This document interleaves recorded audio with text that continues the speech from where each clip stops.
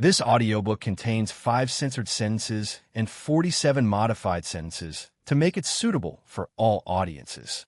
Visit our website to listen to the original version without censorship or modifications. Link in the channel bio. So on and so forth. It was always the same excuse that came out of her mouth, but she couldn't give them any other answer because it was the truth. Not many men desired her for her personality, as she was strict and did things by the rules. Only a few could change that for her. Her line of work was also stressful and always changing. She could die at any time when facing stronger enemies or going into situations where the probability of survival was low. Not many want to be in a relationship like that one, where they want to know if their significant other would come back to them or not. Just like in a human world with humans, the army, going into the service, the rate at which spouses cheat on their significant other has always been there. The rare few who stick by them and don't cheat are few and far between, while infidelity was on the rise with married couples. The one goes off to fight in war, and the other stays at home, feels lonely, goes out, gets that feeling of being wanted and appreciated from someone else, and the rest is a tale as old as time.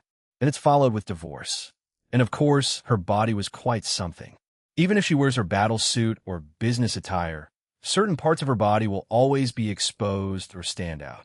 Zelma couldn't deny that. She at first was disgusted by the attention she received because of it, but eventually became numb to it. However, she knew when a man asked her out just for her body, and she always rejected them as harshly as she could. Although she acknowledges that those rejections may factor into her constant rejection too. However, Zelma would prefer that to having a few relationships with a man who didn't care about anything else. I see. Well, we'll just ask someone we know, said her father, and he chuckled. Father, you don't know. All of us already met him, so don't worry too much about it. Leave it to us. You like him to a certain degree, or at least tolerate him. Bahaha, explained her father and laughed. Confused, she asked, "Who are you talking about?" Nevertheless, her parents didn't answer her and only teased her about it. Yet Zelma was given a small hint, as they said she knew him, and she could only think of a few males that she knew and were somewhat close to her. One, it was a god, although their closeness was professional at best. The other close males to her were either friends in the island home, co-workers, or a certain rambunctious young man who appeared a few months of said year. The word harem echoed in her mind, but she dismissed it. C'est impossible. We're incompatible, she thought. To her, to Zelma, such a union between her and that man felt and sounded impractical. Zelma, as her own consciousness began to fade, threw one last punch towards Rosweiss, who dodged it.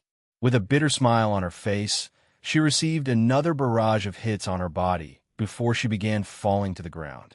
On reflex, her left arm reached out to her junior as she fell. You've long surpassed me. Rosweiss, she muttered before the light of retirement consumed her. One night of team leisure of the Kings retire. Player Brynhild has retired. The captain of the famous Valkyrie group of Team DXD has been knocked out of the game. Sensing her teammates in need of help, Rosweiss glanced up once before she saw large fiery wings sprout from the last platform, shocking her. She also bits of jet black armor from those wings. Aaron and Ravel?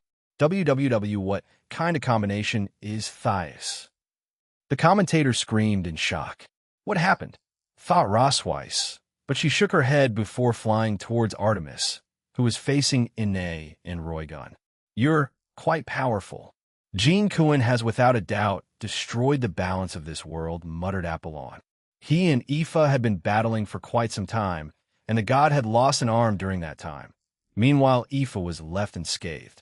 Around her body was ethereal-like armor that only covered her arms and legs. Arrow Gene doesn't take about that well, to some degree, but he doesn't have world domination in mind, if that's what you're worried about, she said nonchalantly. If he had plans of that, he would have already enacted upon it, but he hasn't, so I am not worried at all, Aoife-san, replied Apollon. Powerful divine aura erupted from Apollon's body, and the entire game field began to shake. However, I cannot lose her, for I do have the pride of God after all. I can't lose either. I can't let Aaron down. shouted Aoife before charging towards a god. Chapter 7, Part 4. To become the fifth one, Gondal's soliloquy life is always unpredictable. Has it always gone the way you wanted? Or has it not? Many of us try to control our lives the best we can, but the world or the universe may have other plans for us. For us, who are part of the supernatural, we can't help but think fate may have a hand in whatever we are going through. Being married, living my life, having children, then getting grandchildren, even when we're part of the supernatural, many of us still want a relatively normal and peaceful life. That's why many of us train to get stronger so we can make a world like that. Villains and troublemakers aren't exclusive to just humans. They exist everywhere, even in the animal kingdom. If humans could understand some of the things that animals say, they would be shocked at how advanced some animal societies are, or how complex they think. When I went to Valhalla after speaking to Aaron after a certain day, I could not find the warriors and heroes that were in there. This included my husband, although I could never find him in there, but many warriors did assure me that he was there, just that he avoided me for some reason. So I spoke to our chief god, Odin. That was when a certain search was started. This included Freya's husband, Ar. Although he and Freya had some interesting circumstances, he regularly visits Valhalla and other notable sites like Yggdrasil. One of the many reasons why Freya left our pantheon was because her disappeared. Although their relationship was strained before he vanished, she still deeply loved him. Today, right now, we one knight of Team Leisure of the Kings retire. Player Brynhildr has retired. The captain of the famous Valkyrie group of Team DXD has been knocked out of the game. Looking at the screen, I cheered for my granddaughter. She had defeated 3 of her fellow Valkyries in the raiding game. She was in those 3 she looked up to, especially her senior Brynhildr or Zelma. She did it. Gondal. Yasaka Dano grabbed my shoulders and cheered. Her daughter Princess Kanu also did the same thing. Yes, she did. She's grown a lot in just a year, I replied. I felt a sense of accomplishment and pride watching my granddaughter win her battles. I've known little Rose for a long time. I was mostly her caretaker since her parents worked for the gods of our realm. So I watched her personally grow up and even instilled some teachings and advice into her. Although I know that they may not have been the best advice or teachings out there, something else happened on the screen, as both Aaron and Ravel had used some kind of combination technique. Perhaps after this, I'll ask Aaron if he can find my husband. Even though I joked about joining his harem earlier, I wish to see him since seeing Rose and Aaron interact made me want to be with him again. What kind of combination is Thias? I clapped along and cheered, as everyone else did. Later, these things can be talked about later, but for now, let's enjoy this game. Brynhildr's soliloquy, there was a white ceiling above me. I see. So, I was knocked out of the game, huh? You're awake, Captain? Helmwij's voice asked beside me. When I looked to my left side, I saw her there on her own bed with a smile. Sitting up, I nodded at her. Yeah, how long was I asleep for? I asked. Around 3 minutes? You were fed those slime pills Aaron made. I mean, you only got punched by Rossweiss a few times. I got pierced, haha, she said, and rubbed the back of her head. No normal person would say that so casually and laugh in the end. I'll admit that we're the furthest from normal, but my point still stands. Schwartlight and Grimjord were looking at a large flat-screen TV in the corner of the room, and it showed the game that was still ongoing. It looked like Rossweiss had gone to aid Roygun and Ine, who were fighting Artemis Sama. Although it looked like they were close to passing out, and Artemis wasn't too damaged, but there were some light scratches on her body. So are we dating him now? Or are we engaged to him? Helmwij suddenly asked, and we turned to look at her. Well, he asked us to have his babies, so we're engaged, right? Said Grimjord. But couples can still have kids outside of marriage, so we should stay on the safe side and say that we're just dating, said Schwartlight. What do you think, Brynhildr-senpai? Helmwij asked me, and the rest turned their attention to me. What do I think? Truthfully, I have no idea. I answered Aaron on the spur of the moment, but I was also close to confessing my attraction to him the night before, so I wouldn't mind either scenario happening to me. Let's assume that we're only dating him for now. We can ask Aaron for details once the match ends. I told them, and they seemed to agree with it. Helmwij put a finger under her chin and added, well, if we're dating him now, will he fulfill the thing I shouted during the match? You sound so desperate, Helmwige, said Grimgerd as she laughed at her. She crossed her arms and grumbled. I mean what I said. I don't want to die a virgin. ANIW with the help of Akino-san H heard Aaron and someone else doing it once. I along with Schwertlight, looked at with some disgust. You listen to them doing it? They deserve privacy, Helmwige. Have you no shame? I asked. Who was it with? Asked Grimgerd. Excuse me? Why are you asking? This makes you as bad as her. We shouldn't ask for details about things like this. Those are private moments between Aaron and whoever Rainier-san. Usually she's quite to the point, or even rude. Although that's just her personality before she reformed, I like calling it her Tsunder personality, but wasn't too explicit. She was just being intimate with Aaron. Anyway, it seems like Rainier-san becomes quite sweet when she's acting that way. I thought she'd be a sadist. You know, an S. But it's the opposite, explained Helmwige. Rainier, huh? I didn't expect that from her, mumbled Schwertlight. Grimgerd nodded along with her. What am I even thinking about? I shook my head from those thoughts and sighed tiredly. A headache was coming. I could feel it enough, I told them threateningly. Well, watch the rest of the game. Quietly, why yes, ma'am, they replied. It didn't occur to me that they thought like this constantly, especially Helmwige. She was energetic, but I never thought she had so many lewd things on her mind. Third-person point of view, gargantuan-sized divine arrows rained down upon Aoife. Seconds ago, they both heard the 3 retirements of the 3 pawns and Valkyries of Team Leisure of the Kings. Aoife used her Fragarak to slice apart every arrow that was shot at her. In a way, their fight was in a stalemate for quite some time after Apollon lost his arm. To the few who saw this occur, they were shocked to see a human injure a god in this state. Gods, along with dragons and certain other beings, are the pinnacle of power and authority. For a single human to do so much damage, it was unfathomable, or so would be the usual consensus if she weren't recognized to be close to the middleman. Apollon was having a hard time breathing. He had already stopped the bleeding on his left arm that was missing. However, the pain was still there, but as he was a god, he could ignore it to a certain extent. Gods have pride to keep. Even if some of them say they don't care, to some extent, they do and will do what they can to protect it. There are exceptions, Aaron being one of them, as he never had the pride of a dragon or god. Even after his reincarnation, he did not care for it. He was thankful for the powers and abilities, but to him, letting that kind of mindset and ego would just hinder him, even more so now that he's the new ruler. It seems our match is coming to an end, Apollon said to his opponent. Aoife tilted her head in response, and he continued by raising his hand, and behind him, hundreds of thousands of Greek-style magic circles appeared. Immediately afterward, countless light constructs appeared alongside the magic circles, and they were in the shape of giant weapons such as swords, javelins, spears, even a tank, which surprised Aoife. A tank? A smile adorned his face, and he said, while many gods and goddesses tend to be more traditional and go by our old ways, we aren't that ignorant of the human world and their advancements after all. We need to be able to counter what they make. If they find out about us and ever go to war with us, well, I guess that's an issue, although it makes me wonder how they'll respond after we reveal ourselves to them in the coming year, thought Aoife. I like gods like you. You're a lot more flexible than others. Apollon chuckled and thanked Aoife before he fired his attacks at her. Earlier, Aoife experimented while fighting Apollon.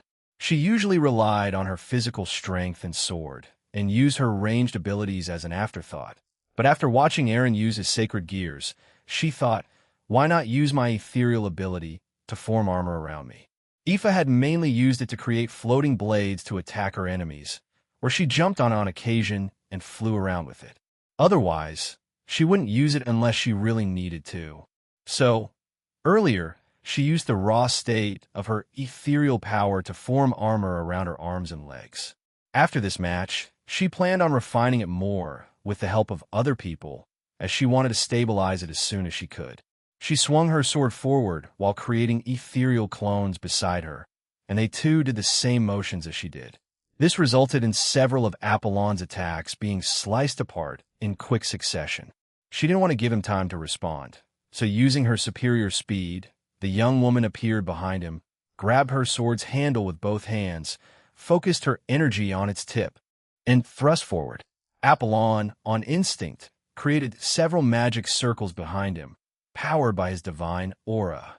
Unfortunately for him, it wasn't enough, as Aoife pierced through them with her attack, which resulted in piercing him on the back and through his chest. Oh, what a brutal injury. Queen Apollon from Typhon's team has been severely injured. Will he be forced to retire?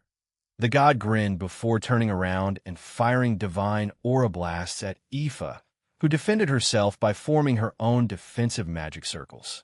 At the same time, she felt something latch on her ankles, and when she looked at them, they were chains with two large balls on the end, weighing her down significantly.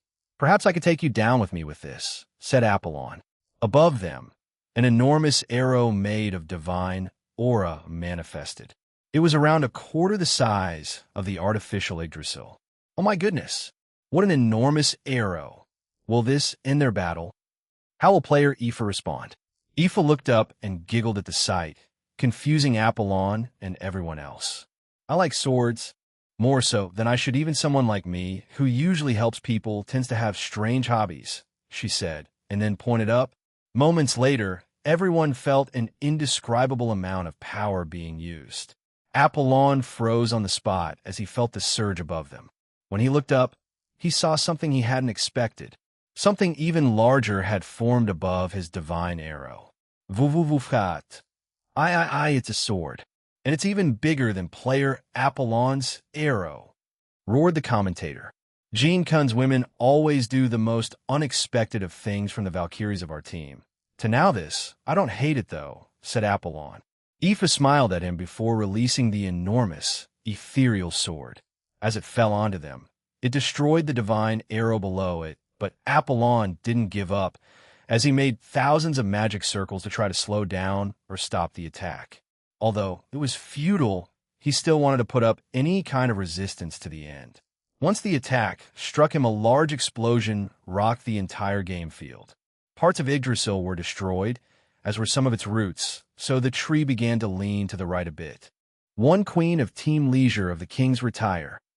Player Aoife Murphy made the artificial Yggdrasil lean to the right. What a powerful attack. It destroyed parts of the tree, including its base and roots. Above them, the King Typhon would have been eliminated too if it weren't for both Aurelia and Drake protecting him using their powers, as they wanted to keep on fighting him. "Fufu, we saved you, Typhon, from being eliminated. How's it feel?" asked Aurelia as she stood on Drake's head. "Ha ha, it doesn't matter, as long as I can keep fighting you too," roared Typhon as he began attacking both of them again. "I'm fine with that response," said Drake. He flew towards Typhon, and the two of them slammed their heads together. "Until partner beats your rook, we won't end this match yet. Then accompany me till then, Drake." "Aurelia," replied Typhon as another fierce fight started between them. Below them, Aoife sighed as she put her sword away. She looked around at the damage she had done and flew down to the base. She used sticky steel threads to stop the tree from completely falling over, as she didn't plan on using such a move until Apollon had threatened her to use a similar one to hers. "I didn't deviate from the plan, right? Ravel won't be mad," she muttered before flying into the interior of the tree. Ine and Roygun had various bruises and cuts around their bodies. They had fought the goddess Artemis for the last few minutes and were near collapsing, especially the former second ranker. She had been breathing heavily for the last few minutes, desperately trying to keep up with Artemis' relentless attacks, as well as Ine. Both of them were above her in terms of power and speed, but she had her experience to help her as the former second-rank player, as she had many matches before today. Using her ability crack in unique ways, she managed to survive so far, but her demonic power was running low. Ine, her ally, wasn't faring too well either, as she was the one who faced Artemis head-on while Roygun provided support. Ine, apart from the bruises and cuts she had on her body, had a few small holes around her legs and arms, and two near her liver and right breast. Even though she was taught by various people who were veterans at fighting, Ine herself was still quite reckless. She wanted fun out of fighting, even during life-and-death type ones. During the war, she was also scolded a few times for treating it like that. After the war, Ine did change her way of doing things, albeit slightly. To her, as long as whomever she's fighting isn't some kind of world-ending supervillain, then she would treat it the same. But if they were, then she would take it seriously and kill or capture them as soon as she could. Today was a raiding game, so lives weren't on the line. So she decided to have fun. Although Artemis had a different mindset, she dominated the battle between them from the beginning, middle, and the soon-to-be end. Artemis aimed her bow at both of them again and was about to fire her arrows when she was forced to dodge an attack. As she looked at who it was, she noticed that the attack had grazed her cheek, drawing some blood. "Rosie!" Ine shouted. The Valkyrie continued her assault as she threw a barrage of punches and kicks towards the goddess. Artemis frowned as she had to put extra work into avoiding the Valkyrie's attacks, as she was much weaker than her. However, it seemed futile as she couldn't avoid most of the attacks that were sent to her. Finally, a punch passed through her magic circle and crashed into her face, sending her to the ground. "Are you two okay?" Rosweiss asked her teammates. She looked them over and saw that they were both near complete exhaustion and added, "You should retire and leave the rest to me." Roygun shook her head, as she didn't want to do that. "I am a former second-rank player in the underworld. I may be a few hits from retirement, but I won't voluntarily do that. I still have my pride." "Sure. Hey, I give up." Ine shouted and put her hand up. A few seconds later, her body began to shine, and as she disappeared, she added, "Good luck and kick ass." One night of Team Golden Rakshasa retire. Rosweiss glanced at Roygun and said, "If you wish to stay, please support me, but Artemis Sama may target you instead of me." With a defiant smile on her face, Roygun agreed. Artemis, who was on the ground, shot another round of arrows at the two women. Rosweiss swiped her hand horizontally, creating a powerful shockwave that destroyed the arrows. When both women looked back at the goddess on the ground, they saw two glowing and transparent wolves who had crossbows on their backs. Roygun and Rosweiss could tell that they were made of divine energy. The same was true with the crossbows. "Are you sure about staying?" Rosweiss asked again. "He'll retire when I retire, Rosweiss." "Thank you for your concern, though," replied Roygun. Again, the Valkyrie nodded and flew towards Artemis. The two otherworldly wolves howled before light shone from the crossbows, and they fired large and powerful divine arrows. Rosweiss countered using her magic and created various shields that blocked the attacks and slowed their momentum until she punched them, destroying them. She arrived in front of the goddess, who had already begun firing her own powerful attack using her arrow. What resulted was a giant stream of blue and green aura shot out of her bow, which slammed into Rosweiss, who was blasted away and slammed into the tree's walls. Roygun threw several demonic balls towards Artemis, but her wolf shot them down easily before she appeared beside her, and, with a fist shrouded in divine aura, slammed her fist into Roygun's face. The devil was thrown away as the goddess summoned her bow again and aimed at the devil before firing an arrow imbued with light at her. Rosweiss had recovered enough that she flew back up and blocked the attack, but to her surprise, it split into 4 smaller arrows that flew by her, hit Roygun several times, and exploded. One bishop of Team Golden Rakshasa retire. The former second ranker of the raiding games has been retired. What a play by player Artemis Sama. Rosweiss frowned but flew back to the goddess, who had already fired more divine arrows at her. Summoning her wand, she pointed it at the arrows and created several layers of magic circles that formed their own arrows too. That single arrow was launched towards Artemis, who seemed confused, but also fired another more powerful arrow at it. Once both arrows collided, and Rosweiss destroyed the other divine arrows the goddess shot, Artemis was surprised. Her arrow was being pushed back. "What? I know she's stronger than me, but that looks like a regular magic arrow, while mine is empowered by divine aura. How?" thought the goddess as her arrow shattered, forcing her to avoid the arrow Rosweiss made. Seconds later, the tree wall behind her was destroyed by a powerful explosion. When she looked back at it, swirling patterns were made around the hole that the explosion and arrow had destroyed. Artemis-sama roswisi mutret. The goddess stared at her before her entire body was covered in a silver aura. Please play with me for a little bit. Ultra instinct, huh? You love that man too much, she muttered. However, her cheeks became a bit flushed. It's not like I don't understand, though her body and bow were shrouded in more divine aura. Very well. We've only sparred a few times when in that place, so this is a good opportunity, but let's try not to destroy this tree. Rosweiss silently agreed before both women charged at each other. Vidars was met with a jet-black fist that hurled him away. During the second round, Aaron Toole was still winning against him. No. Even after Vidar used his counterbalance, he still stood no chance. He inwardly laughed at himself. But he also knew how his brother Thor felt now. Did he even stand a chance back then? Looking at my own situation, I don't think he'll even land a scratch on a bastard, thought Vidar. He stopped himself and shrouded his legs with divine aura. He then flew back towards Aaron and began throwing a relentless barrage of kicks at the young man. Aaron avoided all his attacks, as if he were seemingly dancing on the spot. After finding a small opening, Aaron cocked his right arm back and slammed it into Vidar's left thigh, knocking away the god and making him cringe in pain. Ow! Fuck me. Do you know how close that was to my most prized possession? Asked Vidar, a bit angry. Dolly, Vida, I won't hit you there. I only do that to enemies that annoy me, replied Aaron, making the god shiver. So he's not against hitting people there. Talk about psychotic, thought the god before rushing back towards Aaron with a bit of reluctance in him. He sent a powerful kick towards Aaron, and it created a large and powerful blade of divine wind. One of Aaron's jewels turned sapphire blue, and from his armor came Divide. Divide! Divide!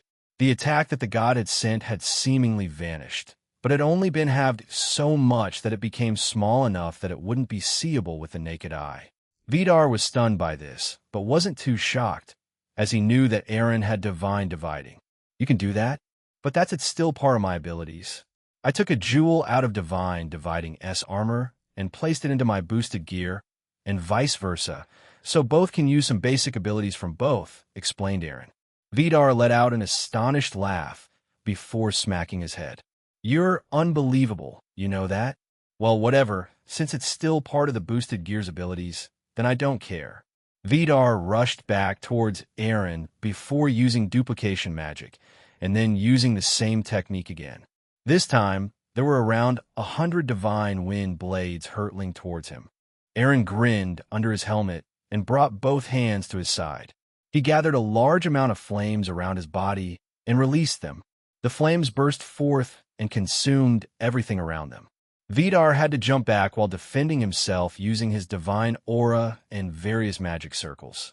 But he was still struck by the attack, leaving some burns on his body. The attacks he sent towards Aaron were also incinerated, leaving no trace of them. Aaron had copied his partner's attack, the Welsh dragon flare that he had seen him use against Ellen Trechenbach in Ireland. After he used that attack, a familiar woman came flying to his side. Aaron Sama. Without turning his head, he said, Ravel, huh? Have you come here to help me? Why, yes. Although it doesn't seem like you need it, replied Ravel. He turned around and shook his head. No, it's fine. Come here, I have a little technique. I want to try with the girls. Will you try it with me right now? He asked. Ravel quickly moved closer to him and agreed. Igriagis. I would love to. Aaron nodded and put Ravel in front of him. Leave the rest to me. Ravel nodded again, and she relaxed in his arms while closing her eyes. A few seconds later, when she opened them, So what are your thoughts? He asked. Where am I inside your armor with you? She asked in shock. How can we both fit in here? Oh, just the usual tool magic, replied Aaron as he laughed. He then looked at her seriously and said, Will you lend me your flames, Ravel? My flames? The flames of my clan, the Hellfire? She repeated, and Aaron nodded. Yes, your clan's flames, let's combine our powers to take down a god, he said and winked at her. Well, make you the first Phoenix to take down a god-class being. As far as Aaron knew, Team Phoenix, led by Ruvel Phoenix, hadn't fought a god-class team yet, nor had they taken down any God-class beings.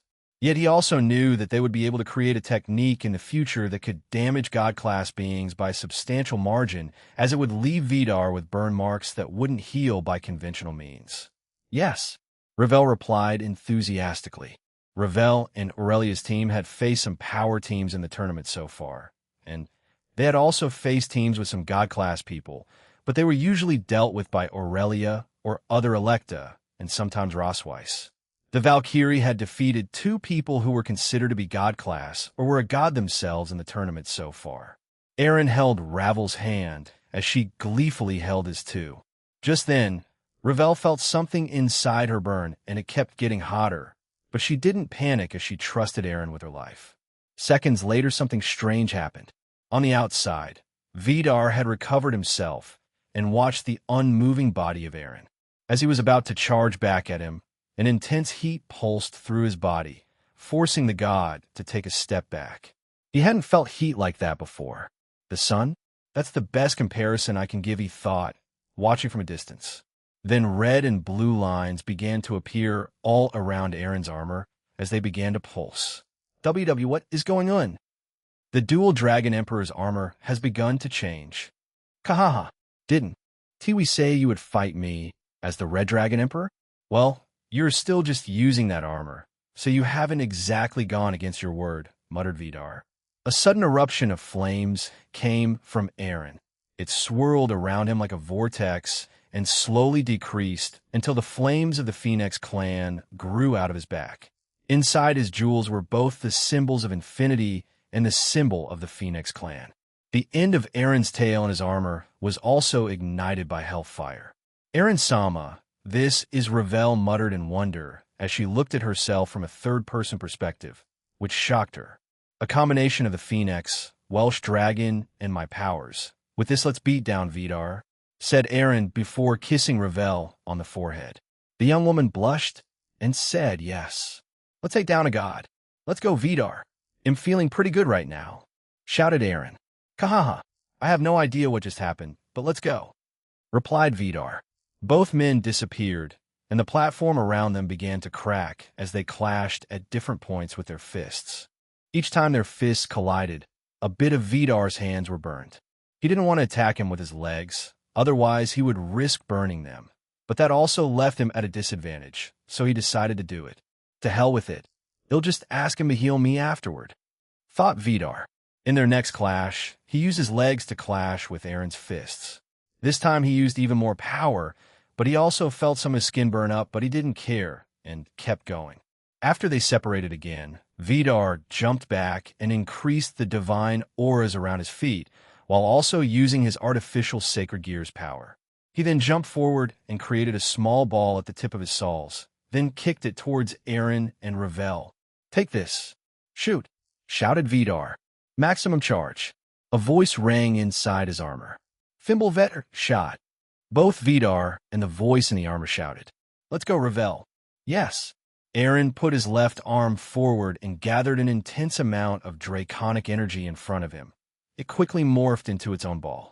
He then mixed it with Ravel's hellfire, and it quickly transformed into a large ball of flames. He then punched it towards Vidar's attack with vigor. Dragon shot hellfire in this armor. Let's call it Hell Shot, shouted Ravel. Aaron was a bit surprised, but he laughed it off and agreed with her. We'll go with that then. Mine sounds like it sucks, said Aaron. The attack was like a mini-sun hurtling towards Vidar's Fimbulvetter shot. A divine gray ball of mass, the two attacks collided in the middle and created a small but powerful black flaming mass that began to suck everything around it. Both of them were surprised by this reaction, but Vidar was the one who was being pulled towards it. Hey, what the hell? Vidar shouted in surprise, and he slammed his legs into the ground to prevent himself from being pulled towards it. Is that a black hole? Aaron Sama, end it. This is our chance, ordered Ravel. Yeah. From his above shoulders and armpits appeared cannons. He quickly charged up his attack while also mixing hellfire into them. DD, DD, DD, DD, DD, DD, DD, DD, DD, DD, DD, DD,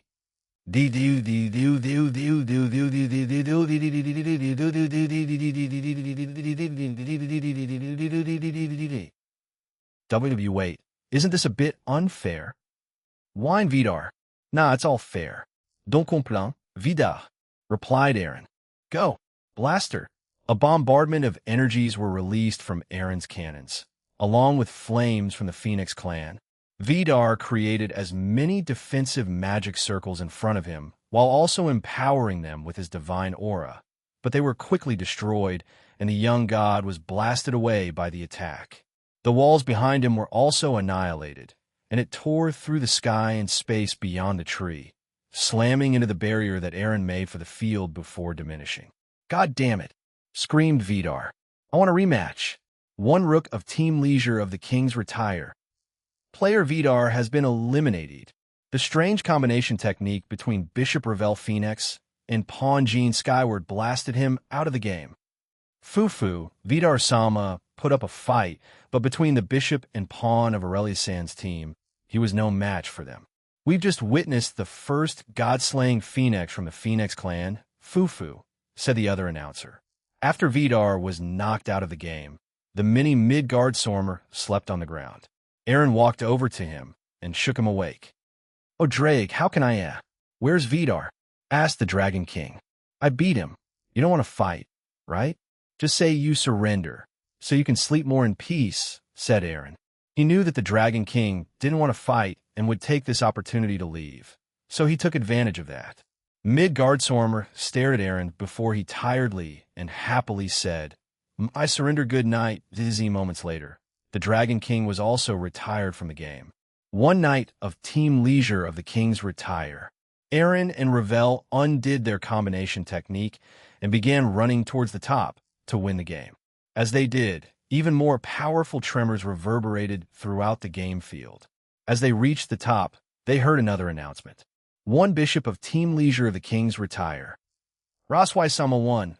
There the goal, Ravel said as they arrived at the top of the artificial Yggdrasil. Ravel pointed at a small flagpole in the middle of the top of the tree.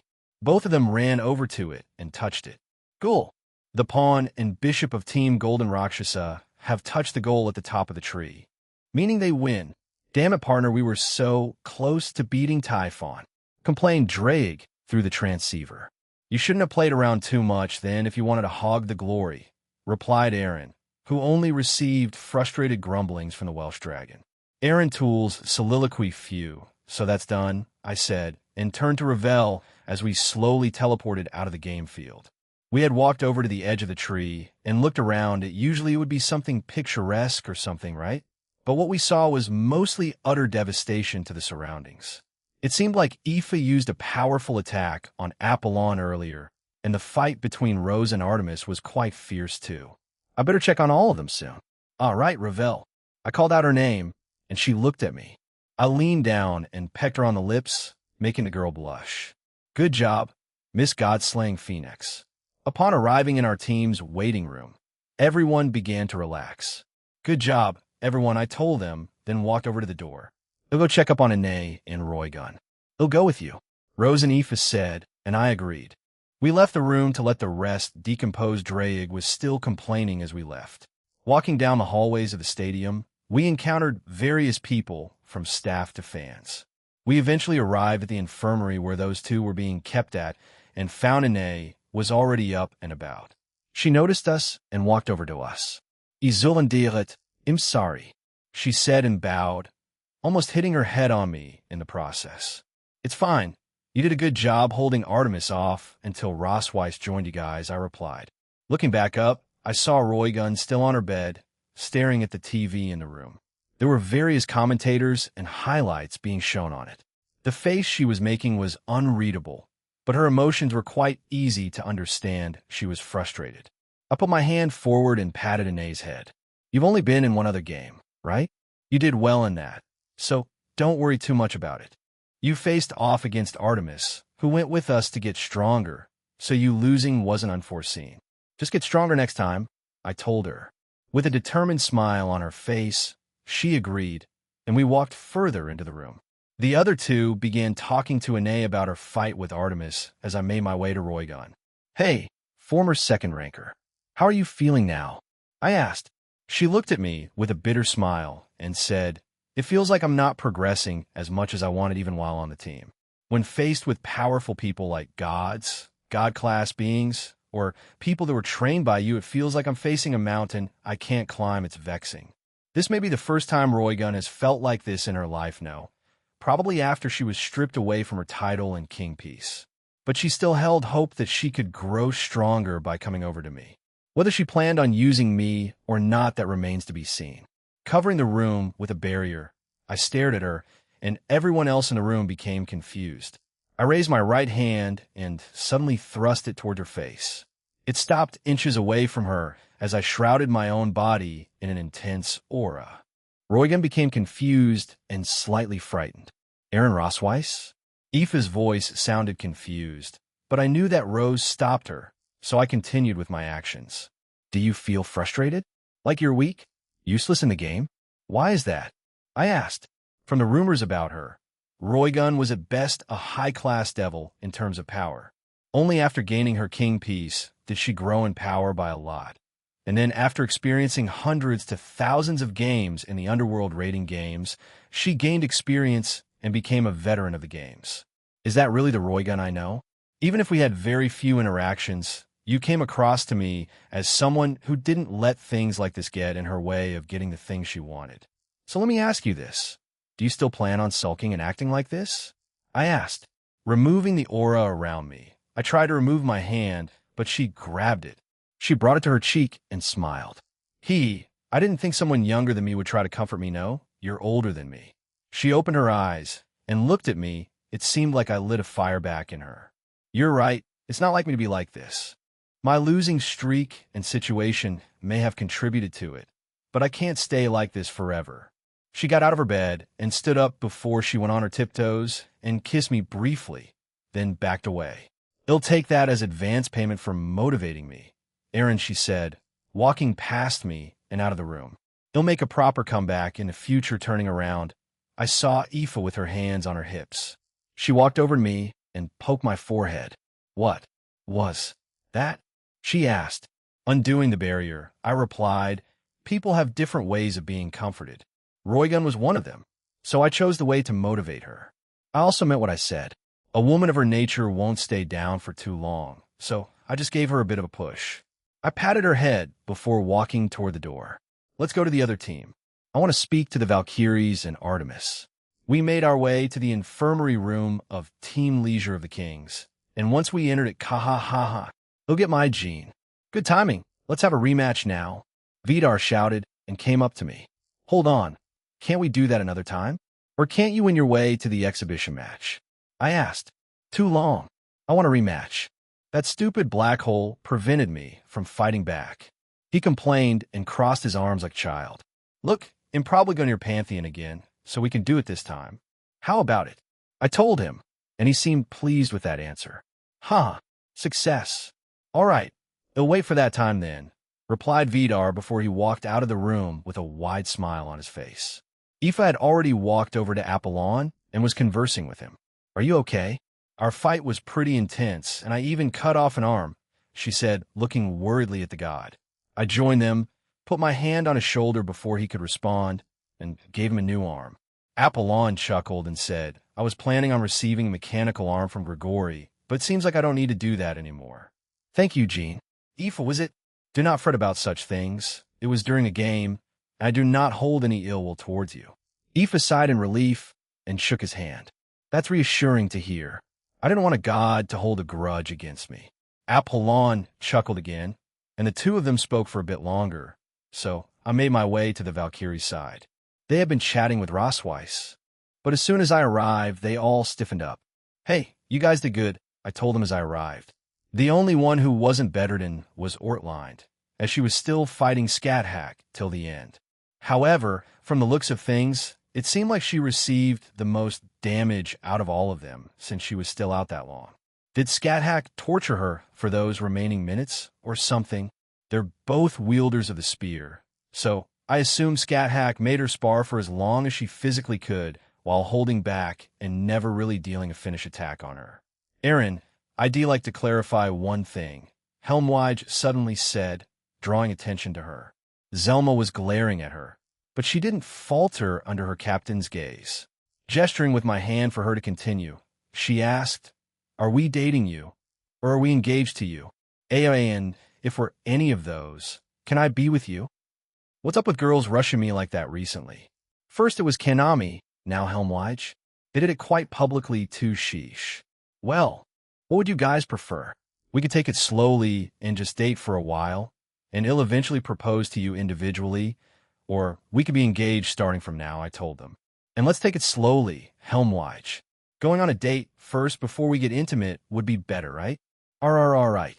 Also, I want to be engaged. Screw dating, she said, and I agreed with her. What about the rest of you? I asked. The rest slowly and cutely said they wanted to skip the dating portion and be engaged, which I was fine with. The only one left who didn't answer was Brynhilder. As she thought of her answer, I went to Rossweiss and whispered, "I have something special for you.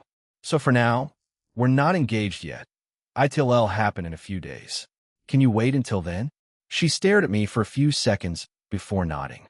"Can I give you an answer tonight instead? I wish to get a few things in order first," said Zelma. "Sure thing," I replied. She had her reasons, and I would pry into them, and we left it at that. By the way, where's Artemis? She already went back to our realm, Jinkuin. She didn't give us a reason, though. So if you want to speak to her, you may need to go there, explained Apollon. I see. Thank you. She's already left, huh? I wanted to speak to her and maybe tease her a bit, but as she may have complicated feelings regarding her loss to Rossweiss, or are they entirely different? They'll find out another time, but for now, it'll celebrate the win with Aurelia's team and speak with my new fiancés. Later on that day, at night in my home, everything was winding down, and in a few weeks, the preliminary stage matches would conclude, and everyone would find out who made it to the main stage of the tournament.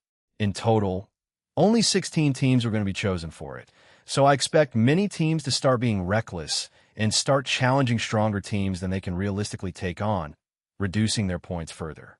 The teams that have been steadily fighting and challenging other ones while accumulating points would definitely make it to the main stage.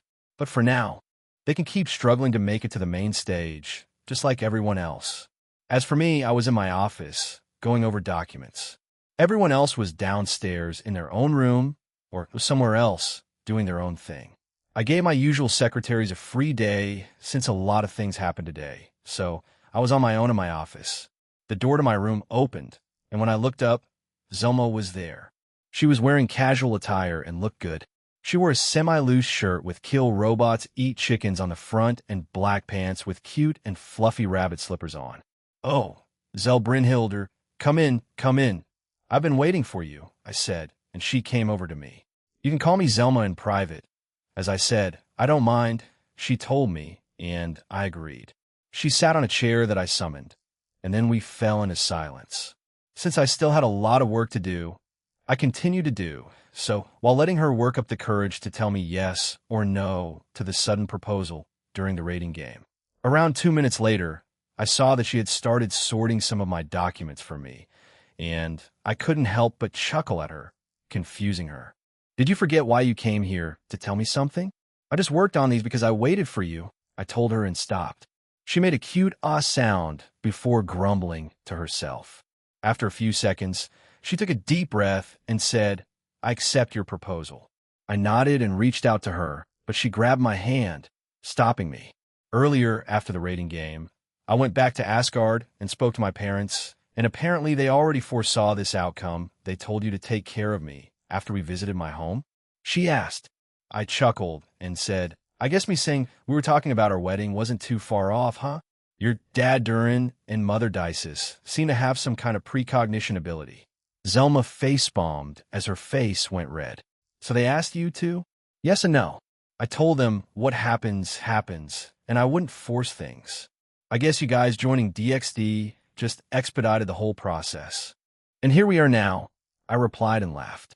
After that, we spoke a bit about her expectations for our new relationship, and many of them were normal. The most notable was her wanting to wait a while before we became physically intimate, sex and the like, which I was fine with.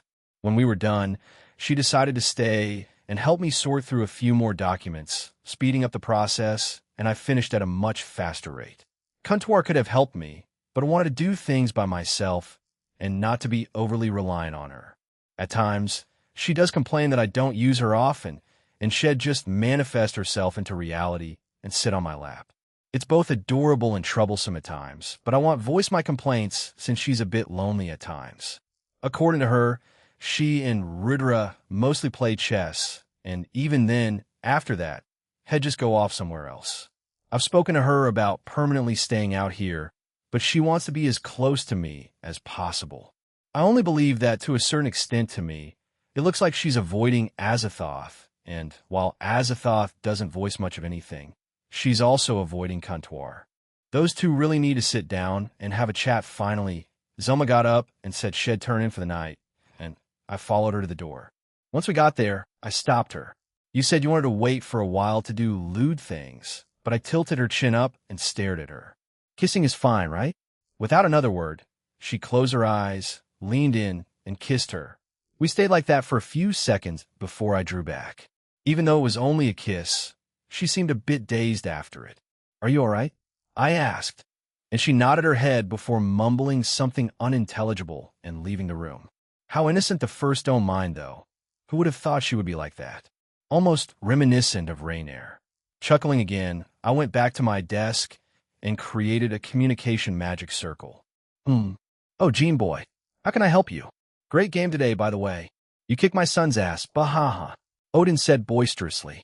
Yeah, it was fun. Anyway, Geezer, can you do me a favor? I asked. A favor.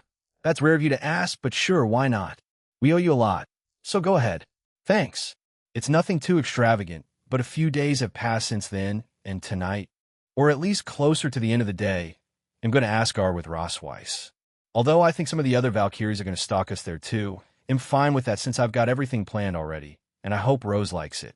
Presently, I'm attending college, which is rare in itself, but I had time and others were working today in my place, so I went here.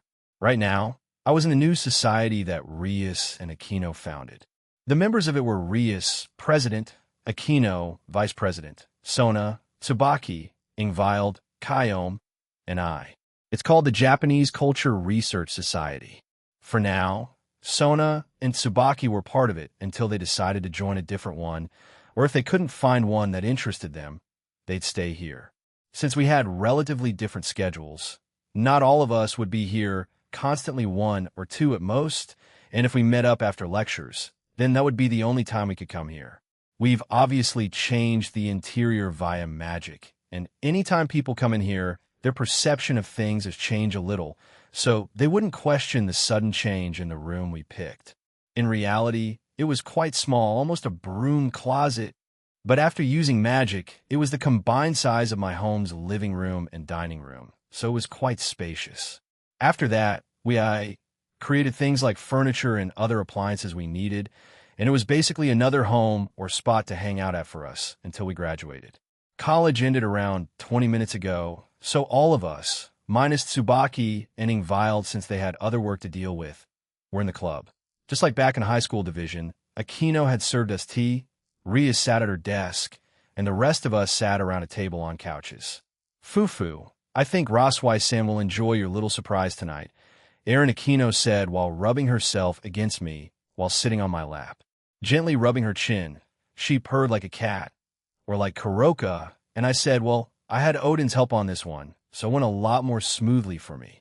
I also can't wait to see the real Yggdrasil. Don't worry, they'll take you guys there soon, maybe during our next vacation.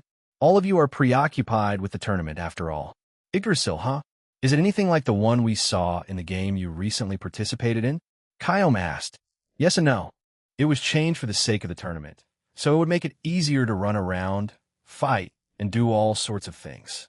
While according to him, you can go there and even go up it to the very top, there are a lot more shops and other facilities around it, and even a small town where the ones that guard it stay, I explained. I can't wait to go then, she said and began texting on her phone. She's probably informing her parents about it, and maybe even inviting them when the time comes. I'm a bit jealous, though, mumbled Aquino, while poking my cheek. I looked at her, and she was puffing her cheeks, looking a bit unhappy. My proposal was perfect, but it happened on the spur of the moment, right? She asked. I won't lie, and I will admit that it did. Back then, I had a pretty serious talk with Barakil and Shuri, and the fact that Akino overheard it kind of just happened that way. The same goes for Yasaka. If I could, I would redo it, but can I even do that? It sounds weird and cheap if I repropose to them, but if they're fine with it, then you can repropose to me. I don't mind. Akino suddenly said rather excitedly. Was I that obvious? I asked. She giggled and kissed my cheek. You weren't that obvious, but I thought you want to redo some proposals if you had a chance. Call it first girlfriend intuition. She proclaimed proudly. I chuckled at her and patted her head. Akino continued on about her intuition, and I humored her. However, there was one person who had mostly been silent during our time here, Sona. It was obvious that there was something bothering her. I more or less knew where we were supposed to be in the timeline, even after I messed with a lot of events. Her dad should be showing signs and symptoms of the devil's sleep disease that Ingvild and Misla had. I should step in and stop him from getting it then. Sona, is something wrong? I asked, but she didn't hear me and kept staring at the book she was reading. It was obvious that she wasn't reading, as she had been staring blankly at the same page since we got here. This caught the rest of the group's attention, although they were vaguely aware of it. I mean, we spent a lot of time with each other, after all. Rias got up from her seat and walked over to and behind Sona. She then plopped her breasts on top of her head. This obviously caught Sona's attention, and she attempted to look up but found breasts in front of her. What are you doing? She asked, a little annoyed. In response, Rias giggled and pointed at me. I asked if you were okay. You seem out of it since we came here, I told her, and she heaved a deep sigh. She attempted to shake her head, but Rias' breasts got in the way, and she softly smacked them away, earning an eye-in from Rias, who moved away from her and sat beside her while giggling to herself. Note she stopped, looked at me, and sighed. There's no point in hiding it from you, since you probably already knew my father is showing signs of the devil's sleep disease that Ingvild and Miss LaBelle had. He's been more tired lately and sleeping longer. It's also harder to wake up from his sleep, according to my mother. I suddenly stood up while carrying Akino with me, startling her a bit. All right, let's go and cure him then, I told her. But we're dating, Sona. I don't need compensation for wanting to help your father. Your family also helped me with starting up my business. This much is nothing. Looking around me, everyone seemed okay with going to the Citri territory in the underworld. Let's go then. It shouldn't take too long. Comptoir, can you inform Rose about this? I doubt it'll take long, but it would be better if she knew if we were to be delayed, I told her. Comptoir, answer, Roger that, dear. We arrived at the Citri home with the use of Sona's teleportation circle. We were greeted by the maids and butlers at the front hall entrance of the home. Coincidentally, Sona's mother was there as Isolde Citri. She was wearing a slightly different outfit from the ones I've seen her wear before. Sona, you brought your friends too. Welcome home, Isolde said while walking over to us. The maids and butlers around us began scurrying around while getting everything in order. Hello, Mother. I've come here for Sona looked at me, wanted me to continue for her. I've come here to deal with your husband's recent sickness, I told her. She seemed surprised and grabbed Sona's hand before they spoke with each other at a distance. As they spoke, Sona's face slowly turned red over time while they spoke. I didn't eavesdrop, but I believe I knew what they were speaking about due to Sona's reaction. They eventually came back and led us to Cyril's room. Instead of walking there, we were teleported there by Isolde herself, as she wanted this disease gone from her husband as soon as possible. She wouldn't stop thanking me even before I got rid of it. Pushing the doors open, we entered it, and it was like any ordinary room, albeit a bit more extravagant than normal ones. In the middle of the room was his bed, and the man himself was on it, asleep. He was just reading a book not too long ago. I've been the one dealing with the official business of our clan since it's been putting him like this, explained Isolde. I see. I walked over to the sleeping head of the clan and looked him over. While still not as strong as Ingvild's or Misla's, the starting stages of the disease were already in his body, so it's good that I'm getting rid of it now rather than waiting for him to collapse or something. Originally, I had no idea when this would happen. The only thing I knew about it was that he would fall into a coma by true volume 4, which should be in a few months, give or take, but it's good that we caught it early touching his shoulder. I quickly got rid of it and made it impossible for him to ever get it again. His body gave off a faint purple glow before becoming dull again. Once done, I stepped away from him, and seconds later he opened his eyes. "Yi Enkon," he asked while staring at me. He sat up and saw the rest of us. Did I fall asleep? My apologies. His wife, Isolde, ran over and embraced him, surprising him a little, but he hugged her back. Sona also came over and spoke to him and told him about what I did. I see. So I had the disease that befell Miss LaBelle too. Thank you, Jean Cohen, he said and bowed. Because Sona's father fell ill due to the disease. She was taken off the front lines when all hell was about to break loose because of the inevitable invasion of the Eevee faction. However, that's not going to happen now. Both him falling asleep and the invasion, you could say, we're going over there when it's time. Don't worry about it. I want to repay you for helping me with my business. Also, you're Sona's dad. It would be pretty shitty of me if I didn't do this much, I replied. He chuckled before we started talking about the things that had been happening in the underworld. Nothing too serious. A few unknown devils have been roaming around, but they're quickly captured by my shadow soldiers and handed over to the Alliance's prisons, where they're interrogated. Although Ajuka and the rest already knew that they were the work of Hades and the Cow's Order, it also seemed that those devils just died as soon as they tried to look into their memories. Any attempt at resurrection from them, not me, would end up with nothing. They did ask me about it, and I've told them that it's been taken care of at most. They'll only find devils that range from middle class to high, or ultimate class. Now, they may seem powerful, but the average guard or fighter in various factions is around high class and up because of my hyper-regenerative chambers I installed a few months ago, so they don't need to worry too much. Approximately 20 minutes later, we were back in the entrance hallway. Isolde had called over some doctors from the Serafal Memorial Hospital, and the doctors, along with Serafal, came back to the home, looked over Cyril, and said that the disease was gone. However, they said that they would monitor him for 2 extra weeks just to be sure. Even though I said that he was definitely fine, they insisted, so we relented. Doctors can be quite pushy if they want to be. We'll get going then. If you encounter any problems, I doubt it. But if you do, don't hesitate to contact me, I told them. We'll make sure to bring some food next time. Fufu. We'll make sure to go to your restaurant again, Jean Cohen.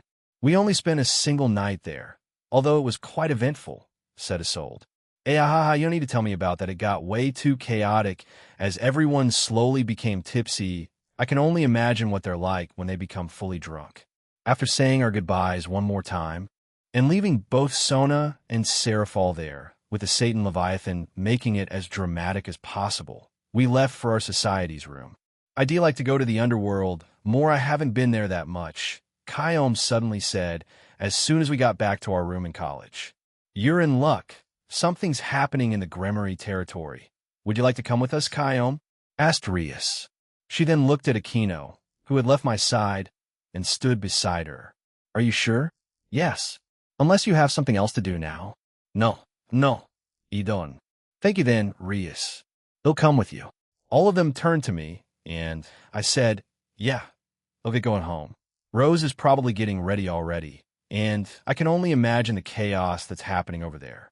They laughed at me for imagining such a scenario, and I kissed them each before they left. Now, then time to go home. Nya. Still, you didn't use your powers, right? Drake asked. No, I did not, I replied. As soon as I arrived back home, all I heard was screaming. I have no idea why, but all I know is that one of them came from Kuroka. On cue, Kuroka came running out with Kunu on her back, while she repeatedly said Naya or Nay. Oh, Aaron, Kunu shouted and jumped off Kuroka before running over to me. I picked her up, and Kuroka came over to us too. Are you here for Osweistano? She's still getting ready. Naya the household has been split on what she should wear. From casual to formal to the obscure, they're really deliberating, Naya, explained Kuroka. And you're not helping? I asked. She laughed, pulled down her obi, showing me her breasts, and said, You think I care about fashion, Naya? Well, maybe if it's our date, but Naya? What are you proposing to me, Naya? No pressure, huh? Everyone's proposals will come down the line. Please wait a bit, I told her. She covered her breasts again and agreed before Grafia appeared behind her. Kuroka? Asked the maid. She looked quite annoyed. Nia. And no, wait, Grafia, it was Nya. Aaron Heelp, yowled the Nakomata as she was dragged away from the entrance hallway. Kunu and I saluted her, which made her scream more. What was that about? Kunu blushed and said, It may have been my fault. But before you saw us like that, Kuroka said she'd play with me a bit. But I guess she was gone for too long. Aha, she'll be fine, I told her, and I heard another scream. Yeah, she'll be fine. Anyway, I should know. Mother and Lavnia said not to allow you up there if you go up there. Suzaku and Azathoth will stop you. I blinked at her slowly. Those two will stop me, huh? They're acting like they're protecting the cure for cancer or something, although that's already available to the humans too. Fine, let's I guess wait in my room. I need to change too, I said and began walking up. When we got up there, in front of Rossweiss's room, we saw Suzaku and Azathoth standing in front of the door. The Himajima clan head waved at me, and I waved back. Azathoth looked confused, but seemed to just go along with it. I shrugged and entered my room. However, once I stepped in there, Yasaka was there along with Irene, both in the Seiza posture on my bed, and bowed to me. Welcome home, dear, Yasaka said. Irene was blushing and shook her head. I am not doing that, mother. W, what are you doing? I thought you were with Grafia. Kunu shouted. A fufu. I was, but we felt our husband was coming home, so we came up here. With that said, Kunu, would you like a sister or brother? Asked Yasaka. I do like a sibling and won't mind a sister or brother, replied Kunu. No, he's going on a date, mother. He can't do those lewd things with you right now. Yasaka laughed at her daughter before getting up from my bed. The nightgown she was wearing was quite revealing. So, in a way, she was just naked, mother. Kunu screamed and jumped toward Yasaka while screaming. It seemed like there was a lot of screaming after I got home. Irene came over to my side and sighed. I wanted to be close with you, but Yasaka got in my way. Talk about being blunt. So did you mean that by making new life or recreationally? I asked. For now, recreationally, but I would like an offspring in the future. As you know, Ophis and I can't reproduce, but if it's from you, you can do something about that with your powers, can't you? She asked. I didn't think you were the type to want children, Irene, I replied. But yet it can be possible. Well, you can blame Yasaka for that, and a few others like your mother, Shuri, Misla, and Venelana. They speak a lot about their daughters, and I can see how happy they are. So, I wish to experience it, she explained while we looked at the mother and daughter in front of us. Instead of a calm waiting period, I got dressed in a chaotic room with an energetic mother-daughter QB duo. 30 minutes have passed, and I stood waiting in the entrance hallway. The screaming from the girls in Rossweiss's room had stopped completely. Earlier, Suzaku and Azathoth came to me, with Suzaku looking exhausted. But she had to go back to her clan for something important, so the only one left was Azathoth. Are you going to talk to Kantor? It feels like something needs to be addressed, I asked. She turned and stared at me before disappearing and going inside of me, which sounded weird to say. Seconds later, I felt someone coming down the stairs. Turning my attention over there, I saw Rossweiss wearing what seemed to be a white tank top, a long blue skirt with watermelon designs, sandals, and a straw hat by her waist being held by her hands. She also had black sunglasses on her shirt. It feels like we're going to the beach, I thought, and smiled at her as she arrived in front of me. You look great. Is Yggdrasil that hot for you to wear that? I asked. She shook her head. It's usually windy at the top. Are we going to Y Yggdrasil? She asked, a bit surprised. Fufu, I guess I just messed up there, but we are. I did say we'd go there eventually. So let's go, I said and offered my hand to her. We arrived at the main island of Asgard, and as we did, we were greeted by Odin and a few of the Valkyrie guards, who looked at Rossweiss with envy and respect. Gene boy. So you're finally, I shut his mouth using a spell, and he nodded before I removed it. You're finally going to see our famous Yggdrasil, the World Tree. He corrected himself. Rose, who was oblivious to the situation, tilted her head at her god's sudden silence. Yeah, we're here to finally go to the famous World Tree. Thanks for booking it for me for today, Odin. In shock, she turned to stare at me. BB booking it? You Aaron, you didn't? She stuttered out. Yeah, it's gonna just be yes for today or tonight, Rose. Anyway, we're gonna get going, I told her. As a favor, I asked Odin to limit the people who could go to Yggdrasil today. So just the normal staff could go there, and a few places were open there. Yes, yes, good luck and have fun, he said, patting my shoulder before turning around and leaving. Shall we? I asked and nodded before we left for the realm it was in. Well, I muttered. The place we arrived at was on a random cliff that Odin told me to teleport to since it would give me a good view of the entire realm. In front of us was the world tree Yggdrasil itself. However, below it was a vast green plain with hills, mountains, forests, and clouds. They weren't joking about the artificial Yggdrasil being smaller or being created to accommodate the raiding game. The real thing, it looked like there were two trees on top of each other. That's how large it was. Above the tree seemed to be its own aurora borealis. Stars and some kind of fake hologram of a planet all around the ground, and in the middle of the tree were clouds circling it, and there seemed to be rivers flowing down it. When I turned to look at Rose, she was also looking at it in awe. I believe she said that she had already been here, but I doubt it would be any less breathtaking when seeing it again. It seemed like I chose right. This should be the ideal place to propose to her.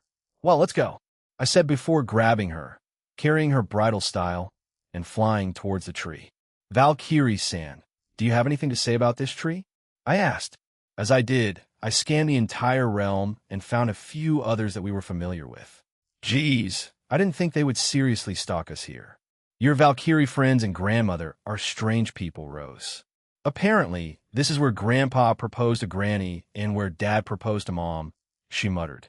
It would be great if it happened to me, too, she said while looking at me and blushing.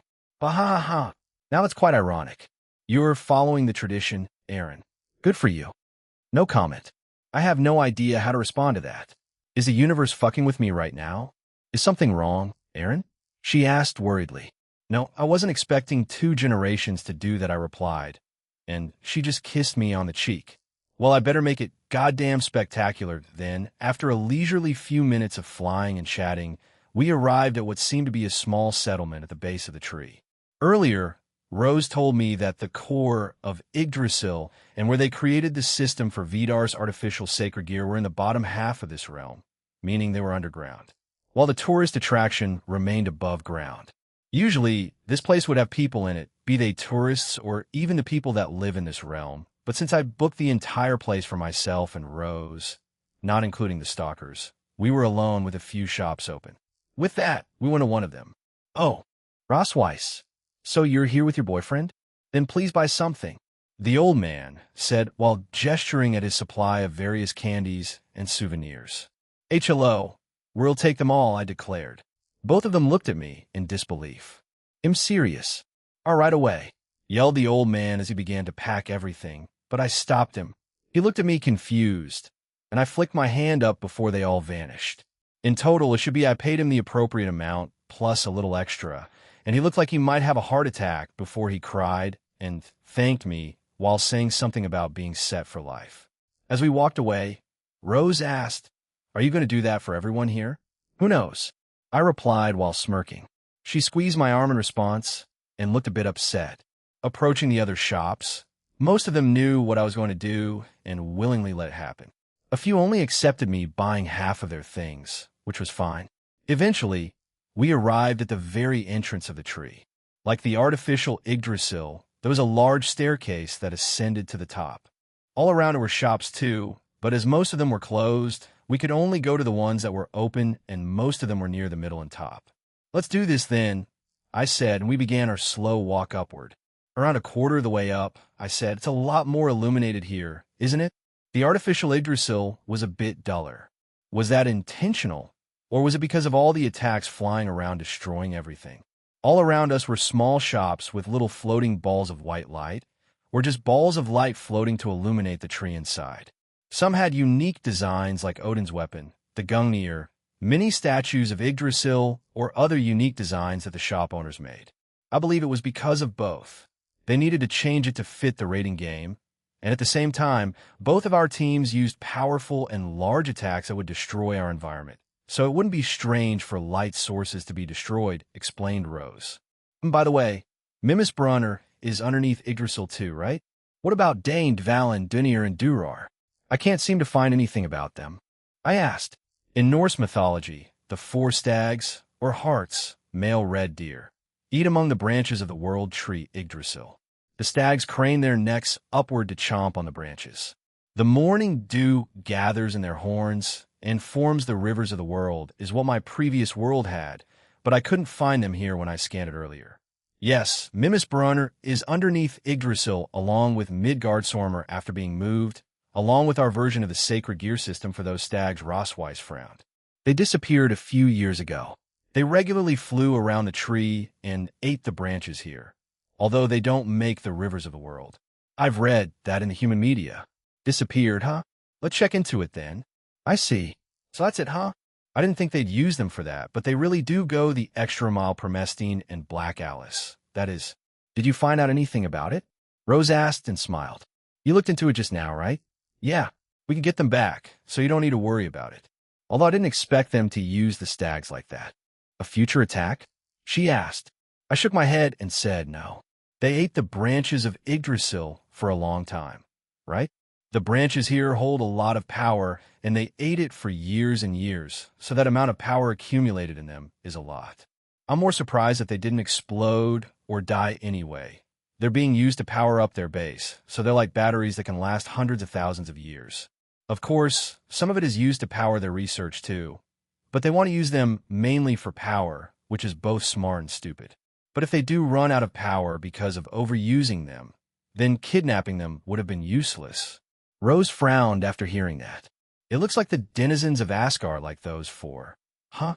He'll contact Daniel about them then, and replace them with fake ones to sabotage them, further infuriate them first, and then ruin their plans. If that's what they did to me for all of last year, I might as well turn the tables on them, right? Cuckoo, he'll get them back soon, so don't worry about it. Anyway, let's hurry up. I'm getting a bit hungry. There should be little food shops up there, right? I asked. Her face brightened up, and she nodded. There's one that I want to take you to. Rose seemed awfully excited about it, and she pulled me along with her. Her grandmother and Valkyrie friends had already made it to the top, so they were essentially waiting for us, but it would take us a while to reach them, sorry. We reached the halfway point, and we climbed a bit further before stopping at a certain platform with one restaurant open. Odin had told me, along with Gondel, that she liked this particular restaurant in the tree. It was called Solnajang, which I believe translates to sunset. A strange name, but I wasn't going to question it. Nitek-san, Rose shouted while running towards the small restaurant. A woman with medium-length brown hair, blue eyes, and freckles on her cheeks. She wore an old dress with a sunflower pattern on it. If it isn't little Rosie, I'm glad that you came, she said, looking at me and winking. So you brought your boyfriend? So the rumors were true, you've grown up so much in just a year, she added while pretending to wipe a tear from her eye. Rose turned red and began softly hitting her, and they began to talk about things while I sat in a nearby chair. They would occasionally glance at me while Nitek giggled at Rose. However, they eventually came over. He'll make both of you my best dishes, so wait here. Actually, why don't I have Rosie help me? Come, she said and dragged Rossweiss away. I better make myself comfortable, then, since I have no idea how long this will take. Closing my eyes, I unintentionally entered my own soul. When I got there in the distance, I saw Azathoth and Kontor talking. They've been like that for a while now, said Rudra. He had arrived beside me, and he looked at them blankly. Any shouting? No. Amicable? Mostly. Kontor is a lot more emotional, so she waved her hand a few times in the air, but apart from that, nothing, he explained. But I believe it's going well, but I also think we shouldn't interrupt them. They needed this after all, I replied, and we walked over to the bench and sat on it. A few seconds later, we began playing chess. How many does that make them? He suddenly asked. What do you mean? I feigned ignorance and moved a chess piece. The number of women you're engaged to, don't lie to me, Tool, he said, flicking my head, and I laughed at him. Let's see, I moved a piece again. In order, we have Yasaka, Akino, Suzuku, Grafia, Reiko, Lavinia, Kuroka, Chiron, Gabriel, Natsum, Kinami, Rias, Rainier, Penemu, and the newest ones, Irina and Griselda. He smirked and moved his piece. Don't forget Irene and the other Valkyries. And then tonight will be Rossweiss. Am I engaged to Irene? She only accepted me, I replied. She proclaimed you as her one and only mate for life. I believe in dragon language that means you're already married. You should assume the same for Ophis. Only time will tell with Velgrind. But it seems she's softened up to you, he said. I guess so, I mumbled. She has insisted on accompanying me everywhere, like others before in the past. She also began being kinder to other people, not just the ones in my harem, so she is making progress. Checkmate, he said after moving his final piece. I commend you for not using your future sight. It was tempting, you know.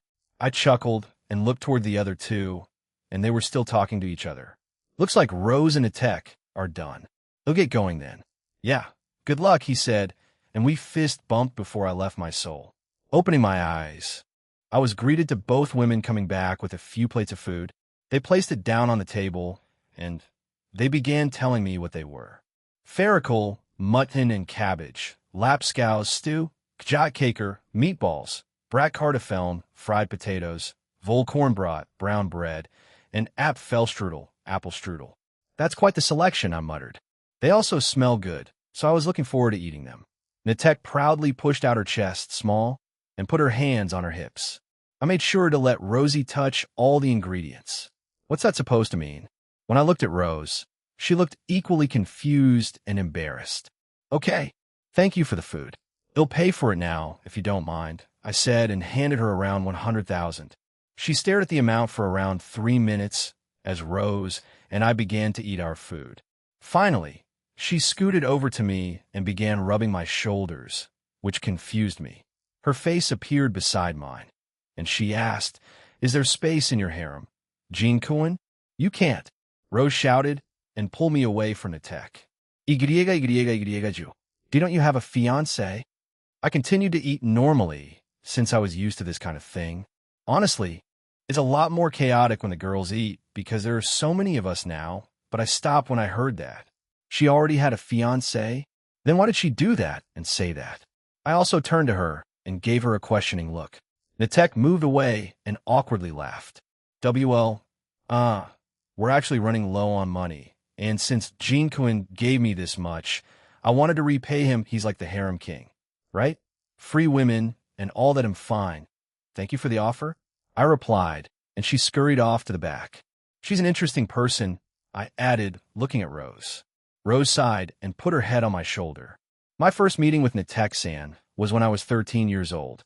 Granny took me here and we met. She's an interesting person, and she was a lot younger back then. I heard that. I'm still young. Natek screamed, and we chuckled at her.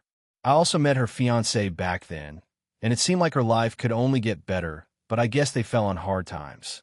I believe Granny said that he went to work for the gods to pay the bills, so he's out there risking his life every day, explained Rose. Rose and I talked more about Natek and her life while having our dinner. Natek only came back out after we were nearly done, and she appeared to be crying. She apparently told her fiancé about the money they received, and they plan on going through with their marriage. Here, I brought out a briefcase and handed it to her. Since Gondel and Rose like you, this is my gift for your wedding, I told her, sliding it towards her. When he got it, she opened it while looking confused, and it was 10 million. She stared at it for a few seconds before fainting. Aaron, yelled Rose as she walked over to Natek. When was that too much? You think, replied Rudra. But is it fine to give out this much? Your employees are making around 89K a year already, and most of them are just college age or high school kids, you know? ITLL be fine, Rudra. It's not like I'm giving out money like this too many times, right? Why do you sound unsure? I smiled wryly at his question and didn't respond. No, I'm sure ITLL be fine destroying the economy. That won't happen. Take car. They'll always support you. Jean Cohen, Natek shouted as Rose and I left the restaurant. Thanks, I mumbled, and we waved back at her. All right, let's increase our pace, but before we do, are there shops or places up there you want to stop by? We can do them on the way down, but on the way up we could do it on the way down then. I told everyone about a few things in Yggdrasil, so they've asked me to get them some things, she explained. Agreeing with her reasoning, I picked her up again and dashed the rest of the way up there. We passed by many places, and I left a few floating messages telling them that we'd come back down to clear them out, so they should get ready. As we did, we heard some excited yelling, which made us laugh. Eventually, we arrived at the top, and unlike the one in the raiding game, it was a lot more spacious. I'm sure Rose felt them too, but Gondel and the Valkyrie squad were also here, hiding in the southeast corner of the platform. I let her down, and she began walking towards the edge. As she did, I had a flashback to when Aquino did the same thing on Cranside during our first date in Ireland. Slowly, I trailed behind her. When she got to the railing, she looked out, and I did the same thing behind her while wrapping my arms around her waist. The view here was as lovely as the one we had on the cliff. When I looked up, I saw the same night sky and planets here. Even though it was fake, it still felt real, which was pretty amazing. The people here, once it was open to the public, definitely made quite a lot of money, right? Seeing something like this and being in a place like Yggdrasil is almost like having a once-in-a-lifetime experience. Erin, remember when we spoke on that secluded part of the main island? She suddenly asked. I smiled wearily. Are you talking about when you asked me why I was getting a harem for myself? In turn, she laughed and nodded in agreement. Yes, that. Back then you gave me a partial truthful answer, right? I did and still do believe in it. But after regaining my memories, I think I also wanted a large family. Be it with as many lovers as I can, and also friends. I think I'm achieving that still. I have a lot of friends now thanks to my job as the middleman, and it also gave me opportunities to meet several women that I'm in a relationship with now. Looking up back at the sky, I added, I still want to give all of you that happy ending. Nothing will stop me from achieving that. So with that said, I turned her around and looked deeply in her eyes while holding both her hands. We've been through a lot, and I know you want to be part of them. I can make that a reality if you want. Her mouth quivered, and her eyes became watery. I bumped our foreheads and the tips of our noses together. Rosweiss, please marry me and stay by my side forever. My will I will, she replied, tears streaming down her cheeks. We finally shared a kiss, but this wholesome moment was interrupted quite abruptly. I wanted something like that. Damn it. Helmweige's voice yelled in the distance before being silenced. Rose broke our kiss and turned around to see Helmweige being dragged away and disappearing. Helmweige-san? Wait, she mumbled and dashed towards the spot before dispelling an illusion spell. All the Valkyries mumbled, including her grandmother. Laughing, I joined them, and Brynhildr looked like she was going to murder Helmweige. Why did you have to ruin it, damn it? Grimjord grabbed Helmweige's collar and started violently shaking her. Jaya, I'm sorry. Helmweige apologizes while being shaken. Gondel walked over to Rose before hugging her. Congratulations, my little Rose. You're finally engaged, Fufu. I'm sorry for following you, but since Erin asked me for help with this, I couldn't help myself. A bit flustered, she embraced her grandmother back. Thank you, Granny, but I would have appreciated it if you didn't stalk us during our date. I sighed and looked at the other 5 Valkyries and said, since we're here, I might as well repropose in a slightly more appropriate place. Zelma, Helmweige, Grimjord, Schwertlight, and Ortlind, please marry me too.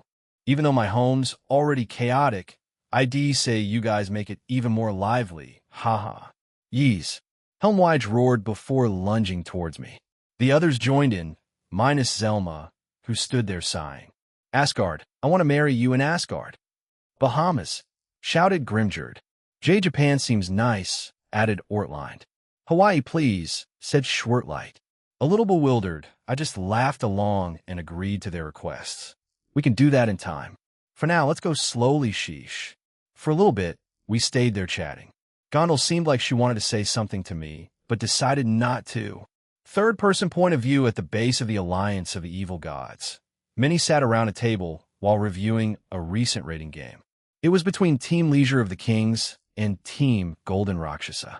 The other was between Team Transcendent Time and Team Dragon Legacy. We'll need countermeasures against them, and especially him, you know? His powers defy logic, and we can't get into contact with the Phantasma and Eevee faction anymore, said Nyx. Promestine and the others are working on that. However, it will take time. But some of the factions in our organization aren't as patient as some of us, replied Erebus. First Dark has also disappeared. He hasn't made any moves or appearances in months. What do you think has happened to him? Asked another god. Whether he is alive or not is irrelevant. If he's out of the picture, it makes moving around easier for us, but it should be better to assume that he's been taken in by that damn dragon, said a figure. It was a jet-black figure, an evil god Ungra Mainyu from Zoroastrianism. Well, we may lose 2 more factions soon. However, it won't matter, for as long as our own plans proceed forward, their sacrifice won't matter that much, said Hades. 2. Who are they? Nyx asked, intrigued by this sudden revelation. The former Connected Harmony, now led by a certain Duman, is going to attack the new vampire faction while trying to take control of it along with 10k-15kThis, who wishes to gain control too. They may work together, explained Hades. Ah, Kikat-chan. Fufu, well, she has the power that surpasses some gods after all. It shouldn't be too difficult.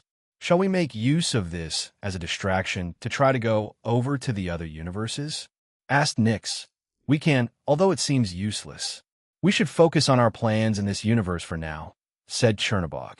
Their attention turned back to both magic circles, as Aaron and both of them defeated gods, making their confidence waver. Hades squinted his eyes at them and grew even more furious at Aaron. To him, it doesn't matter as long as they seal the wielders of the sacred gears. He'll sacrifice as many things as he can to make it a reality, even his very being and pride. Mitsuya, we should trust in him. He even screw that, roared the young man, darkness escaping his body. Both members of Triple X, Cross Time's Kiss, were recently shown the memories of the Momiji in their timeline. He was furious, as he felt completely useless. He made a promise to everyone left in his timeline that he'd correct everything with his partner, Kirino. My bad, he'll go cool off. He'll think about it, he said rather sadly and walked away. As he did, Shizuka Kirino watched his figure disappear. This timeline is already so strange that no matter what we do, we can't really change it. It seems the Eevee won't invade this world because of Jin-kun, so what do? He even promised Momiji that he'd restore our world. Can we trust him? She asked nobody. She put her hands together and said a small prayer to herself. I will trust him even if you don't, Mitsuya-kun. Chapter 8, Part 1.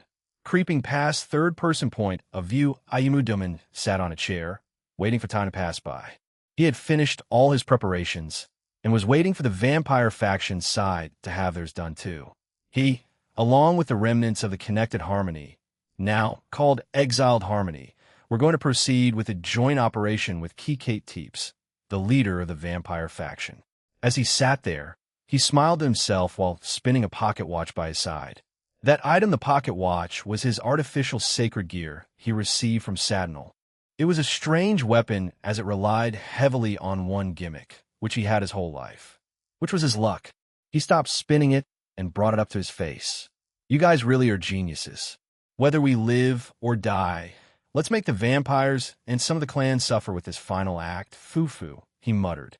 The door to the room he sat in opened, and in came one of the remaining members of Exiled Harmony. Ayumu-sama, Kikate-sama, and the other vampires with the remaining super vampires are nearly ready. She's asking along with a few others when we'll launch our attack. Asked the member. Let's see, how about in 3 days? Can everyone gather by then? Ayumu asked while standing up from his chair. He put his pocket watch in his pants pocket while walking towards the man. According to him, it should be possible. However, bringing over the other 2 might take a bit since they've gone off by themselves, replied the man. Ayumu laughed and patted the man on the shoulder. It's fine. If necessary, we'll make it in 4 days. However, everything else should be ready. It'll help Kikate realize her dream, he said and walked away. Dream? Muttered the man, confused. Ayumudomon Atomans. He hated the 5 principal clans and wanted them to perish. However, he knew that they had a close relationship with the middleman and the dual dragon emperor, which is why he decided to help Kikate. If the vampire that transcends gods became even more powerful with his help, he could use their amicable relationship to take them down instead. If not, he could cause enough damage to make them regret their old ways. Even though he knew that they were taking new steps because of the new clan heads, to him, it was too late, just like the late Hanazu Himejima. While he himself won't target everyone for his exile and wrongdoing, he will more or less take out his anger on the elders and executives of the Doman clan. As for his other members, he will give them free rein. That was Ayuma's belief. He would also like to see his little sister one last time, since he was quite proud of her, as she had inherited the current sacred beast, the black tortoise Xuanwu. As he walked down the hallways of the Cow's Order's base, he laughed. "We'll have a little reunion soon, my little sister 10k-15kThis." The leader of the vampire faction of the Cow's Order, a pure-blooded vampire and bastard child of King Teeps. However, because of her betrayal and constant leaks of information about their faction, most of the Teeps faction of vampires perished, only ever leaving some survivors. The ratio between male and female vampires was about 1-9, or even less for the males. Those who had run away or secluded themselves had started to reappear again because of a new faction for the vampire race and the unity they're trying to reach. Kate had spies in it, and she laughed at their stupidity. Her plans were to control all of them, kill the current leaders, take over by force, and become a tyrant. Kikate-sama, Umusama said that the operation would start in 3 to 4 days since those humans are currently missing, said a female vampire. Those humans? Fine, they can be useful. So let's wait for them to return. If they don't return by then, we'll just proceed with the operation, and they can just catch up with us, said Kate. The room she was in was tailored to her unique needs. It had various pictures of a certain person, Azazel. This woman was strangely obsessed with the fallen angel and didn't try to hide it one bit. There were various instances over the years where she would disguise herself and seek him out. At first, he indulged her, but after Aaron brought Avetsa to their side, Azazel stopped entertaining her advances. And this infuriated Kate.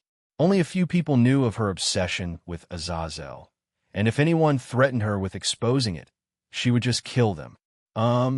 Kikate-sama, will you continue with that part of the plan?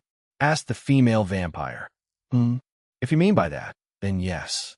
I will make sure he appears during that time, and have him for myself, Fufu, replied Kate.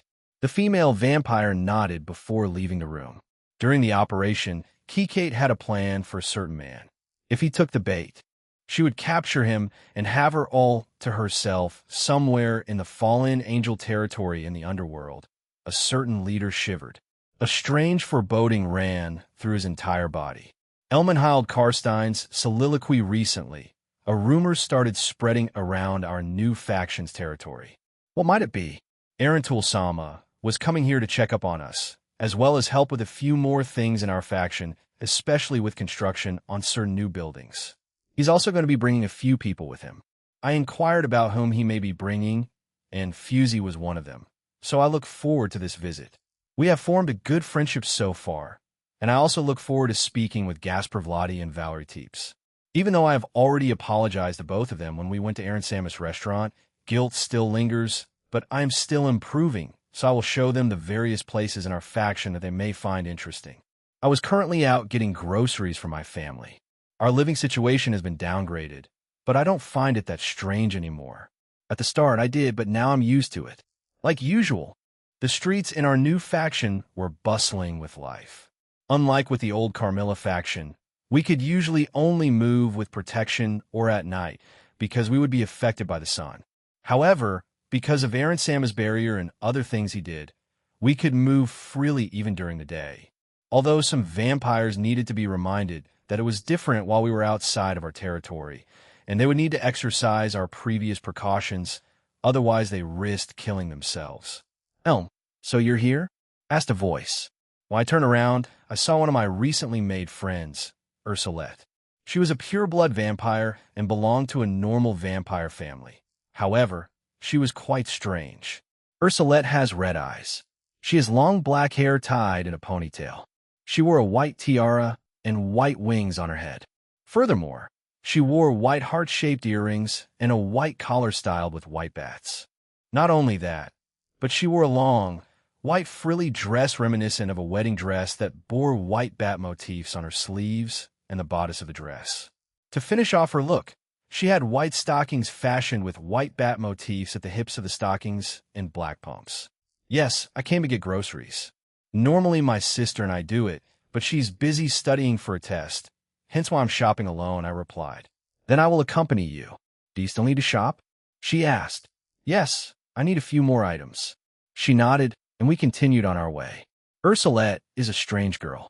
In a way, you could call her naive, but also wise. However, the strangest thing about her is the middleman. The rumor says he's coming here. Yes? She asked, and I nodded in confirmation. A wide smile appeared on her face. I will make him my new husband candidate. My lips twitched at her declaration. Ursulette has been obsessed with finding the man of her dreams. She has had many boyfriends throughout her life. However, most of them last a week before they run away from her, as they describe her as strange or weird. And it would put them off from her, hence why. In her words, she's still a virgin at this age. Last week I saw it firsthand. She found a new husband candidate, and when she tried to kiss him after being together for 4 days, he reeled back in disgust and discomfort before breaking up with her and running away. Ursulette always bounces back from it, though, which shows her perseverance. But now she's targeting Aaron Sama.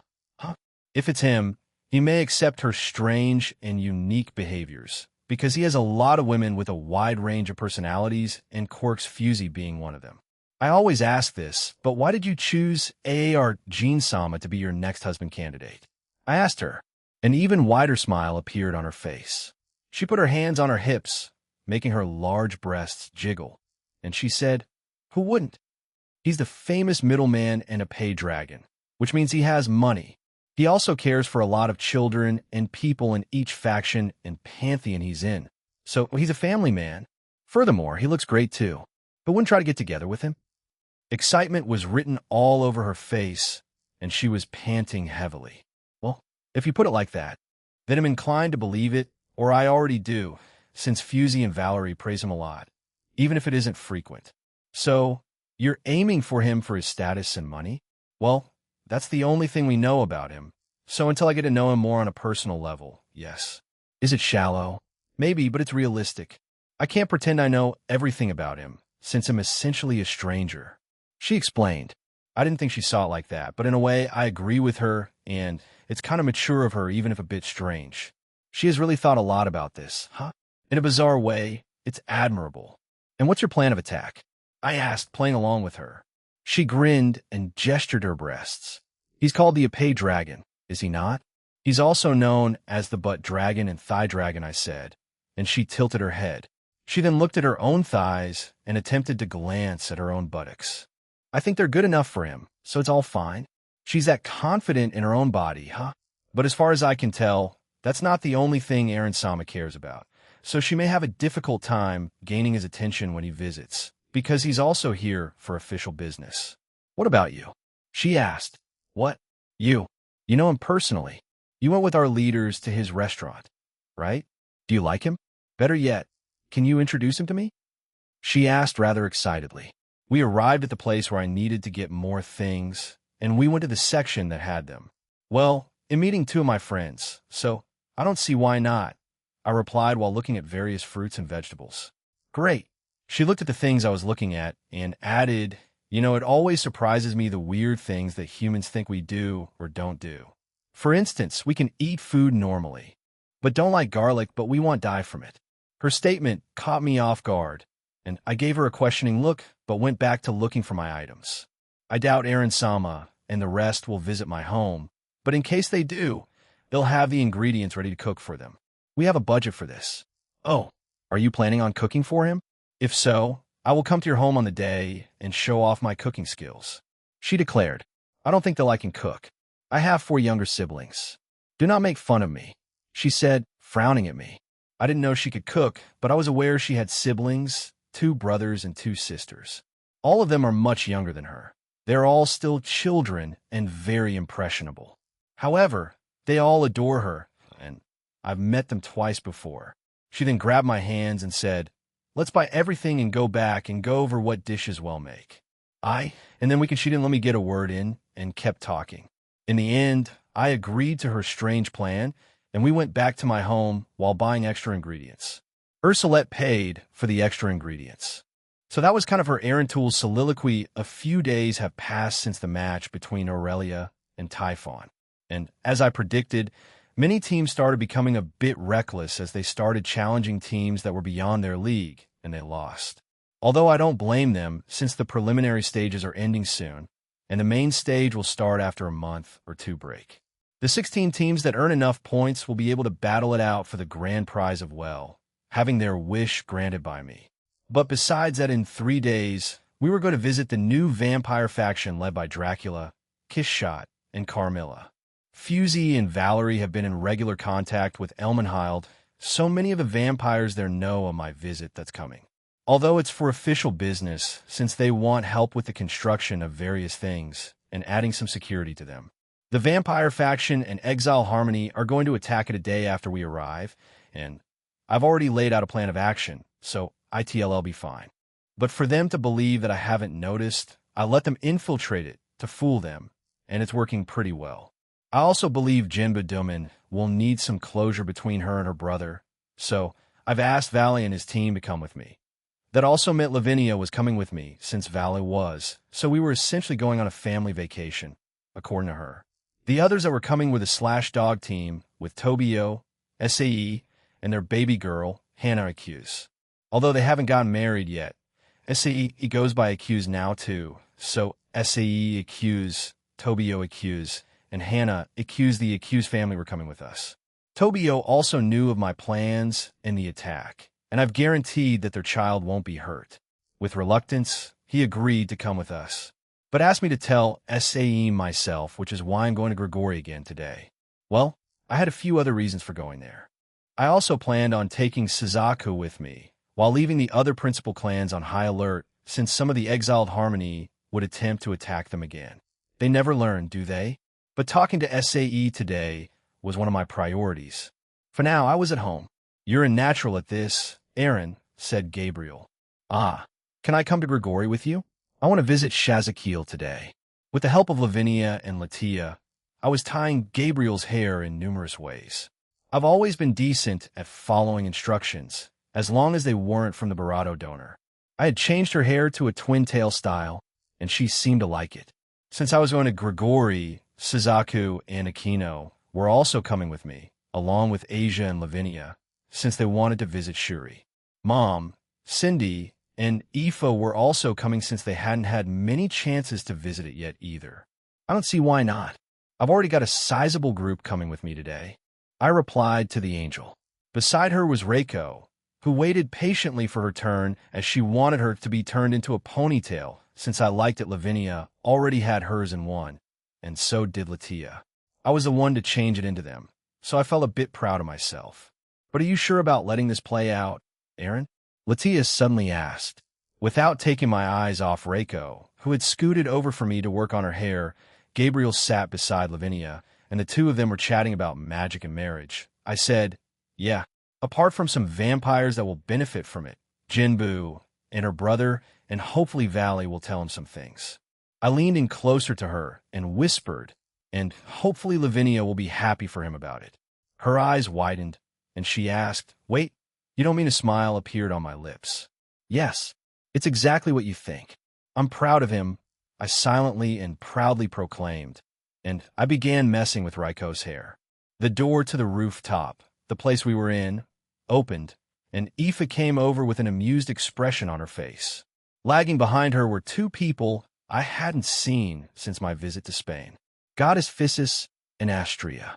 Two people I hadn't expected to see right now. Physis and Astria, what brings you here? I asked. Ho. After hearing Hephaestus' story, we came to visit, said Physis. Nice home, a lot bigger than my own, but still smaller than the ones that some gods and goddesses own.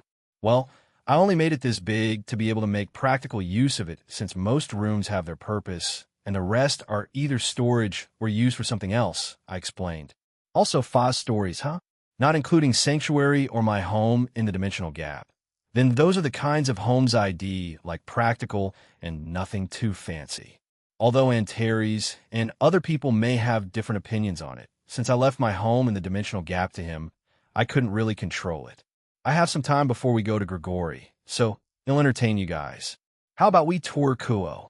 Or would you like to stay here instead? I asked. I wasn't far off from finishing Raiko's ponytail, and she seemed happy with the results.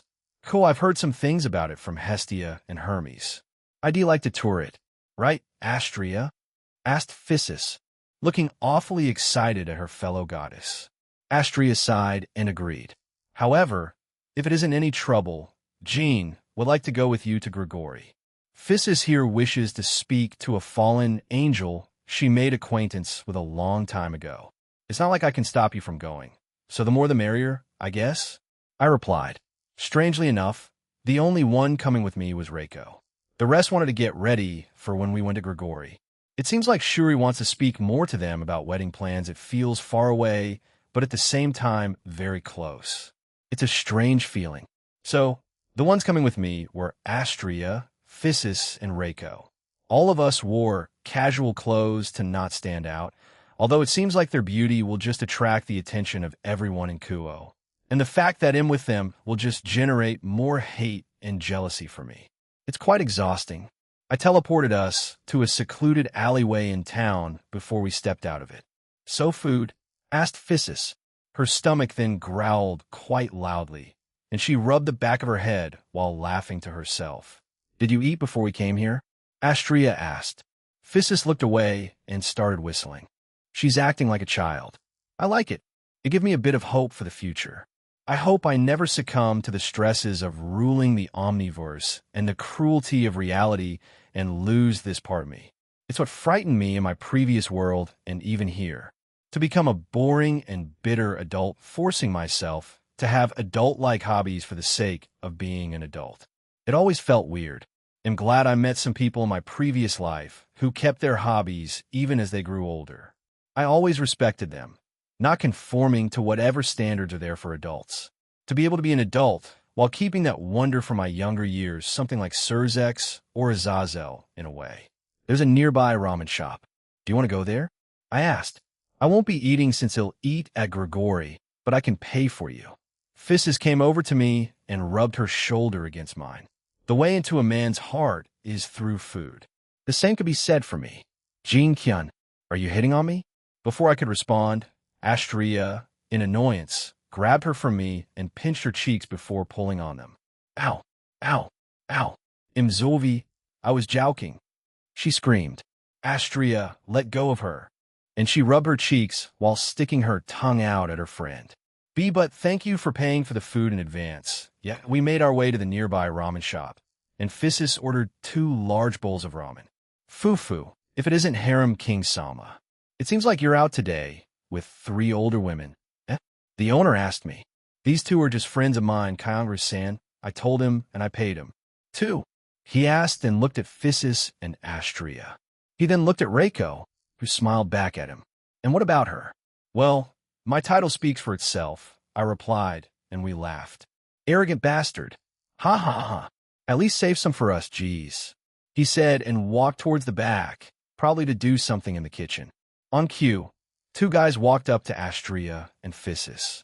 Finally, Skyward doesn't have a handle on these 2. So, ladies, do you want to go have some fun with us? He already has that Coutts thing with him, said the guy with blonde hair. He was tan too, almost resembling an NTR character from a doujin. It was so cliché that I was kind of taken aback by the whole thing. Also Coutts, turning my attention to Reiko. She seemed angry but kept her calm and smiled at the 2. It was sickeningly sweet that if you weren't careful, you might die. I held her hand, both to comfort her and to stop her from walking over there and doing something inhumane to those 2. Although the shop had fallen silent, waiting for a reaction from the 2 goddesses, Reiko and I. You shouldn't call someone close to me like that. It's quite hurtful, you know? I told them. Usually I'm quite relaxed about things like this, but it's usually targeted at me, so I don't care. But Reiko was targeted, and so were the goddesses, most likely. Who? The blonde guy's friend, who had a lot of piercings on his face and some tattoos, came up to me. But before I could retaliate, Kyongaru came back out and grabbed the guy's head. This place he squeezed his head, making the guy squeal, is a place for people to eat and relax. I don't want troublemakers here. Do I make myself clear?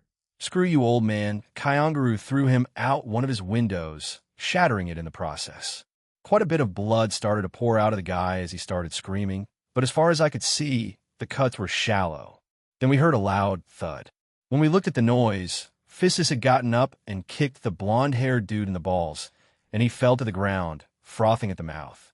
The smile on Raiko's face had turned into a genuine one, as she was happy that they each got well, dealt with there weren't too many people in the shop today, but there were still enough that it could be called a crowd. The blonde guy shakily stood back up and pulled a switchblade out of his pocket. "You bitch, got my balls. I'm going to kill you," he muttered out while slowly stepping forward. "Are you going to remain passive?" Rudra suddenly asked me. "I've already taken a knife through my hand in Spain, you know?" I replied and wryly smiled before stepping up, appearing beside the guy, and grabbing his wrist with the knife. Kyangaru-san said it was a place to chill and eat. "You ain't chill. Begone, idiot," I said before crushing his wrist. He screamed like a little baby before clutching his wrist. "My wrist? You broke it." "Aya. My bad, I didn't think I put enough force to break it like that," I said, and I crouched down. Looking at him at eye level, I changed my eyes' pupils, and terror began to appear on his face. "Can we pretend this never happened?" I asked calmly. He kept crying, but furiously nodded his head. It looked like he might piss himself if I kept going, so they'll stop here for now. "Great. Get out of here," I ordered him before he left the place without his friend. I took my phone out and called an ambulance for the guy. "So much for a peaceful time, sorry about that, Kyangaru-san. I can pay for the damages if you want," I told the old man. Even for his age, he was extremely buff and looked like he could take down guys my age without any problems. He laughed at me before patting my shoulder. "I do appreciate it. Your next visit will be free of charge, but for only one of your meals." "Yeah, that's fine," he replied. A few minutes had passed since the incident, and everything had been taken care of. The police that showed up were part of the supernatural, so they handled it for us. "We'll get going then. Thanks again." We left the shop and began walking around Kuo. Our destination right now is the park. Reiko has stuck to me like glue since the incident, so she's more or less happy with me. "It's great you stopped him, Jean, because I would have done something unimaginable if you didn't," said Physis while crossing her arms. It seemed like she was still fuming. Astria sighed beside her and pinched her ear. "You need to work on your anger management, Physis. Well, I didn't like being harassed like that.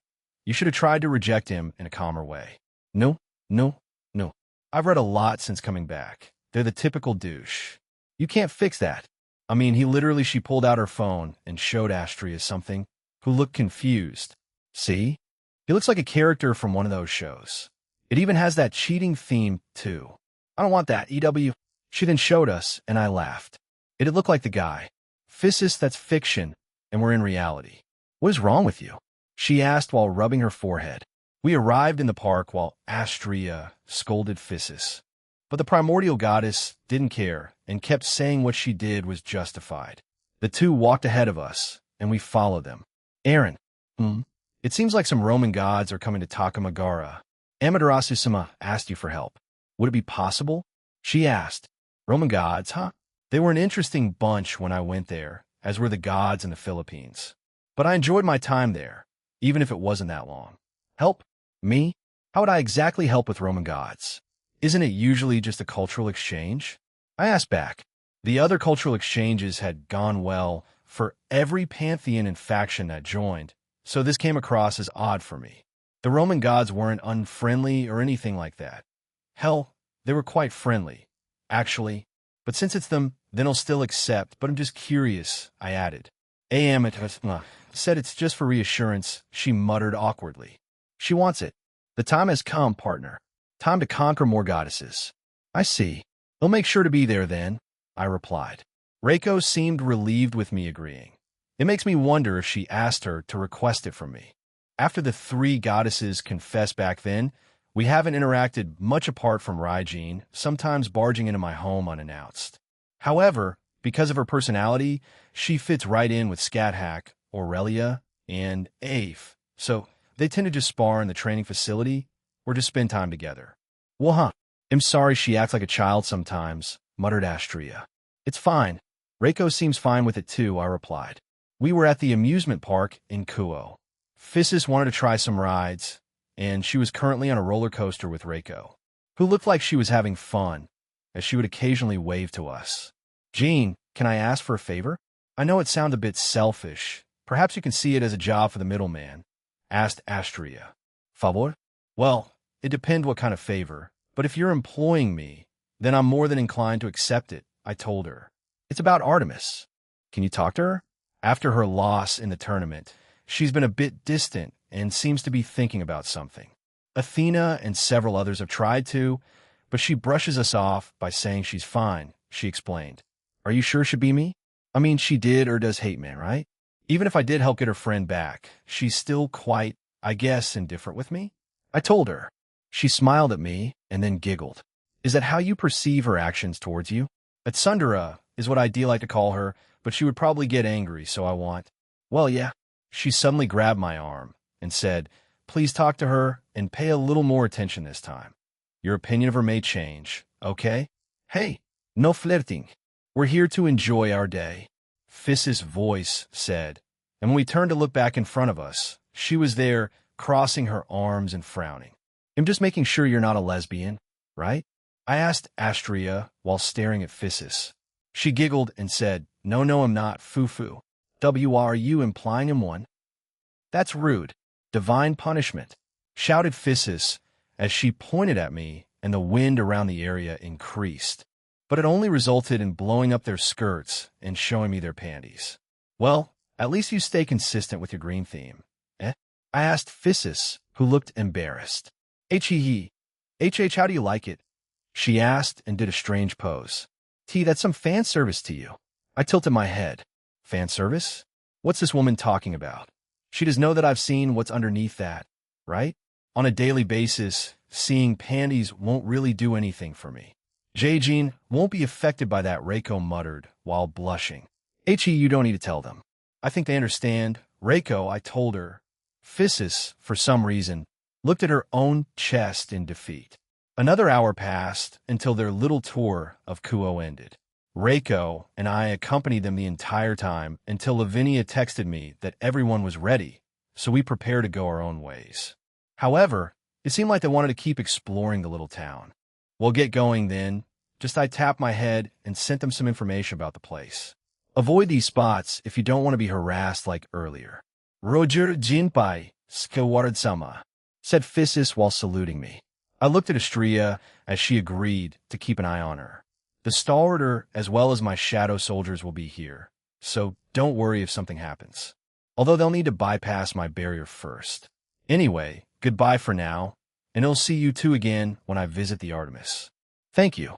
Well, join you and Grigori after an hour more here, said Astria. We agreed to meet at a certain place and finally left for home.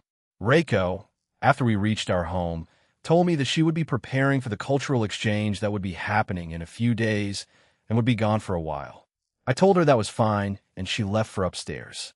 Mom suddenly slammed into me and rubbed her face against my shoulder. To Grigori, she said, yeah, I see that everyone's ready in the living room, I replied as we walked there. And there were the ones that were coming with me. Let's get going then. As soon as we arrived in Grigori, we heard a loud commotion, explosions and banging. The ones to greet us first were hey, Bro Cookie and Calawarna. They quickly approached us, and Calawarna handed me something. It was a clipboard. Jean-sama, Azazel-sama, said to meet him when you're done with all your affairs here. He wishes to speak to you about a certain project he's been working on, explained the fallen angel. Looking over the clipboard, it simply said, Turn Valley into a spaceship, the Great Dragon Project. The world has been so fucked with that Vala Lucifer is getting his own version of Ryu Temu, and he may get his own Apocalypse Answer Arms on top of that. I plan on giving me use of any of the Malbrach. Fufu. I wonder how strong the Vala Lucifer of this timeline will be. It will definitely be stronger than what Ishii had planned for him in the original books. Kukuku, I thought and grinned at the clipboard. Maybe I can have him do some combination technique with Gog Magog, along with this weird spaceship Azazel has. Oh, the infinite possibilities, bro. Are you okay? Cookie asked. When I came back to reality, everyone had mostly left, and I was alone with him in California. Everyone else left for Shuri-san and Barakiel's house. Ah, yeah, I'm good. Thanks for this, California. He'll get going then, I said, and patted him on the shoulder. He gave me a confused look, but wished me luck.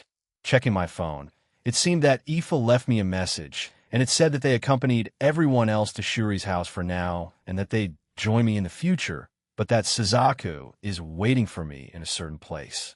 Scanning the entire territory, I found that she was near the prison cells, so I made my way there first. That was also my destination since I wanted to see a few of our prisoners. Once I got there, Suzaku was looking through a few of the prisons along with Kishku. They glanced my way, and I put my hand up. I quickly joined them. Aaron-sama, everything has been in order. Today, Ezuri is on break and is gone with his lover Sophiel, explained Kishku. I see, good job. We'll take it from here, I told him, and he nodded before vanishing to the front. Are you here to see him? Suzaku asked while holding my left hand. Yeah, I haven't gone to meet him after defrosting him, but I made sure to have a letter written by Ryuta and Momiji to give to him, I replied, bringing out a small white envelope. Nakagami Nakiri, the previous wielder of the Yellow Dragon's sacred beast, Huanglong, also hailed as the strongest user of it, even better than Ryuta, the current Uryu. He had some kind of artificial sacred gear given to him by the cow's order. We walked in silence until we arrived at his cell. He sat there reading a book, very comfortable with himself. When he sensed us, he looked up and showed a bitter smile. Hello, Suzaku Himejima, Jean Skyward. I've been wondering when you'd come to me, he said, putting his book down. Suzaku looked at him with sorrowful eyes, but said nothing. You look well. What book are you reading? I asked. Bullet Train by Taro Isaka. It's an interesting read. I would recommend it, he said. They'll take note of it. Here. I transported the envelope that I had into his hands, and he looked at it with curiosity. It's from Momiji and Ryuta, I told him, and he immediately opened it. He spent the next minute reading it, and he showed a wide variety of expressions. Happiness, sorrow, regret, and sullenness. He finally sat back down and deeply sighed while looking at the ground and letter. She's really okay, huh? I searched for her for so long, and finally she's back and it sounds like she's doing well, he said in relief. I had my doubts back then when Lavinia, Rennie told me that you found her, but this is definitely her handwriting. Ryuta is doing well too. Even though I abruptly left the clan to pursue her, he's done well in inheriting my position. If I could, I'd like to apologize. But it seems pretty meaningless now, he muttered. No, we heard it loud and clear, a voice said. Nakagami looked up quickly after hearing Ryuta's voice. Letting go of Suzaku's hand, she didn't like that. I made some space and showed him a small magic circle behind us. It was a communication magic circle connected to Ryuta, who had Momiji with him. Nakagami looked at me before shaking his head. I should have expected something like that from you. Jean Skyward Cohen, he said. Hello, Ryu Momiji-chan. It's been a while. Hello, Nakagami-san. Hello, Ni-san. Nakagami-san, huh? Well, I don't blame you for calling me that instead of what you used to call me, muttered Nakagami. Are you too well? He asked. For the most part, it's quite tough having to fill your shoes for all these years, but I'm doing quite well, replied Ryuta. I'm doing well. Since I've come back, everyone has been very welcoming and kind. I think it's because of the changes by Suzaku-san, which I'm grateful for. Ah, and of course, Jean-san rescuing me, said Momiji. Another bitter and regretful look appeared on his face as he sighed. I see. That's good. I'm glad you're doing well, Momiji. I would like to apologize to Ryuta. You were forced into that position because I left, but I needed to try to find her. There's a moment of silence after Nakagami said that, although if you listen hard enough, you could hear Momiji slightly panicking through the magic circle. Yes, I understand.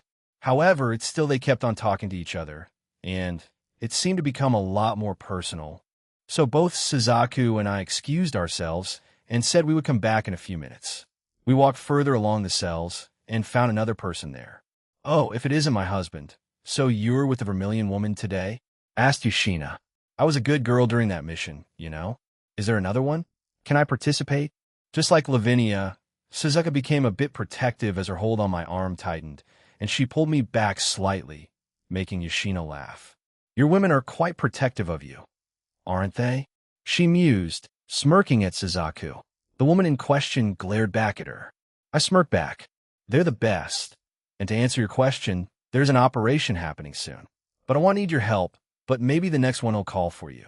How does that sound? Fufu, very well. I'll wait like a good girl until then, she said and blew a kiss at me, irritating Suzaku even further. After that, she pulled me away a bit upset. You guys really don't like her, huh? I asked. No, said another voice. When we turned around, we saw Velgrind there.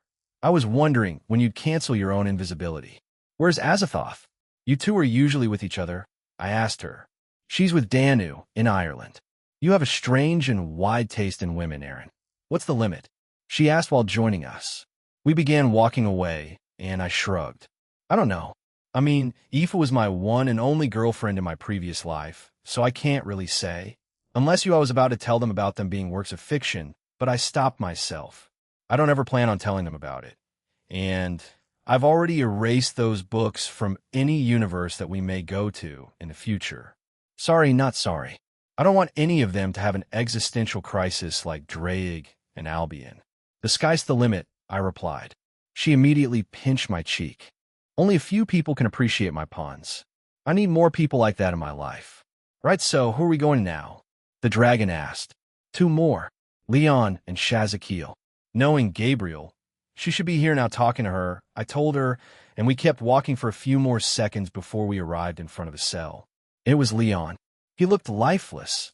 This was the same after we captured him. I took everything from him, his powers, his team, and his will to keep on living. Leon. After I called his name, he didn't respond. During our visit to the Greek realm, when we met with Eros, I asked them if Eris ever knew about her children, or if she kept any of them that were born from another species like humans. Their answer was simple. No, she didn't care for them. Usually, she kills her partner if they're not from the supernatural or connected to it in some way. Although most of the time, she just kills them for her own amusement. In Leon's case, it was just on a whim. She was in a good mood that day, so she let Leon's father live. That's how he was born into this world. Being obsessed with being a villain was weird, though.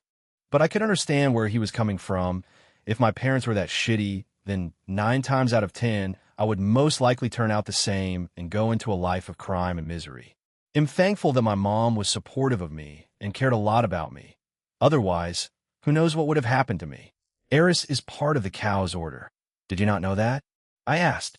This got a reaction as he looked up at me with lifeless eyes. She's part of the alliance of the evil gods faction of it. You didn't know? His goal was so close to him. Yet he didn't know. He wasn't informed. Life fury came back in his eyes, and he slammed his head against the glass walls of the cell. Huh, what the fuck do you mean? He roared. I would have known. We spent a few weeks there and even asked about the other factions in it. Quit lying. You think they wouldn't lie? A terrorist organization? Leon, please. I know you're not that stupid, I told him, and that just made him angrier. He started slamming his head against the glass, and he began to bleed, so the protocols activated. He was restrained and sedated. He definitely has mommy issues or daddy ones, maybe both. Either way, that has gotten him to think a bit more and not just stare blankly at the floor during his stay. Did that go as you expected? Velgrind asked. More or less. He has issues to work through, but hopefully that bit of knowledge will help him. If not, then he'll need to be changed. Both of them understood what I did to Avetsa and Yunio. If Leon can't change or improve himself, that's the only way I can see him changing in a positive way. He has natural skill and a lot of tenacity, and he would be useful for the supernatural world and the future I want. Next was Shazakil. Suzaku had already pulled me away from the area as we could hear some voices speaking to each other. Unlike Leon's, these voices sounded quite happy with each other, though Gabriel has that kind of effect on everyone. When we turned a corner, we found Gabriel with a chair in front of a cell and her happily chatting away. Beyond the glass was Shazakil sitting on the floor, also happily chatting to her. The angel sensed us and turned to us. I put my hand up, and she got up and flew towards me. I thought you were with everyone else at Himejama's home? I asked while hugging her. That was the original plan, but I wanted to chat with Chazzy, so I changed it, she explained, then went back to the chair. We quickly joined her, and Shazakeel seemed nervous now. Hello, Shazakeel, it's been a while. I greeted her and put a hand up. Yes, it's been a while, middleman, she replied while looking at the ground. Gabriel got up from her seat, phased through the glass wall, forced her up, and made her look at us. Gee, Gabriel, am not speak properly to him. We talked about this, Chazzy. Now, do it again, she said strictly. Oh, I can see Gabriel treating your children like that. A balance of her usual self and that. Why is everyone so obsessed with children all of a sudden? We're essentially immortals. Don't worry about it too much, I told Drake, and he laughed. She tried to protest, but eventually gave up and faced us. I don't regret my actions. As for the others, I don't know. We may have had a common goal, but had different personal goals, but we also believed it to be right. I will strive to make better steps and atone for my sins, but as I said, I don't know about the others. Espiel might also do the same, because she's in love with the Dragon King Jinchuru. In love with Jinchuru? Well, I had my doubts originally, but they seem to be getting along fine now, and Jinchuru still wants to expand it. He does still have 2 more that will join, so good for him. And? Gabriel pinched her sides, making her jump. I will work for Grigori for as long as I can, and offer up my services to the DXD Alliance. She added, smiling, trying to stop Gabriel from pinching her sides. Satisfied with what Shazakeel said, Gabriel hugged her from behind while she blushed. Suzaku was happy for them too, while Velgrind was intrigued by the whole thing. Well, she always had a strange relationship with Velzard, after all, and probably seeing people this affectionate to each other was a bit strange for her. She only ever had eyes for Rudra, after all. Is that so? Then I look forward to seeing it, Shazakeel. Well, get going then, and I'll leave it to Gabriel to update me on your situation, I told her, and Gabriel agreed to that on her behalf. Leaving the area, we made our way to my next destination, Tobio and Saw's home. They either stay here or in a home in the human world. I've gone there a few times and given them the same upgrades and defenses as my own home. It's 3 train stations away from Kuo, and it's specifically tailored for SCE, as she was the one who was with me when I constructed it. On our way there, we came across Middlet and Maroon. It seemed like they were waiting for us. He gestured for me to join him, and we walked to a different room. And in there, father. Ignia, I was wondering where the hell you went. So you're back? I asked. Yeah, I went back out to the multiverse just to check some things. I also noticed you traveled it too. So how was it? Anyway, I checked a few universes to see how they were after you blew up everything, and they seemed fine. Yeah, Kuntor told me to do it, he said and drank from his plastic cup. Is that so? I'm glad you're back then. So, do you want some kind of compensation or something? I asked.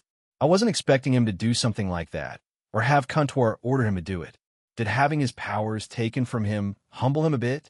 Or does he usually do it? For a battle maniac like himself to do something close to that is kind of unbelievable. Let me fight God Serena again. He screamed and burned his plastic cup. Not in my head, I agreed. I'll have it set up in a day. How's that? Deal. Just contact me like you usually do, he said before vanishing. Shaking my head, I said, he goes off for a few months only to come back to ask for a fight. Battle maniacs, what can you do with them? I turned my attention to Maruam. So what did you want me for? He stared at me, back at Middlet, who was already bright red, and then back at me. May we have a house? Middlet and I plan on moving in together, away from Grigori, if possible. Perhaps in a human world? Oh, is there anywhere specific you want to stay at? I don't mind, I told him. I expected this to happen at some point, but for it to happen now, it makes me wonder what these two are up to when I'm not around. He brought out a piece of paper and handed it to me. Azazel said it would be ideal to situate ourselves in these areas, since there are some Grigori-related buildings near them, he explained. Looking through it, there were 7 countries he recommended, since there was a lot of activity from Grigori there. Although the DXD Alliance is mostly everywhere, he recommended Iceland, Lithuania, India, the USA, China, Germany, Belgium, and the United Kingdom. Kuo, Japan, was also recommended, but she said that they didn't need to be near me if they could help it. Interesting choices. I could recommend all of them, but the choice is yours, Maruam Middlet. I do recommend visiting these places before you ask me again. Learn about their cultures, rules, and how it's like living there while you visit. I can give you some pocket money so you can have some extended vacations there. How about it? I asked. He looked at Middlet and asked, "What do you think?" "It sounds like a good idea, Maruam-san. But we should do this after the preliminary rounds are finished since our teams need to keep fighting to qualify," she explained. He smiled and looked back at me. "Then we'll do that. Thank you, father." Chuckling, I walked over to him and patted his shoulder. "Yes, that's what dads are for, right? They'll support your decisions and choices, Maruam. So keep on exploring yourself, and when the time comes, come and tell me when you find your answer for your question back then, all right?" "Yes. Thank you very much," he said before we left the room. Once outside, Velgrind asked, "You see him as your son? Is that the same way you feel about Ignia?" I started walking away and said, "They may be creations of Nyarlathotep, but it's been ingrained in their heads that I'm their dad, so I may as well adopt them, whether that is officially or unofficially. Maruam is the calmer of the two, but he'll still treat Ignia as my own, even if he's a bit of a troublemaker. Their connection to her was also severed by me, so they're their own people now. How they go on with life will be up to them. If they decide to turn evil, then I'll be forced to end them, but if they don't, then that's fine too. It's the outcome I do want. Ignia is fine as long as he can fight people. It's almost the same as Valley, although he's more than that now. Anyway, they're my kids now, so we'll try to get along with them, though. Anyway, let's go to the last 2 stops before we join Shuri and the rest." Knocking on the accused household's door, we heard a feminine voice behind it, and moments later it opened. SE was the one to greet us, and in her arms was Hannah accused. She had black hair like Tobio and the eyes of Jill. "We came to visit," I said, and brought up a bag. "Welcome, Jean, Suzuka-san, and Velgrind-san. Komein." She greeted us, and we walked inside. We quickly went to the kitchen and found Tobio there, making lunch. Placing the bag on the kitchen table, I went over to him, and we fist-bumped. "Need help?" "It would be quicker if it were just the 2 of us," he admitted, and I helped him with lunch. "So when is it?" "In 3 days, we're going over there, and the day after they'll attack. So you guys can enjoy your time in there for the full day when we visit. I can leave an elector with you guys if you want, or with SE, along with a few shadow soldiers," I offered him. Tobio laughed and said, "You seem more concerned for my family than me, but I'll take you up on that. But from the things I've heard from Azazel, it seems like a better place than the previous split factions." "It is. So you don't need to worry about any harassment or anything like that. If you do, just leave it to the Electa that'll guard you for the day. They and you are well known, so it shouldn't happen, but it won't hurt to be prepared." Suzaku Haimajima's soliloquy. Aaron and Tobio were preparing lunch for us, although we don't plan on eating too much since we were going to eat some at Aunt Shuri's too. Velgrind seemed aloof and only paid attention from time to time when SE talked. She only tends to listen to a few people. Aaron is the one she listens to the most. After that would be us, Fate's ones, plus Azathoth. After that would be his mother, Cindy, Aoife, and Graphia. The same with Reiko, and sometimes Ine since they provide food. The rest can be debatable. Sae Tuju. Velgrind suddenly called out to Ase, who looked at her with a friendly smile. How does it feel to raise child?" she asked. I froze along with Aaron, which confused Sae and Tobio. "It's filled with happiness," Velgrind-san. Why do you ask?" Sae asked back while playing with Hana-chan. "I was just curious. During my travels, I saw many families, and I became a bit curious," she mumbled while looking away. Well, happiness is the best way I can describe it. Maybe something like getting your one true wish granted. That's the kind of happiness I'm talking about, but it's multiplied by 10 times," explained Sae. "I see we're ready. Let's eat," Tobio said as he and Aaron went to the dining room table and set down a few plates of sandwiches, salads, and other items for us to eat.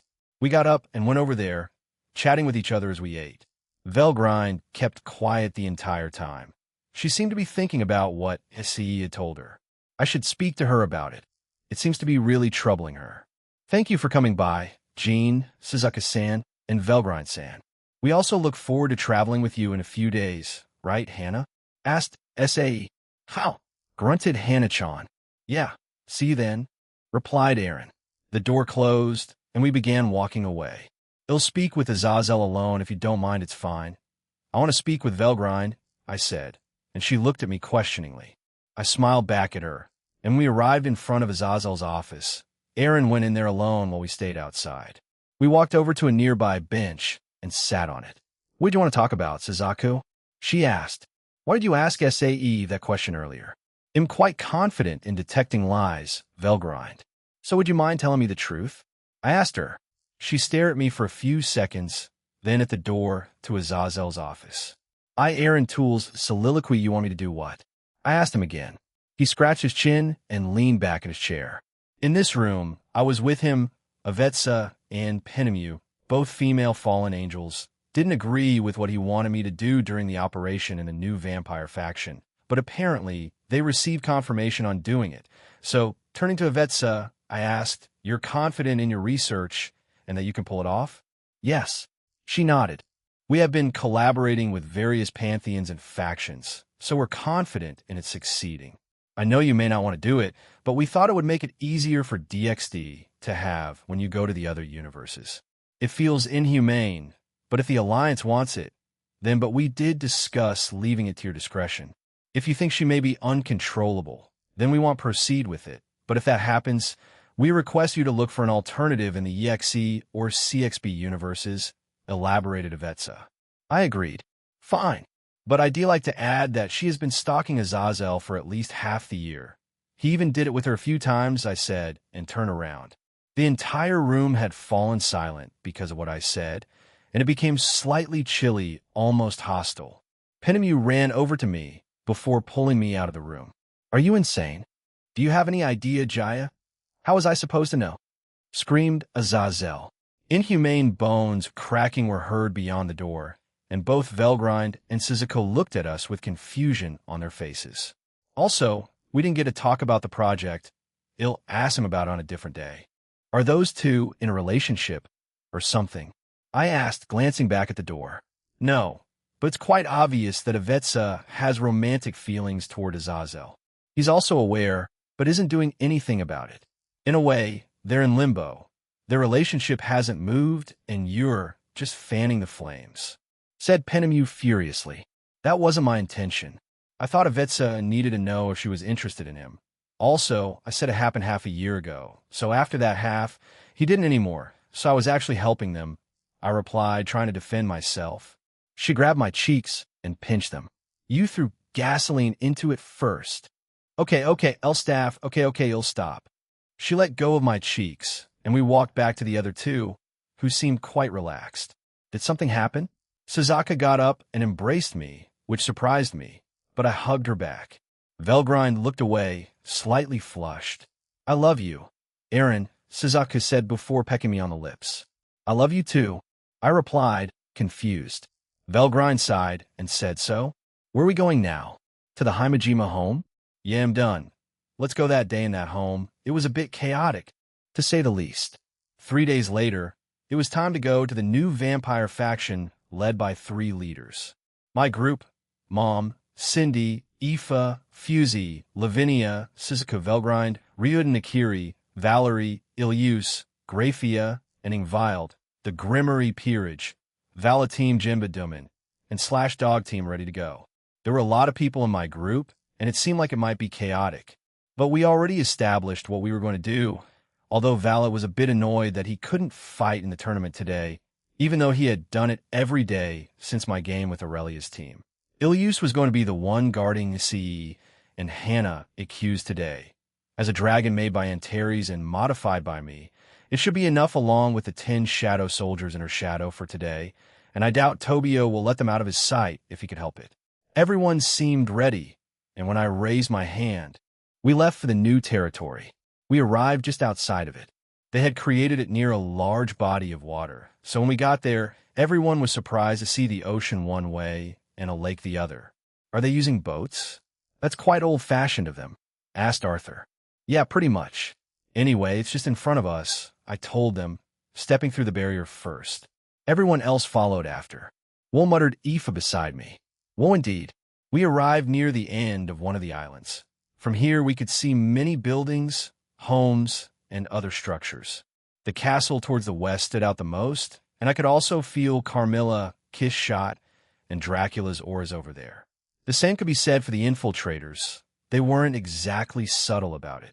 Or was that just me? If the leaders couldn't detect them, then oh look, big pirate ships. Fufu, so old school, Mom said and pointed at some ships to our right. Some of the ships' bows were designed as dragon heads. A few others were bats, and others were normal. However, they seemed to be powered by magic since there wasn't any wind in this place. It looked like they were made like that for aesthetic purposes. As everyone admired the realm, I started walking forward, and they quickly followed. The further we walked, the more trees of all sizes we saw. Some of them were different from one another, pines, coconut, and even apple trees. It seemed like they used magic to make it possible. When we arrived in this part of the realm, a familiar face was there to greet us. It was Elmenhild. Aaron Sama, everyone, welcome to our new realm. I will bring you to our leaders. Please follow me, she said, turning around and beginning to walk away.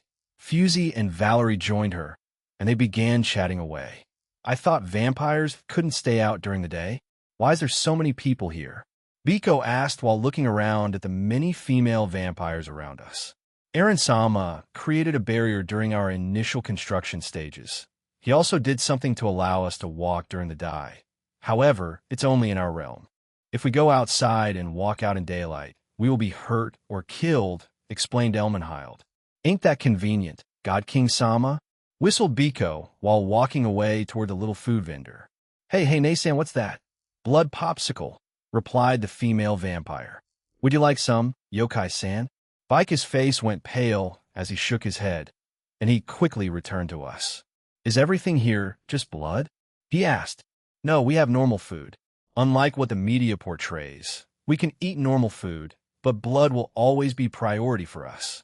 There are other normal food vendors like that, Biko-sama, said Elmenhild as she pointed at another one that was selling ramen. Vali, it's ramen, shouted Biko as he ran towards it. Val's eyes lit up, and I threw some money at him.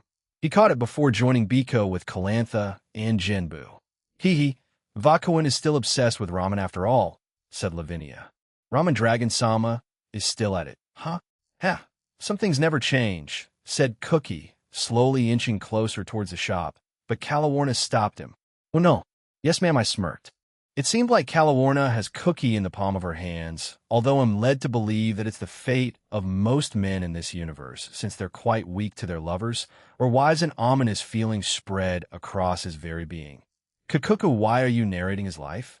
Kukuku, after around 5 minutes of walking, we came into what seemed to be the central area of this part of town. A large spire was in the center, made of stone, with statues of Carmilla, Kiss Shot, and Dracula. Around the perimeter were a few stalls that sold souvenirs and food. Valley and his group caught up to us while still eating their ramen. They were put in portable bowls that amazed them, and Valley asked if this was possible in my restaurant, since he mostly went there to order any kind of ramen he wanted to eat at the time. Elmenhild, do you know what your leaders want you to build? I asked, fully knowing what they'd asked me to build. I know of only two, she said while glancing back at me.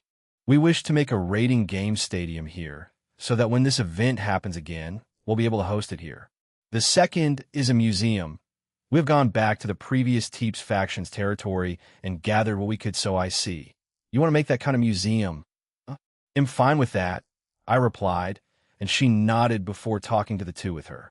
A museum to house certain items from both factions. Since they've united and become peaceful, the new generation of vampires that will come in the future will be taught a lesson there and be reminded not to go down that road when they're older. I can support that. Of course, it won't always work since there's always someone who will appear one day with very different views from everyone else and try to start a civil war or something like that. Another few minutes of walking, and we arrived at a large gate with 2 guards in front of it. They saw Elmenhild, my large group, and me, and opened the gate without question. Being famous can be quite convenient at times, since I don't need to keep explaining myself or introducing myself. We started from the bottom, and now we're here. Hard work pays off, partner. Be proud of yourself. Yeah, it seemed like a couple of years had passed since I came to the world, and with all the shit that happened, it makes you think it too, but only a year passed out here, not including the times I spent in the pocket dimension and my own isolation. As we ascended the stairs, it looked like we'd be doing it for at least 2 minutes. We have an amazing view of the rest of the realm from here. There was a bridge that connected to the other island, where even more buildings were, and what seemed to be the spot for the museum. After 2 minutes, we arrived at the top, and in front of us was another entrance, but the guards there didn't stop us. When we passed them, we arrived in the courtyard with a large water fountain in the middle. I'm surprised there aren't more guards here, said Rias. Aaron's barriers are covering the dimension, so any attacks by the Cow's Order or another organization would be utterly pointless, unless they already infiltrated beforehand, said Velgrind.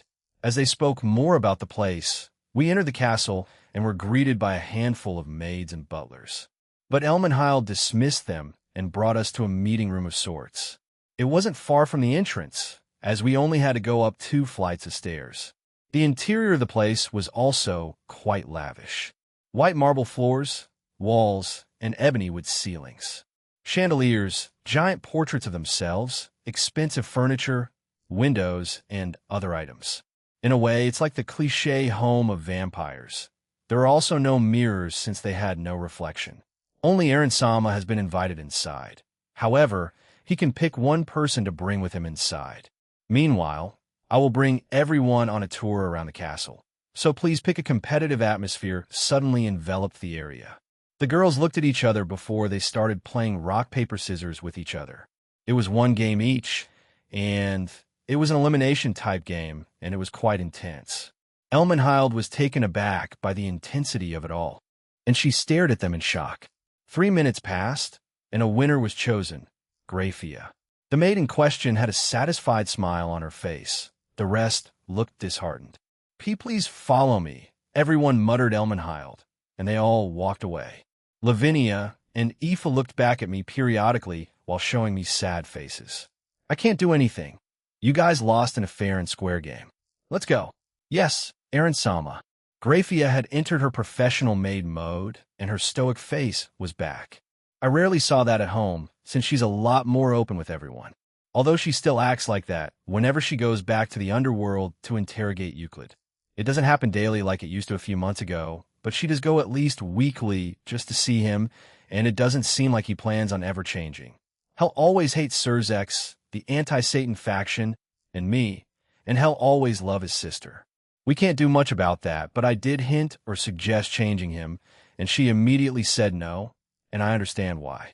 He may be psychotic and have gone down the wrong path, but in the end, he is still Grafia's only remaining blood-related family member.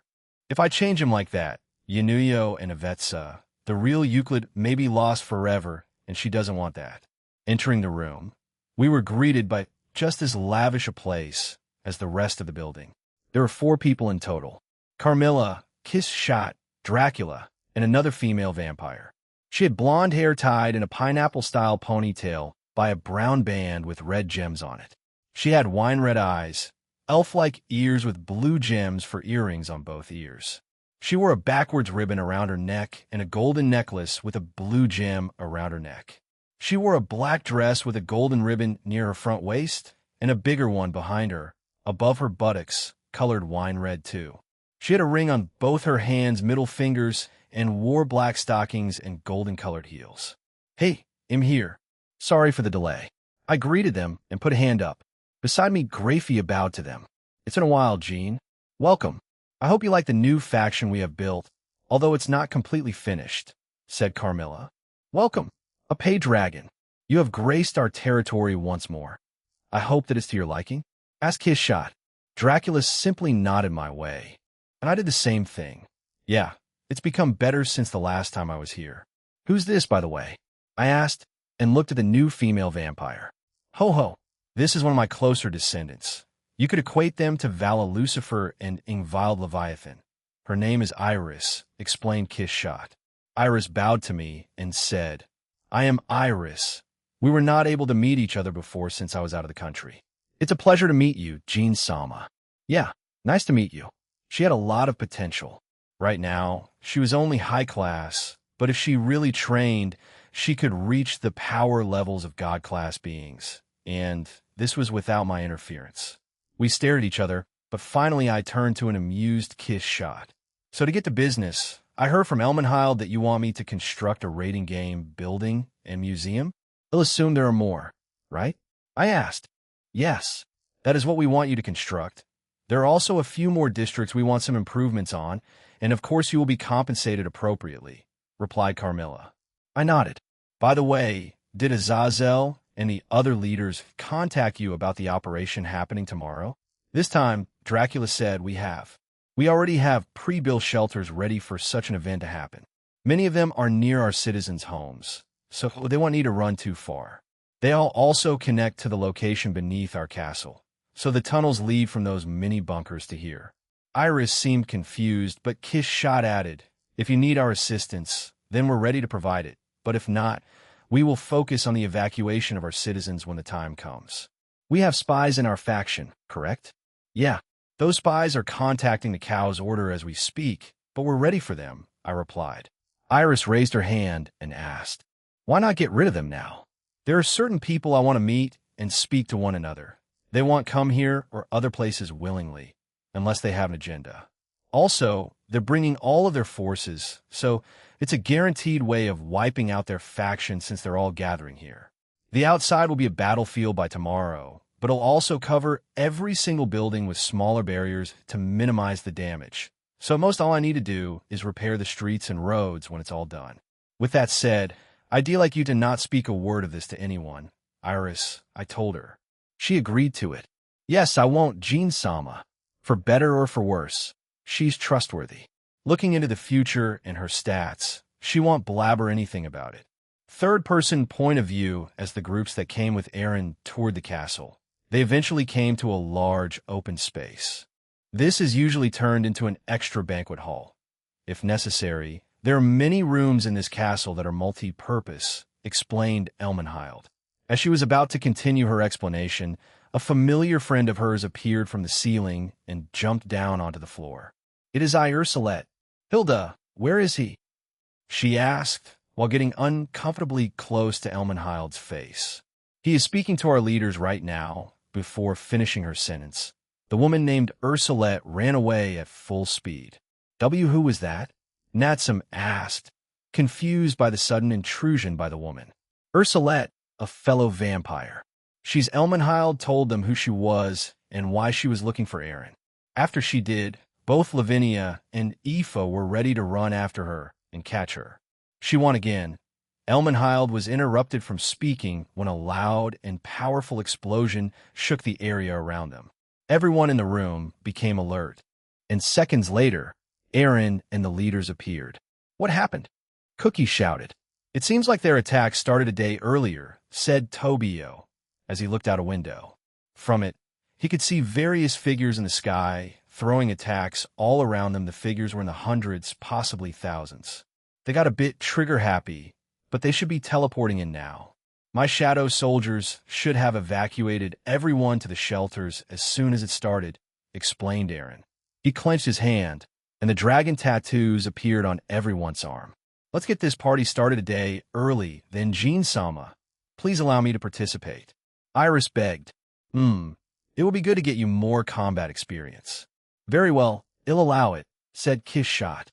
Aaron looked at Kiss Shot, Iris, and then to Gasper, Valerie, Fusey, and Elmenhild. Fine, but those four will be in your group. Understood? Yes. All four agreed to be with her too. Tobio walked over to Elmenhild and asked, how do we reach the underground shelter? ID like my fiancé and child to be placed there. The vampire nodded and said, please follow me. I will join everyone once I bring Ise-sama and Hana-sama to the shelter. We will also participate after we confirm that everyone is down there too. Jean, said Carmilla. Aaron nodded and looked back outside. He had shrouded the buildings in smaller barriers to prevent further damage after he teleported to this room. Are they here yet? Valley asked while standing beside him. No, only the vampires and super vampires are here, a few magicians, and some members of the Exiled Harmony, but I don't sense any of their main members.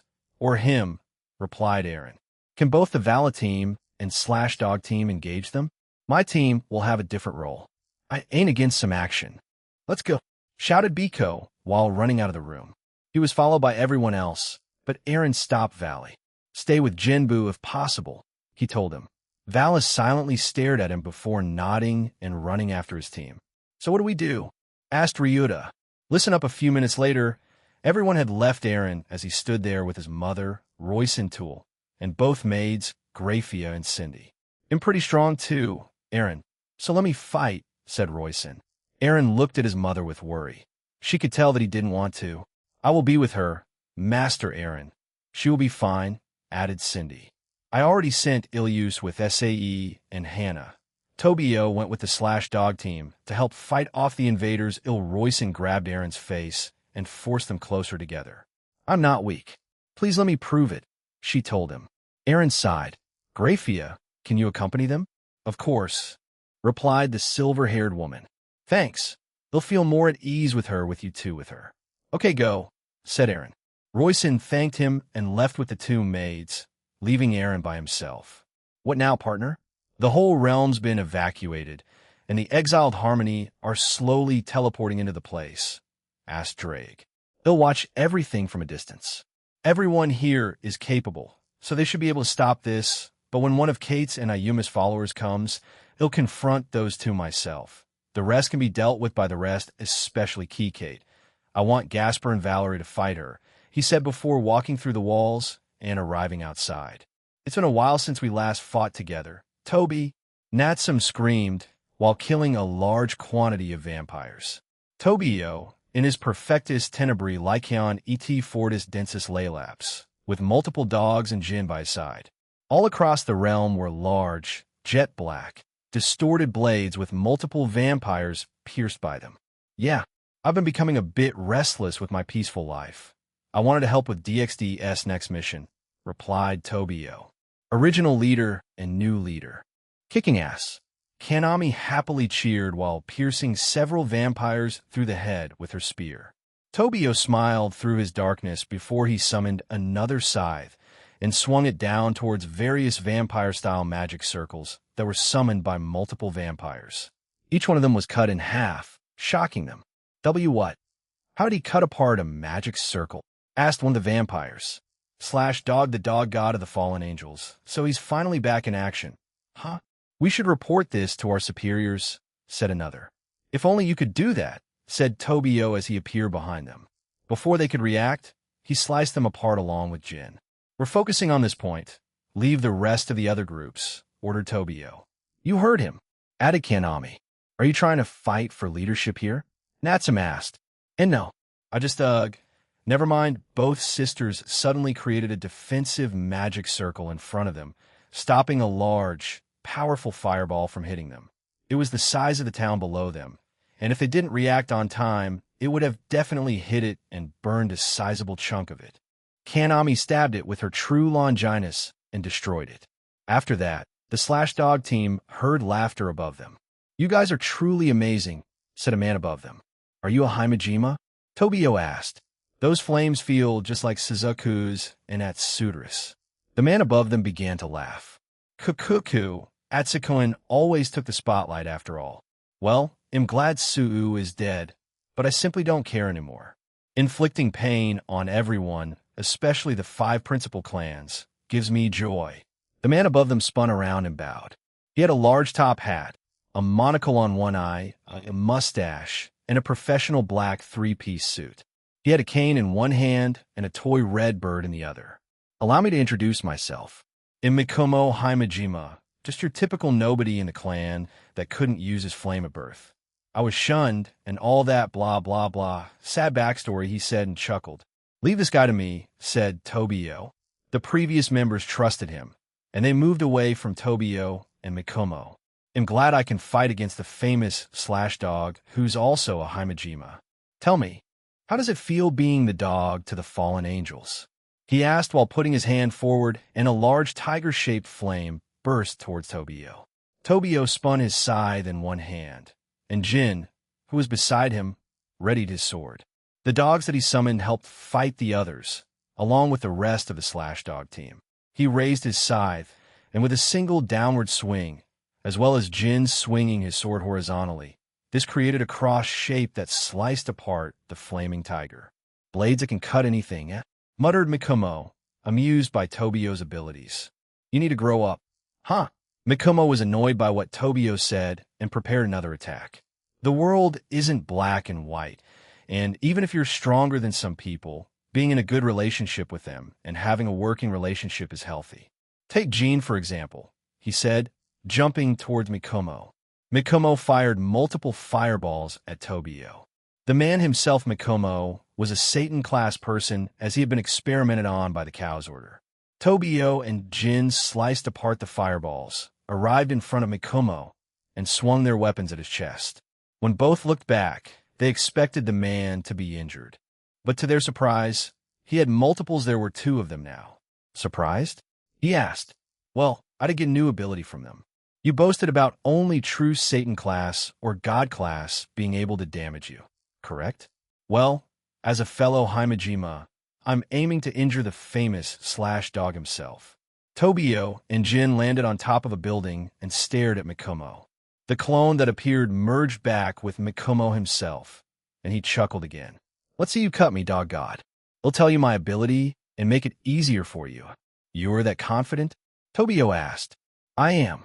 Even if I can't defeat you, I can at least cripple you, replied Mikumo. I never did anything to you. Why do you hate me? Asked Tobio while creating another scythe. I have my reasons, but let's go with let's see, because I can, he said and laughed. My ability can create clones that have their own lives but are not connected to me. You could say I can connect that part of myself to alternate versions of myself across the multiverse and have them killed instead, thus letting me live. Pretty cool, right? The Cow's Order is experimenting with this since that shitty lizard can bypass our previous method. Mikumo bowed and smirked. In a way, it makes us nearly invincible, right? Oh, doesn't that mean I'm invincible? I can outlast you, wait for your stamina to run out, and kill you that way. It's ingenious. But of course, this is still in the experimental stages, but it still works. Cuckoo Jean should know about this already, since he can see everything. So, does that mean he'll win? My regular abilities may not, but unlike the canon timeline, the Slash Dog team was not blessed by the Shinto gods. However, in this timeline, they were blessed by a much stronger god, a man named Aaron Tool. I'll use it as a last resort, but for now, I'll fight him with my regular abilities, thought Tobio. Let's see if my blades can transcend timelines and universes, then. Mikumo Himejima, allow me to experiment on you. Chapter 8, Part 2. The vampire who transcends gods and the evil-eyed king who dominates space and time. 10k-15kThis, soliloquy, lying, cheating, and taking advantage of others. That's the kind of life I've led so far. From the moment I came into this world, I was unwanted and unloved. If that was my fate, perhaps they should have killed me the minute I was born. Children shouldn't be subjected to that. They're meant to be unconditionally loved. That's what I read in books. Before going down a path that I knew would eventually lead to my demise, I wandered the world, pretending to be human and trying to form normal relationships, but that went as well as tragedy-stricken films. But I kept trying. I didn't want my first experience to dictate how the rest would be, but time and time again, they kept telling me otherwise. In conclusion, there were no good people in the world, at least no good from what I could see. They were all liars. There was no one genuine left. If a world like that exists, I don't want to be part of it. It makes me sick. If I can't genuinely smile and live a happy life in this world, it'll just destroy it and start anew. It'll create a world where it's fair and no one will be sad, homeless, or left to fight for themselves. It'll become a tyrant where no one can defy me. It'll ascend to the level of the gods if I have to. This world will remember me for years to come as a person who brought happiness to it. Standing on a distant mountain, I watched the scenery in front of me as hell rained down upon the new vampire faction. Vampires, super vampires, magicians, a few divine beasts, cryptids, and the members of Exiled Harmony attacked it. Ayumu was already gone, and he hopes to come across the middleman or someone worthy to fight. although my gut feeling tells me that hell finds someone else today. As I watched from my perch, two individuals appeared in front of me. I didn't think we'd meet like this, little Valerie, I said as I stared at Valerie Teeps and Gasper Vladi. The son of Lord Vladi is here too. How cute. You've certainly become a lot manlier. You're my half-sister? Valerie Teeps asked, unsure. Indeed I am. 10k Teeps, that's what I'm called. How do you do? Will you call me One-E-chan, Valerie? I asked. I expected her to look at me with disgust, but instead she looked at me with sorrow-filled eyes. If I do, will you stop this? Unfortunately, I will not. This world is too corrupted and disgusting, so I will correct it. If you two join me, I will spare anyone you love. I give you my word, I told them. The vampire factions were devastated a few months ago, and they're only getting back on their feet. Why are you doing this? Don't you think they suffered enough? Most of the Teeps faction was wiped out because of the cow's order. Gasper shouted. I smiled and giggled to myself, confusing them. I was the one who leaked information to the Teeps faction. I was the one responsible for their downfall. I detest them. I abhor them. The Teeps, especially the corrupted ones, need to be eliminated. Pointing my finger at Gasper, who looked very angry at me, I said, but you two are exceptions. There are still corrupt vampires in the new faction, so let us kill them all and start anew. After that, we'll continue with the rest of the supernatural world and then the human world. I refuse. I don't know what you went through, nor can I pretend that I'll understand how you feel, but all you need to do is find the right people to experience life with. I may have felt a bit like you at some point. I was scared of the outside world and hid myself away, but darkness shrouded Gasper Vladis' body as it slowly increased in size. I met my master, and she showed me a new family, and through that, I met a man who helped not just me but many people. You know about it. It's impossible for anyone not to. He's showing all of us that there's a brighter side to life, and kind people still exist, so don't give me that crap. Gasper muttered Valerie. She seemed quite emotional towards her friend. I scoffed. A world he pursues, I can't support it. There is no guarantee that it will always be like that. He has to put trust in others for it to work, and 9 times out of 10, you can never fully trust them as they'll change their minds in a heartbeat. It seemed our views were vastly different. For them, a hero, a prince came and saved them. But to me, they never came. I was left by myself. I had to pull myself out of whatever mess I was put in.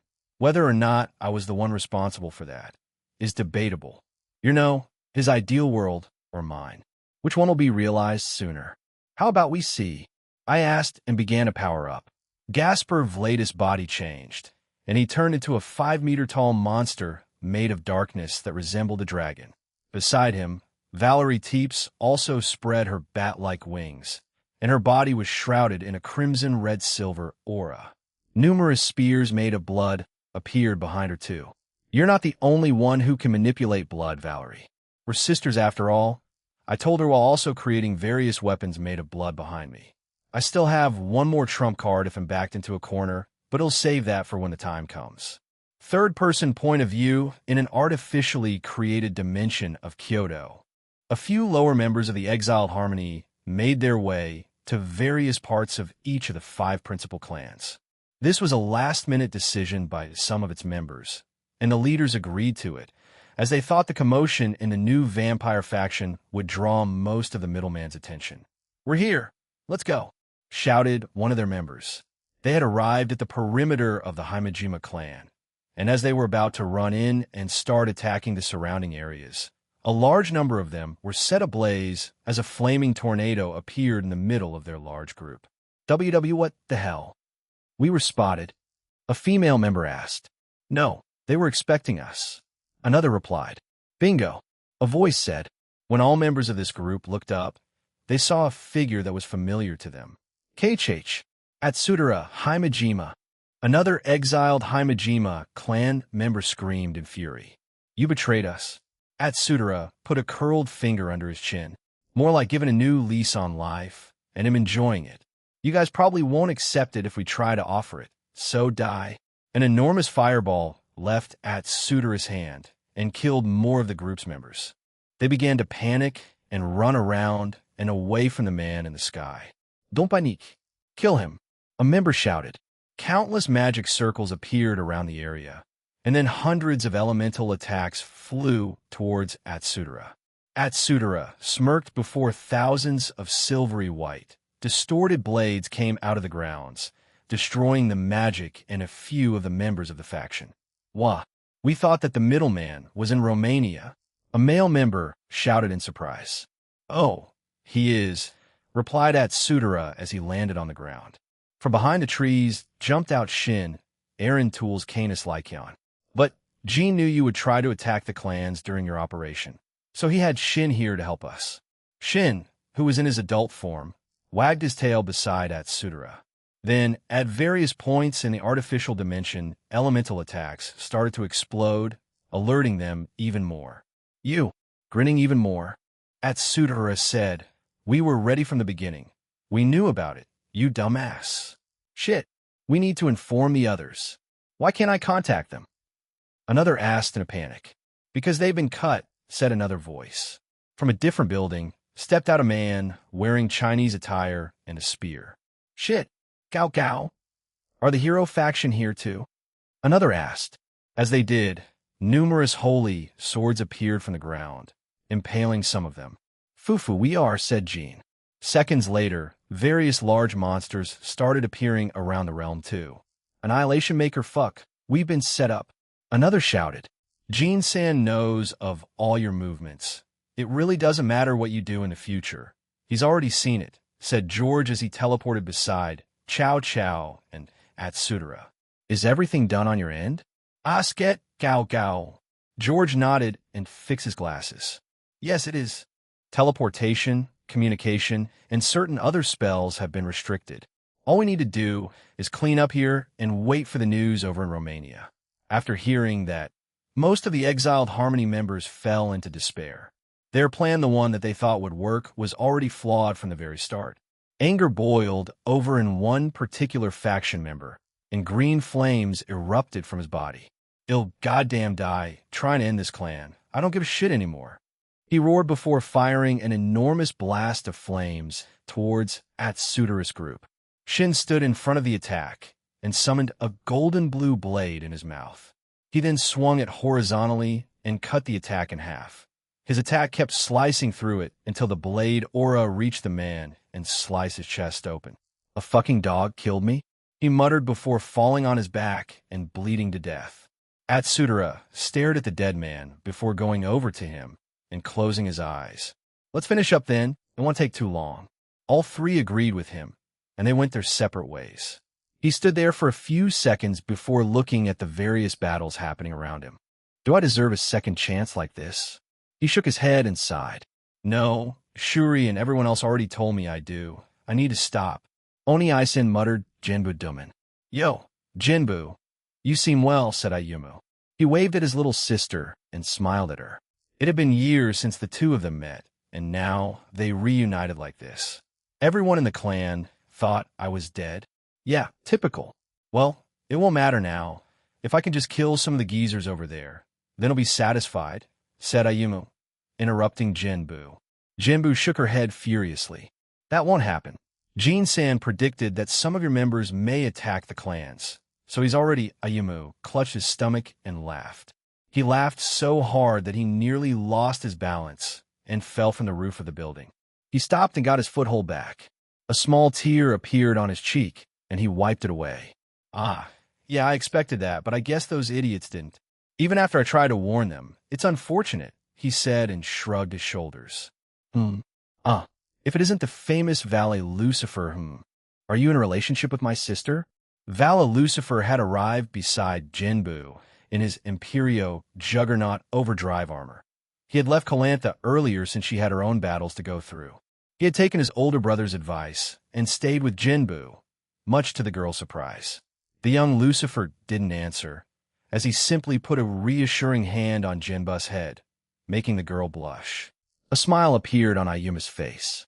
Actions speak louder than words, Valet Lucifer, and I appreciate that. Very well, I approve of this relationship. You have my blessings. However, this is where we part ways, Jinbu. Ayumu brought out a small pocket watch and spun it around his finger. Jinbu and Vala stared at it with confusion, and Ayumu said, "Do you like it? It's my artificial sacred gear chronometer blessing. I like the name. How about you?" "You've gotten better at naming things, Oni-san," replied Jinbu, making Ayumu smile. "Since you're my adorable little sister, he'll tell you about its abilities," but Ayumu winked, and numerous star-shaped attacks appeared around them. "I will make it easy for you," Valley raised his hand and shouted. "Compress! Compression divider!" The star-shaped attacks around them began to halve until they disappeared. Ayumu clapped at Vala's prowess. "Marvelous! As expected of the strongest white dragon emperor in history. You're surely making your older brother proud, right?" he asked, and Vala shrugged in response. The pocket watch began to spin, and both hands stopped it too. "Oh, lucky me," snorted Ayumu before a gigantic mechanical golden tortoise appeared behind him. He waved at the two, who were surprised by this, and stood on top of its head. "Do you like it?" Ayumu screamed. He then created a magic circle near himself and Jinbu and spoke into it. "I've always been lucky, right? So I asked Satinel to make a sacred gear based on luck. Each number on this sacred gear gives various effects. Most of them will benefit me, but if the hands land on the same number twice, they'll get a negative effect. If they land on different ones?" Jinbu asked worriedly. "They'll get two effects at once. Of course, if they land on the same number twice, they'll get double the negative effects."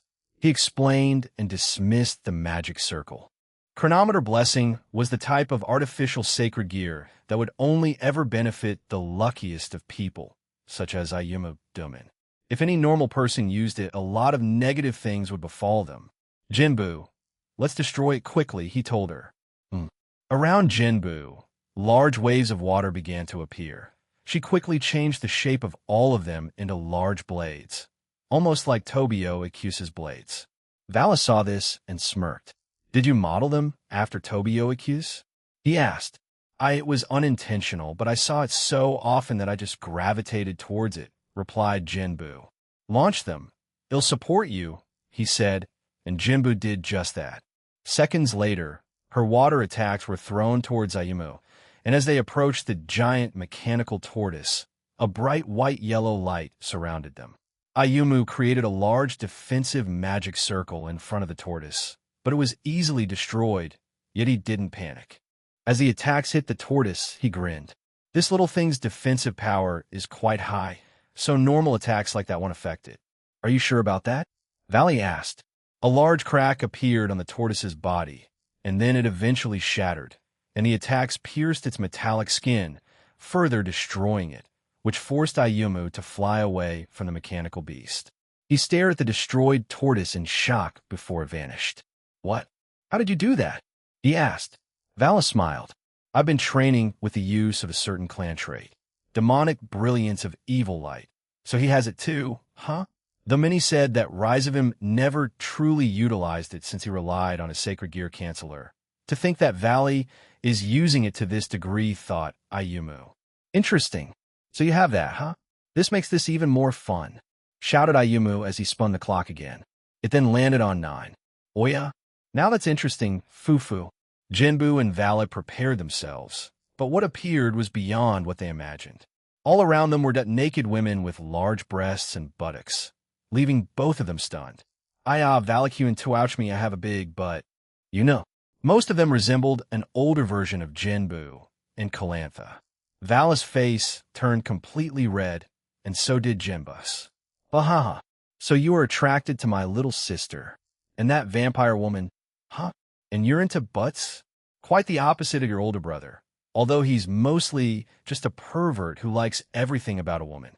When they land on 9, they show very lewd things to those I aim the ability at. "Kukuku, you damn lewd dragon. You're just the same as the Apei dragon," Ayumu shouted before firing attacks at Valley and Jinbu. "Awawawa." Jinbu panicked, but she managed to create several water orbs and fire them at her brother's attacks, causing both to nullify each other. She also became embarrassed and destroyed the illusions using her water manipulation. "Vivalacoin, why you stop? We can talk about that later." Along with Calantha, Valis said, stopping her from interrogating him any further. He was too embarrassed to talk about it. Enough. Valley had enough and didn't want to play along with Ayuma's games. So he dashed towards him and threw a punch at his stomach.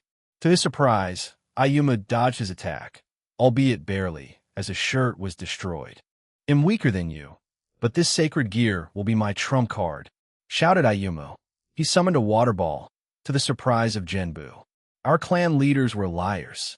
The attack hit Valley and blew him away. However, he wasn't injured at all. Ayumu only wanted to create some distance with him. "What do you mean, Oni-san?" inquired Genbu.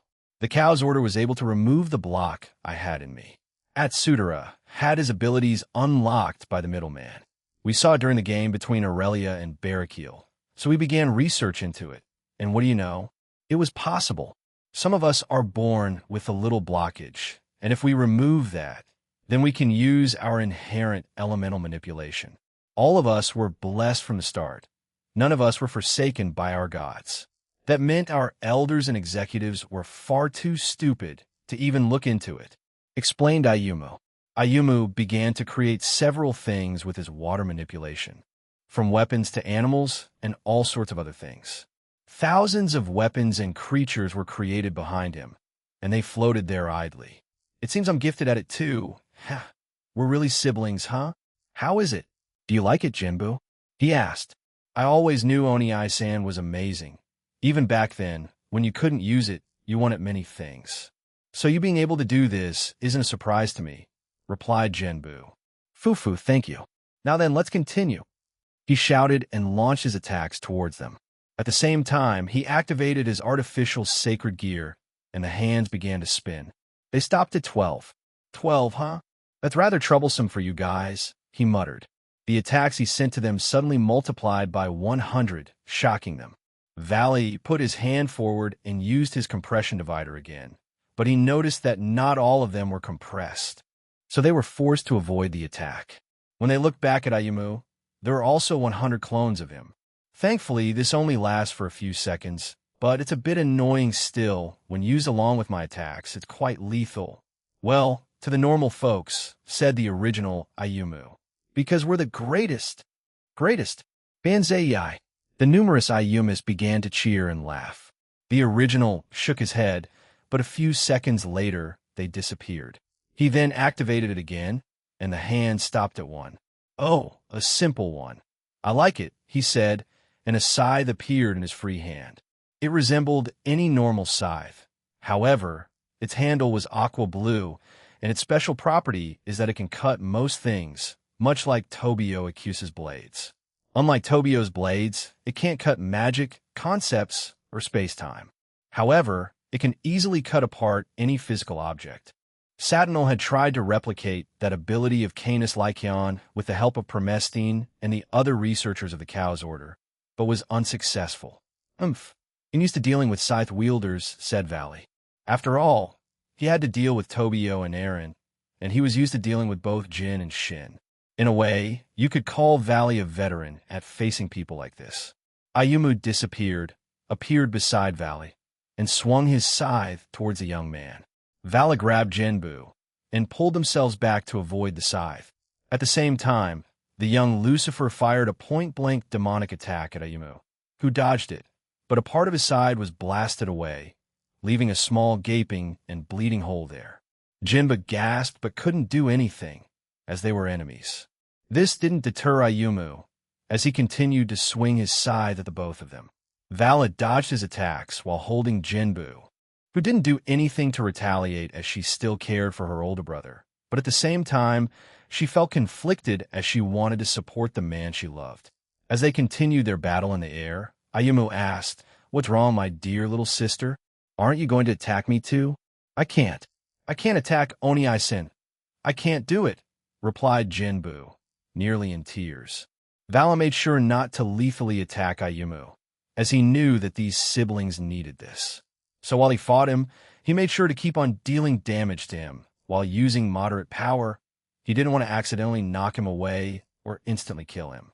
Stay with Jinbu, if possible. The words that Aaron, his brother, told him repeated in his mind. He wasn't sure if he was doing any justice to the words imparted to him, but he believed that he was doing his job. "I am the villain, Jinbu. You have to," he said, backing away from them. He used his sacred gear again, and it landed on 6 and 12. "Oh dear, I'm very lucky today." His scythe disappeared, and a small circular bubble covered Ayumu. Along with it, 2 submachine guns appeared on both his hands, and then behind him, what seemed to be a female, shining figure manifested itself. The figure resembled a cat, and it had its tail wrapped around Ayuma's waist. "Lock on," he muttered. "Valakun, Jinbu, please prepare yourselves." He then shot bullets in front of him, but to their surprise, they didn't leave the bubble but were stopped by it. Ayumu kept firing at it until the entire bubble was covered with bullets. Seconds later, it vanished. The only thing left there was Ayumu, and he was smiling at them.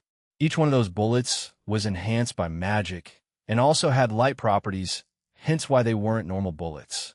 Hundreds of bullets appeared all around them, and from them, the bullets that Ayumu fired materialized within them and then shot out. However, they had multiplied, and when both Valley and Jinbu dodged them, they immediately turned around and flew back towards them. Homing bullets. Valley dodged them again before using his compression divider, having some of them before they disappeared. "But there's more where that came from," shouted Ayumu. More bubbles filled with bullets appeared and kept firing at them, much to Valley's annoyance. Ayumu stood floating there, smiling. 6 and 12 are nothing special. Well, that's what I think anyway. 6 gives me these bubbles. I originally thought they were only used for defense, but they could be used a bit more creatively. 12 is a combination of this cat-like thing behind me and the 2 submachine guns. The cat gives me unlimited bullets and enhances the bullets to be able to kill supernatural beings. The submachine guns also have a lock-on ability, making it easier for me to kill people. Man, Satinal and those guys really outdid themselves, and I still haven't used my counterbalance yet, explained Ayumu. Vala stayed there for a few seconds before looking at Jinbu. "If you want to say something to him, do it now." Jinbu looked at Valley with worry, but understood what he meant. Earlier, they were told to bring in Kikate and Ayumu. The rest could be captured or killed. It was up to who faced them. But those 2 were the only ones that Ajuka, Azazel, and a few others in the DXD Alliance wanted to be captured. He let go of Jinbu and began a chant. "The pure white dragon dwelling within me. Rise up from your supremacy." The silver armor that exceeded supremacy gradually began to form jet black patterns on it. "The silvery white morning star I possess within me. Claim the throne of dawn." In response to Albion's line, the light wings on his back became infused with black. Following that, multiple pairs of new wings extended out of his back. The jet black god of infinity, the mysterious and unfathomable father of devils, 12 jet black wings grew out of Alice's back. All of the edges of his armor sharpened and took on an organic form. Valis and Albion's voices then overlapped with each other. "We shall transcend the limits to accept the oath." The crest of Lucifer appeared on all of the gems in his armor, and they unleashed a dazzling brilliance of light. The final stanza was chanted by Valley, Albion, and Ophis. "Thou shalt kneel down before our bright and glorious existence." LL Lucifer, Dragon Lucifer Drive. Ayumu became uneasy. He knew that as soon as Vala Lucifer used this form, he would only have a limited amount of time left on the battlefield. He aimed his guns at him again and fired.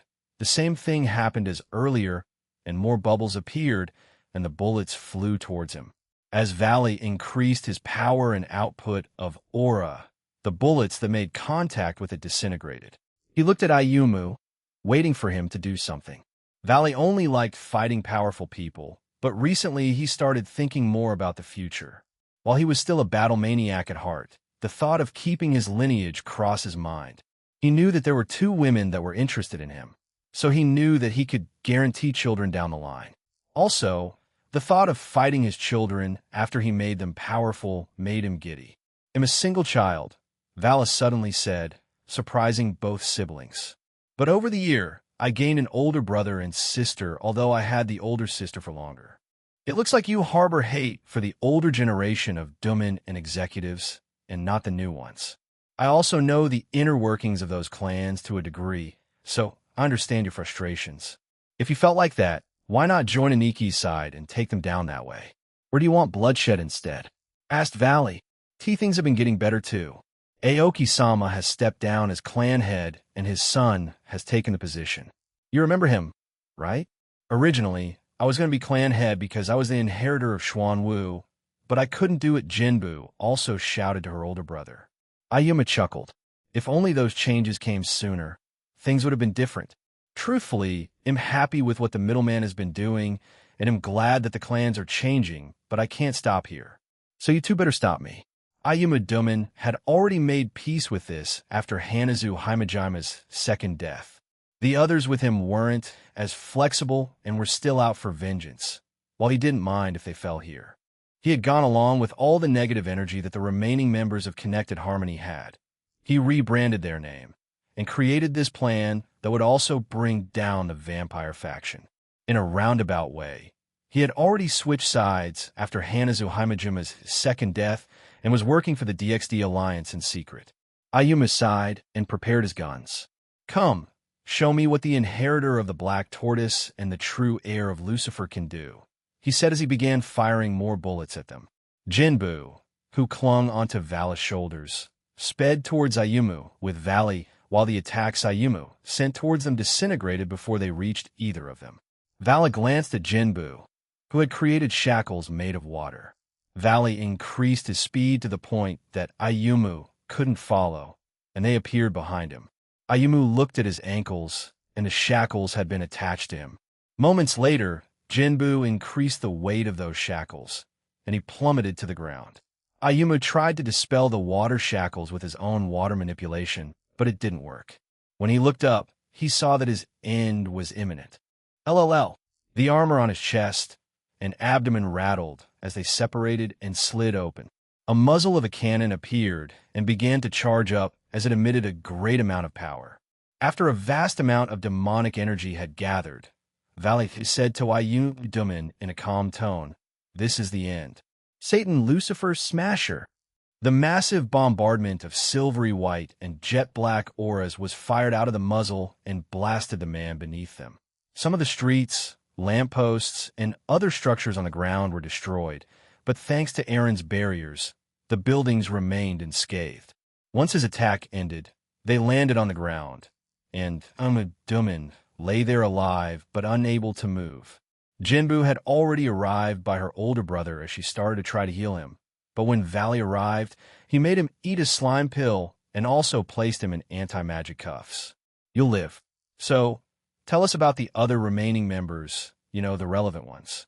I want to keep fighting, said Valley. Ayumu tiredly chuckled while Jinbu held on to him. Well, there are 3 of them. I can sense one of them is fighting Tobio Accuse, while the other 2 are female.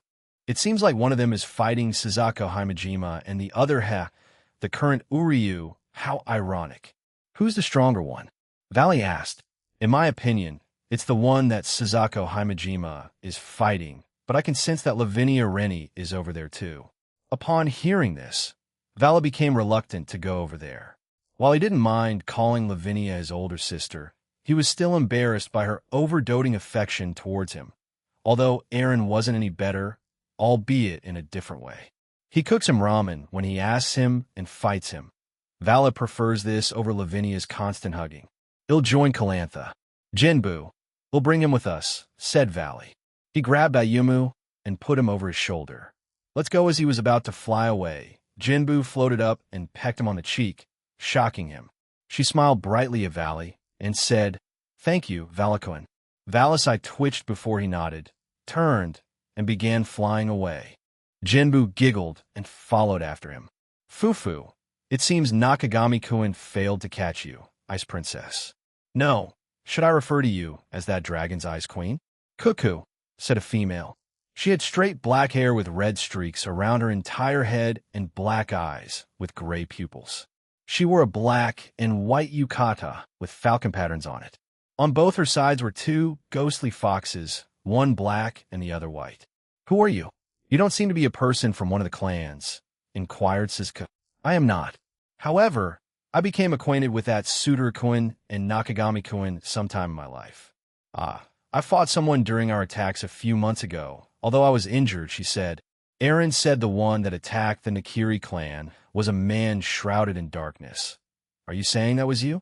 Lavinia asked. The woman smiled before using transformation magic to change herself into a man. And she smirked at them.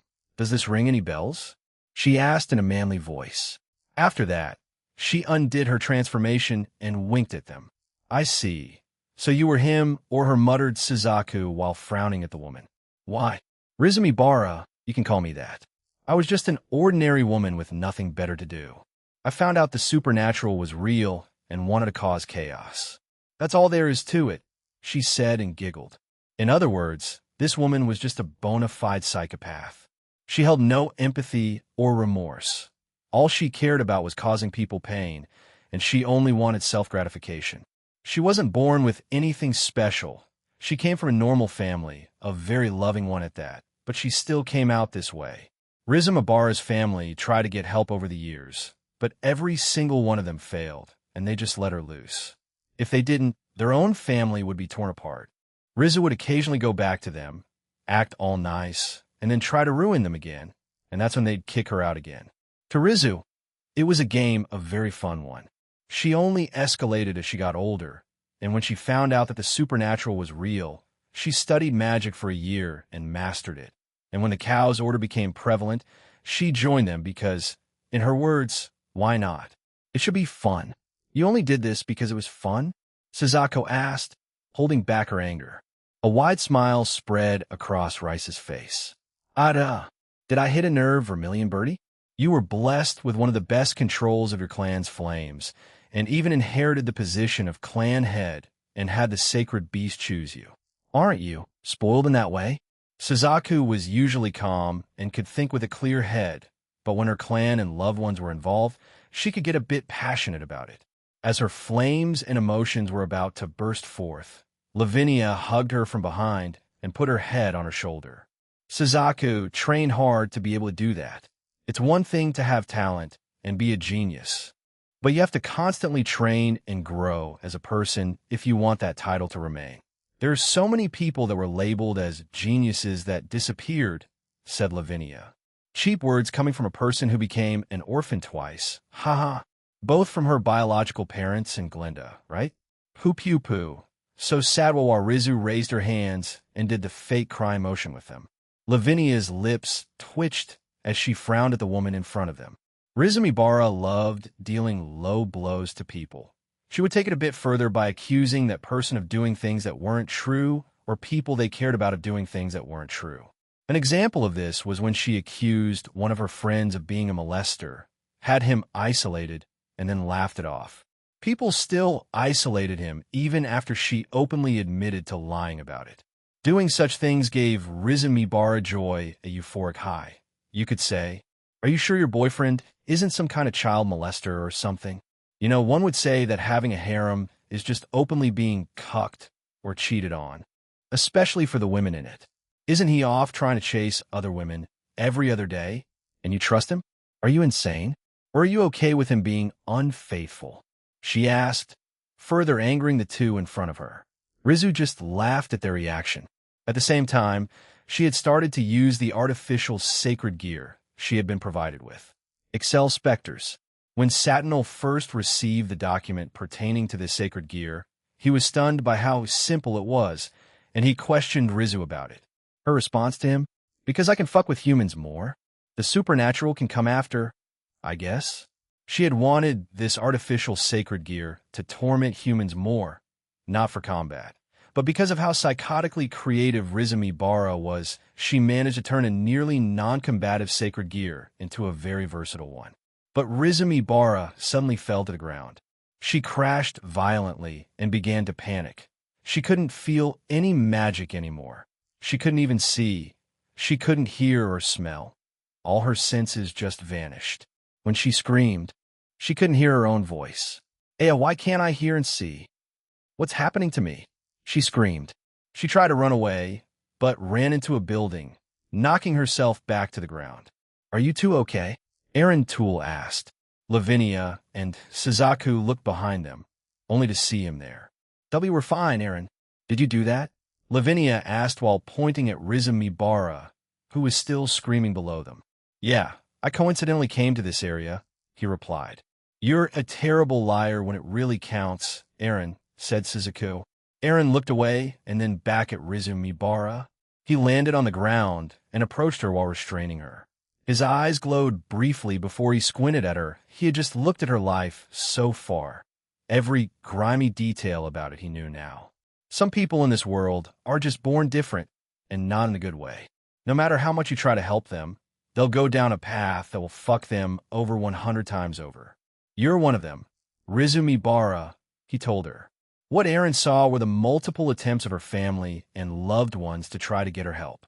In every single instance, she was combative and uncooperative. She tried to hurt them in every way possible. No amount of help would do her any good. The only way he could see a change was if he changed her like Yanuyo and Ivetsa. "Middleman, it has to be you, right? So you're here. Fuck boy. Cut boy. Come on, you want some, right?" Even though she couldn't see, she ripped off her clothes and began to touch herself inappropriately. Eren shook his head and sighed. He looked at her, took away her sacred gear, forced her to sleep, and finally put clothes on her. Eren looked at the artificial sacred gear in his hand. Excel Specters, an artificial sacred gear that could force the souls of the dead back to Earth and forcefully have them do things for you. Rizumibara would force souls to scare humans anytime she wanted. The supernatural was used to this kind of thing, so it never worked on them, but humans were believers and non-believers. She liked messing with the non-believers the most, and it gave her great joy. "I'm getting way too many of these things," he muttered before throwing it into his inventory. He gestured with his head, and Rizumibara was teleported to a cell in Grigori. "Eren." She was the person who attacked the Nakiri clan, Lavinia explained, but Eren smiled at them and patted their heads. "Yeah, thanks for telling me. Valley won his fight, by the way. Do you want to join him?" He got a kiss from Jinba-chan and is pretty embarrassed about it, Eren said with a grin. "What? Vakuin is moving up in the world. I'm so happy," Lavinia said before flying away. "Vakuin, wait for me." Vala Lucifer suddenly shivered, as if some kind of bad omen was coming his way. "Did you really need to say that?" Suzaku asked while pinching his cheek. "If I can make her forget what that woman said to her, then it's fine if I sacrifice Vala for a bit," replied Eren. "How about you? Are you okay?" Suzaku grabbed his hand and placed it on her cheek. "I'm fine. Things like that don't bother me, but let me stay like this for a little bit." Eren pulled her into a hug, and they stayed like that for a bit. "So this is the current Uryu? To be honest, you're a bit disappointing when comparing you to Nakagami-kun," said a female. In front of Uryu, Ryuta, Nakiri was a woman who was part of the Shinra clan. She had long, curly white hair that reached her hips, piercing yellow eyes, and a single earring on her left ear that was in the shape of a star. She wore a long white coat and had bandages wrapped around her chest. On the core were drawings of tigers and lions. She wore white pants and black Tai Chi shoes. "I'm still growing, and my older cousin is much more talented than me," replied Ryuta. He had alone entered his Dragon Man form and was fighting this woman. Raira Shinra was a boisterous woman who could only think with her fists. While she wasn't inherently evil, she wanted the ones who exiled her to be beaten up, not suffer, just that she wanted to beat them up just once to release her anger. But before her stupid nature, she ended up joining the Cow's order and just went along with it. Some said before she was exiled that she was the female version of Byako Shinra, the future heir and inheritor of the White Tiger. By who? He? "Well then, show me that growth of yours," she shouted before charging at him while covering her body with Tuki. As soon as her fist landed on the ground, it created a powerful shockwave that blew Ryuta away. Ryuta landed back on the ground and charged back at her. He manipulated the earth below him and encased both of her legs. Raira Shinra smirked at this and shattered them by slamming her fists onto the earth. She also charged at Ryuta, and their foreheads slammed against each other. "Why are you attacking this pantheon?" he asked. "I don't know. I'm stupid." But Ayumu said that we can get back at the stupid geezers and executives of our clans by doing this, replied Ryra. Ryuta was dumbfounded by this reason. Ryra used this as a chance and slammed her Tuki-infused fist into his face, knocking him away. Ryuta crashed to the ground, but quickly got up and prepared himself again. Ryra had already jumped after him, and they began a small fist fight. Not many can fight Ryuta when he's in his Dragon Man form, but he was surprised that Ryra Shinra was able to do this. A smirk appeared on her lips. Surprised? Many speculated that I could have been chosen as the next inheritor if only I was born with the use of our clan's element. But I guess I could do that now. Reira's entire right arm turned into metal, and with her whole body infused with Tuki, her speed and power increased even more, surprising Ryuta. The element granted to the Shinra clan by the Shinto gods was metal. They could turn their entire bodies into it and manipulate the metal around them to some degree, but only the ones who mastered their innate ability could conjure metal. Ryra, after her blockage was removed, trained with it and mastered it at an astounding speed. Ora! Ora! Ora!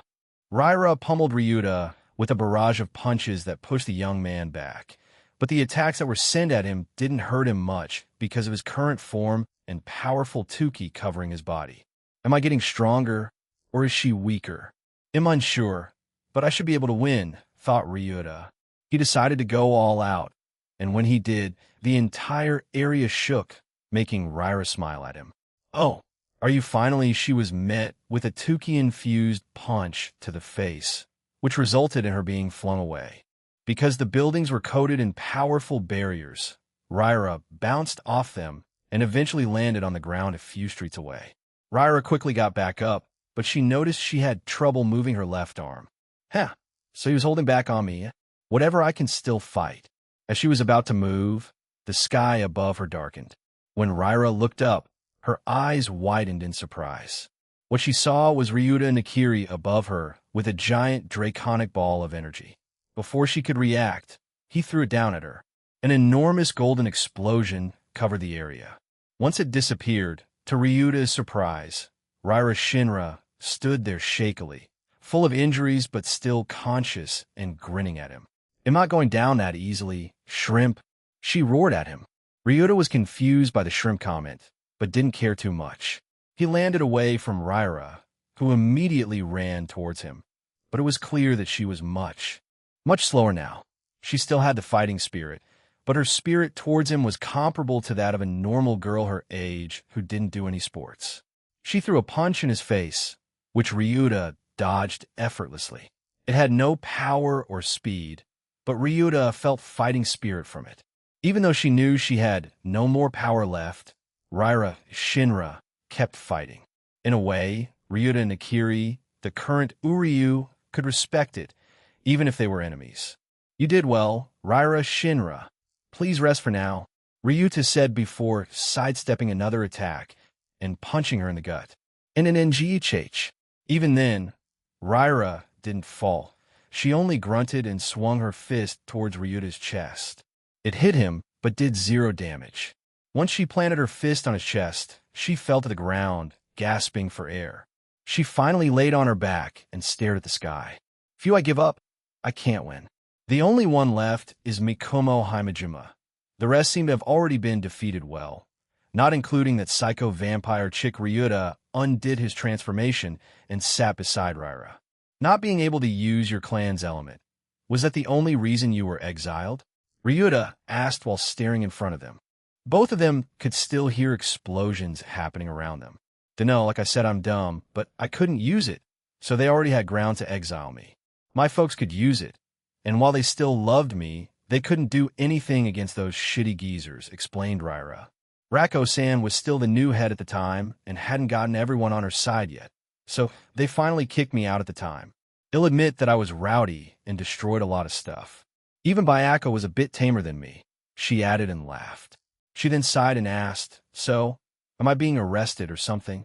That's up to Jin-san and the Alliance, replied Ryuta. The middleman, huh? Whatever. Ryra closed her eyes and let the exhaustion take over. A certain group fought off numerous enemies, One of them was Iris. With her were Fusey Hirawa, Elmenhild Karstein, Ursulette, Cindy, Grafia, Aoife, Royson, and the Gremory Peerage. With this, I will become the husband of the middleman, stated Ursulette while firing a blast of magic towards a group of artificially created vampires. Foo. It'll take more than this to impress Jean, replied Aquino, wiping out another group with her holy lightning dragon. Royson Kayak. In the distance, Royson Tool jumped forward and kicked a magician in between their legs. Everyone around them understood, in that instance, where Aaron Tool got his horrible naming sense from. Cindy and Aoife, who were near Royson, went along with her strangely named attacks. Royson summoned a frying pan that was around 20 times larger than regular ones. She then swung it towards a large group of super vampires, killing some and blowing more away. Home run, Royson exclaimed happily. What the fuck is wrong with this woman? A vampire asked. Having so much power but using it so stupidly, added another. Cindy silently flew behind the two. They hadn't noticed her as she had used a certain ability that masked her presence. She put both her hands on their backs, around their chest area, and once she did, their hearts exploded. Grafia, who had accompanied them, watched Cindy do her job. While Cindy wasn't new to fighting, she had rarely used her new powers to fight against other supernatural beings, so this was still quite new to her. The devil maiden nodded in approval. She was much weaker than Cindy, but still held the advantage of experience in supernatural combat. Meanwhile, to the two vampires, they didn't feel anything, as it was a sudden death. Maintaining a calm expression on her face, she silently flew after Royson Tool, who was flying around slamming vampires with her frying pan. Aquino Himajima-san, was it? What do I need to do to impress him? Have a close relationship with his mother? Have bigger breasts? Join the tournament and win? Asked Ursulette. Beside her was Iris. She smacked Ursulette on the head and said, please focus on this. You can look for a husband once this is over. Ursulette smirked. Sure thing. Auntie, she said before being smacked again. Fusey created small spirits like Sylph using different elements and gave them to everyone. While they weren't as powerful as the real spirits, they were enough for low to high-class powered people to use and kill enemies whose powers were much higher than theirs. She then turned to Elmenhild and asked, are they always like this? If the topic is about Ursulette's obsession, then they will usually start insulting each other, but if it's anything else, then they're quite amicable with each other, explained Elmenhild. Riasne-san, was it fine to let Gasper Cohen and Valerie face that woman? Yumi asked her king. She and Rias casually killed enemies around them while conversing. Glancing at her knight, she said it is. Perhaps Aaron brought us here together with Valerie for this very reason.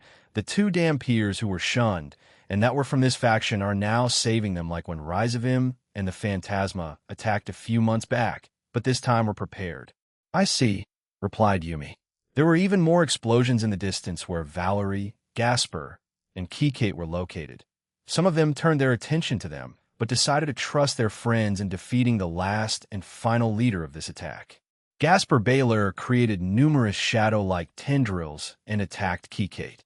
The super vampire dodged them gracefully, unaware that the male damper in front of her was holding back quite a bit. I can sense that you wish to use your new balance breaker, other me, said Baylor. I want to, but she's not a real threat yet. But if she does something to warrant it, then I won't hesitate to use it, replied Gasper. And our break down the beast? Inquired Baylor. I want to save that for the tournament when we face a powerful opponent or when we fight the Phantasma and Evie, replied Gasper. Valerie raised her hand and controlled the blood within Kate's body, forcing her to stop. The pure blood seemed surprised, but continued to struggle. Valerie crafted a spear made of blood and flew towards Kikate. Can't we stop this? We can still know. You're too naive, Valerie-chan. Not everything can be resolved using your boy toy's ways, sneered Kikate. Valerie frowned after hearing her half-sister call Aaron her boy toy, but didn't say anything. Eventually, a large fist made of darkness flew by Valerie and slammed into Kikate, blowing her away. Sorry about that, said Gasper. She seemed annoying, so Valerie giggled at her childhood friend. Coriana-san and Tomo-san are lucky that you show this level of care for them like you do for me. By the way, do you plan on having more? How is this relevant? Right in now? Gasper asked, flustered. Before Valerie could reply, a black pink vortex of energy erupted in front of them. In the middle of it was 10k-15kThis. Her power was increasing more and more as seconds passed by, surprising both Gasper and Valerie. I've been nice to both of you, but since you won't accept my offer, you'll just have to get rid of you. Please forgive me, Valerie-chan. We can probably resurrect, we'll definitely find a way, said Kate. The black pink vortex turned into a ball and wrapped itself around Kate-Teep's body. The vortex began to glow for a few seconds until it exploded. The force from the explosion knocked away the weaker members of Kate's group. Her previously blonde hair had turned hot pink, and her dull red eyes had begun to glow. Her black, flowing dress had turned into jet black armor with a cape behind her. In her left hand was a crimson blade made of her own blood.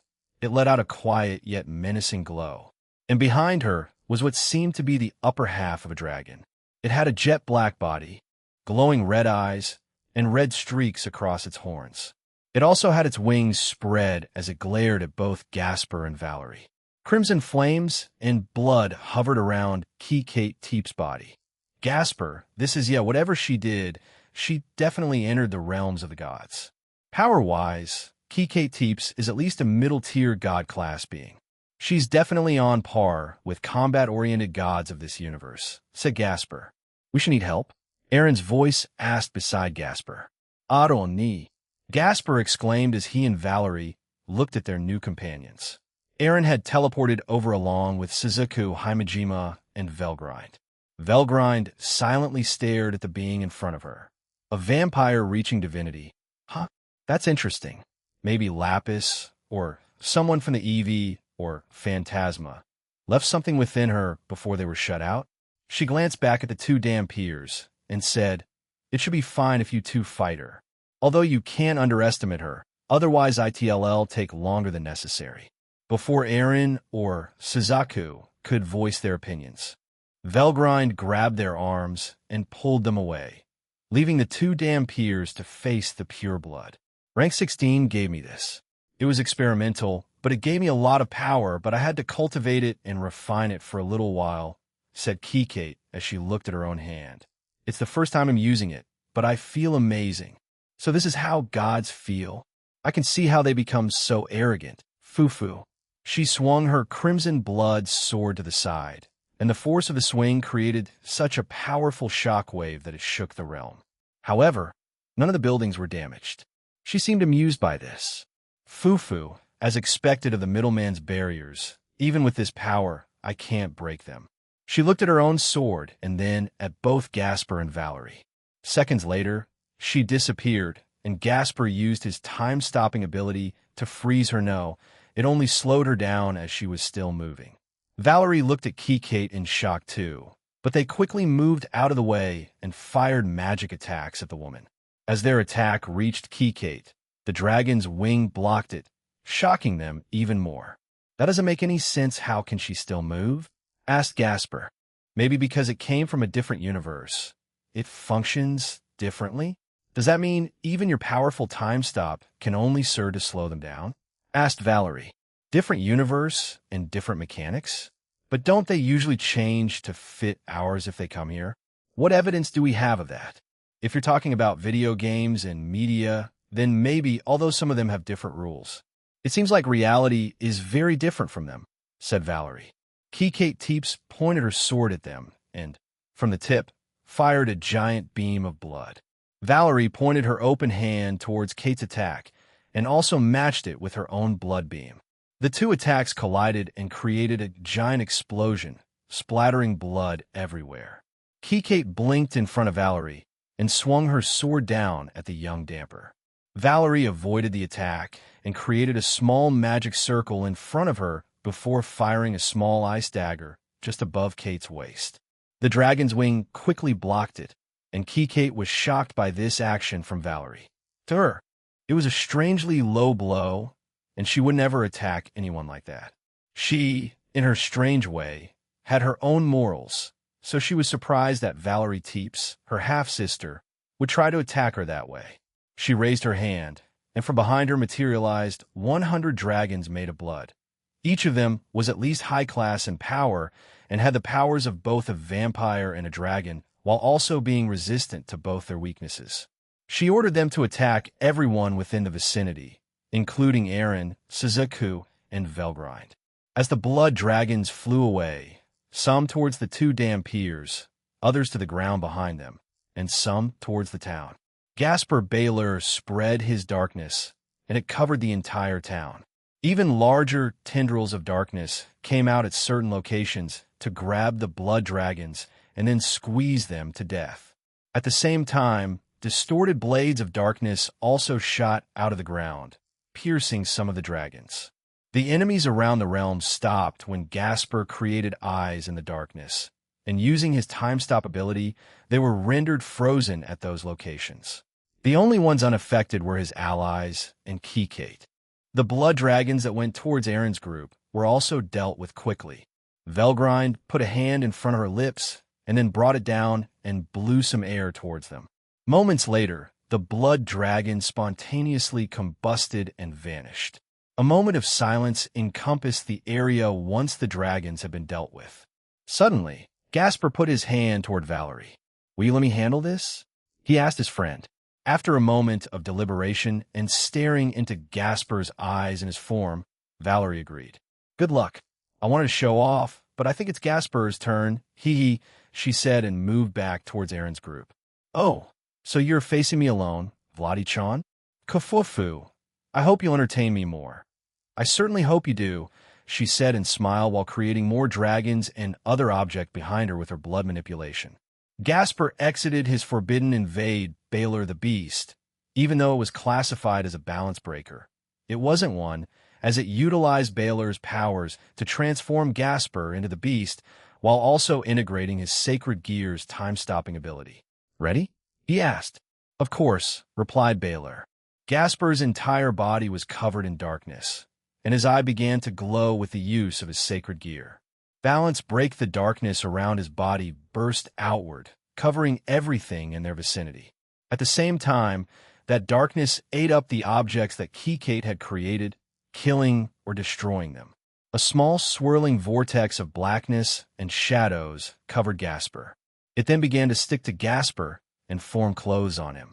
A jet black cape that covered most of his upper half, golden accessories, and darkness that covered his head. The only things that could be seen from it were his glowing eyes. Even his hair resembled spiky shadows and darkness rather than his normal hair. His skin had also turned shadowy, and parts of it glowed purple and red. All around Gasper's surrounding shadows and darkness danced silently around him, giving off an ominous feeling. From behind and around him, tendrils and tentacles of darkness with eyes within them started to appear. Forbidden invade Baylor the King. Baylor was the one who named this balance breaker, per his request, as he sees this as the pinnacle of his power along with Gasper Vlada's Sacred Gear. Of course, this was before they unlocked a new one in the form of their Breakdown the Beast. "Are you ready, Kikate-san? I'd like to test out my official balance breaker on someone," asked Gasper. "Huh, I like it.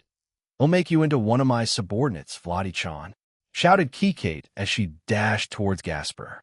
As she arrived in front of him, she swung her crimson sword down, and it also created smaller blades beside itself, also attacking Gasper.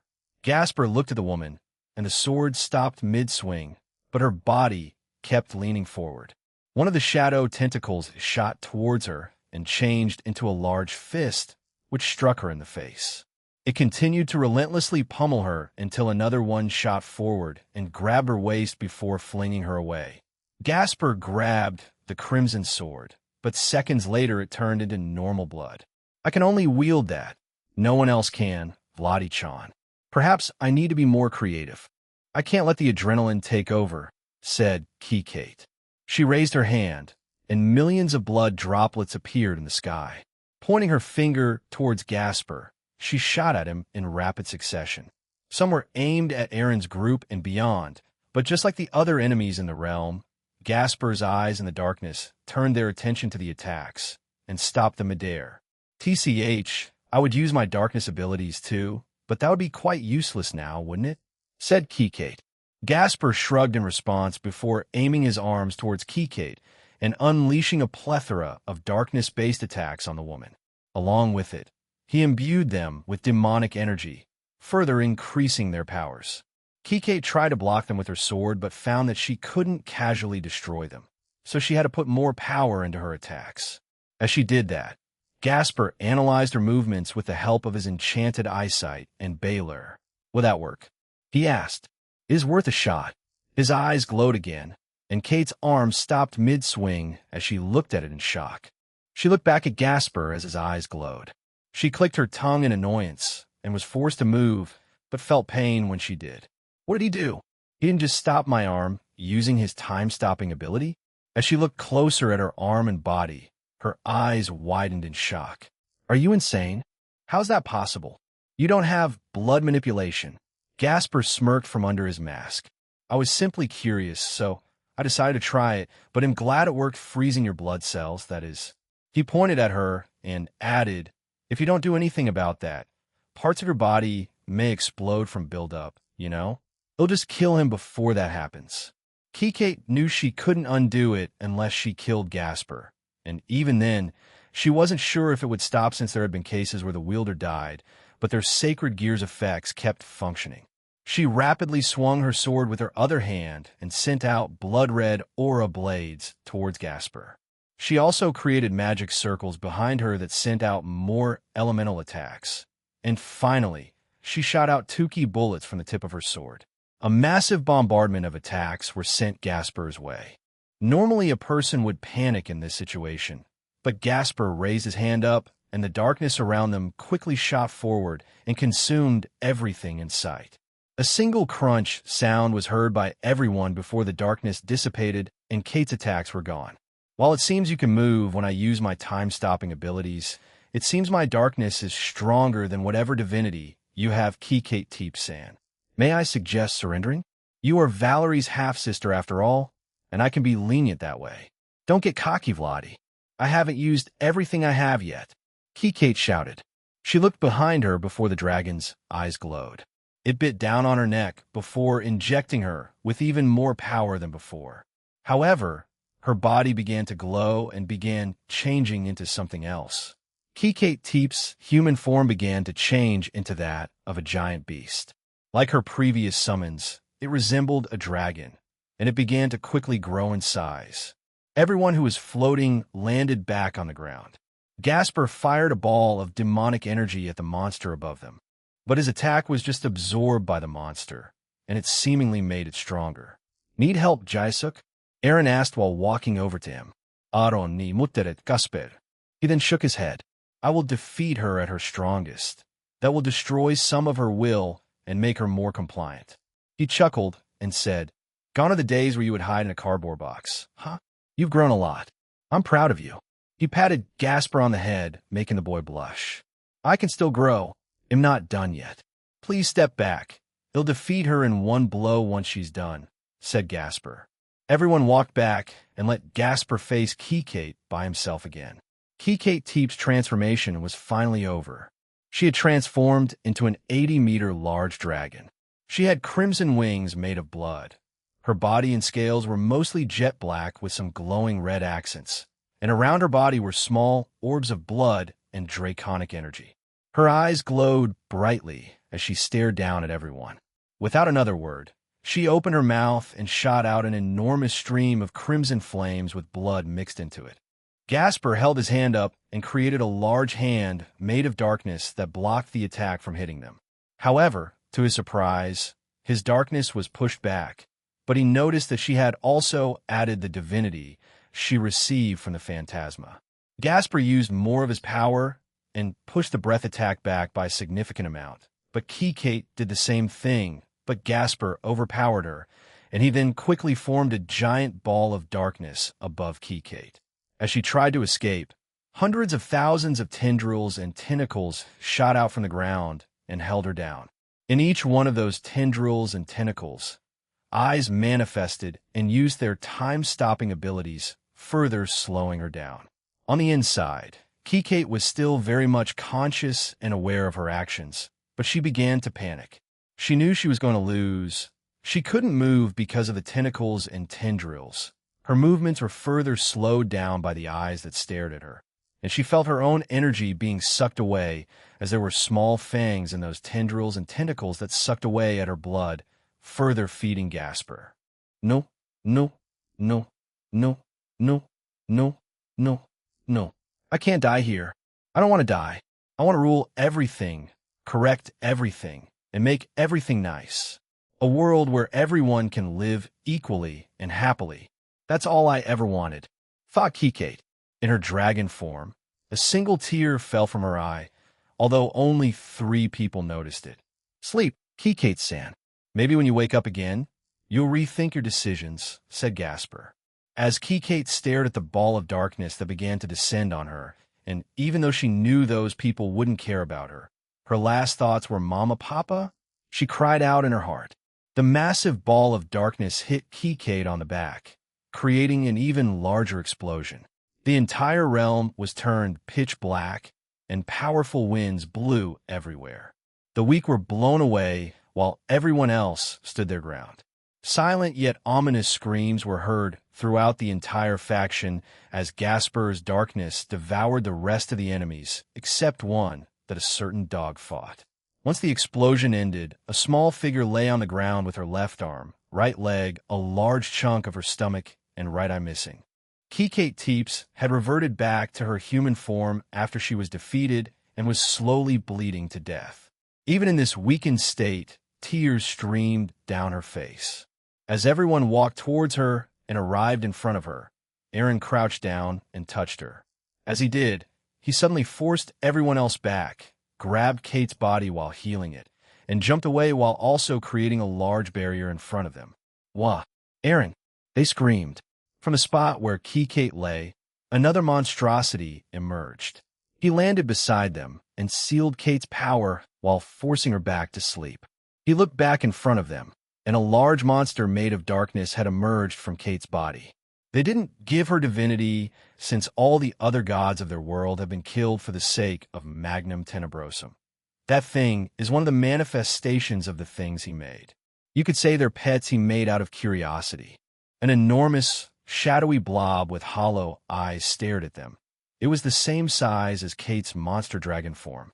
Their leader, Fumara, shoved one of those things into her, and it gave her power, but once she was defeated, it would eat her as a sacrifice and then rampage wherever it was sent to, explained Aaron. She was used from the moment she was born. What a sad life. Maybe you can be rehabilitated too, he thought. Then leave this to me. You guys can go back, ordered Aaron. He left no room for argument, and they obeyed. Suzakushi nodded and took Kate, and everyone flew back. Velgrind stayed for a second and said, "You can kill that easily. Why send us away? I want to see some things and maybe potentially change it into a shadow soldier or even Electa. I can probably learn more about Magnum Tenebrosum from this thing," he told her. "Can't you just look or see into it?" She asked. "Didn't I tell you about this during our graduation trip? There is value to hearing certain things from certain individuals from their own mouths. There's more impact that way." "Well, that's just my opinion," said Aaron. Velgrind stared at him for a few seconds as she remembered his words from a few months ago.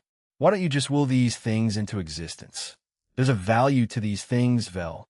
It was made by humans, has aged a lot of years, and has sentimental value. If I just made it, it would feel like a new edition or version and wouldn't feel as valuable, even if I made an exact replica." She said nothing else before flying away, looking back at him one last time before speeding up. "What's the plan, partner?" asked Drake. "Let's dive in," said Aaron. "Huh?" He grinned, restrained the beast, and sealed its powers. Aaron Tool then jumped straight into the beast's mind. "What the heck was that? That wasn't Tobio, right?" Kanami asked. "Obviously not, sis. He's still over there. And it looks like his fight is about to end too," replied Natsum. "So it was probably Gasper or Aaron." Right, oh, and the darkness. And eyes gasp like doing that in the pocket dimension, right? Asked Kanami. Another explosion interrupted the two sisters' discussion. At the same time, everyone else gathered up since the enemies around the realm were defeated. The others, Gasper, Valerie, Velgrind, Siku, and the unconscious Kikate, joined them too. Tobio and Jin jumped towards them, and Tobio had some light bruises on him. Tobio, did you beat him? Natsum asked. He quickly joined them and said, yes, that's what I thought, but he suddenly started laughing, and then that explosion followed after, and I got out with some light scratches from our fight.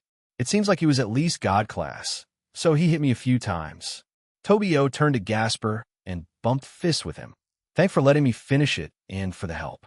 I'm glad it worked. Tobio accused San, replied Gasper. It's the same thing happening with Aaron over there, said Velgrind while pointing in Aaron's direction. She then told them what Aaron told them. So what the hell do we do? Wait, Velgrind, can't you defeat it? Or if we all team up on it? Asked Natsum. Velgrind looked at everyone as they turned to listen to her. We don't know if they're the same thing, so we'll need to wait for it to come out, she said. And once we see it, she brought her hand up and showed them her ring. Oh, we use the appraisal on our rings, said Aoife, and Velgrind nodded. The one on Aaron, just from my own instincts, told me that I couldn't fight it. But we don't know about this one yet, and I doubt that things called pets are that close to each other or are that easy to find, she said. And so, everyone there waited for the thing to come out. Vale walked over to Tobio, who was still in his balance breaker. How did you beat him? Asked the young Lucifer. A lot of effort. He could keep pulling alternate versions of himself from different timelines, and it felt never-ending. Eventually, I had to use my Abyss-side balance breaker and sever that connection. But he surprised me again when he kept connecting it to different ones even after I severed it. He never did tell me the full extent of his abilities or how he could keep reconnecting them, so I was forced to take his life and cut everything off from him, said Tobio. He didn't like taking lives, even from his enemies, but he couldn't follow that ideal forever. He had a wife and child to look after, and they take priority over everything else. So if he had to choose, he would choose them every time. Another powerful explosion occurred, and they saw a shadowy monster that was 75 meters tall. It had millions of tentacles wriggling around its body, and hundreds of shadow-type creatures circling its body. Unlike the one Aaron was facing, this had the same eyes as Mikomo Himejima. They were red and glowed as it stared at them. Then a wide smile appeared on its face. Kukuka, do you like my new appearance? It asked. That voice, Mikomo Himejima? Shouted Tobio. It seems like it's not the same creature, but Mikomo Himejima himself. Or they mixed, and he retained his consciousness. You appear to be right, Tobio accused. That thing, while not the same as the pet of the outer god, is another creature similar to it, a thing born from its own power, the power from that pet, said Velgrind. Maybe the leader gave him something similar, or 10k-15kThis gave it to him, assuming it was the same thing. Well, the good thing is it's only multiversal class. ID assumed the thing Aaron is facing is stronger, so I should get Azathoth, or one of the Electa, mumbled Velgrind. The one with us is with SE, Accuse, and Hannah Accuse, so we can't rely on her, but Velgrind's eyes naturally drifted to Cindy. She had been changed by Aaron to the new rank of Outer God EX, and she could in reality be the one to take care of this, but she still lacked a lot of experience fighting supernatural people. They'll fight, but it would be to call someone else, or we could rely on the shadow soldiers, mumbled Cindy.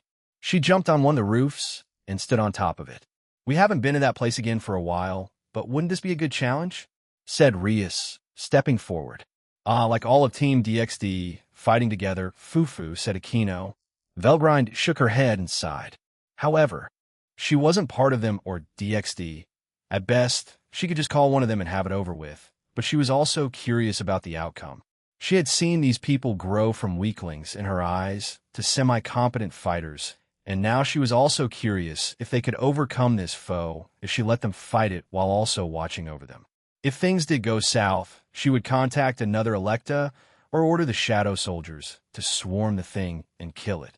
It was a strange dilemma she was in. Let them fight it and see them grow even more, or end it now, so they could go back to their tour of this realm. In the end, she chose fine. But I will have Azathoth here just in case, and also the shadow soldiers at the ready. Otherwise, Aaron will seriously be enraged, she said. Out of everyone, Lavinia, Suzaku, and I are the only ones that can fight it. And even then, we would have a bit of a hard time against it since those things will probably have some broken ability. Let's go. Aoife shouted and was about to charge towards the thing before she was pulled back by Graphia. Please don't recklessly charge in. Let's formulate a plan before we go. It seems it's underestimating us, so it's not attacking us right away. If what Tobio Akusama said was true, then it will take its time in defeating, as it may have felt humiliation for being defeated by him, explained Graphia. Oh, so cool and collected.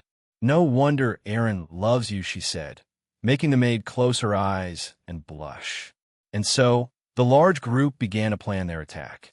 At the same time, Velgrind contacted Azathoth, and she came over to the vampire faction along with Danu. Are you ready? I can't wait to kill you, said Monster Mikomo. Everyone, including the vampires, was in their positions.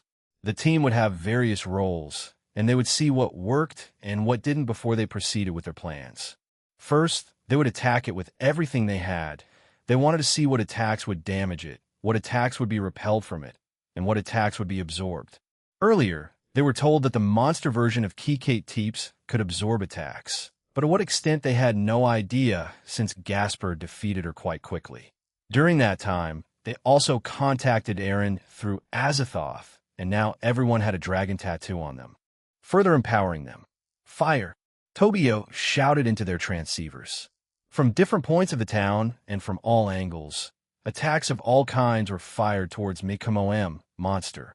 Keek. Feudal. He roared. All attacks from people that were below multiversal were absorbed. The few that were multiversal had them absorbed or deflected, and the higher ones were avoided altogether. Those came from Suzuka, Velgrind, and Lavinia. The rest were multiversal save for a few. It avoided Lavinia, Suzuku, and Velgrind-san's attacks. It deflected or absorbed the rest. Shall we form an offensive with those three in mind while the rest of us provide backup? The former leader of the Slash-Dog team suggested. I don't mind, Lavinia replied. The rest shared the same sentiment. In the distance, on top of the castle, Azathoth watched this all unfold. She also turned her attention to the pet that Aaron was also inside of. Why do you want to know what Magnum Tenebrosum feels? She mumbled to herself, confused by Aaron's thoughts and actions. You want to save him, but the realm they were in was suddenly submerged in a cold and powerful blizzard. Azathoth looked back at Mikomoam. Lavinia Rennie had activated her former balance breaker, as she was also in her new balance breaker of Tempest Extinction. It's slowing him down. Keep at it, shouted Tobio. Everyone else in the realm kept up a barrage of attacks against Mikomo, while the three most effective against him would concentrate on dealing a lethal attack on him. However, anyone else who was multiversal would also have a chance of damaging him, if given the right chances. They could see that Mikomo would sometimes dodge their attacks too. Lavinia had her three summons out, Q, Ciano, and Aloe. Along with three ice dolls, all of them continuously attacked Mikomo. Suzaku also had Juke, in her bird form, continuously attack him, along with Shigyun and her contracted fire spirit, Temperance. Velgrind stood on top of a building, watching everything play out. She brought her right hand forward and pointed a finger towards Mikomo. An enormous ball of flames suddenly appeared out of thin air above him and rapidly fell on top of him.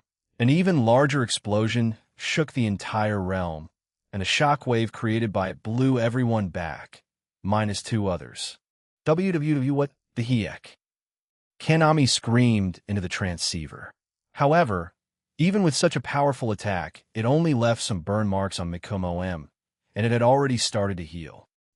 Maybe I should use a bit more. A white barrier suddenly surrounded their immediate vicinity. Stop healing. Kanami's voice suddenly boomed. However, her command only slowed it down and didn't stop it. Kanami still saw this as a good thing and continued attacking it along with everyone else. Akino began to relentlessly attack it with her Holy Lightning Dragon continuously. along with Rias repeatedly attacking with a barrage of extinguished star S. The rest of the Grimoire peerage joined in, further slowing down Mikomo's healing rate. So annoying. He screamed, and the creatures around him began to fly towards the group and attack them. The creatures are coming. Do it! All around the realm. The voice of Ingvild Leviathan was heard as it was broadcasted around with the help of Fusey, Lufay, Elmenhild, Queen Carmilla, Kishshot, and Dracula. More magic circles were created by Ursulette and Iris around the place so that everyone would be affected by them. Ingvild's necklace was upgraded by Aaron a few weeks prior to the trip. He hadn't told her why, but said that it would become useful down the line. She smiled as she sang her song to everyone, as it had been enhanced by Aaron in a way that she could empower her allies even further without his help. What's with the shitty song? Mikomo bellowed out, enraged by the sudden noise. Various dogs suddenly appeared around him, as well as darkness that was made by both Tobio Accuse and Gasper Vladi. All the dogs began slashing at the monster, slicing parts off it, but it would instantly regenerate. At the same time, Gasper's tentacles and tendrils would attach themselves to him and slowly and continuously suck away his energy. "You two, follow my lead," ordered Arthur. Yumi and Zenobia agreed, and all three holy sword wielders charged up their holy swords and planned on unleashing a trinity of holy slashes towards the monster in front of them. Valley, Calantha, Jinbu, Valerie, and Ryuta Nakiri took down the flying enemies that tried to interrupt their allies. With Valley in his Diablo's Dragon Lucifer armor, Ryuta in his Dragon Man, and the rest endlessly firing their attacks at the enemies, they quickly dealt with them. The enemies that Mikomo created were, at best, Dragon God class, and with Ingvild empowering everyone else with her singing and the Dragon Tattoo they were provided with by Aaron, everyone's power that was below God class was empowered up to it or beyond. Hence, they had an easier time killing the flying enemies around them. "Ready?" Arthur asked. "Yeah." Yumi and Zenobia shouted in unison. They all took up their postures, and once Arthur saw that, he shouted, "Now!" All of them swung their swords down, and three powerful slashes imbued with holy energy flew towards Mikomo. Vala saw this, increased his power even more, and aimed his arms towards the monster too. LLL, Satan Compression Divider. Brilliant silver and jet black light instantly caused the area around Mikomo to compress continuously and threaten to erase everything. However, the powerful monster stayed alive and even resisted it. He sent out his wyverns towards it to have them repeatedly use half-dimension on it. Everyone's combined efforts, and it's still resisting. It's either that brat's tenacious side, or Velgrind looked at her ring again and used the appraisal ability again. It's without a doubt multiversal, but why is it so durable that it can take on several omniversal-powered women? Azathoth landed beside Velgrind, and they stared at each other. Finally, the true dragon asked, "Why is it that durable?" Even after being hit by attacks that are far more powerful than itself, it's using its own darkness to heal itself. The other attacks that you continuously feed him, he uses that to accelerate his own healing. So if you stop attacking it, Velgrind screamed into the transceivers. "Ow! My ear!" Natsum screamed back. "Lavinia, Suzaku, and I will take over. According to Azathoth, anyone below it is only helping it heal, so since we're stronger than it, we'll take over," explained Velgrind. Everyone below a certain power level, excluding the three mentioned, stopped their attack and backed away. Some of them weren't happy, but they knew they wouldn't be of any use going forward. Lavinia and Suzaku appeared beside Velgrind. Lavinia asked, "What do we do? Do you want to do one combined attack to end it?" "Individually, the three of us are stronger than it, so one attack should end it, but I'm not against combining an attack," replied Velgrind. Lavinia giggled and hugged her from behind. "Combined attack it is." Let's say she was about to suggest a specific combination. A bright, singular silvery white slash appeared out of nowhere, and it cut Mikomo in half. It was as if time had to catch up to the action that was taken before his body was finally sliced in half and separated. Lots of black blood spurted from his body as it began to break down. "10k-this what the foo?" Another slash came, ending his life, and a large, silvery white vortex appeared, consuming Mikomo-M before he could finish his last words. Everyone was stunned by his sudden death. The figure they saw standing in front of the few splatters of blood was, well, never mind then, Velgrind said with a sigh. In front of where Mikomo-M previously was, stood Aaron Tool. "I'm done. I thought I would do it for you guys," he said, waving at them. "We were getting to the good part." "Damn it, Aaron!" Kanami and Natsum screamed in unison. "Let's fix everything back up and get back to exploring this place, shall we?" he asked while smiling at them. "Boo!" Biko shouted before being smacked. "What happened over there?" Velgrind asked, although Aaron couldn't hear her. Suzaku, who knew what she meant, was also curious.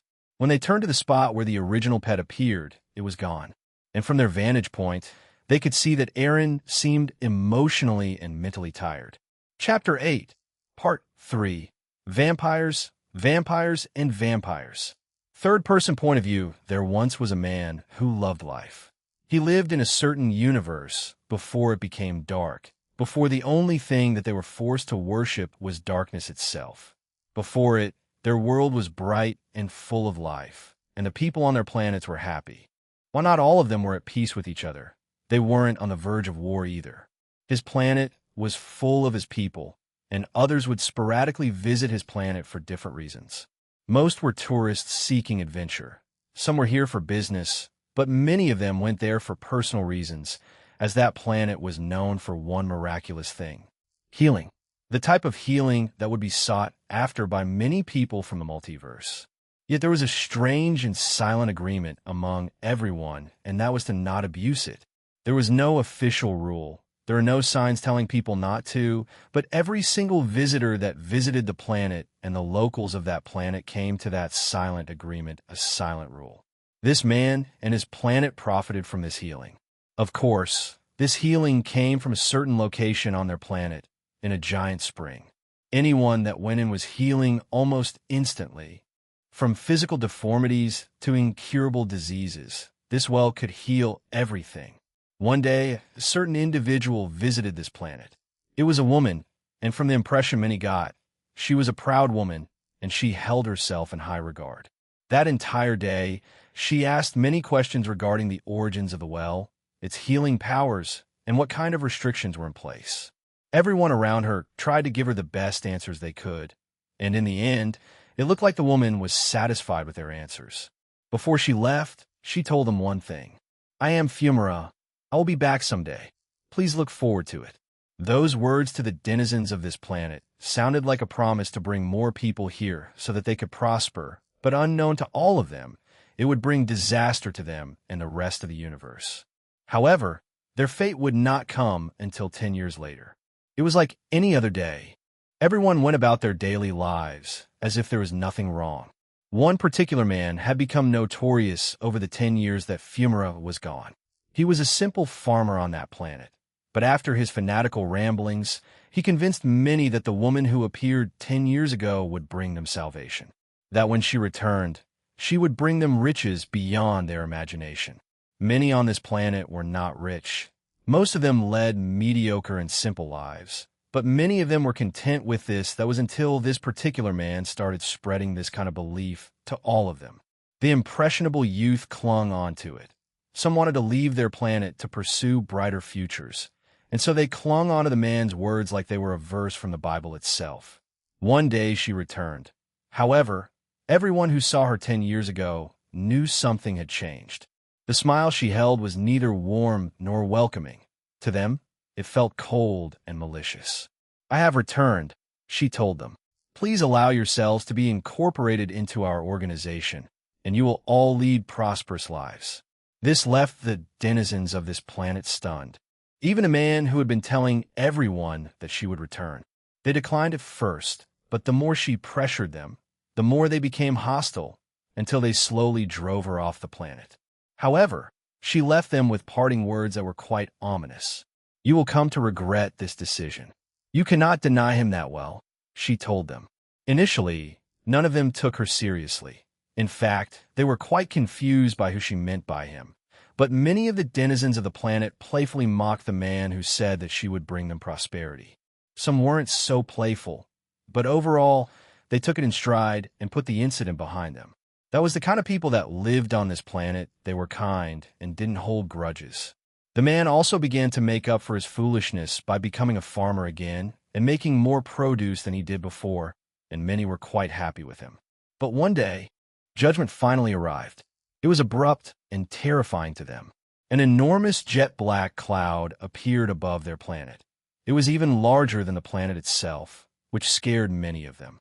From said cloud came down the same woman Fumara. "I will ask again. Join our organization," she told them. But even in their fear-induced state, they refused. So be it the large black mass above them slowly morphed into a humanoid shape, and then it raised its hand before it brought it down. A few seconds later, the entire planet was covered in a jet-black haze, and with it came the horrified screams of its people. The planet was dyed red. Blood, guts, and bones were splattered all around the planet, and even when the people there ran to the healing well, it couldn't heal their injuries, much to their surprise. Instead, it melted their skin off and harmed them in other ways. When there were only a few left on the planet during the massacre, the jet-black humanoid approached the well, but two people stood in front of Fumara and the jet-black humanoid. One of them was the man who loved life. He loved his planet, people, and the well, so he didn't want them touching it, even after it stopped healing them. The other was the farmer, who tried to convince the rest of the people that Fumara would bring them prosperity. He had failed them, and in his mind, he had doomed them. To him, this was his responsibility. He had to try and stop them from getting to the well, even if it was futile. "Master Magnum Tenebrosum, these are the two that I mentioned to you," said Fumara. "Shall we continue with it?" she asked. The humanoid figure nodded its head and pointed one of its fingers at them. In a flash, their heads were pierced, and something was injected into them. "Pets," it said before the two men morphed into things indescribable to nature. Their bodies were no longer human. They were a large, jet-black blob that could shape itself into anything. Anytime they tried to speak, they could only scream the horrendous screams of the damned. The rest of the survivors were horrified. They didn't know where those creatures came from, and they ran away. But before their new instincts, the two men hunted them down and ate them, and after they ate them, they birthed new life. Small blobs of darkness came out of them, and other creatures of darkness were born from them. Planets like this with that well, they are few and far between. This is your order across the multiverse. Hunt them down and create more like those things you created, ordered Fumara. An evil smile spread across her face. This will be your role for the rest of time, or until you perish. Go, said Magnum Tenebrosum. The two large pets screeched, and so did their offspring, before they spat one black liquid onto the planet and flew away and into space. The black liquid they left behind began to affect the planet and make it uninhabitable. Nothing could grow there anymore, and life couldn't be supported. Then those two, with their children, began going to certain planets with the same well or spring of healing and began attacking them, corrupting the land and creating more offspring by consuming the denizens of that planet. These two were left to do this for years and years until they split apart and went their separate ways. However, during all that time, they were aware of their actions and still had their consciousness. The guilt of doing what they did never left them. One day, they were brought in by Ive, Fumara's right hand, and then they were forced to sleep. They finally thought that it was their end, that they had no more use, but they woke up again, but they were in a different place. They were inside of someone. That was the conclusion they came to. They watched this person do many things, go through their world, and they pitied them. Poor thing. They live a life of misery and are trying to change the world because of it, thought the man.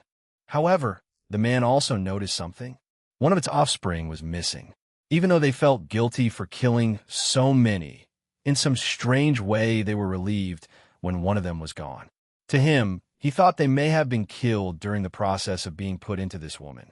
But one day, they felt the familiar feeling, and they knew that one of their offspring was inside the man that their female host was speaking to. "Ah, I see. So that's where you went. You were simply extracted from me. How unfortunate. I hope we can finally die something, he thought. And that day would come very soon. The host they were put into attacked a certain faction, and the man was worried but knew that they would lose and he would be forced out soon. I can't wait, he thought, for when he came out, he would simply let them kill him if it was possible, but he also knew he had no control over his body. When his host was finally defeated, he came out, but he was quickly restrained, and a certain person went inside of his very being. It tried asking, the thing in front of me asked. Presently, I am inside the creature that came out of 10k-15kThis. I also saw this man's history. It was sad and pitiful, and it annoyed me. Why? For what reason did they force this on them? And why were those two looking for these healing wells? Was it crippling the rest of their universe's ways to heal and fight back at them? What did it say? Won't you help me? Is what it asked. I told Drake. Being forced to do something like that for hundreds or even thousands of years is pretty messed up. And its own summons are the people it killed. The first few were from their own planet too. Earlier, I had restrained this thing. It also included any movement in its soul since I had no idea if it was hostile while in here. But it seems like this person was very kind and gentle before being turned into this thing. I touched the jet black blob in front of me and reversed the transformation. At the same time, I removed the restraints on his soul. What appeared in front of me was a man in his 30s, but his face made it look like he was 60. He had jet black hair and dull brown eyes. We only saw a portion of his memories and the things he was forced to do, so I can only imagine the rest of the inhumane things he was forced to do. I will free you, I told the man. He looked at me while tears gushed down his face. He repeatedly said, "I'm sorry," while covering his face with his hands. I'm quite surprised that he stayed sane during all those years. Perhaps he shut down in order to save himself. Whatever he did, he was still somewhat sane, but the guilt never left him. Placing my hand on his shoulder, I said, "I will do the same for those lives that were lost, and for one of your victims who was placed in Mikomo Himejima." He looked up at me, still crying. "Do you wish for me to send you off into the afterlife first, or do you wish to wait for everyone else?" "Please let me stay. I want to apologize to all of them," he told me. I agreed and stood up. "It'll keep your soul, but it'll destroy the body you have inhabited for many years. Are you fine with that?" Yes. Turning around, I left the place, and once I arrived back outside, I saw that his other victim was already rampaging in the town, but it seemed like everyone had begun fighting it together. They'll be fine for a bit. Facing the unmoving monster, I touched one of its legs and destroyed it. As I did, I kept the man's soul beside me, and when I looked to my left side, I saw his ethereal figure beside me. He was already staring at one of his victims, the one that was merged with Mikomo Himejima. "That young man was only a child when I killed him," said the man. "He is still confused about everything. He doesn't know what he's doing. We were all controlled by that body. It'll liberate him. Leave it to me," I told him, and I prepared to jump towards the giant beast. It seemed like everyone else around it had stopped attacking it, so I'll take this as my opportunity. Shin had finished his job in Kyoto, so I summoned him, and he jumped on my shoulder. I also turned the man into a small wisp and finally jumped forward. As I did, I created a silvery white scythe in my hand, and once I was above the beast, I created a platform behind me and used it to jump towards the beast. In a single downward swing, I sliced the beast in two while also separating the soul trapped in it from the body. A few of those in our group began talking, and Biko began to boo me. I released the older man with me. The other soul that appeared was that of a 12-year-old boy who looked confused. The man went over to him and crouched down. "I'm sorry," he then explained the best he could and in a way that the young boy understood. As the boy listened, his face distorted, and he eventually started to cry too. As the boy wept, he came over to me and hugged my leg. "Thank you, I can see Mommy and Daddy now." "I'll make sure you do," I told him. The next step was freeing the rest of the people he killed and consumed. Raising my arm, I released everyone else who had been turned into those things. A few seconds later, millions of soft, glowing green orbs appeared all around the town. Many of them changed into humanoid figures. They must have been their previous appearances before being turned into those creatures. The boy suddenly let go of my leg, and he flew over to an old man and woman. They shared a group hug and began crying too. After a few seconds, the little boy pointed to me, and they waved to me, then disappeared. This scene replayed throughout the realm as many souls were finally laid to rest. "Thank you," the older man said beside me. He put a hand on my shoulder before disappearing, and then seconds later, the glowing around the realm stopped. "Aaron, I know, Rudra. It'll beat the answer out of Magnum Tenebrosum and Fumara when I meet them," I replied. "I want to hear it out of their own mouths their reason for doing these things. They surely didn't just do this because they felt like it, right? If what Sakutia told me about a few of the Eradicators was anything to go by, then something must have happened in their universe for her to do this. But at the same time, I remember my conversation with Azathoth about the other outer gods. He is the origin of darkness itself. He must have a lot of negative emotions and thoughts by default. So, in a way, he can't help it, right? That's the kind of answer I don't want to hear, but I won't be surprised if it is. However, Rise of him did what he did because he believed devils should be evil, and he was also just insane. Looking around me, many people were confused by this sudden event, and it left me kind of tired. I better explain it to them. After my explanation, I began the quick restoration of the faction. Because of the defensive measures we took, the damage done to the place was minimal at best, and everything should be back in a few more seconds. As I repaired the place, Aoife wouldn't stop hugging me. Lavinia and her tried earlier, but like usual, they had a game of rock, paper, scissors, and the winner was her, hence why she's clinging on to me. Lavinia wasn't that happy, so she asked for Shin instead and was coddling the puppy while giving me occasional glances that basically said, "This could be you. Do you want to reconsider? Or make room for another?" This kind of thing would be a bit overwhelming to people, and I'm not surprised that my sons in the future don't want to have harems. While I didn't look into every detail about my life in the future, I basically understood that whatever they saw about me and my wives, they didn't want any part of it. After finishing another part of the town, I quickly arrived at a different part of the realm with Lavinia and Aoife. However, as I began to repair it, a vampire I hadn't met before approached me. Well, that's not true. I saw her when the attack started, but didn't really speak to her. "Jin Skeward Sama," she exclaimed. She wore a dress that resembled a wedding dress and had bat wings on her head. "Yes," I replied, confused. "Please make me your bride." She yelled into the sky. Lavinia and Aoife were stunned into silence. To those around us, they stopped and stared at her. Before we could respond, Shin wriggled himself out of Lavinia's hands and jumped onto my head. He then lightly smacked me with his pawn on my forehead with a little arf. To boot. Arf indeed. "The avatar that is me is correct," Aaron said Lycan. "May I ask why? Also, who are you?" I asked. However, Aoife made space for Lavinia, and she joined us. We both stared at this woman in suspicion. She twirled around, and a small explosion of glitter and bats occurred. "I am Ursulette, a pure-blooded vampire. I am friends with Elmenhild and Iris. I have been looking for a husband for a long time, and you are the lucky 116? Oh, 116? That's a lot.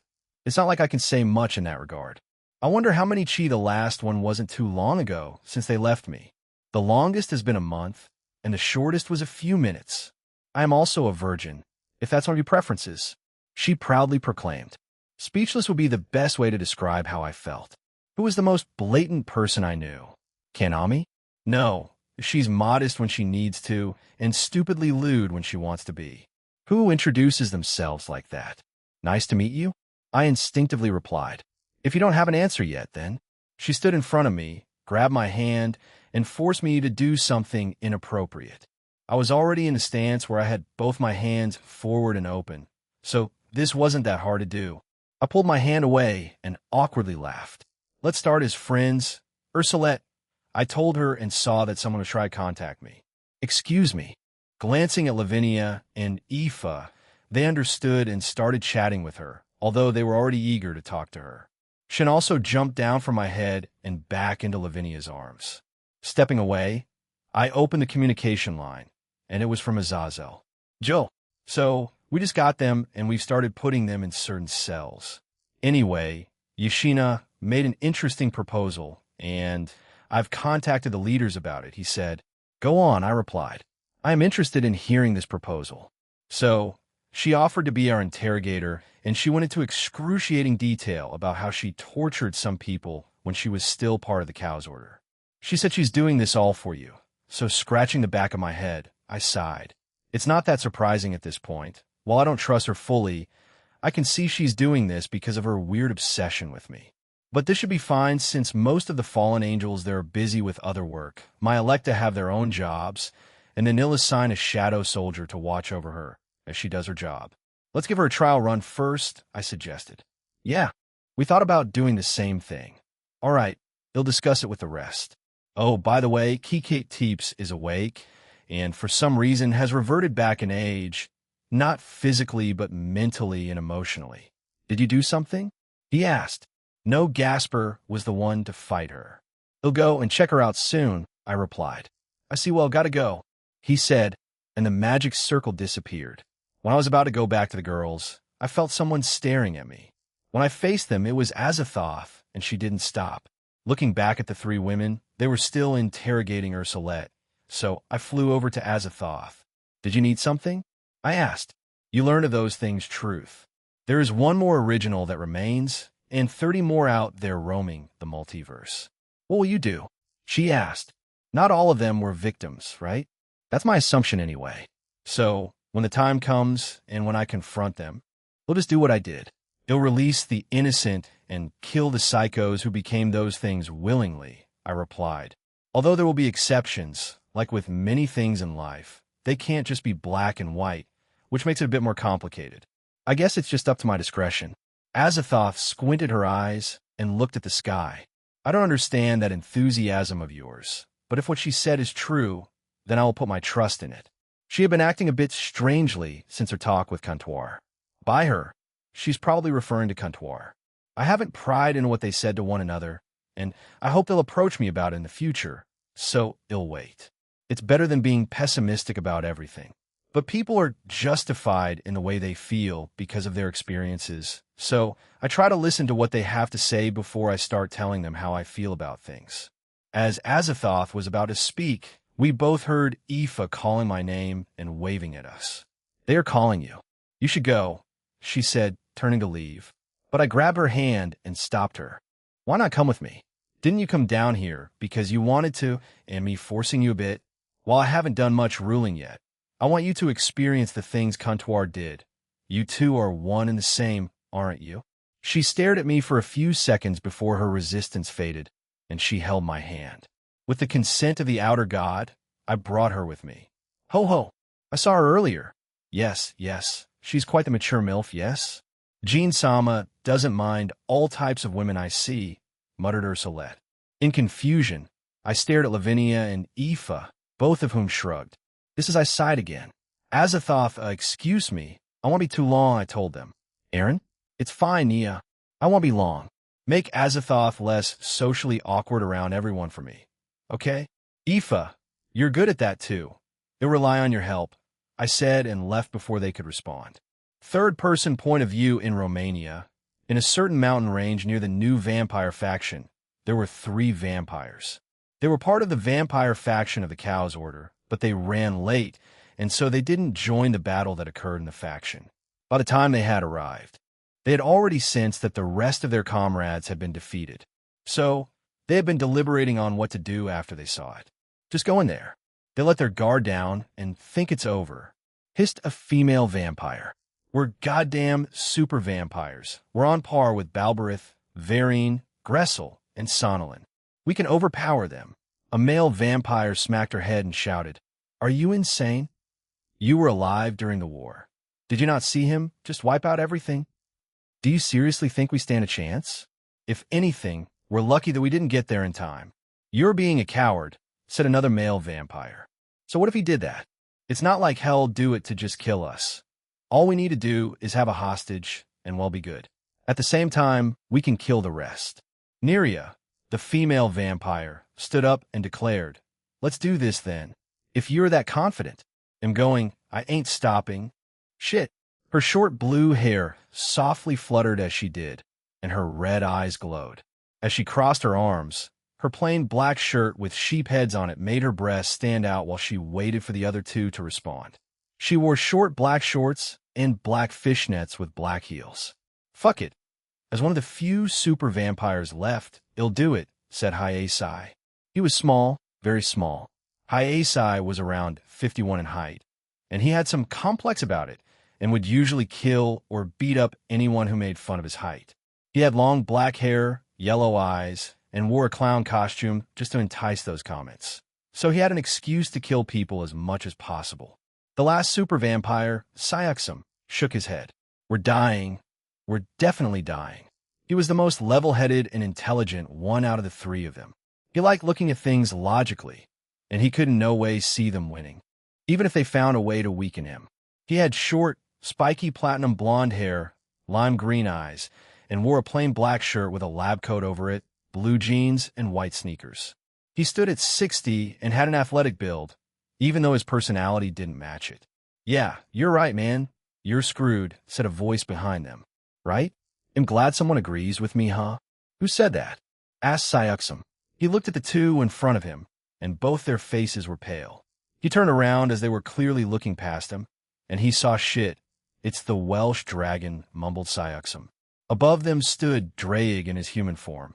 Beside him was Albion, who was also in his human form. And behind them, floating in the sky, was Aaron Toole. "Who cares? We came here to fight and kill him. If we defeat him, we can." Hyace's head was grabbed by Draig, and he flew away with him. "Take your pick," said Aaron. "I'd rather beat up men," mumbled Albion before disappearing, headbutting Syuxum in the stomach and launching him away. "Why do they leave women to me?" he asked himself, while looking at the remaining vampire. "Comptoir." "Answer. Because can you fight her instead?" Aaron asked, surprising Comptoir. Moments later, another female materialized beside Aaron, and Comptoir looked eager to please him. "They'll do it," she said excitedly, her eyes glowing while she stared down Neria, the female super vampire. Neria frowned and flew towards Comptoir, who smiled confidently at her. The vampire created ice balls on her hands and then threw them towards Comptoir, who stood still. She glanced at Aaron, who became confused by this action. She smiled and said, "First comes a punch." She then threw her fist towards the ice attacks, shattering them. "Didn't I say that when I fought Rise of him?" thought Aaron. "I wanted to say that," she said, satisfied. Comptoir's face became serious as she pointed her right arm towards Neria, who covered her body in powerful energy and created several layers of defensive magic circles. From Comptoir's arm shot out an enormous spiral of wind magic, one different from the DxD world. Aaron calmly created a barrier around them, preventing the human world from feeling this. He hadn't anticipated Comptoir in using this level of power to take out an opponent who was much weaker than herself. The attack destroyed everything in its path. The vampire was shredded into pieces. She had no chance against Comptoir, and the fight only lasted a few seconds at best. Comptoir turned around and, with a bright smile on her face, asked, "How was that?" Aaron flew over beside her and patted her head. "A bit overboard, but it's fine. We didn't need any of them anyway. They held nothing of importance." Comptoir stared at him, expecting a reward. He leaned over and kissed her. She squealed in delight before going back inside of his soul. Aaron quickly left to watch over the two heavenly dragons' fights. "You could do better than that. Come on, shrimp," bellowed Draig as he avoided all the attacks that Hyasai sent to him. "Don't call me shrimp," screamed Hyasai. He was furiously throwing punches imbued with magic, but he couldn't land anything on the heavenly dragon. Draig suddenly stopped, and he gestured with his finger to his temple. "Go ahead. They'll let you have a free hit." This only proved to anger Hyasai even more as he increased his output to his maximum limit. Veins were visible all over his body, and his face had also turned red out of anger. Although Draig couldn't take him seriously because of the clown costume and clown makeup on his face. The heavenly dragon had to hold back his laughter the entire time he had been toying with the little vampire. Hyasai had finished powering up and had gathered a large amount of energy around his right fist. Draig floated there confidently and did not plan on moving at all. Go ahead, I promise I won't move, he said confidently. You better not regret this, you shitty lizard, roared Hyacai. The more he charged his attack, the more power Drake felt from it, which made Hyacai grin. Before you die, let me explain my unique ability. I call it Dynamic Big Bang. Every time I'm called any abbreviation of short, this power multiplies by 2. So if you don't want shrimp, midget, small, little, runt, peewee, half-pint, toy, mini, miniature, petite, minuscule, teeny, microscopic, infinitesimal, minute, small, small, small, small, midget, midget, tiny runt, Drake kept listing off words, or he kept repeating them. This only kept making Hyacai's technique stronger, but also made him madder. Steam was coming out of his ear, and it made Drake giddier. Finally, having had enough of the dragon's insults, he finished charging up his technique and unleashed it. A powerful, dark yellow aura covered his arm. Hyacai ran towards Drake and threw a powerful punch at him. You shitty dragon. Drake was hit by a point-blank explosion that shook the entire vicinity. An enormous crater was created beneath him, and all the trees around them were blown away. Hyacai grinned as he counted the number of times he had been insulted. In total, he was called short 72 times in the last 2 days. This included what Drake called him. This is why he was so confident. But once the smoke cleared, the color in his face drained. What's wrong? I'll let you get a free hit in and even help your technique get stronger, asked Drake. So I get a free hit in, right? Hyacai began to back away and then turned around to fly away. The most he had been insulted using those abbreviations was 108 in total, and he used them on a much weaker opponent.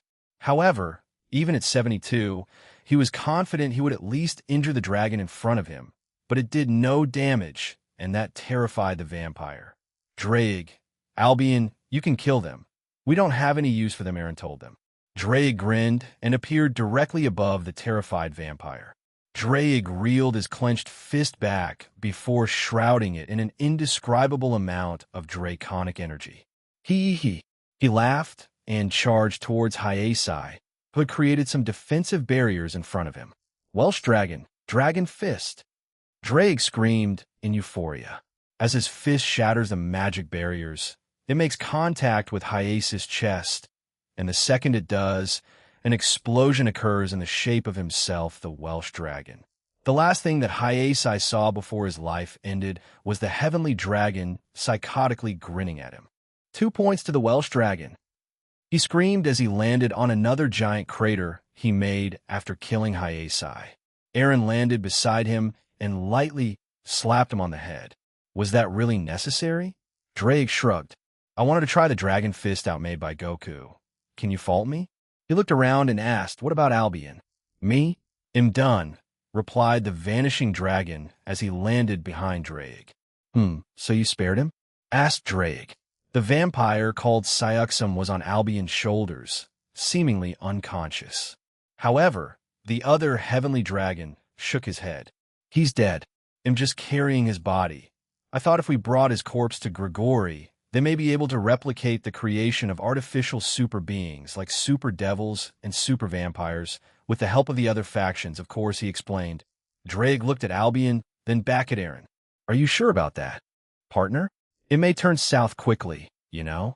Ajuka and Surzex are just outliers. So far, there haven't been any others that can equal them, not even the late rise of him, as he was much weaker than them. The super devils and the cows Order's control right now are, well, they're far from their full potential, and they're still far below those two, said Aaron. He then pointed behind them. Anyway, let's go, we're done here. Good work, by the way, Albion. They'll send that corpse to Azazel now.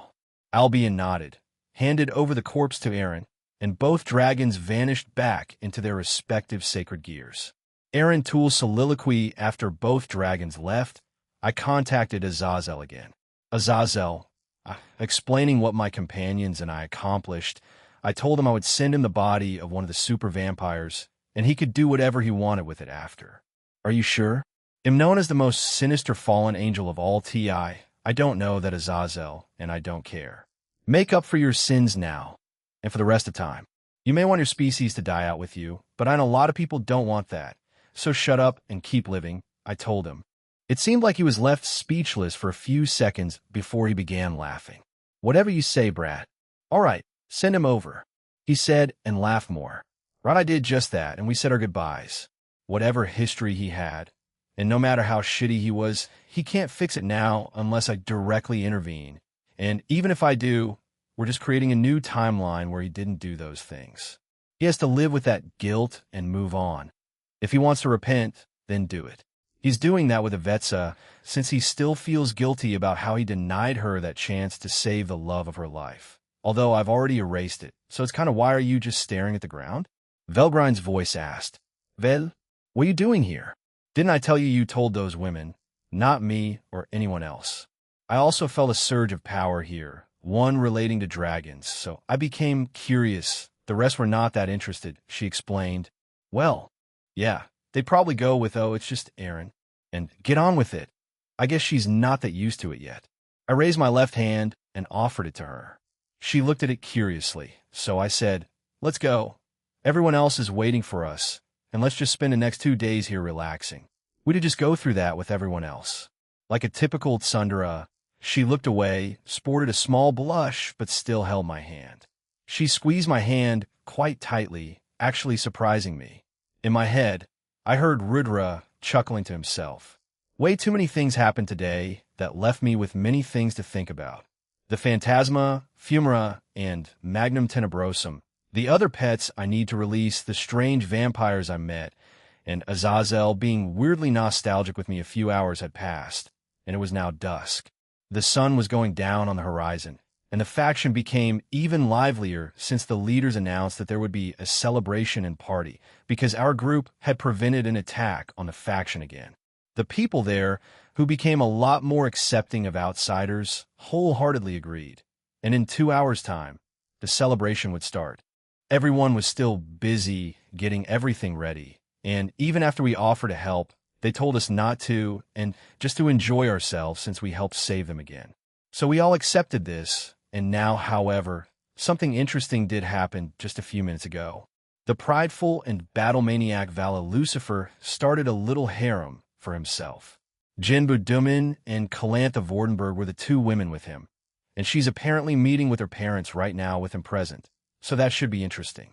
Lavinia went with him, and I was going to, but he was too embarrassed for me to be there and only asked for Lavinia, who was more than happy to do it. It made me wonder, with him accepting his harem, did he open up more to Lavinia? Are you jealous? Asked Albion. No, I'm just happy for him. That's all. I didn't want to be part of it since I am the older brother. I replied to Albion. But seriously, who would have known, huh? I muttered to myself. Make sure to catch a big one. Kanami said behind me. Currently, I am fishing. Why? I don't know, I just decided on a whim. And maybe some fish for the celebration wouldn't be a bad thing. A few followed me even though they were free to do whatever they wanted. And those were Kanami, Natsum, Mom, Aoife, Cindy, Graphia, and Fusey. 3, or 4 if you count Mom. Hyperactive people were a few feet away from me, while we were accompanied by 2 maids and a reliable but quiet magician. Fusey was beside me, eager to learn how to fish, so I taught her earlier, and she learned quickly. We'll be exploring this place a lot more tomorrow, right? I want to go with you tomorrow, Aaron, said my mom behind me. ITLL be boring, you know? ID suggest you go off on your own? I replied. In reality, there were around 8 buildings I would need to make. They were strangely specific about it, but I didn't mind. The raiding game building with the same field mechanics would be built last, and the design is something I look forward to making. She came up behind me and embraced my head, forcing a soft sensation on the back of it. Anywhere with my son is fun. You know, Royce and San, that sounds kind of lewd, Kanami said while creepily chuckling to herself while putting a hand over her mouth. Seconds later, I heard a loud smack from the direction of Kanami. It's only lewd because of that rotten brain of yours.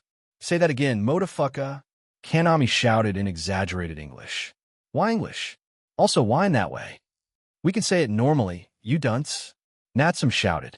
Those 2 argue a lot, but are very close. What a strange pair of sisters, Mom said behind me, sounding curious. Well, as I went to speak, I felt a bite on my line, so I began to reel and pull it in. After a few seconds, I pulled out a gigantic, supernatural fish. It resembled a cod, but was 40 times larger. Yuwa, what the hell is that? Why were the rest of the fish you caught smaller? Natsum screamed. Oh, my God. Is that the legendary, weirdly named fish in manga? Let's call it ultra spicy COD meat. Kanami yelled excitedly. This is supposed to be a quiet and therapeutic experience.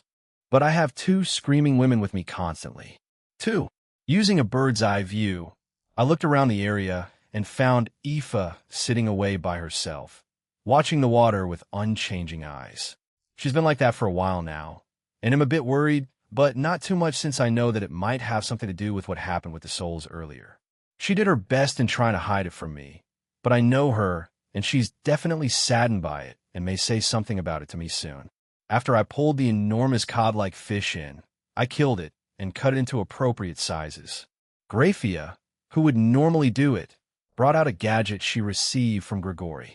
Since they know I cook a lot, she gifted me. I then gave the item to Graphia, a portal fridge. She stored the cut-up pieces of cod, after washing them with magic in it. We will be able to make plenty of dishes with this, Graphia, Cindy said beside her. When we return home, would you like to experiment with Reiko and Ine? A strange twinkle appeared in Graphia's eyes. I have a few recipes in mind, she mumbled and glanced at me. Just then, Fusey's rod began to twitch, and then the line was pulled away at a fast speed. I have one, she said and began to reel it in, but she had a bit of trouble. So she started using more strength, and eventually she pulled it up. That's even bigger. Natsum yelled. That's what she said, replied Kanami, before another smacking sound echoed in the area. What Fusey pulled out was an even larger fish than mine, roughly 4 times larger. To our surprise, as she pulled it up, it looked angry, and from its mouth shot 4 water bullets that were aimed at us. As I was about to move, Mom's chest lifted from behind my back, and she stood in front of me. Summoning a frying pan, she increased its size and threw it at the monstrous fish. The water bullets were destroyed in the process, and they made a loud ding sound when they smacked the fish in the face. She used a lot of power too, since a large circular patch was made below us on the water, showing the ground under it. After the fish was hit, the frying pan disappeared, and the fish fell to the ground, dead or unconscious. I wasn't sure, yet since I was stunned by the sequence of events. Fusey casually used magic to teleport the confirmed dead fish beside Cindy and Graphia, who began to cut it up. Even Aoife reacted to this by laughing at its absurdity. 2 point for me, Mom said, and she went back to hugging me. I'm confident that my life in the next thousands of years will never be dull because of the people around me. Later on that evening, the entire realm was in high spirits. Music, food, and drinks were shared all around. Most of it took place in the center of this realm. Give me more. Hiya ha ha ha. Biko shouted, drunk. Earlier, I had offered to use my alcohol that only made you tipsy when drunk, but they declined, saying they wanted to be drunk, so I let them be. Right now, with the exception of a few people I know who were drunk, like Ross Weiss, they asked me to make it so that they couldn't get drunk. This took time, though. Someone went streaking. Someone shouted, and when we all turned to look, we saw that it was one of the vampire youths. They ran around butt naked in the wind while laughing manically. Small, Velgrind said with a smirk on her face. Apparently, she said it loud enough, or used her powers, that the young man heard it and looked broken. His shoulders slumped, and he ran away while screaming louder.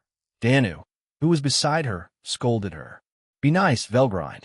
Not everyone is the same size down there, she told her like a mother. Velgrind turned away while muttering a half-assed apology. Danu-san, how do you know that? Shigen asked from my lap. In response to this, Danu's face turned bright red.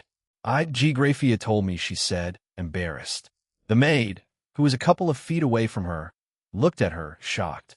Well, that makes sense, concluded Shigen, who went back to drinking juice. This shocked Graphia even more, but she didn't deny it. She just sported a small blush and looked away. It feels like she was used as a scapegoat, sorry. We're late, said Tobio. We turned to our side and saw him, and SAE. It was quite late already.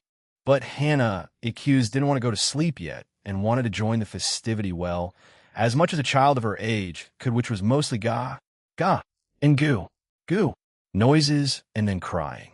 Hannah kept on crying until she tired herself out.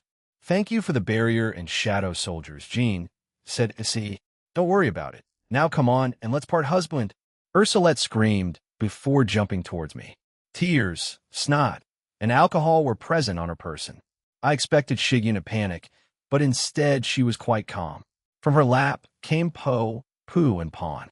She pointed at Ursulette and said, "Pawn, tackle." Pawn made a strange sound before jumping up and tackling Ursulette on the stomach, flinging the woman away. Pawn landed on the ground, triumphantly trotted back to us, and made himself at home on Shigion's lap again. Shigion, I think that was a bit much," Aoife said, looking at the vampire in the distance. Knocked out. In the distance, I could see Gasper's father, who was drunk too. Their relationship has made steady progress, and he calls him father in a respectful manner, and he refers to Gasper as his son. I vaguely know that they keep in contact and even talk to each other once a week through a magic circle. Although I do have a surprise for both of them, much like what I did with the Saji family. I'm saving it until later on the night. I think the Vladi family would be better off without everyone crowding around them when it does happen. But I have seen 3 people who wanted to speak to me. Like earlier today, Aoife. It definitely has something to do with the Phantasma, but the other 2 were Valerie and Fusey. Fusey had been quite close to me the entire day after the incident happened. The fishing, helping me with stuff that concerned the festival right now, being weirdly attentive, and of course, she spoke with Lavinia a lot with Valerie. It seems like she's getting ready to confess to me or something, or at least tell me some news. "Why don't you drink, Jean?" Dracula asked me. He had become a bit more talkative after getting tipsy, as he did when everyone visited my restaurant. "I have, even though it's in small increments since I can't get drunk," I replied, and I showed him my glass of wine. "You know, when I was your age," he started on a small rant about things that I half-heartedly listened to, and eventually Kishshot came over and kicked him away. "You'll bore him to death with your stupid monologues," she told him, and they got into a fight. The people around us cheered. It seemed like it was a common occurrence, and they just accepted it. Now gone were the noble facades of the vampires, and they had become a lot more modernized. I preferred this since forcing myself to act so formal is suffocating, but it is necessary for certain occasions. Forgive them. Even if they were the original progenitors of our race, they can act like children at times, although it's usually only when they're interacting with each other, Carmilla suddenly said. She was wearing an elegant dress that complimented her and had her hair tied in a short ponytail. Wine in hand, and looking a bit tipsy herself, she had placed her hand on my shoulder as she said this. "Ah, yeah, I get it," I replied. However, Carmilla kept on rubbing my shoulder in an increasingly sensual way, leaving me baffled. "You save her faction twice. You're the famous harem-seeking dragon. Need I say more?" said Drake. Before I could move, something slammed against Carmilla's side, launching herself and the thing that hit her away. I and the rest were surprised by this, and saw that the one who had attacked her was the drunk Ursulette. You Connelby's first vampire," Ursulette cried out. She started to rub her face against the annoyed leader, who didn't say anything, but instead patted her on the head while continuing to drink her wine. Iris came over to us with Elmenhild while looking exhausted and guilty. But before they could reach me, Valley ran past us while being chased by his 2 lovers. "Valley couldn't wait? Valley, I agreed to this, but I'm not ready for that," he cried and kept running before summoning his divine dividing and flying away, the 2 still in hot pursuit. Did they try jumping him or something? Jai ha. After them were Cookie and Calawarna, and it seemed like the fallen angel was drunkenly chasing him. "I'm not ready for that kind of play," yelled Cookie. "Hayek, why you like it?" "I swear, Hayek." Calawarna drunkenly yelled back as the 2 kept running away. Maruam and Middled appeared to have fallen asleep and were lying against each other in a corner of the plaza. Seeing as how they were already asleep, I clicked my fingers and transported them to an inn that we were all staying at. "It's very chaotic tonight," said Iris, and Elmenhild agreed with her. "Yes, it is, although it's all for good reasons, but the cleanup will be a lot," added Elmenhild. I could do that much since you guys will be doing this for 2 nights in a row, I said, and I'm not taking no for an answer. They tried to protest, but I convinced Carmilla and eventually the 2 other leaders of the faction, and they agreed. The rest of that night was just as chaotic, but still fun. Midnight. Many vampires were still out since they were the most active at night, but they weren't making as much noise. This was because they had gotten used to living during the day and go to sleep at night because of the new barrier and faction. Presently, I am in a dilemma of sorts. I slept with the usual 7, turn 8 per my mother's request. However, I woke up and needed to do something, so I left my room. On my way back, I was stopped by 3 people. Valerie, Fusey, and Aoife. How can I help you guys? I asked. It seemed like they didn't speak about this beforehand as they stared at one another, waiting for someone to do something. Sign, I said, let's go with this. They'll start with Valerie, then Fusey, and then Aoife. How does that sound? They looked at each other one more time and silently agreed. So Aoife and Fusey went away while Valerie took my hand and led me somewhere else, and we ended up at one of the verandas of the inn. Even here, the moon was quite bright, so most of the town's lamps were turned off. We only had them on during the party just to illuminate the place more. But we were told that they weren't necessary. It'll make this brief, Aaron, since those 2 probably have more important things to talk to you about, she suddenly said and turned around. The light of the moon illuminated Valerie, making this moment seem like something out of a fairy tale. I don't have family anymore except for my new half-sister, who's most likely going to spend a lot of her years in prison. Of course, family can be more than blood, and I see everyone in your home as a new family to me. She held her left hand in front of her, letting the gem on her ring glow. I'd like to get married to you. Val, as I went to speak, she stood in front of me and put a finger on my lips. I know what you did for Gasper, and you plan on doing that tomorrow, right? You and the Occult Research Club already helped him come out of his shell and be more confident. Not to mention him having his own harem. That was a surprise, she exclaimed and giggled. She reached over and linked our pinkies together. That's why I'd like to start a family together with you in the future. So will you accept? She asked, sounding nervous. She's what? The 3rd or 4th. If I count Irene, woman to propose to me, well, it's not like I mind. Except Valerie. Although I did plan on proposing to you too since we were coming here, and I invited you. I told her. Oh, did you mean to do it today? She asked.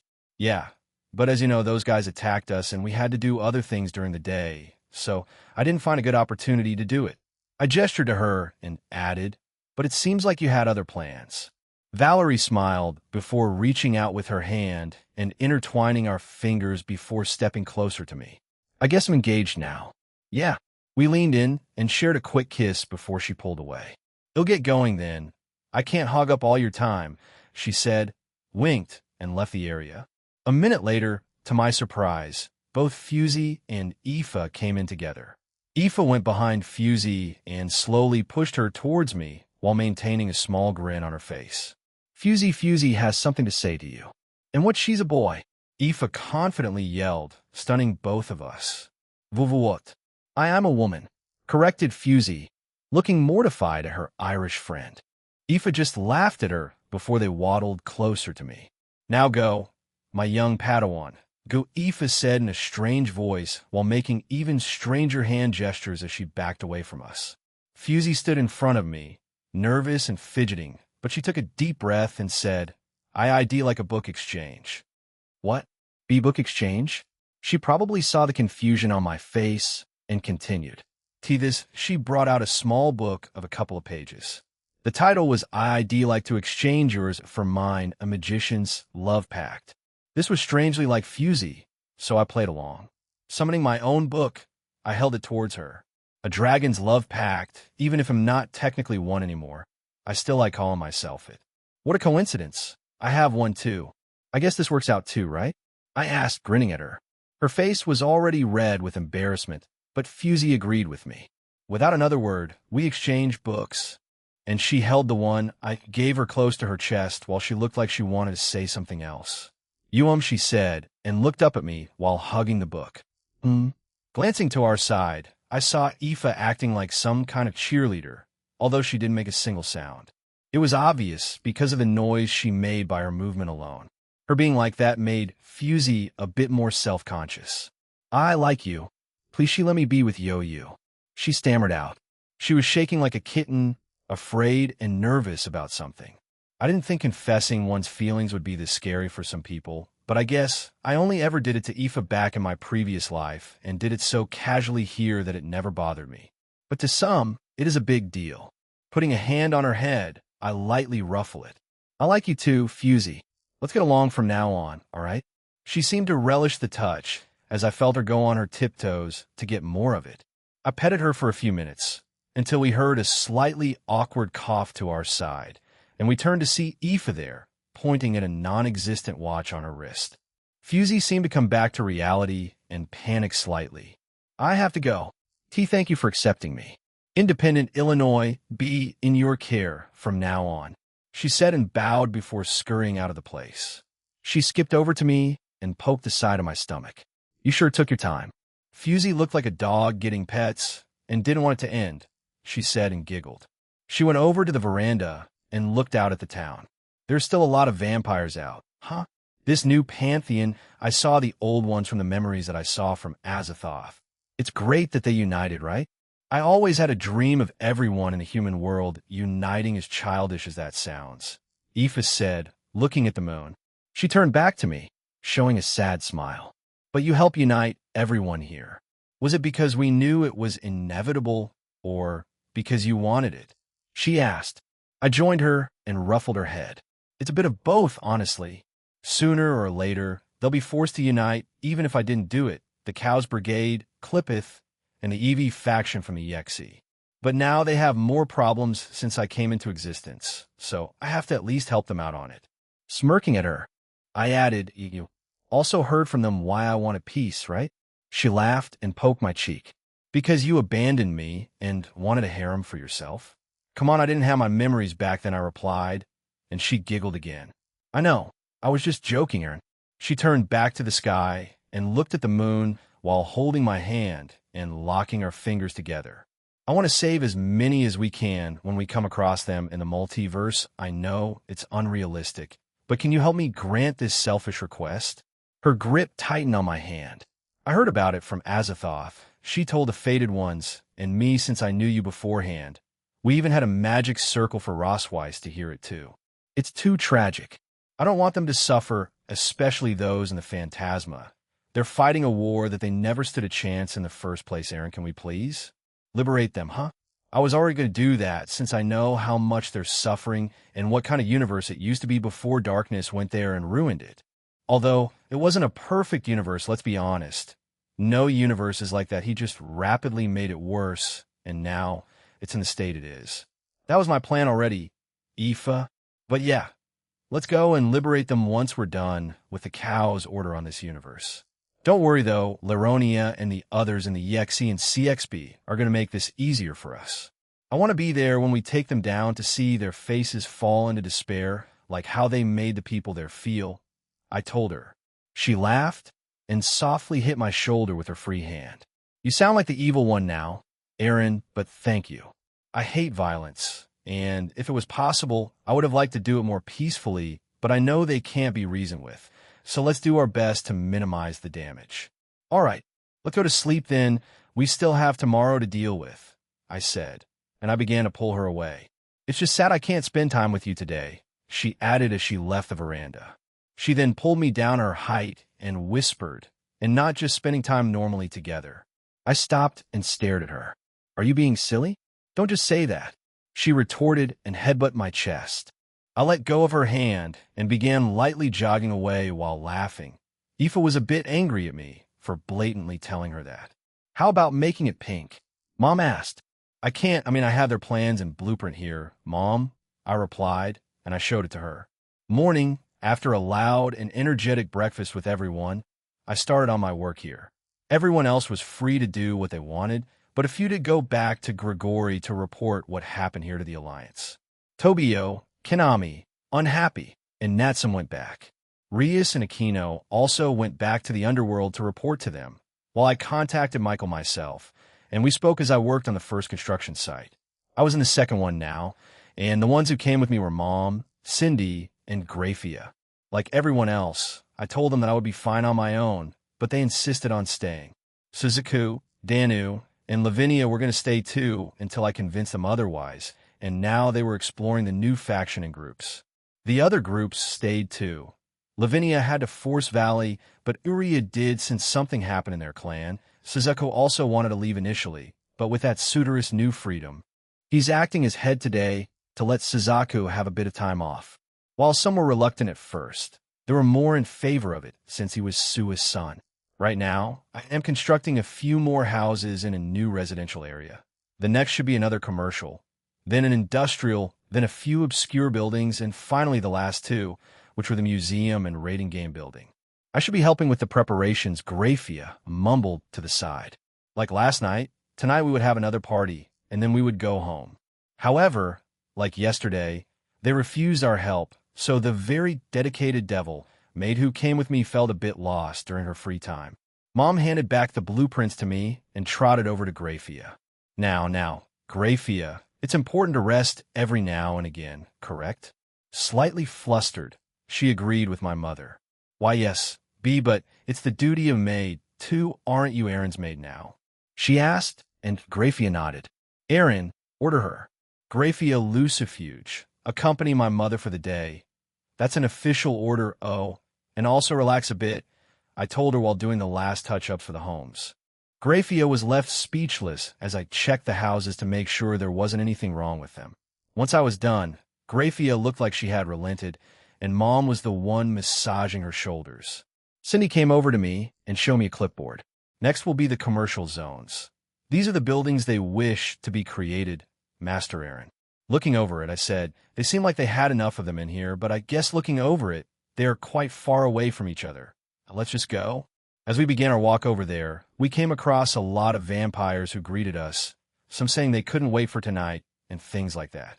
Of course, some of these guys opened up to us and started to trust us after we saved this place a second time. Even after saving them from total destruction the first time around, some were still skeptical, which was understandable. I mean, they were tricked by the cow's order, then the Teeps faction suddenly imploded on itself, and then some mini-wars started. Some might think, hey, maybe the middleman is conspiring with them, and I wouldn't blame them for that. The closer we got, a strange crowd started to form in a small part of this side of the town. When we finally arrived there, we saw some vampire children who were mostly female, a few males, and Gasper with them. It looked like they were playing some kind of game. Go! A male vampire child shouted. A mini-toy robot modeled after the boosted gear scale, male, charged forward towards Gasper.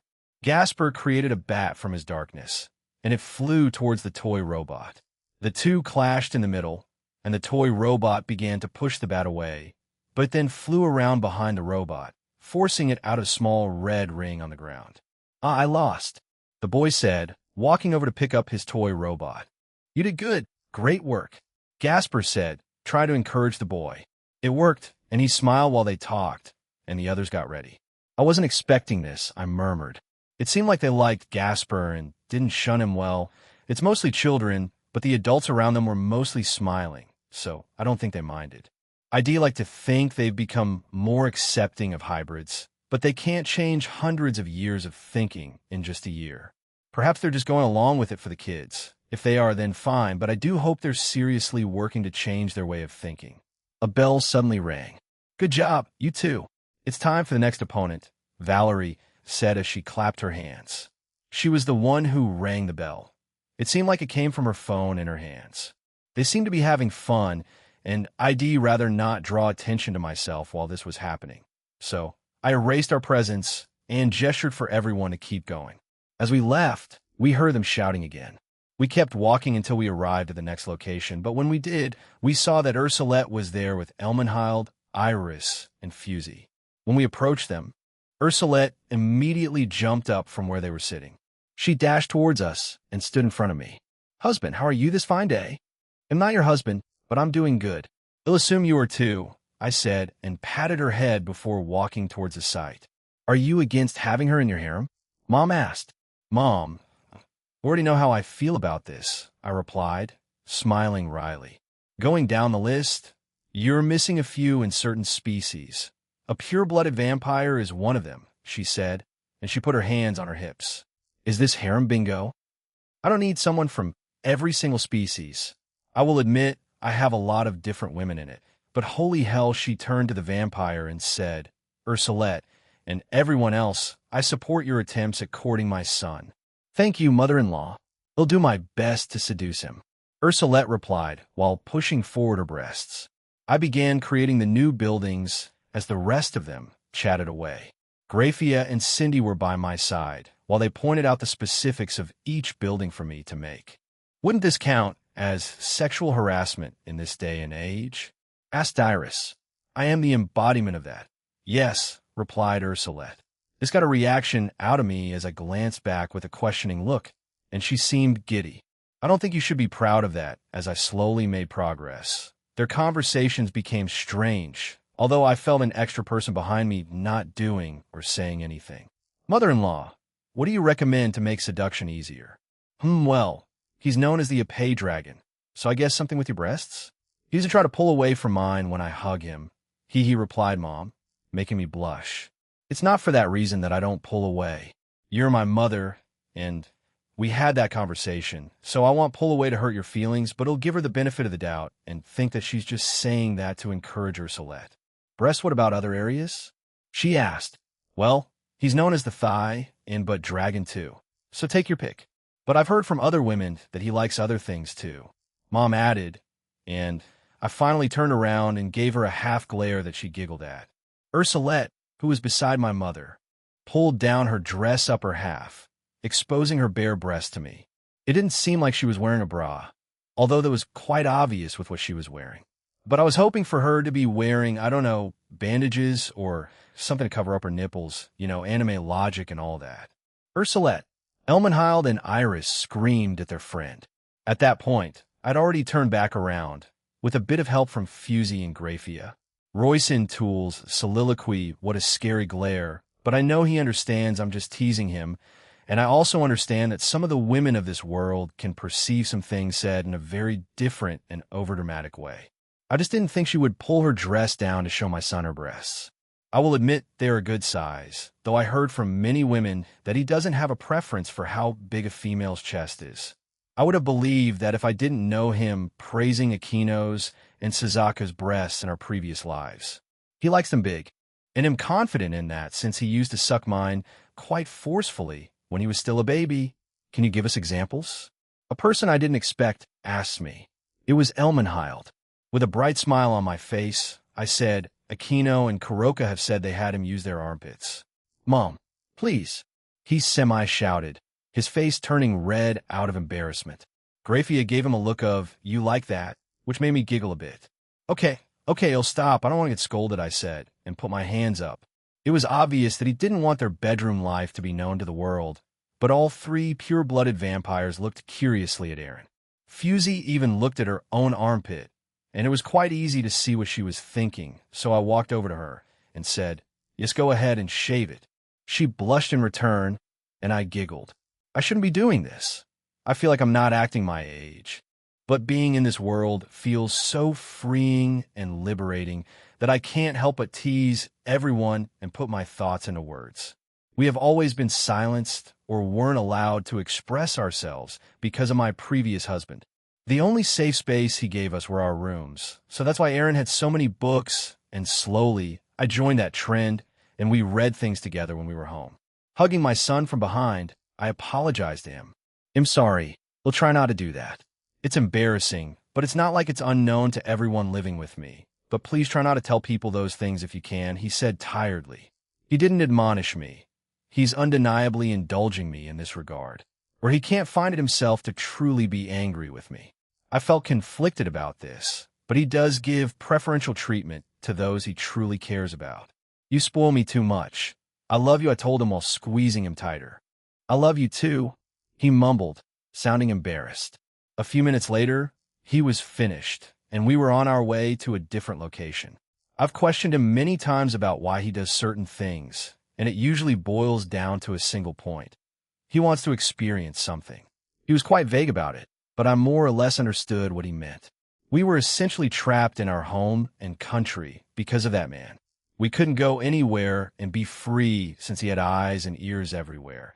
And if we did anything that wasn't approved by him, or if he didn't give us permission, we would go home to him yelling at us. At first, Aaron would remain silent, but eventually, as he got older, he would start yelling at him back too. Perhaps that was the sign when he started to slowly kill Aoife, or at least it gave him the idea of hurting Aaron back. But I wasn't sure. Maybe Aaron knows the answer after speaking with him? Either way, the closer we got to the location, we heard a familiar person's singing voice. So with some prompting from the vampires who came along with us, we hurried over there and found Vile doing a small performance for the people here. She was accompanied by the remaining Grimory Peerage and the Slash Dog team. It makes sense since Vile is quite famous in both the supernatural and human worlds now. The music she makes is known worldwide, and with her being compared to this world's greatest artists, it's quite the contrast compared to the books since, well, she wasn't even awake yet. Seeing her live a full life like this makes me really happy. Whether or not it was pure coincidence that the Satans entrusted her to my son, I doubt either of them cares at this point since they're both happy. Wait, did he? I wasn't sure, so I walked to Aaron and pulled him down. I then whispered into his ear, "Did you propose to Ingvild yet?" No, she's mostly out due to her job, so we haven't had much time interacting with each other, but she managed to get some time off, so that's why I asked her to come with me during this job. But I do want to propose to her soon, he whispered back. He wants to, so I'm assuming he has a plan. He has been proposing a bit better lately, although Valerie proposed to him last night, and it wasn't a grand spectacle, but both of them were fine with it. Looking back at Ingvild, she sank and danced around the stage, with Asia, Chiron, and Zenobia supporting her on the side of the stage by copying her dance moves. The rest acted as security, but everyone was very amicable, so they didn't need to do much. She saw us and waved as she continued to sing and dance. We waved back at her before continuing on our way. We arrived at the site around a minute later, and Aaron continued his job. The vampires decided to stay at Ingvild's concert, but soon enough another group came by. It was the Vala team with Lavinia. Vala Lucifer was being fawned over by his two lovers, Jinbu Dumin and Calantha Vordenberg, while Lavinia gave them tips on the side. Vico and the two Pendragon siblings were with them, while Gogmagog wasn't, but Fenrir was with Luf Fey as usual. Spotting us, they came over, with Lavinia running up and hugging Aaron from behind. "Are you nearly done, Aniki?" he asked. "Nearly, but at the pace I'm going, it'll be done by the time I want to be, and all we'll have to do is wait for the party again tonight. If you're interested, you can join me on my last one, which is the Raiding Game Stadium. ITLL be used the next time the tournament takes place," he explained. "Next one. Do you know when the next tournament will come up?" asked Valley while being hounded by both his lovers. Aaron glanced back at his little brother and said, "Keep this a secret, all right? We've been talking, and we've thought of having this tournament every 5 years. We believe it's enough time for individual players to train themselves, get stronger, form new teams, or stay in old ones.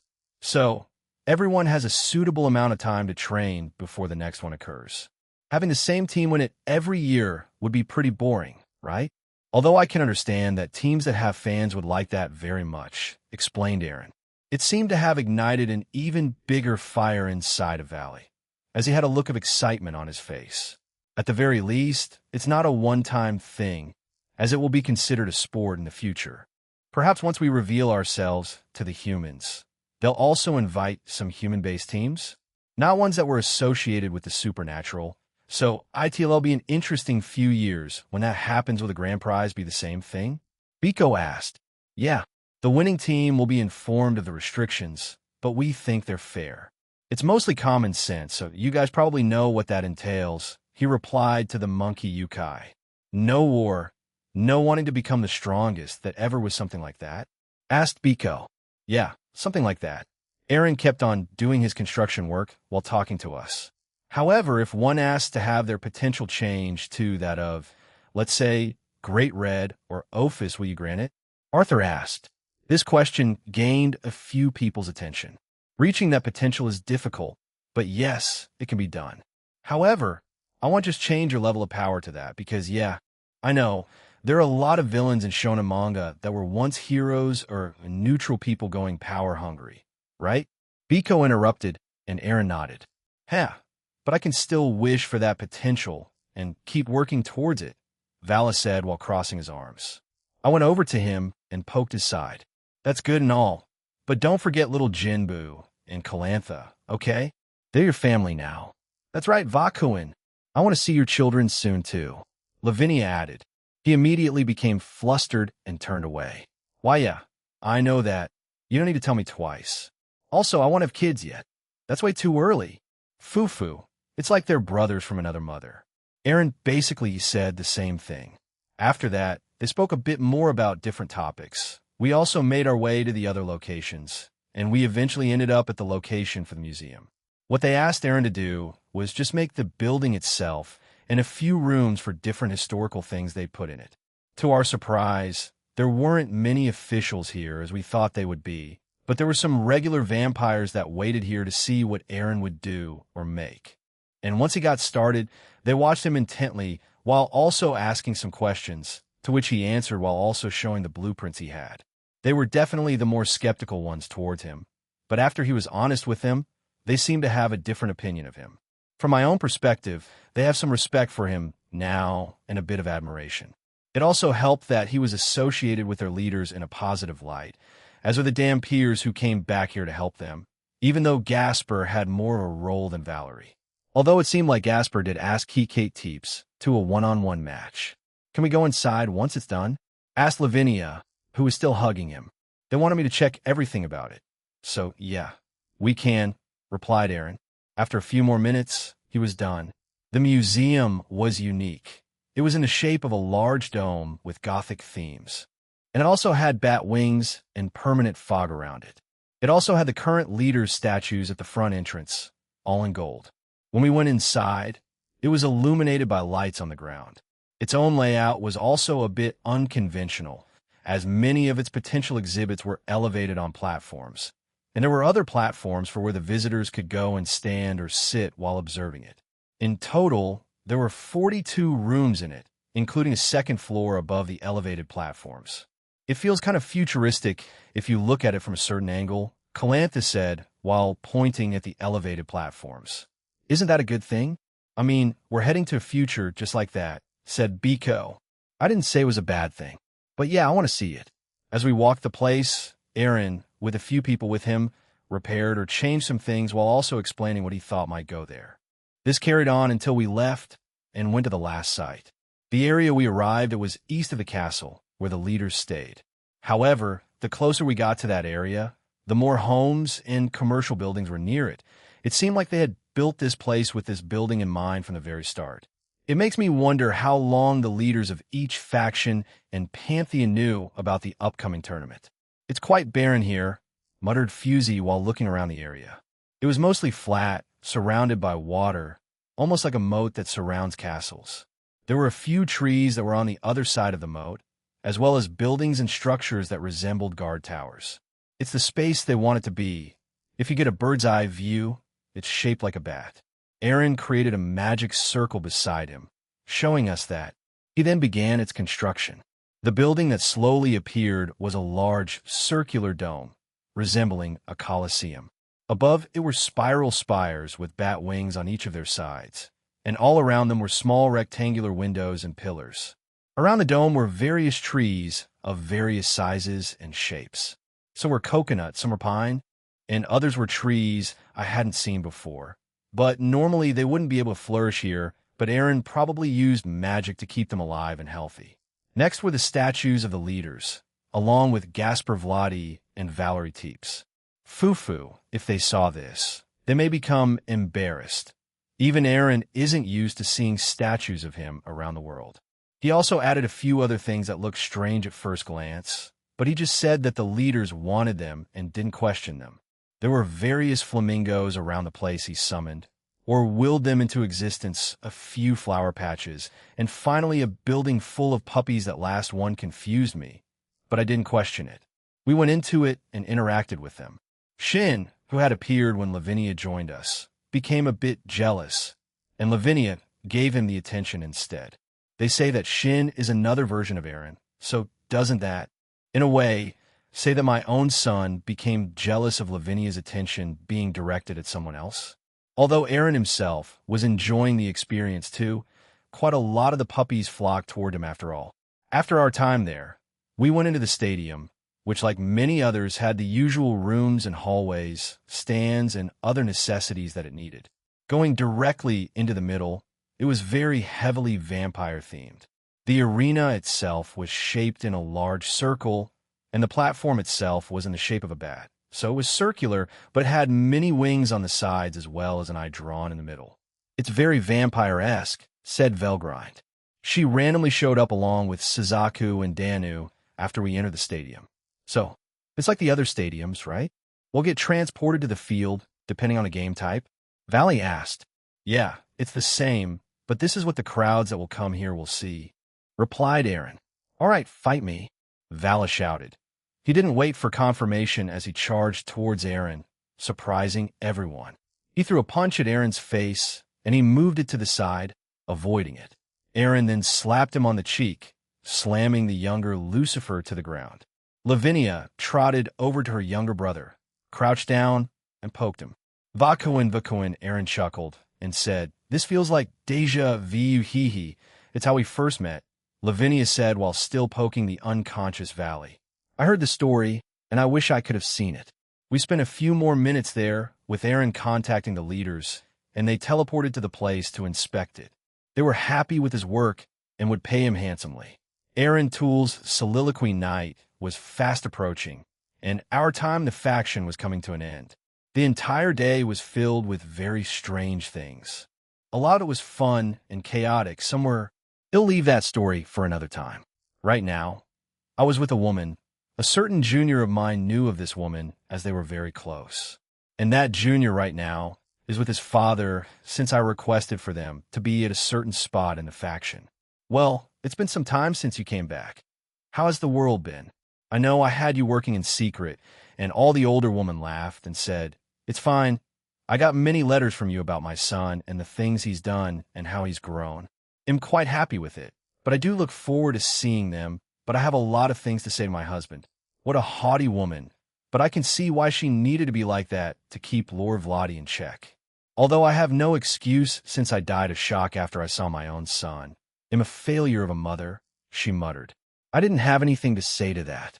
Anything that I thought of might sound like I was making excuses for her. So I kept my mouth shut. Although I would say labor had a factor in her dying, magic existed. So we eventually arrived at the spot. I had masked this woman's presence, so neither of them could detect her. I also made her invisible, so they couldn't see her either. The two Vladis were by a small lake, and I approached them with her by my side. Joe, sorry for the delay. I wanted to show you guys something, I told them, both becoming curious by my words. Show us something, Aaron and I? Yes, I'm curious about this, Jean Dono. Both son and father were curious, which made me amused. The setting sun on the horizon was illuminating us as we stood there. I think it was good timing. Oh, it's nothing too serious. It's just as I clicked my fingers, undoing the invisibility. Both of them froze once they saw the woman beside me.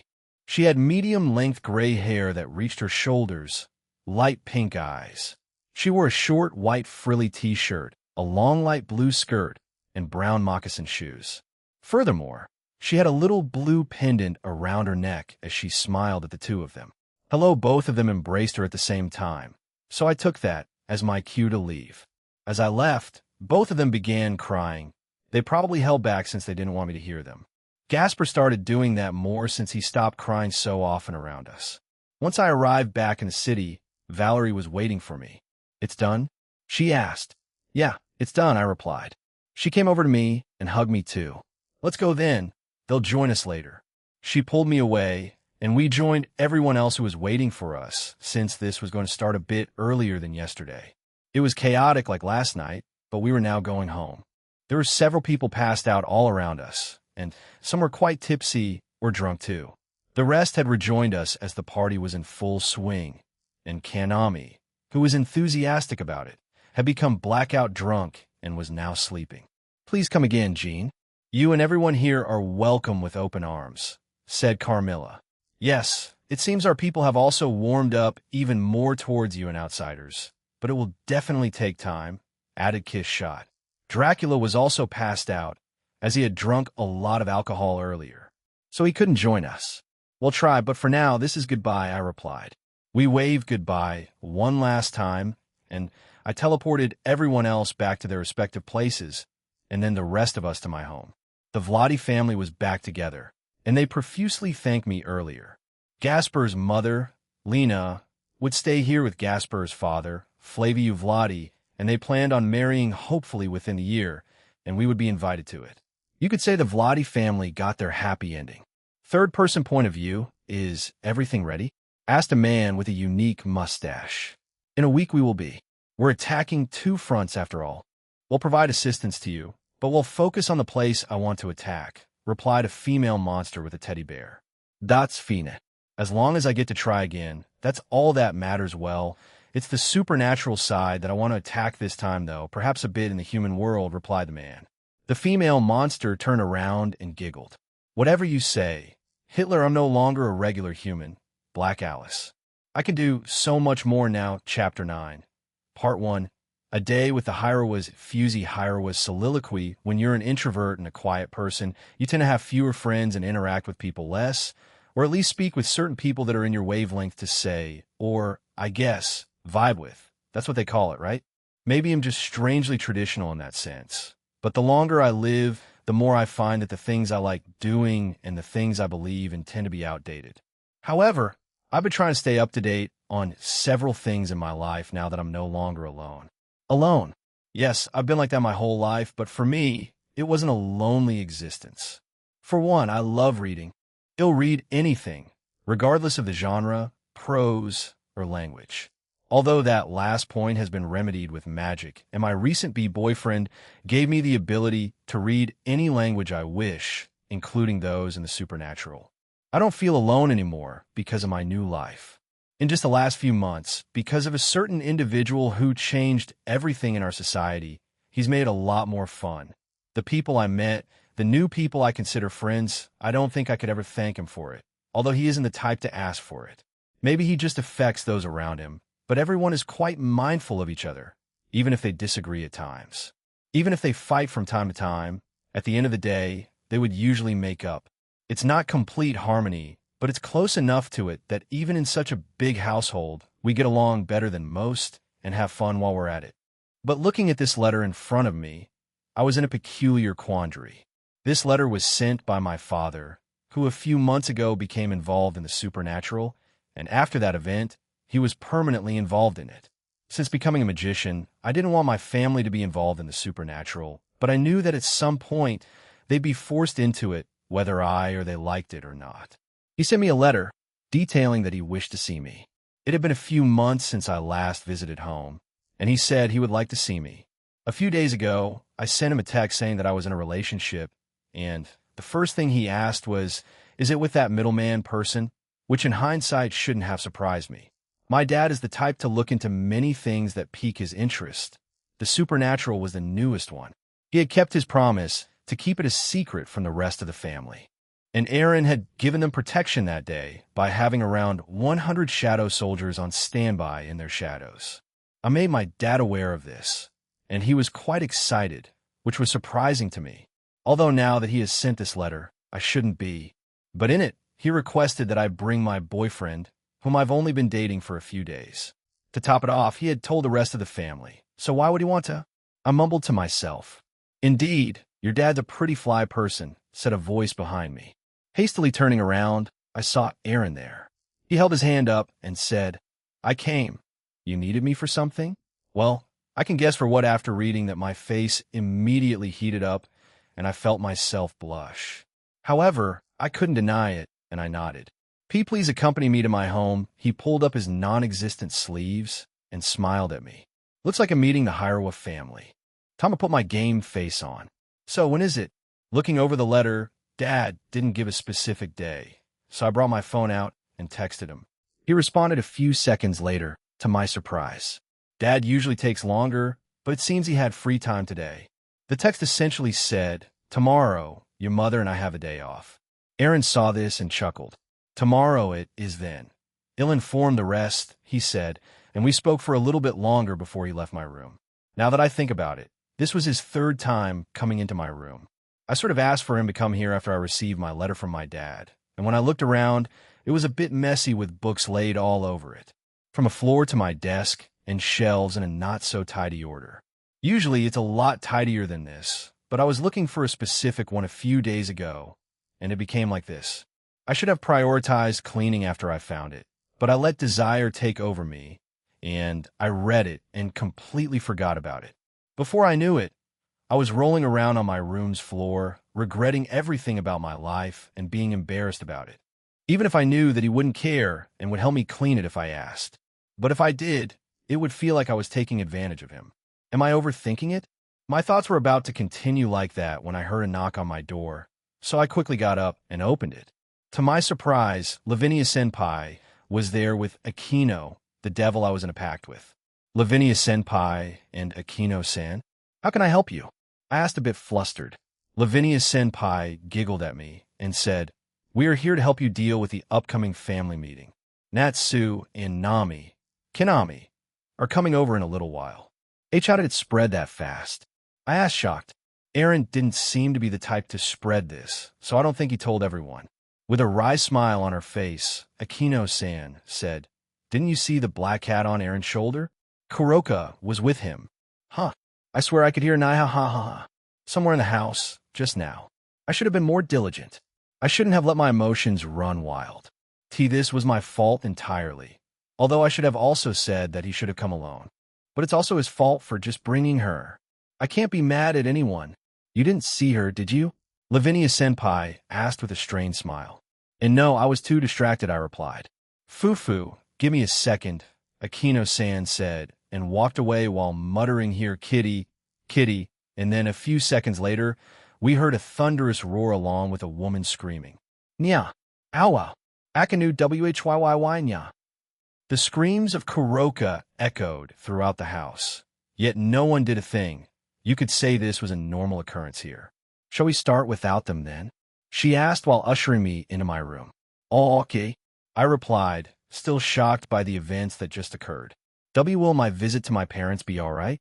Raynar's soliloquy and Grigori. Today, Asia, Irina, and Zenobia came over to watch me work. I was working as an assistant in a daycare, and with permission from other cadre and executives, they were allowed to participate for the day. The only one I was worried was Zenobia, since she could be a musclehead brute at times, but it seems my worries were for naught. As to why they came here, I have no idea. When I asked, they just said they felt like it, and so I accepted that answer. Irina-san, please be more gentle, said Asia, scolding her friend. Oh, okay, replied Irina. She was the clumsiest out of all of us, and although her heart was in the right place, my entire being has been on edge since she started participating. There were too many incidents already that I kept an eye on her like a hawk. The most surprising was Zenobia Hihi. Do you like that? Zenobia asked while giving the child a piggyback ride. Faster, faster, the little boy shouted while giggling uncontrollably. I believe Zenobia will be a great mother in the future. Even before this, she was very gentle with the children from the very start. Back in Aaron's home, a certain event happened that made me fear for children's lives when she was around them, but maybe I was wrong back then. Zenobia was now very gentle with them. Or perhaps Griselda was the one who corrected her, though she did change even more after Aaron and her visited the Saji family. That could have done something to her too. In either case, she was someone I could trust around children. The same was true with Asia. Since she was a natural with them, they flocked to her in a way. It was almost like a motherly presence. Even the main caretaker here was surprised by the children's reaction. Ow, Irina-chan, you don't shove fingers into my nose, a child muttered. Whipping my head around, I saw that the reincarnated angel had accidentally shoved a finger into a young boy's nose. How? How the hell do you even manage that? Irina quickly pulled her finger out of his nose and looked flustered. I'm sorry, I didn't mean to, she said, and she apologized profusely to him. It felt like I was watching a business or professional interaction rather than a teenager with a child. As we continued to look after the children, two people walked into the place, which we recognized. Tobio accused and Sae accused with Hana accused in her arms. This wasn't common since Issa-san was, at the moment, a stay-at-home mom, while Tobio accused-san would occasionally go on solo missions. I've heard from Aaron that he didn't need to do that since he helped them financially, and they could essentially do anything they wanted for 10 years and would go through half of what he gave them. But I guess trouble tends to find Longinus wielders, so he can't stay away from life for too long, especially with the recent attack on the new vampire faction. The main caretaker went over, and they greeted each other, but to my surprise, they looked at us, and she looked back at us before nodding and coming over here. Rainier, Asia-san, Irina-san, and Zenobia-san, it seems like the governor wants you to meet him, she told us. We looked at each other and said goodbye to the kids, much to their disappointment, but we promised that we would be back soon, so they were happy with that. And we got up to join the two accuses. Tobio-san, it hasn't been that long. Do you know what this is about? Asia asked as we joined them outside. 2. A muscular man suddenly shouted as he rounded the corner. It was Heracles. Him taking over. Good luck, he shouted and ran into the daycare. We weren't surprised by this and laughed. He would come here from time to time since he helps in these types of places all around the supernatural world. We continued walking, and Tobio accused said, well, we weren't told anything either, but from Jin's reaction, Jin is probably here since he only acts like this if Shin is here. It might involve another attack from the Cow's Order. Zenobia frowned while shaking her head. They only attacked the vampires a few days ago. Why attack another place again so quickly? They might not attack yet. Maybe Aaron's just telling us about an upcoming attack. He knows things after all, and he probably got that information from his shadow soldiers all around the world. Meaning I said, but is he accused finished for me? That will be ready again, although it seemed like Jean was prepared for the attack on a vampire faction. Maybe that's why he brought us over there? Asked Sae. We continued chatting to each other until we reached one of the meeting rooms. In there were Aaron, Azazel-sama, Avetsa, Penemu, Barakil, several higher-ups, and numerous magic circles. Oh, glad you could make it. Sorry for taking you out of your job experience, Azazel-sama said, waving his hand at us. No, it's fine, I replied. What's this about, Azazel-sama? So many important VIPs are here, so it has to be big, right? He nodded sagely. Yes, but first sit down. He instructed, and we did so. Once we sat down, Aaron was the one to step forward. Let's get started then. To put it bluntly, the Monkai Association of the Cow's Order is going to team up with Hitler and his small faction to attack 4 places in 3 or 4 days, depending on their own speed of preparations. Hitler. He did mention that before. A few terrible people were resurrected prior to the war. We expected them to make a move back then, but they didn't. It looks like they're finally moving. Huh? If it's Hitler, then is it safe to assume it's Germany? I mean, he must want to take control of the country again, right? Asked Irina. Aaron nodded. One would think that, so I don't blame you. However, you're only half right. Yes, he plans on taking over Germany as a whole. So we have the ones that are involved in the supernatural with us today. The others are the Greek pantheon, Greece, and Asgard. With that said, Azazel-sama got up and summoned a magic circle. We want to split everyone into 4 groups, which is pretty obvious at this point. A group in each pantheon and country. So Germany, Asgard, Greece, and the Greek pantheon. We'll be fighting this on 4 fronts. Avetsa-san, who was sitting down, said, we'll need 2 or more teams in each place, though. One that prioritizes the safety or evacuation of the citizens, and then the main team that will confront whoever attacks it. The Monkai Association has been silent for a while and has definitely been amassing an army. Whoever Black Alice is leading, they'll definitely go after the Greek pantheon in Greece, so they'll be the hardest hit since they'll have more firepower, said Aaron. Hitler and his group have been given artificial sacred gears, and they've learned magic, so they'll be difficult in their own way. It is as I fear, a voice said through one of the magic circles. Black Alice is coming here. Shall we inform Typhon and his monsters? They may be attacked too. It sounded like Zeus, the current chief god of the Greek pantheon. He sounded quite stressed, but Aaron shook his head. No, it's fine, Zeus. I've already got an overabundance of shadow soldiers over there as well as one of my GOB, and one of my abilities showed me that they wouldn't attack, he told him. Then what about us? The chief god, Odin, asked through the magic circle. The 10k Association is targeting Greece and the Greek pantheon. Why is Hitler attacking us? Our mythology and their culture comes from various sources. After all, Germany is one of them, or at least a Germanic tribe in the past. As for how, well, it's connected to the disappearance of many warriors in Valhalla recently and another person, explained Aaron. He didn't elaborate on it, because it's a personal affair of that specific pantheon, but it seemed like Chief God Odin understood what he meant and had gone silent. I see, so time is it? He asked through the magic circle. Yes. Please prepare yourselves. They may involve more than just the main realm, warned Aaron.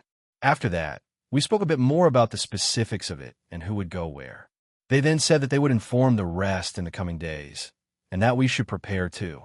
In total, the meeting lasted around 2 hours, and once it was done, we left the room with Aaron and the other leaders staying to speak more. SAE, he'll participate in this too, but he'll leave you two at home, okay? Tobio said to his soon-to-be wife. She sighed and grabbed his face. I can't stop you, can I? Please be careful and come back to us, okay? He smiled reassuringly and said, I will. My group stepped away with a heavy atmosphere around us. It seemed like we had a lot of things to say, but we weren't sure how to bring them up without making it awkward. They'll just beat them up for involving innocent humans. As a former warrior of the church, I can't let this slide, Zenobia declared, looking very angry. Right? No matter what reasons they have, trying to hurt others is never justified. Well, there might be exceptions, but still, it usually isn't. Irina agreed with her friend. However, Asia had a frown on her face as we walked back to the daycare. Seeing this, Zenobia asked, Is something bothering you, Asia? No, it's just that I've looked at a lot of history after moving in with Aaron around a year ago, and Hitler was one of the most talked about because of World War II. So I was just wondering if he wants to finish what he failed to do all those years ago. If he has a different reason, explained Asia, a bit flustered. Kokobil was alive during the Second World War in the human realm, and he fought Vasco Strata back then and nearly died. We now know that Azrael was the one who helped him back then to escape. However, he only wanted to incite more violence and had no overall goal, I told them. What's known in history about Hitler is very accurate, and it's safe to assume that he wants some kind of revenge, or at least hurt some people. With the grudge and resentment that some people take to their graves, I wouldn't be surprised if he has his eyes set on some allies from way back then. I added. They all stared at me for a bit, making me a bit uncomfortable, but then Irina asked, That reminds me, how old are you? Irina, we're friends, but I'd rather not answer that. I replied, feeling self-conscious about it. I've told Aaron in confidence, and he didn't care, so that was enough relief for me. I'm sorry, she said and bowed. It's fine, I replied, and we continued walking back to the daycare while chatting about the upcoming operation. Aaron Toole's soliloquy a few days have passed since my visit to Romania, and another day after I spoke to a few people about the upcoming attack. I didn't know if they were trying to get themselves killed, if they'd run out of patience, or if they'd finally finished their preparations, but their downfall is imminent. You'd think they would extensively plan it out a bit more, but I guess they have been for the better part of a year, or even longer since they've kept these grudges for that long.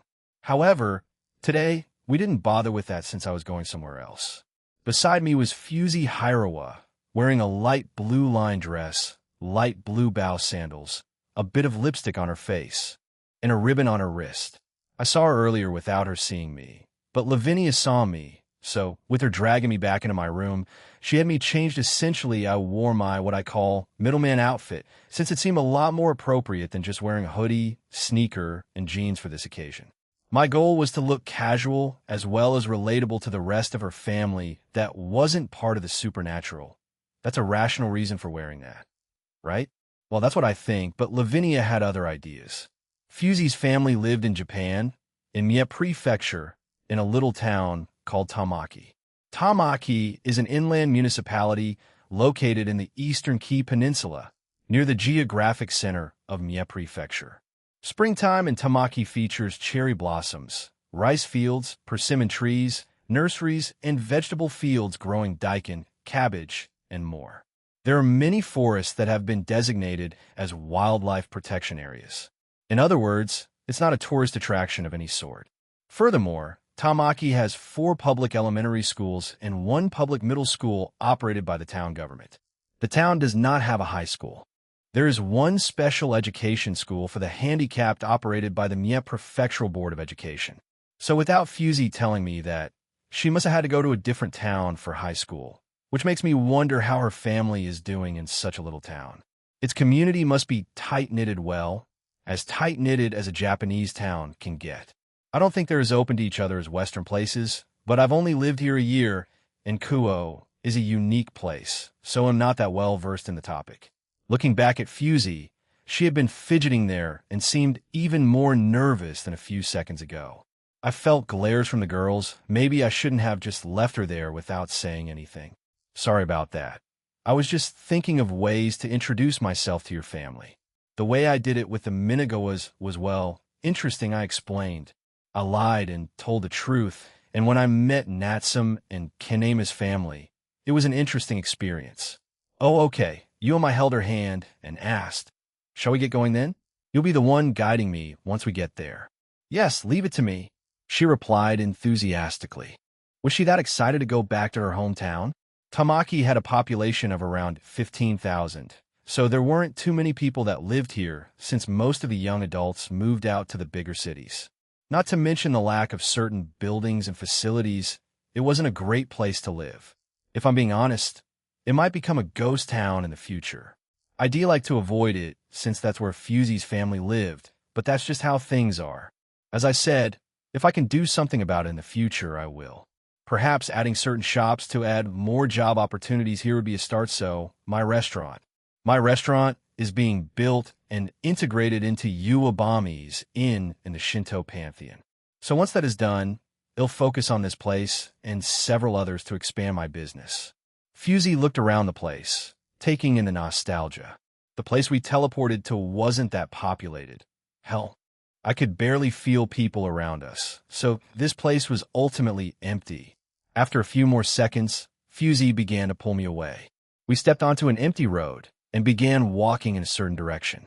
"Do you have many memories of this place?" I asked while looking around. She shook her head. "Only up until middle school. After that, I told my parents that I got a scholarship in the United States, so with the help of Mephistopheles-san, I moved there. Of course, I still had an education, so it wasn't a lie. It was mostly related to the supernatural, right? A school for magicians, you could say. They taught some normal subjects, but for the most part, it was mostly topics relating to the supernatural as well as magic," explained Fusey. "We passed by old-style Japanese homes you would find in the country or small towns like this. There weren't too many updated things about them, perhaps a new wall or garden here and there, a new coat of paint, and things like that. Some of the roofs here looked like they had been here for generations, while the ones nearer to the center of the town, quite a lot of them, were a bit more modern-looking. There were a lot of trees here, rice fields, and vegetable fields. It's the typical countryside town that you would see in a lot of anime and manga. However, it wasn't as lavish as the one that was owned by the Managawa sisters, since their grandparents were quite well off. The ones here, from a glance, were modest at best. Fusey brought us up a hill, and then through a sea of trees. Some of them were sakura trees, but they weren't blooming. Past them, we were on a small dirt road with a rice field to the right. We saw some people working on it. Most were middle-aged, with a few older people helping too. Further ahead, we saw some children playing with sticks and toy figures while watching the adults work. At the very top of this place was a big home. It wasn't the same size as Kanami and Natsum's grandparents, but it was still quite large. However, the closer we got to it, the more people stared at us, eyes wide in shock. And then, when we arrived at the gate and Fusey pressed a button on the side, all she said was, "It's me seconds later." The door to the home slammed open, and out came a tall and tearful woman. "Fusey-chan!" She bellowed before the gates opened, and she lunged towards Fusey. "Fusey? Plus one more word, and it'll cut up your tail," Welsh dragon, uttered Rudra. "Ho ho! Bring it on, former emperor," replied Draig, before explosions started echoing in my head. "I misseed you. How have you been? How is the USA? Is your work life okay now?" She asked, then looked at me. "Fusey, dear, is this your boyfriend?" Fusey's mother looked like her, but was older, had a larger chest, and seemed to be a lot more, I guess, extroverted than her daughter. She had silver hair like Fusey and purple eyes like Fusey, but her personality was far from her. She had your typical mother's clothes with an apron on top of them. "I'm Jean Skyward. A pleasure to meet you, ma'am." I introduced myself, put my hand out for a handshake, and she shook it. She also bowed and said, "I'm Hanako Hirawa. It's nice to meet you too. Please come into our home."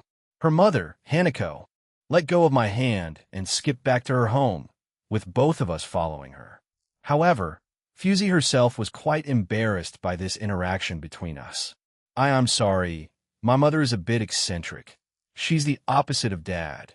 She's the one that approached him and started their relationship all those years ago," she explained in a quiet panic.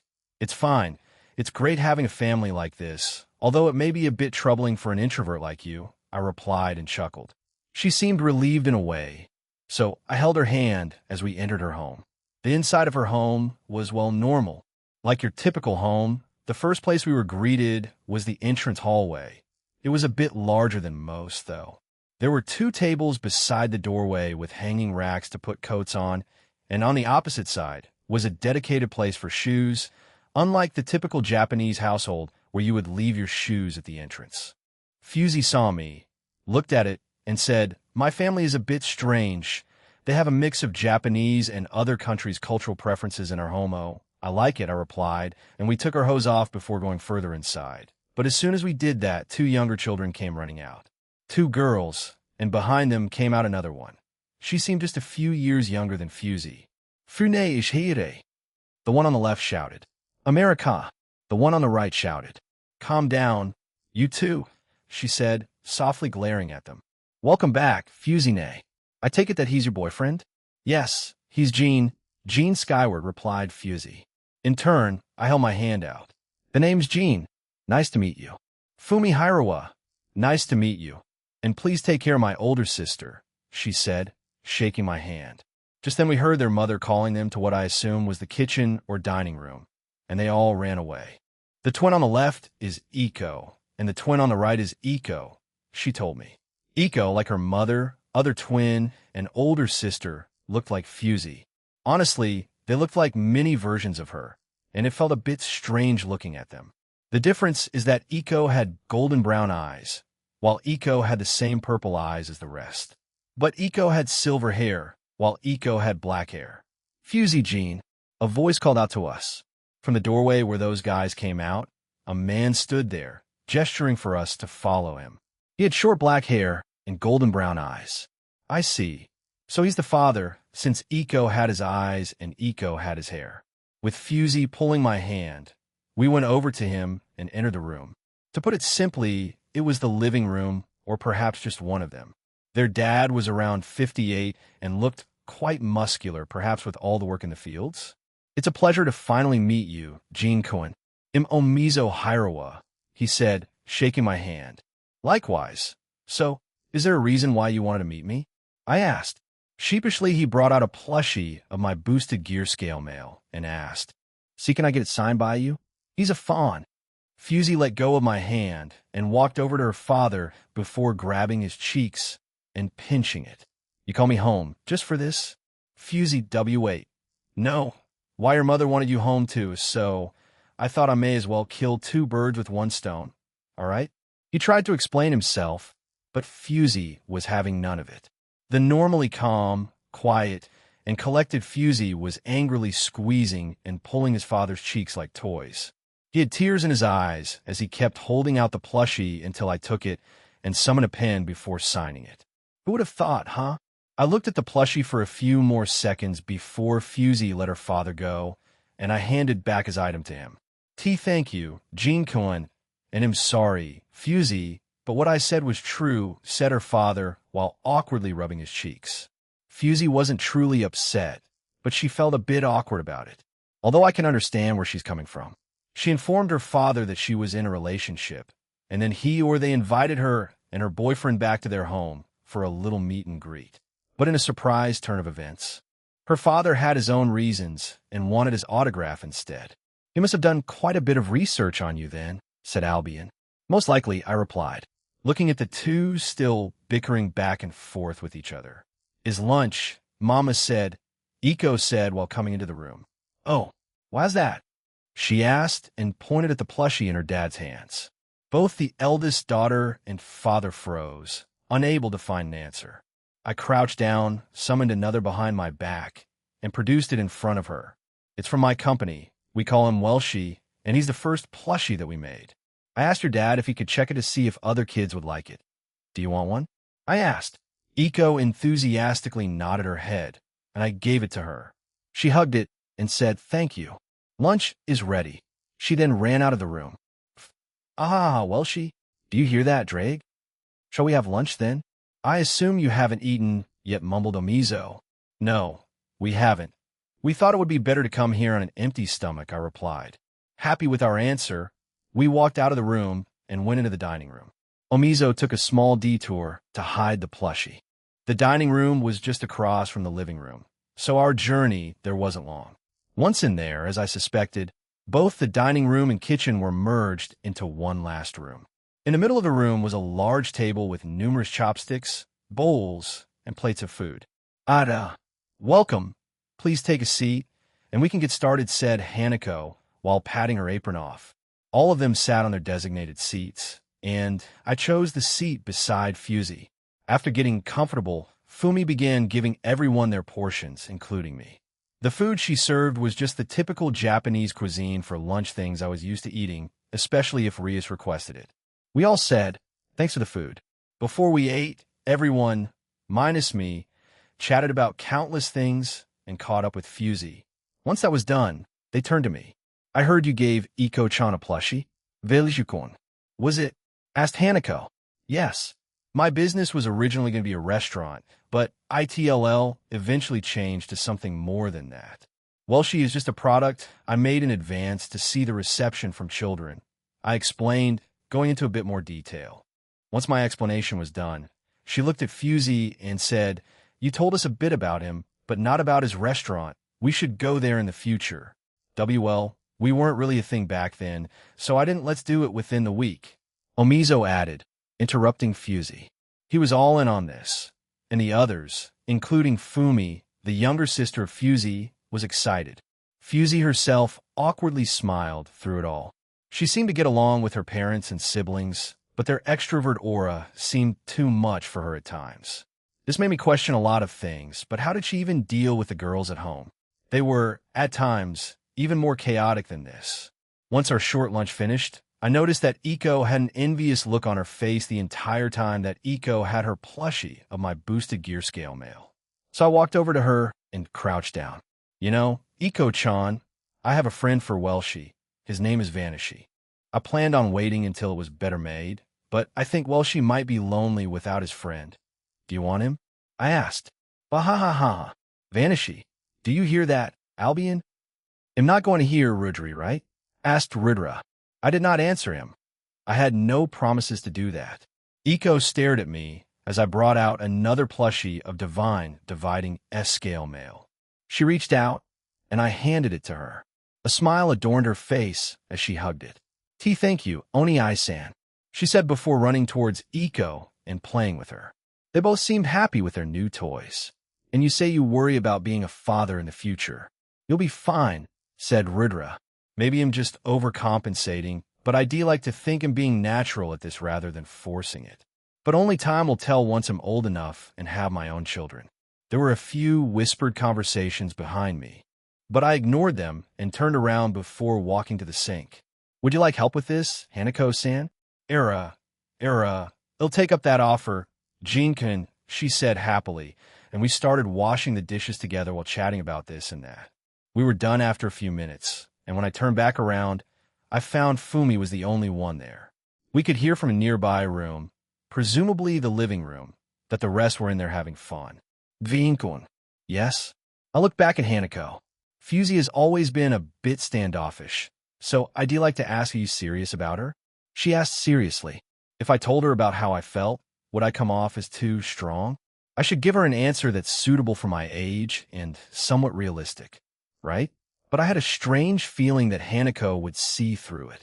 Fusey and I have been friends for the last few months, and we've certainly gotten close, but we've only started dating. But yes, I am, well, as serious as some of my age. Life happens and people change, so you never know what the future holds, I told her. Though in my own opinion, and maybe this extended to my previous life, even if I only dated Aoife. And I'm aware that the current generation has a different viewpoint on dating, but I'll only go into relationships where I'm serious with them. I can't imagine myself going into one where we're not sure yet, or whatever. Otherwise, it would just seem fake to me. I'd probably put less effort in and give less a shit if that's how my partner saw it. But everyone has a different opinion, and that's how I feel. Hanako stared at me for a few seconds before patting my head. Well, she tried to, but instead just patted my face. She was around 54, and I was 63. I was way too tall for her to give me head pats. Can I take that as your approval? I asked, making her giggle. Yes. Please take care of Fusey, Jean Cohen. But, she said and looked past me. Fumi is also single if you're into that. Excuse me? Stunned, that's how I felt just now. However, she continued, Fusey didn't tell us much, but she did mention that you were called a certain word. So we did a little search on you and found out that you're quite famous in Kuo Harem King Sama. She said and smiled at me. Kuntuar. Answer. After searching your name with Kuo, it seems like you were famous there for being a womanizer, a person who owns a restaurant, and famous for your deeds in Kuo Academy, high school division, and college division, both for different yet similar reasons. Well, shut up. I sighed and looked back at her. I do have a harem. I won't deny that. Although Fusey knew about it going into this relationship, I told her, PFF SSS seriously. Fumi shouted, shocked beyond belief. It's true. Huh. Why? I shrugged. I guess I want a big family? I can definitely afford it, I told her. Fumi got up from her chair and bolted into the living room. Funny. F Fumi. W, what's wrong with you in a harem? Turning to look at the mother, who was weirdly okay with this, I said, you have a very energetic family, Hanako-san. Fufu, call me mother-in-law. I insist, she said while looking mischievously at me. Fusey, are you really related to this family? You are really nothing like them. Well, maybe you're kind of like your dad. A few hours passed as I stayed with the Hirawas, and they were a fun family. The two introverts in the family were Omizo and Fusey, the father and daughter of the family, while the rest were mostly extroverted. It was very interesting to see that family dynamic, but they weirdly complemented each other. I can see how Omizo was caught by Haniko's grasp that woman is smitten with her husband. She shared their story from their school days, and to make it short, Hanako fell for him when he did something for her. She didn't go into specifics, but she did notice that Omizo was really introverted. So she said she knew that no one would go for him. So she took her sweet time, making him fall in love with her. As she told us this, Omizo was beet red the entire time, but didn't deny it, and even chimed in about details that he forgot about or skipped over. All in all, they were deeply in love, and still are, although I can see that through the number of children they have and how they act towards each other. But I couldn't help but think, will Fusey be like that one day? Will her inner extrovert, doting mother-wife side come out? Or something like that. I think she's the perfect mix of Omizo and Hanako, introverted enough, but still outgoing enough that she gets along with everyone else in my home. I mean, she made friends with Elmenhild. That's probably not an easy task, especially all those months ago. Right now, we are out in the fields helping with the work there. This meant we were going to mingle with the locals, and apparently Fusey was popular with all of them, to both our surprises. Fusey-chan, come here, an old lady said, and Fusey trotted over to her. She was mostly hounded by them, while the middle-aged to older men mostly watched over me. Initially, they weren't too friendly or were unsure of me, but after helping for an hour, they came to like me. Most of what they said was, oh, he can lift that, or he might become a good farmer, so generally something along those lines. But in reality, I didn't do anything special. I just lifted heavy things and cut some stuff. And to them, that was good enough for them to like me. I'm not complaining, though. I'd rather have them like me than hate me for some weird, arbitrary reason. Well, not all of them. The only youth here kept glaring at me. It was obvious what was going on. I was having flashbacks to when Lavinia and I went to her hometown in Italy. Love rival that Massimo fellow, right?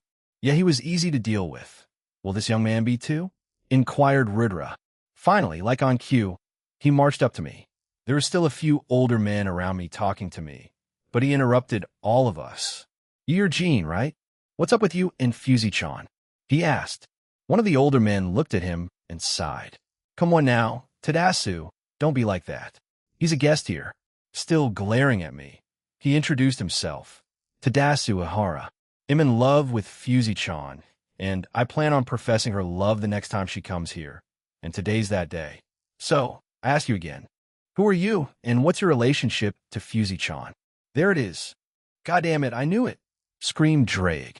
As I went to answer, I felt a pair of hands on my shoulder. When I glanced back, I found Hanako Hirawa, who had a bright smile on her face. Fufu, if you were a year early, you may have had a chance, Tadakun, she said, confusing Tadasu. What do you, my little Fusey-chan is dating Jin-kun here, she said with a wink. And they're quite serious. Marriage is in the future. And again, like on cue, Fusey joined us. Is something wrong? Why is everyone so serious all of a sudden? Fusey-chan, you're dating this young man? An older man asked keenly. In response, Fusey's face turned red, but she didn't deny it. Why, yes, I am Tadasu. Ihara fell to his knees. In no way, I lost my chance already. The young man with short black hair, a chiseled face, brown eyes, and an athletic build seemed to have lost his spirit. However, he surprised even me as he stood back up and declared, I am Tadasu Ihara, and I like Fusey-chan, but I won't accept this. So, in traditional samurai fashion, let us duel and have Fusey's love on the line. Excuse me? Everyone else there was shocked by this young man's sudden declaration. Country folk are strange. They managed to create a mini boxing ring, and they also had all the equipment for it. Now, Tadasu and I were standing in this makeshift boxing ring, ready to fight each other. The young man in front of me seemed eager to do this.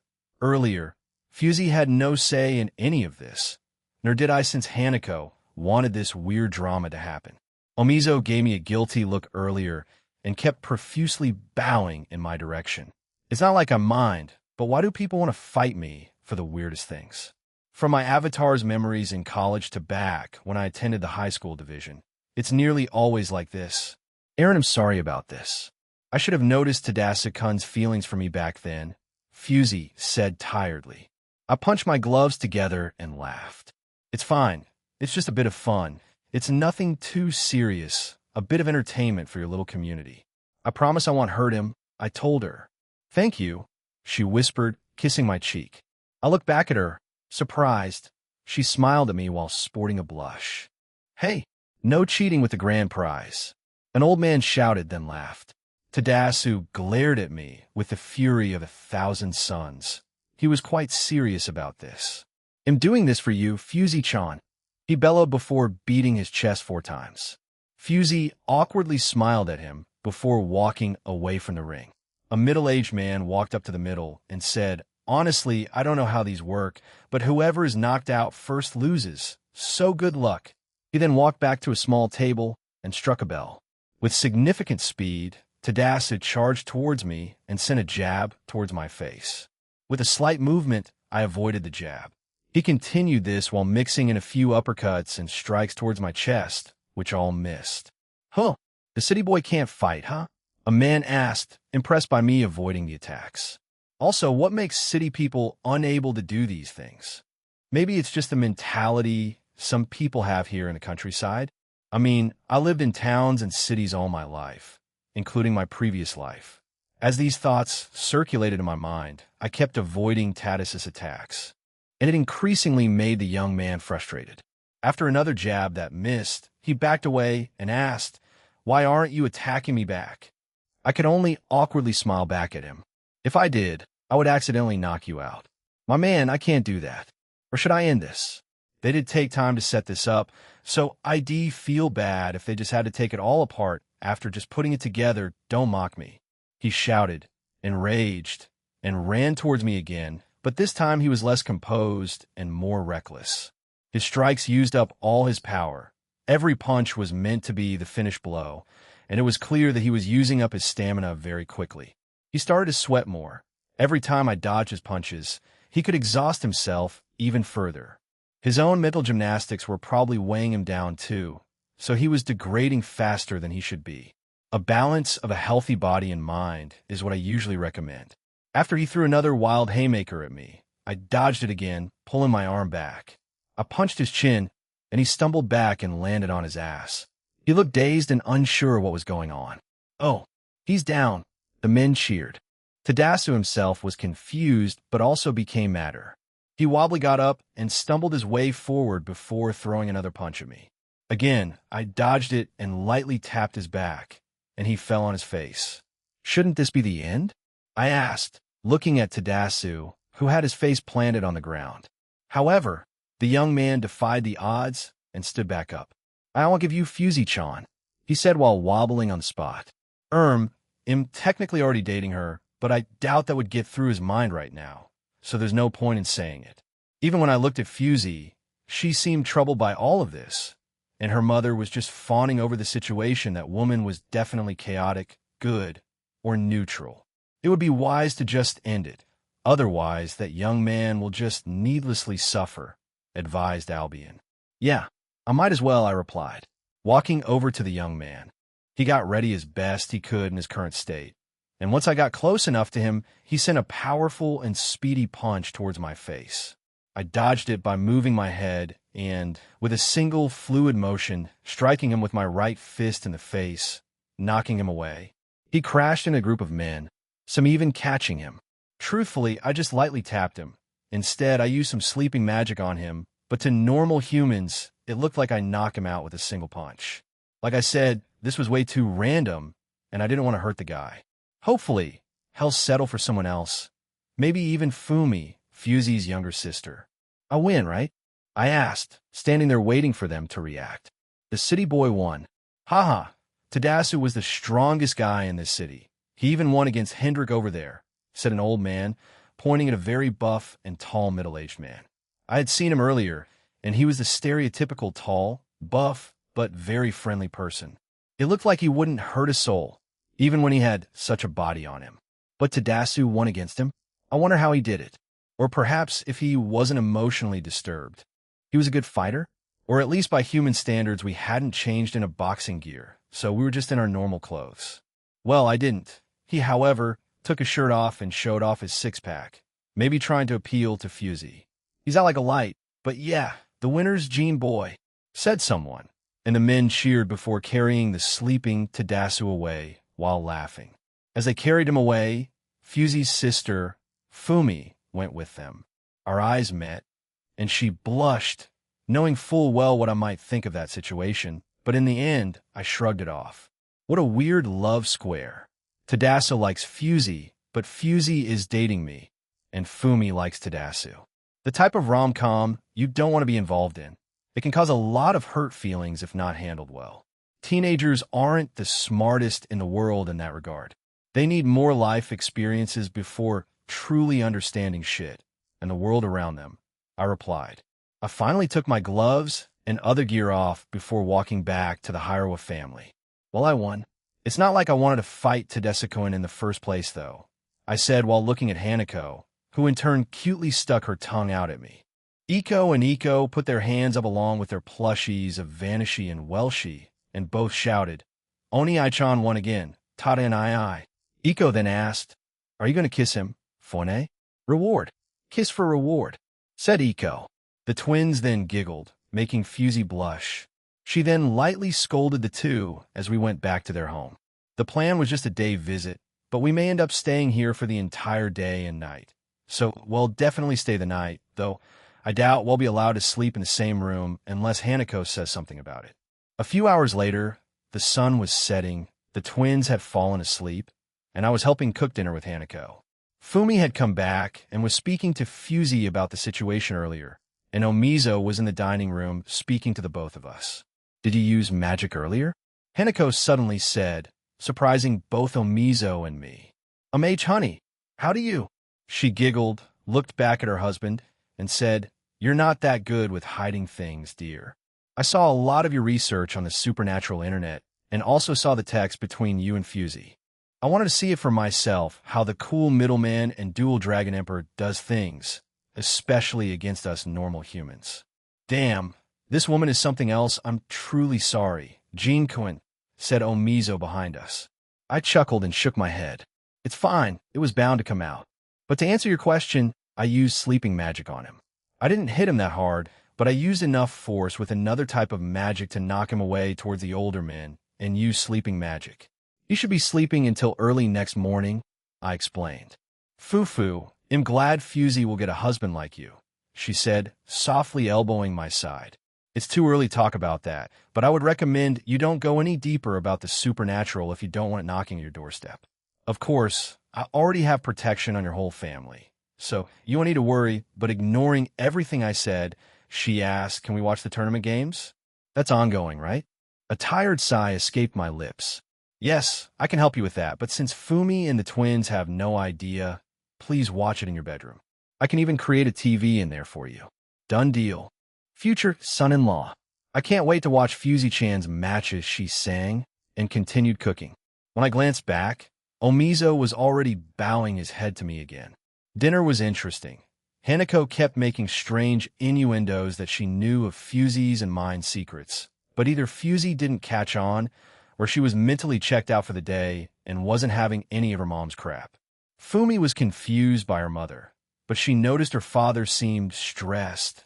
The twins were oblivious to the whole thing, and I kept a stoic face throughout all of it. In a way, it went nowhere, and she said she would try talking to her about it another time. Right now, I am in their large family bath. Hanako said she wouldn't mind grandkids soon, so she gave Fusey and me the okay to sleep together and bathe together.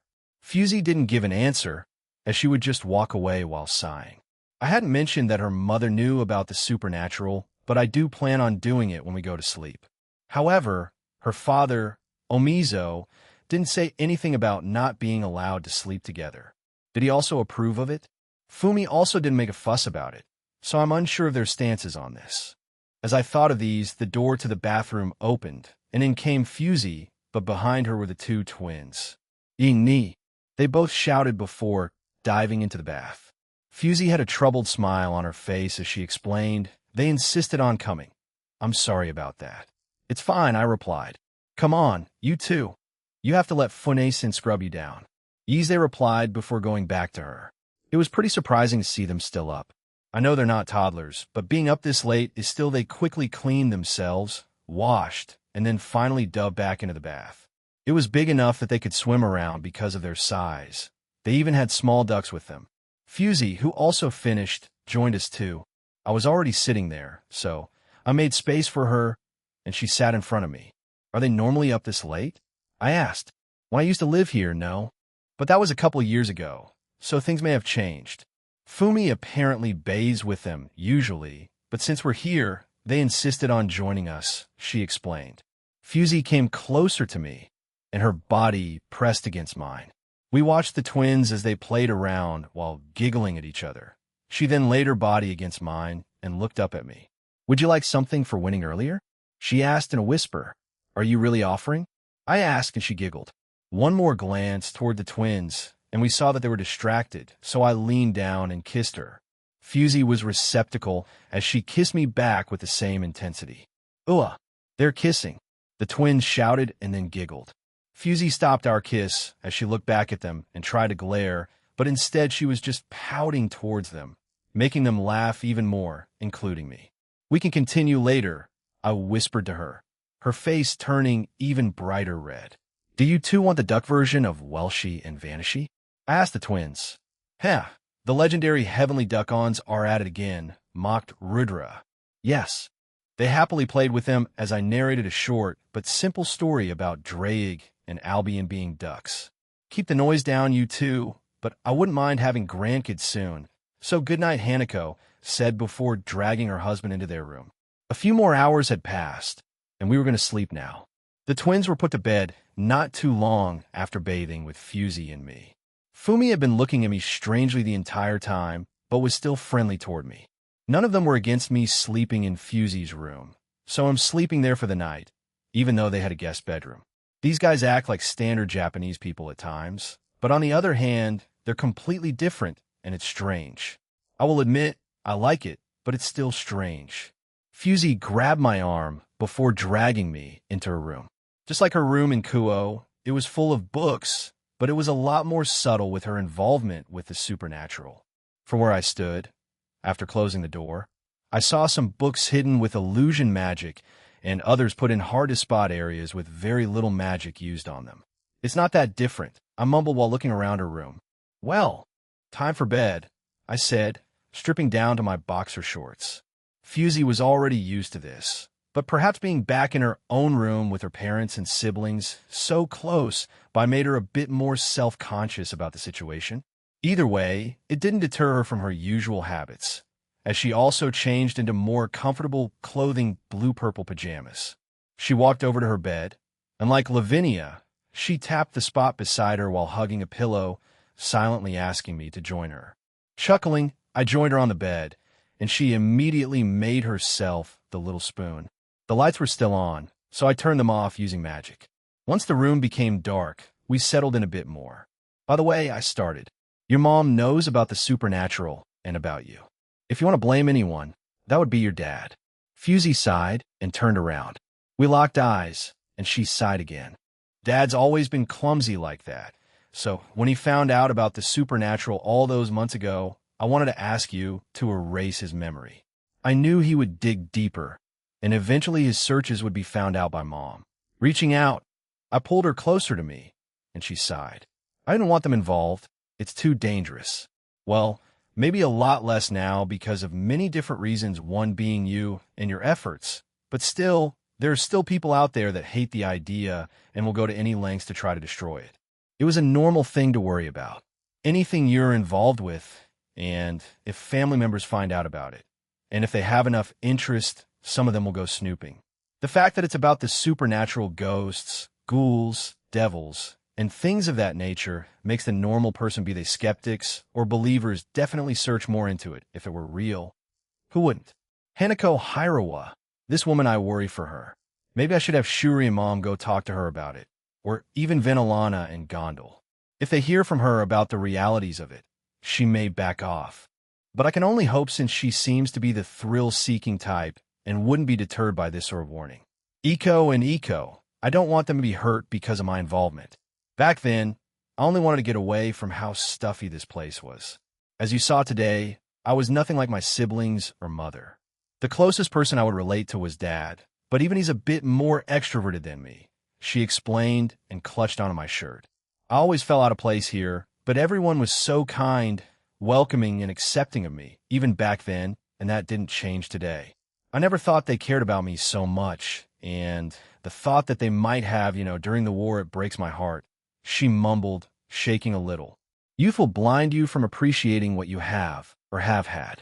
You're in a part of your life where your emotions and hormones take precedence over most of your decision-making. It's one of the best yet worst times of being alive, since you're confused about many things and experiencing many new things. Youth, you only live it once, and you have to experience it the best way you can. I was lucky enough to be reborn and experience it again. Even if my new life was a lot more chaotic and had more life-and-death situations. I don't regret it, hell. I loved it, even if I had to go through a lot of things. I'm sorry.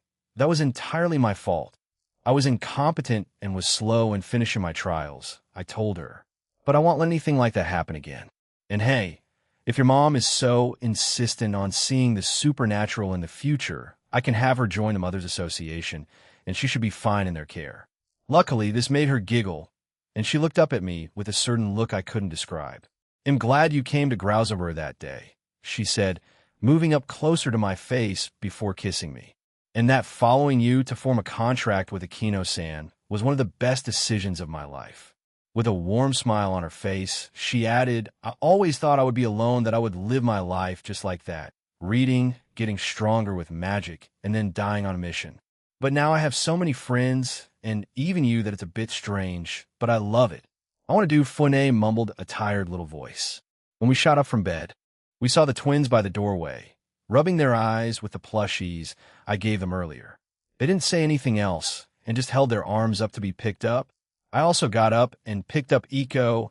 As Fusey got Iko, we just gave each other tired smiles before going back to her bed and plopping them down in the middle. I made the bed a bit bigger to accommodate all of us. Checking the twins again, they had fallen asleep while hugging their toys.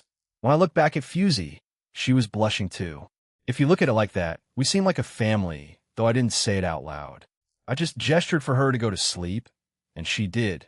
She laid her head down and closed her eyes while putting her arm around both the twins. I did the same thing and closed my eyes. That night, a powerful barrier shrouded Tamaki. I wouldn't let anything happen there while enjoying our day there. Draig's soliloquy, I never really understood it. Why does he want to hide when he trains? Does he think it's uncool? Even back when he first took his women into the pocket dimension, he did his own training in secret. It only kept happening as the years went by, or months in the real world. Rudra and Albion were playing chess. Kuntuar watched over Aaron's training even if he didn't need it.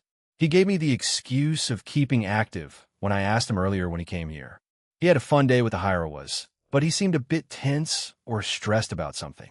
It must be whatever happens in a few days that involves both the Monkai Association and Hitler's group. Whatever they do, it must involve several parties. It makes me wonder how ITLL play out, but he has asked Albion and me to participate since he'll be in one location while the rest are spread apart. I don't get it. I mumbled again and scratched my head. If you think too hard, your brain will explode, so stop, said Albion, and I smacked him on the side. He did the same thing to me. What is troubling you, Draig? Asked Rudra. The upcoming operation Let's Go Wild, I told Albion. With moderation. We're supporting both the Grimmery Peerage and the Brave Saints in Germany. Aren't we? Apophis and Kromkruch will be fighting together too. It will be an interesting alliance. The two heavenly dragons and 2 out of the 3 alive evil dragons are fighting together to defend humans. If these words were spoken hundreds of years ago, people would think I'm crazy, but it's happening. The only way to make this perfect would be if Vritra were to join us, but he'll be in Greece with another team. Partner Aaron will be in Asgard. He'll also come to our locations once he settles the troubles over there. But he suddenly stopped, and something appeared in his hands along with a magic circle beside him. He and Kuntuar began to talk into it before it disappeared. They walked back over to us with a smile on his face. That's apparently, Yunuyo has been refining it himself, and they gathered all the remaining 17, and he combined them into this. Since the previous one was called Linodite, he decided to name this Estraderite. The medium-sized gem in Partner's hand glowed strangely. Around it was an aura with multiple different colors, almost like the rainbow. It's not as powerful as the Enrio's, but it has around half of its potential and power, he added, moving it around his hand. Wait, can't you replicate both? I asked. If he did, wouldn't that be amazing? He planned on making the Linodite a power source for humans to use, but if the Estraderite is better, then how will that affect things? Easily, but replicating the Enrio's would be a bad idea, but with the Estraderite, it would be safer. Even after we reveal the supernatural to the humans, they can't leave this universe, so after finding out other ways of creation through magic and alchemy, it won't matter. That thing is also from a different universe, so I doubt the technology we have here today would make any difference. I also doubt they would advance too fast, even in the future after you reveal everything, said Rudra. Why not put something on it to prevent replication from other sources? Suggested Albion. Partner smirked. Yeah, that was the plan. It would be bad if they started trying to replicate it to gain monetary value. My aim for the Estraderite is to provide a cheap and affordable energy source for everyone.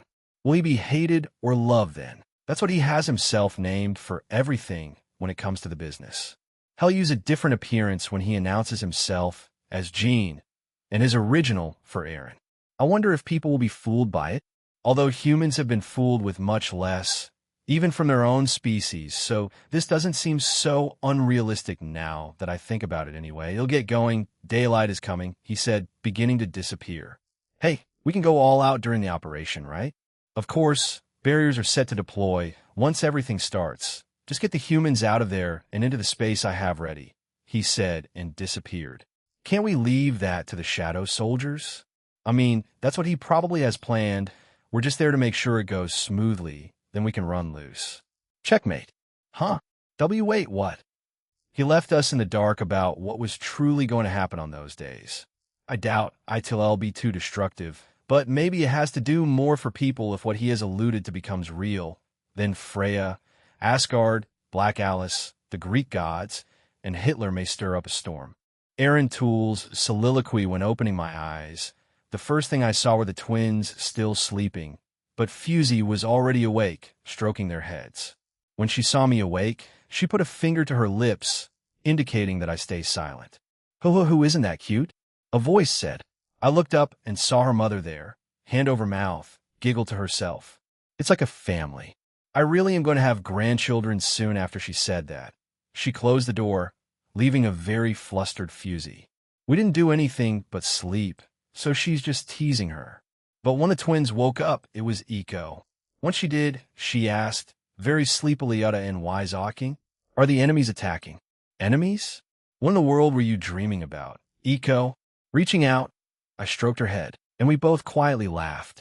We should take them to the living room since breakfast should be soon, she said, and I agreed. As we left the room while carrying the two, we saw Fumi furiously texting on her phone. She saw us and ran up to us. Fune, Jean-san. How do I deal with this?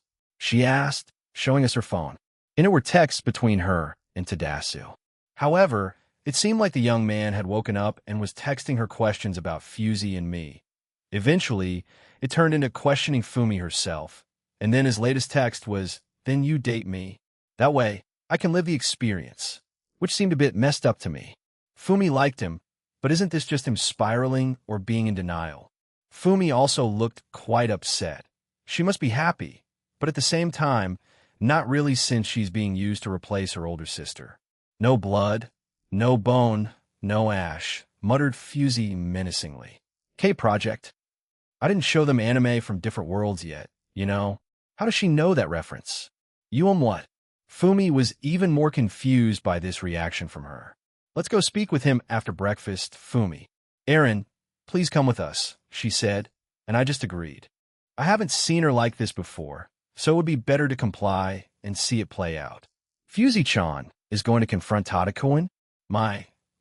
This is certainly getting intense. We were having breakfast when we arrived here earlier, and Hanako had finished making it, so I didn't have time to help her, but I did summon 2 dishes from other countries that they had for breakfast, so it evened out, I think. Just to make sure. He doesn't have siblings, right? I asked. I didn't want to get into more fights, since I have a bigger one in a few days, and it would be pretty pointless if they did try to attack me. If you look at it logically, I wanted a fair fight, even if I didn't win fairly. It's pretty contradictory, but you get what I mean. He has 2 older and larger brothers. Jinku and Hanako said gleefully. This woman is a devil, I thought, and awkwardly still speak to them. Fusey told me, a look of righteous fury on her face. No one said anything to her, as it seemed they were intimidated by it. Even Hanako, which was surprising. Well, I do appreciate it. I want to avoid actually hurting someone, I replied, and continued eating. I give you my blessings, Jean-kun. Go beat them up. Yeah, this woman is a devil in disguise.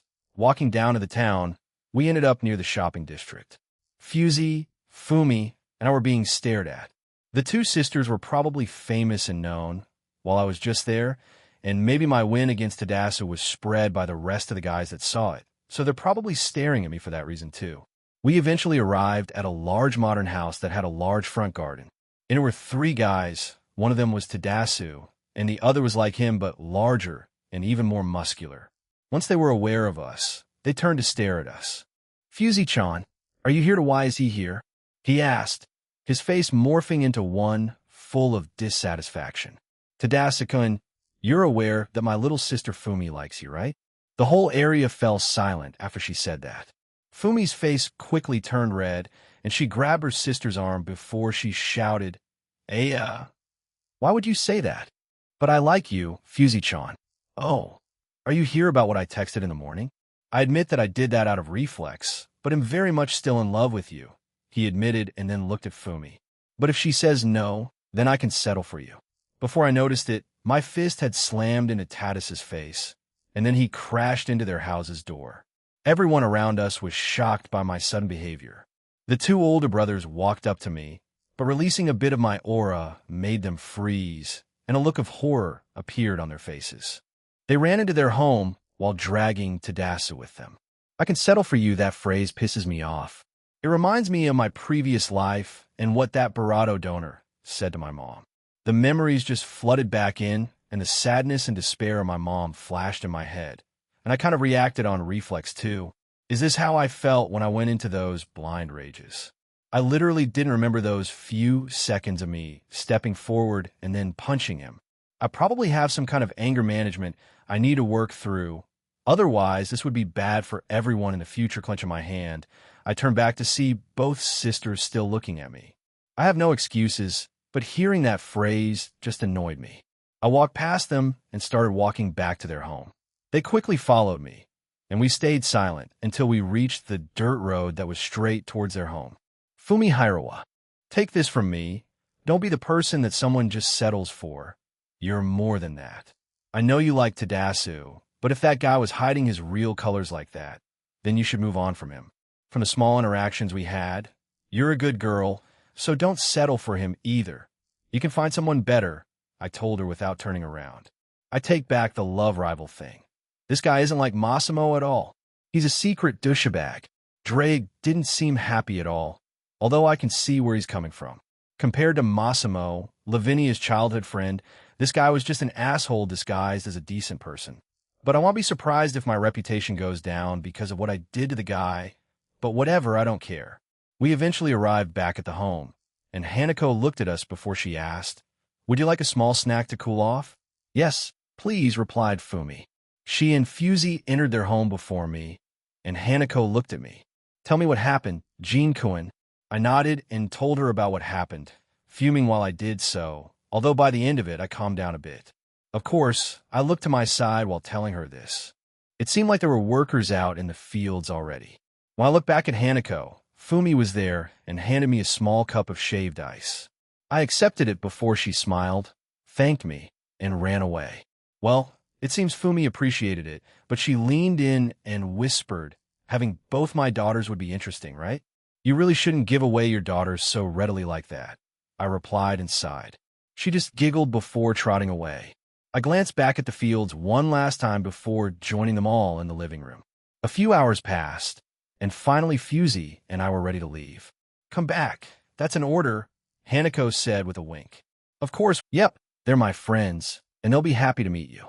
We made a pinky promise before we walked away from them. If it's for those two tykes, he'll do it. Agreed. I made both heavenly dragons into doting uncles. This is some sort of achievement, right? As we arrived at a secluded part of Tamaki, Fusey tugged on my sleeve, and I looked at her. When I did, she kissed me. I kissed her back, even after being surprised like this. "Thank you, but also are you trying to know? I'm not trying to get your sister." I stopped her from asking me that. She just laughed at me before we teleported back to Kuo. A few days have passed, and the operation was going to start soon. All the teams were in their respective locations, and everyone was just waiting for it to start. My group and I were in Asgard. All the subrealms and islands were already alerted to this, but we were advised not to act like they did. Otherwise, it would give us away. My group consisted of Lavinia, Saku, Reiko, Fusey, Latia, Rainier, Valerie, and Gabriel. The others that joined us were the Valkyrie squad that was in DXD, various other teams of DXD, and the Norse gods. My group was stationed all around the realm, but the ones with me, Gabriel and Reiko, were on the Dark Elf's island, so we would be teaming up with them. Dark Elf Queen Frida would be leading the Dark Elves on Svartalfheim, while her sister, Yuanth, would be on the island in the main realm helping us. As Gabriel chatted with the Dark Elves, Reiko walked around the perimeter of the island while I looked in a certain direction. But a few seconds later, a loud rumble echoed throughout the realm.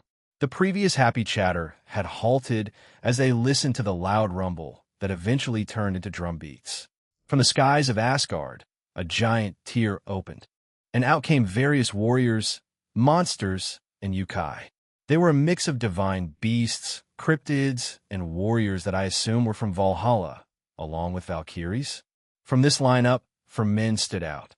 Two of them gave off a strange aura, while the other two were just powerful. "That's our Freya's husband, and my husband, Jorgir," said gondola through the transceiver that I gave everyone. The other two beside him were warriors named Sneemar and Hertil. All of them were at least Satan class in power, which was pretty formidable.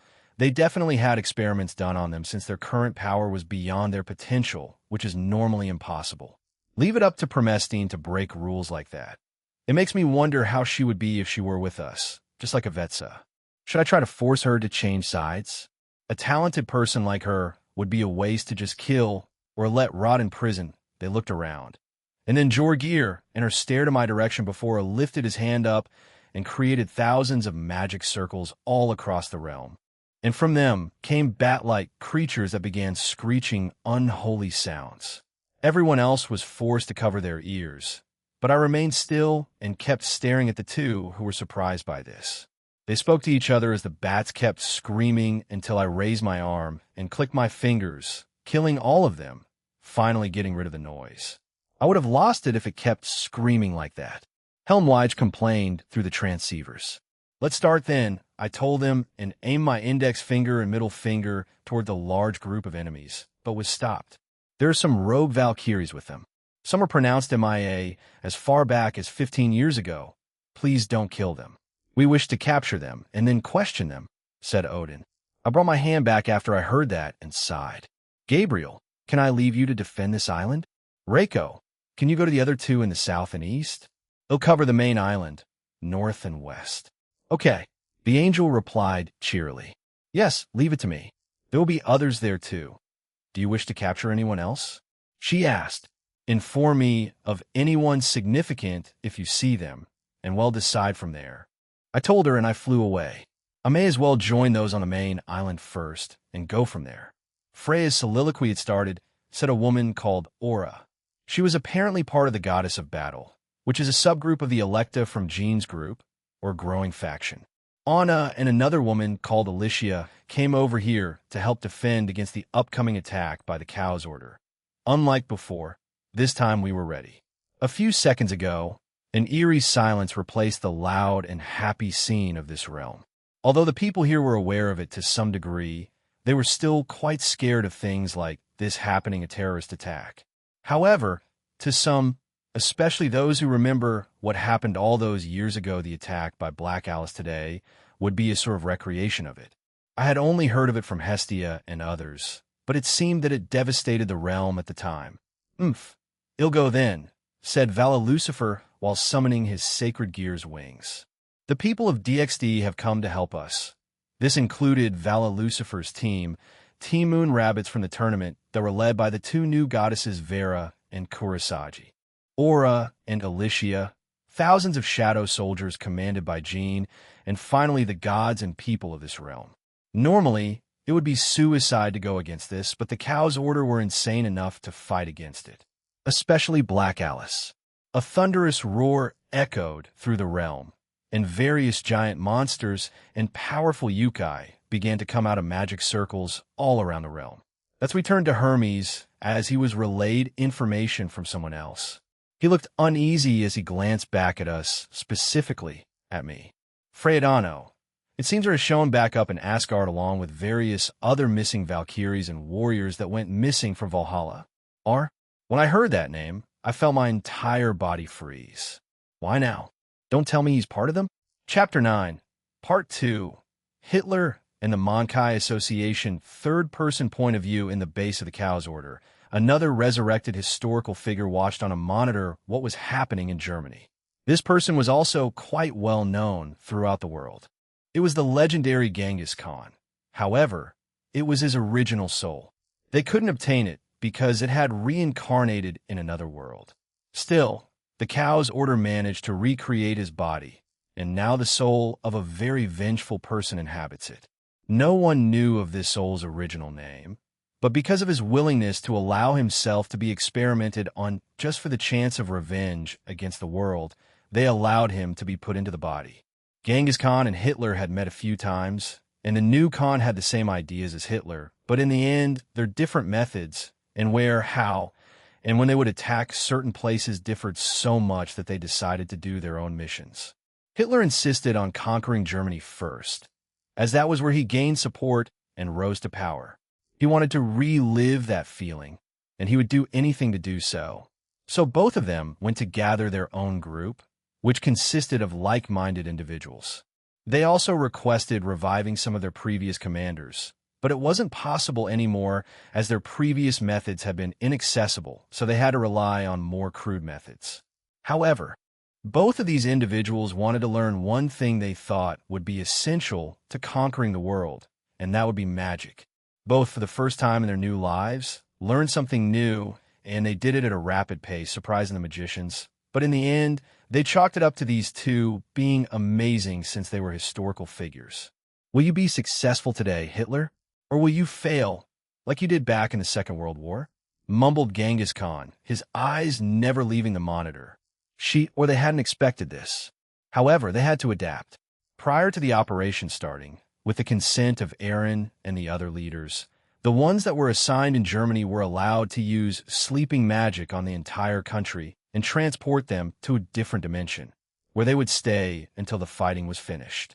This was done the same way in Greece, as their people were transported to a different dimension. The magic spell they used ensured none of the humans would wake up until it was over. Aaron Tool had given them temporary access to it, so nothing wrong would go wrong, because if even a single one woke up, it would be troublesome in his eyes. Once Team Rius Gremory, the Brave Saints, and the two Heavenly Dragons and two Evil Dragons had finished their initial task, all they had to do was wait, but when the operation finally started, something unexpected happened.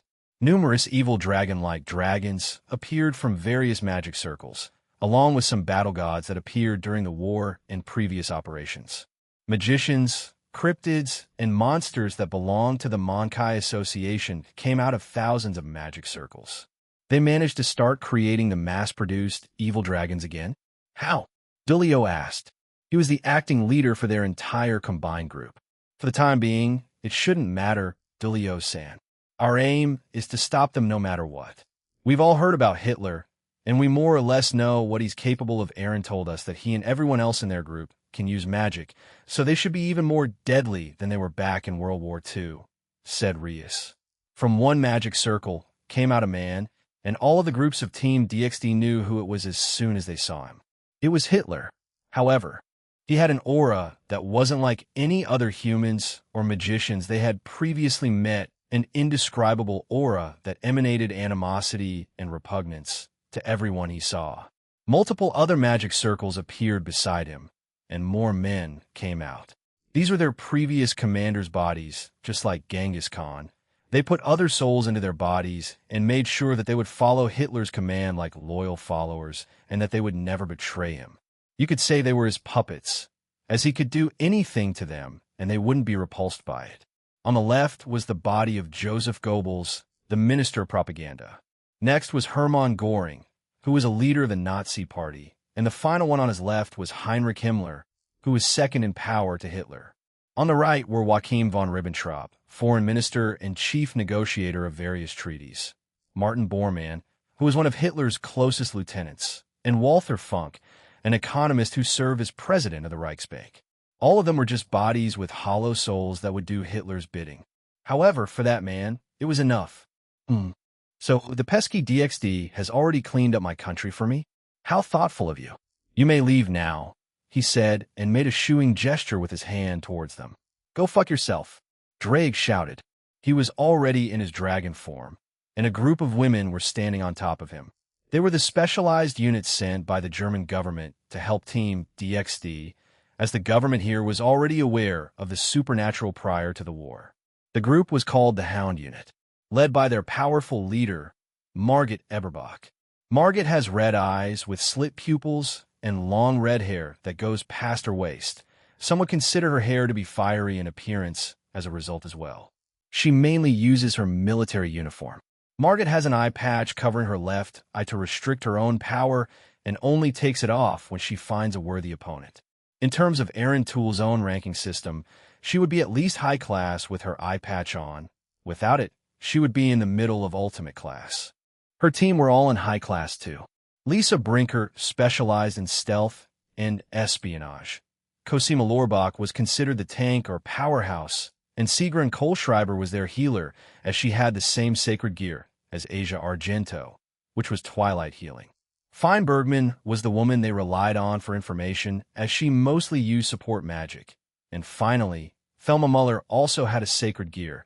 However, it was a new sacred gear that was created after Aaron Toole changed the sacred gear system. It was born from the boosted gear, called the Gift Maiden, as it would boost itself once and transfer that power to her allies. The maximum number of people she could transfer at once was 5. I will say this again. Leave, or I will be forced to end your lives, he told them, then silently stared at them. Hey, Hitler-san, what's the reason for this? Giulio Gesualdo asked the man. A smile appeared on his lips as he stroked his mustache. I am to relive my glory days. I no longer harbor hate towards the Jews. It has evolved into everyone. If you do not conform to the world I wish to create, I will simply kill you, he joyfully told Giulio.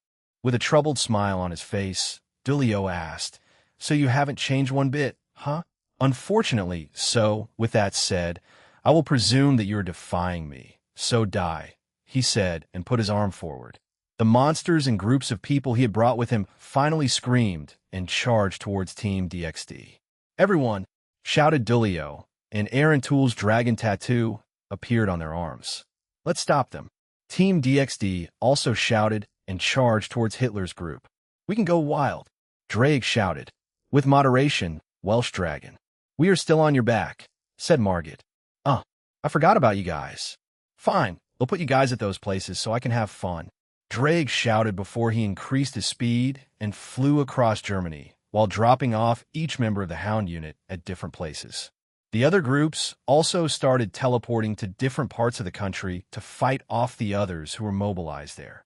Hitler's group and the ones beside him also left, as they were assigned to different sections of Germany to conquer. The ones left in a location where Hitler himself had teleported to her team Rius Gremery, whom Giulio assigned to take on. He himself wanted to, but thought that it would be better if they did it, as he may have said things he wouldn't have liked. Is surrendering really not an option? Rius asked, staring at Hitler while shrouding her body in power of destruction. I will never have that option ever again, he said, smirking at her. It's do or die, and I would rather do it till the end. Sounds lewd, mumbled Chiron. A few people looked at her with confused expressions, but she just shrugged at them. Naya haha, let's beat the shit out of him then, a boisterous voice declared. From Crom Crouch's back jumped out a black cat and transformed into a familiar woman. Nay Shalma, you could have just asked to come with us, Chiron said, irritated. It makes this more dramatic. So go Naya, Kuroka shouted before firing a quick barrage of Tukey bullets at Hitler. 10 monsters jumped in front of him and created countless magic circles that slowed down her attack, and it only forced Hitler to move to the side to avoid it. But once it exploded in the distance, the opposite force of DXD knew that they had to be careful, otherwise they would be defeated rather quickly. Rius stared at Hitler one more time before sighing.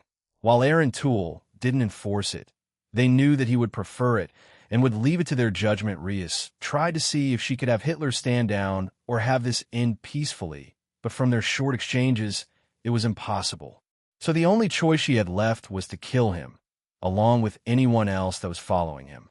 As the little sister of the Satan Lucifer and one of the fiancés of the middleman. They'll stop you here, Hitler, she declared, making the man laugh at her. Hitler simply condescendingly smirked at her and flicked his hand backward. The ones near him finally fired their attacks, but as soon as they reached Ria's body, they were destroyed.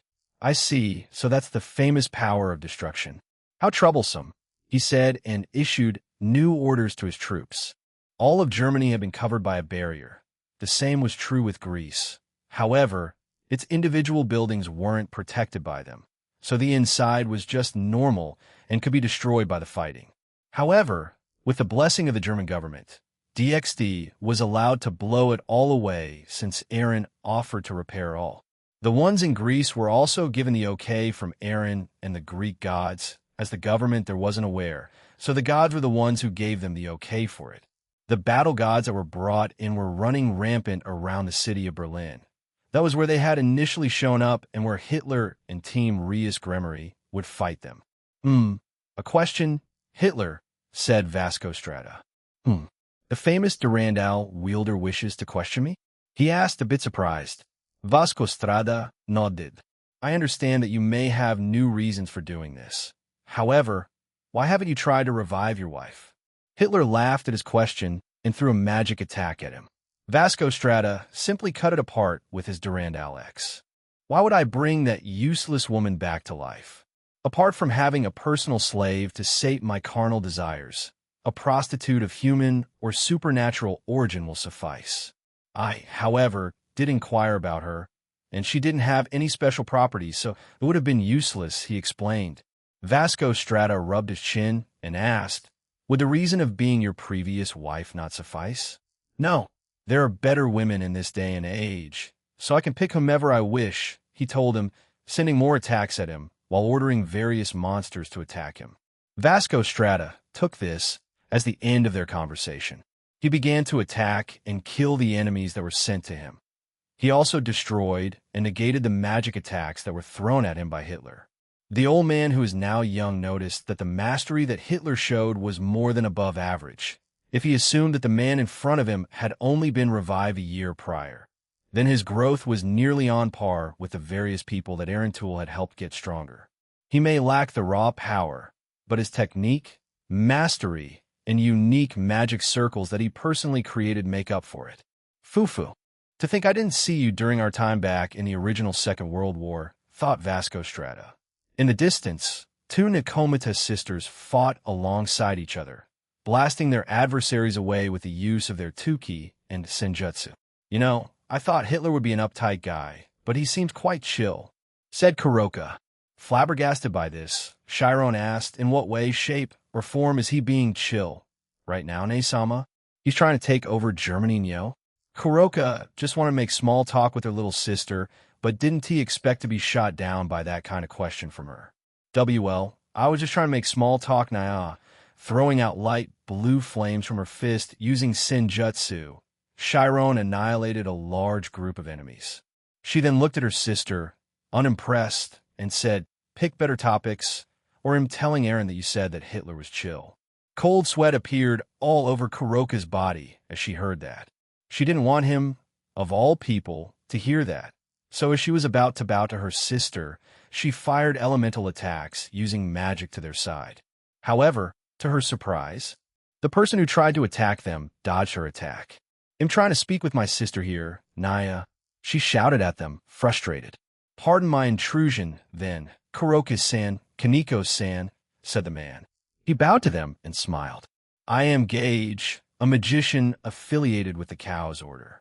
I am before Chiron or Gage could react. Kuroka appeared in front of him and slammed her fist into his head. The impact was so powerful that not only his head exploded, but the rest of his body did too.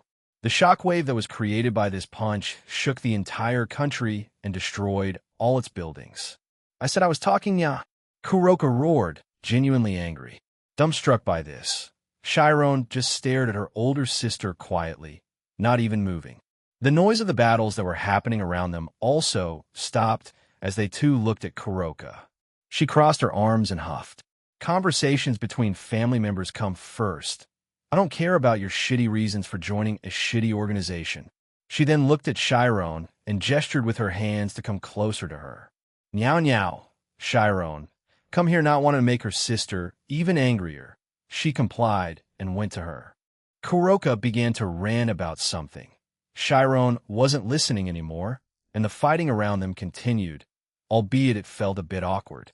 In a different part of Germany, Dulio and the brave saints defended a large area while facing a few battle gods, Martin Bormann, and executive magicians that joined them. Dulio controlled the clouds above them, turning black and raining down thunderbolts around the area. He also made sure to avoid the buildings if he could, but there were scenarios in which he couldn't. There's nothing else to speak about. Angel, save your breath, said Martin. Dulio, since teleporting here, had been trying to speak to one of Hitler's closest lieutenants, but none of his words reached him. You don't think this is weird? Dulio asked, firing flaming balls towards him. Martin created hundreds of magic circles that slowed him down and stopped his attacks. Because to me it is. Martin did not answer Dulio's questions any further and simply began attacking him and issuing orders to his group.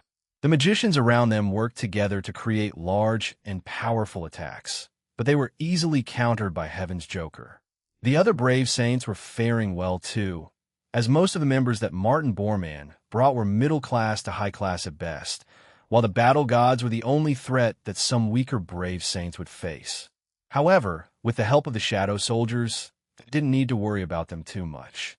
Mr. Dulio, there are a group of magicians going east. Please deal with them. Ms. Griselda, another cryptid is coming your way. Please deal with it as it has some annoying properties.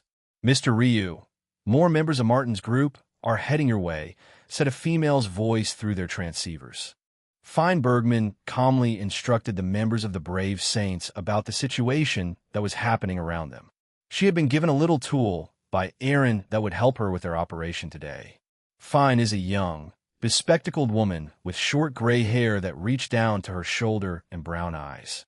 She wore the same uniform as the rest of her team, which mostly consisted of black, red, and gold colors. She normally wore glasses, but because today's operation was a bit more special, she was gifted a new pair by Aaron.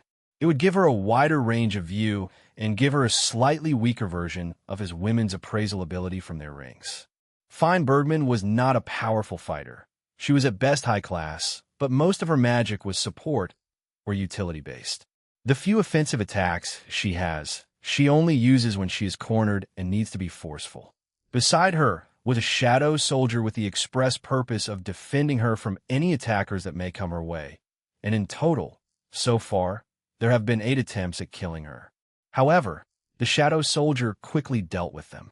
Another person who was assigned to defend her was Team Trump Card of Heaven S Knight, Kayatora Shinra. One of the executives is making a move. In the West, he's at least comparable to high-class devils. Please someone stop them, said Fine. I will go to it, said Marana Shadorova. In the distance, Marana flew towards the location that Fine had informed them of, and she found a woman in a yellow 3-piece suit with a large fur cape behind her. TCH, a bitch with big tits, is the one that confronts me? Are you fucking kidding me? The woman asked in exasperation. Marana was aware of her abnormally large breasts. She had a complex about them at times, and even hated them during her teenage years. However, as of late, she has started liking them for one reason, and because of that, she wouldn't accept anyone talking badly about her own breasts. Without another word, a large, light spear came out of the ground, nearly piercing the woman beneath her. She barely jumped away in time to avoid it, but a part of her shoulder and left leg were caught in the attack, leaving her bleeding. Piece of shit, she shouted and glared at Marana. You're Russian, aren't you? She asked, much to Marana's surprise. What if I am? She replied, squinting her eyes at the woman. The woman below her started laughing for a few seconds, confusing Marana. She then pointed at Marana and said, I'm also Russian, but I'm on Hitler's side now. Pretty strange, huh? Before you ask, I don't care about their political shit. I'd blow both countries up if I wanted, but Mr. Hitler has his own plans for M once we're done with this shit. She flicked her long black-gray hair backward and grinned at Marana. I'm Emelina, by the way. I've thrown away the rest of my name. I just go by Emelina now. Her blue eyes shone at Marana as she stared at her silently. Marana Shadorova, Gabriel Samus Ace, she said, creating thousands of dense, light spears around her. For the sake of peace, I will need to stop you. Hey, peace this, peace that. Y'all never shut up about that, huh? Chaos makes the world more fun, replied Emelina. The role of the strong is to protect the weak. Anyone that is weak cannot live in such a world. That's why a world of peace is much better. It gives everyone an equal chance at life, especially the one that Aaron San is pursuing, said Marana. Don't care, fuck his way of thinking. Emelina gave Marana the middle finger and created her own magic circles behind her. It's survival of the fittest in the wild. That's how it should be for us too. Emelina launched her magic attacks towards Marana, who also did the same thing with her light spears. When both attacks collided, it was clear who the stronger one was, as several spears of light from Marana overpowered Emelina's magic and started raining down on her. She also had to avoid the occasional lightning strikes that were thrown at her by Dulio's sacred gear. As they continued their little scuffle, Marana noticed that the injury she gave Emelina earlier had disappeared and was surprised by it. Emelina grinned at her, and without making another comment, she ripped her arm off herself, surprising Marana. She then threw the severed arm towards Marana, and it began to violently shake before transforming into a strange creature. Another arm quickly regenerated from Emelina's missing arm, along with her previously ripped-off cloth. She grinned at Marana, who flew away from the monster and attacked it using her light powers. She generated a small ball of light and fired it at the monster, killing it. Surprised? Asked Emelina. Let me summarize. Cow's order, experiments, and axolotls. Marana understood what she meant. She, Emelina, had been experimented on by the cow's order and got her regenerative abilities from an animal called an axolotl. Axolotls are an aquatic species of salamander with extraordinary regenerative ability and are able to regenerate organs, skin, limbs, or practically any other body part. Because axolotls never develop lungs and instead keep their gills, they are permanent underwater residents. Even more amazing, axolotls can regenerate limbs and organs perfectly without any scarring. They can do this as many times as necessary in as little as 3 weeks. Of course, if it were their normal regenerative ability, it would take a long time to grow this back, she said, flexing her new arm. So, they did their magic, and honestly, it's amazing. It also gave me some water manipulation. Who would have thought? She raised her arm and opened her palm towards Marana before shooting out a stream of water towards her. She created a shield of light in front of her, blocking the attack. From that shield of light came a shot that spread towards Emelina, who let herself be hit by the attacks. Ripping the spears out of her body, she began to bleed, but she also ripped off her arm and cut a large part of her stomach away with her powers. However, she also instantly regenerated everything as if it were brand new. Even cutting my head off won't kill me, you know? What will you do? She asked, convinced that she would win this by dragging it out. Closing her eyes, she thought about various ways of defeating Emelina, but in the end, Marana came to one conclusion. They'll just need to restrain you. Please forgive me in advance, she muttered.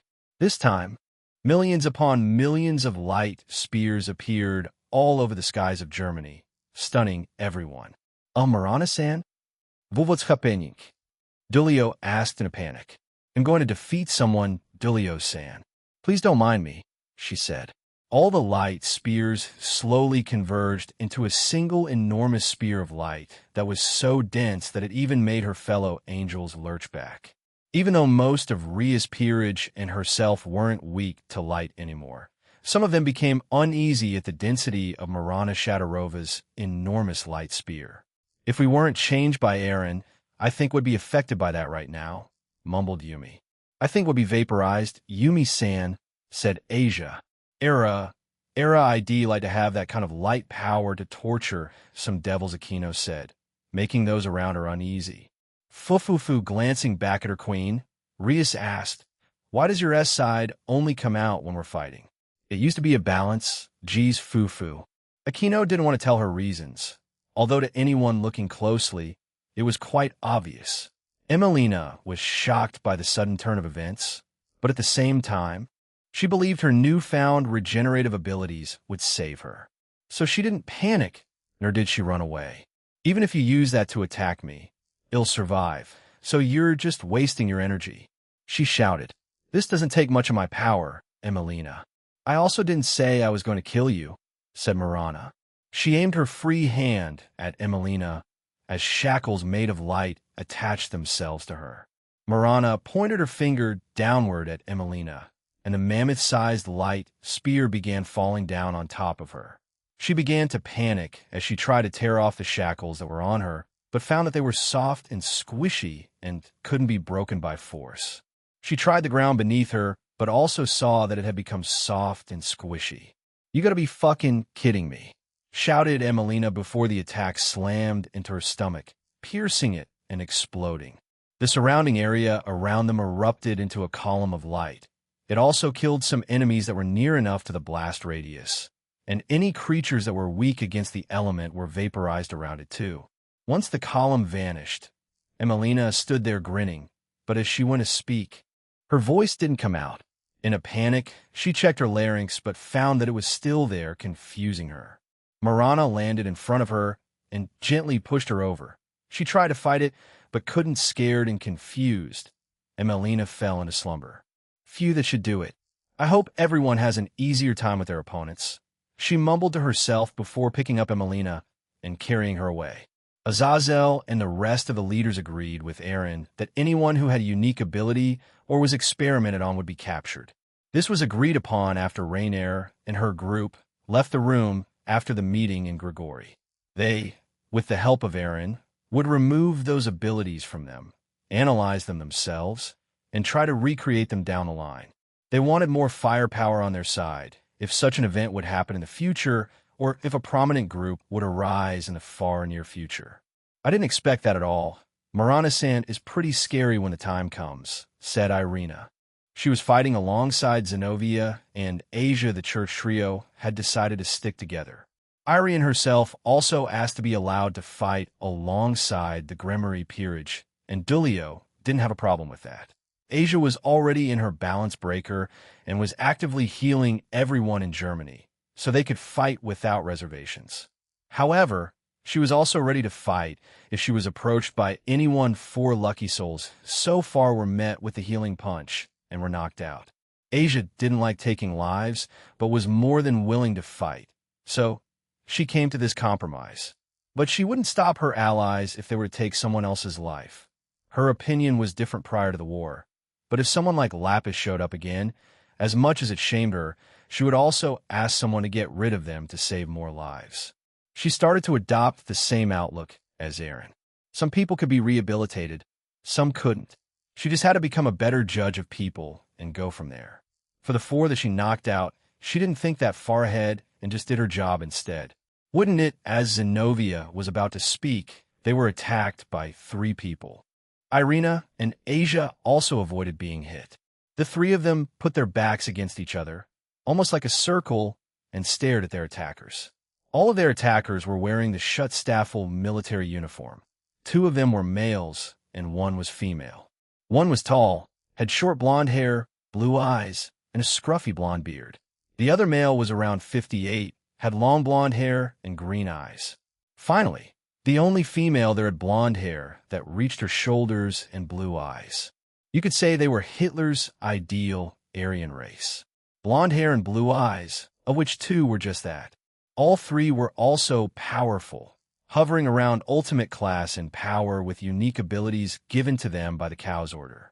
What do you think of them, Armin? The female asked the taller blonde. The man named Armin nodded. The one in her sacred gear balance breaker and the angel fit the new Aryan race that Sir Hitler wants, Vivi. The woman named Vivi agreed with him and nudged the last man. How about you, Eugen? I will make the nun my wife, he declared.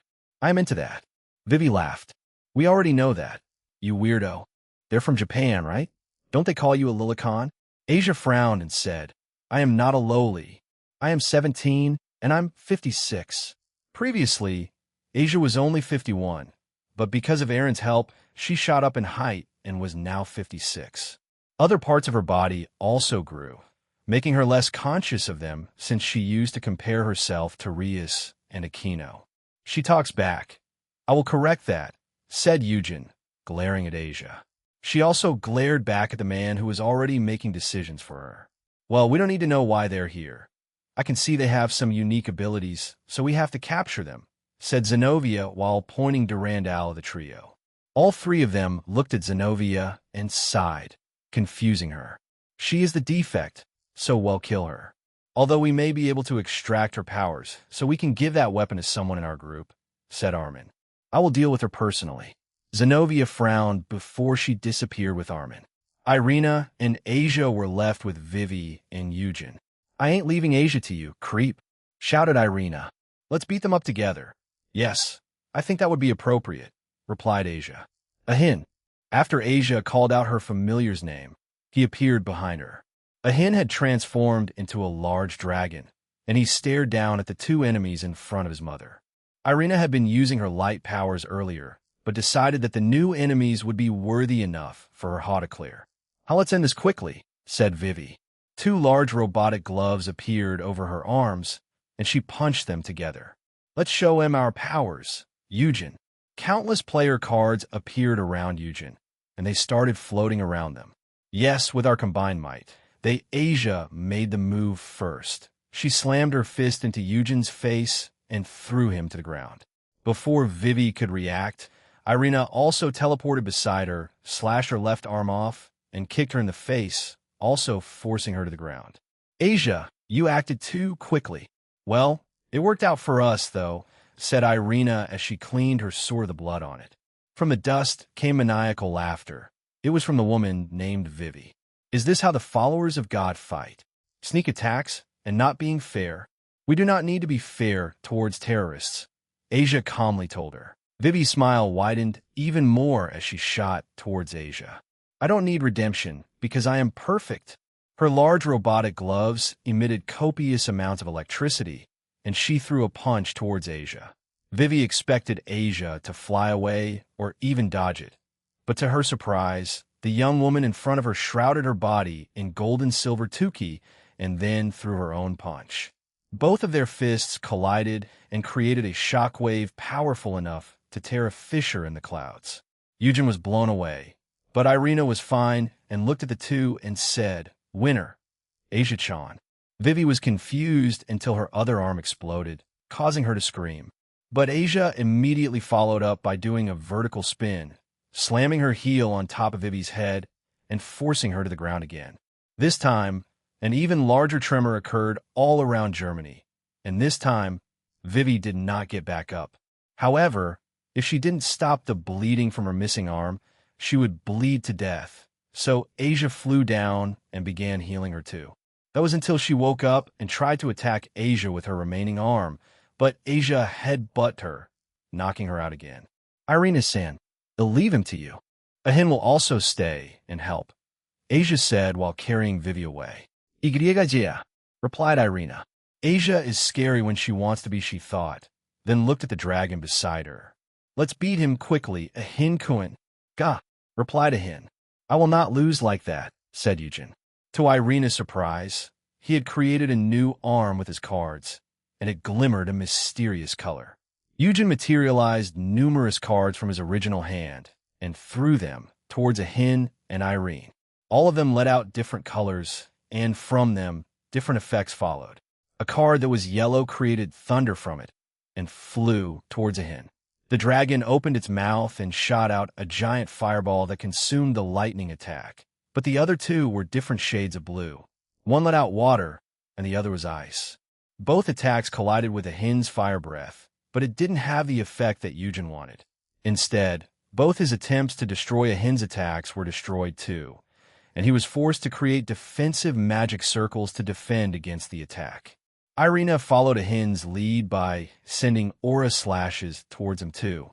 This stupid lizard and shitty angel defect. He thought as his magic circles were destroyed. He was hit by the attacks, received a few cuts on his chest, and was burned on his remaining arm. Eugen landed on the ground as he coughed up blood. Without the use of both his arms, he had limited use of his ability, and even after creating the artificial arm made of his cards, it wasn't enough as he would need to continuously use his power to maintain it. A hen did most of the work, so I didn't need to do much, oh well. Irina rubbed a hen's head much to the delight of the dragoon. To a hen, Asia was his mother, and his father was Aaron because his name was inspired by his. Everyone else was a stepmother to him, so he still enjoyed their affection and company. I don't want to hear it, especially from someone like you, shouted Irina before kicking Eugen in the face and knocking him out. Irina grabbed him and put him on top of a hen's back. A hen, can you help me bring him over to the spot? A hen agreed, and Irina jumped on his back as they rode away. Armin and Zenovia's blades slammed against each other, creating sparks. The man did not play fair, as he ordered those around them to attack Zenovia as well. Thankfully for the slashing princess, she already knew the orders from Aaron and the other leaders. so she killed the ones that weren't necessary to them. At first, she questioned Aaron since he had always emphasized saving lives. But after hearing him out, she understood his new stance on things, and she was even more shocked when Asia agreed with him. Zenobia saw Asia as someone who didn't want to hurt anyone, but also understood her reasoning after hearing them. You're okay sacrificing everyone that doesn't meet your requirements, even with appearance?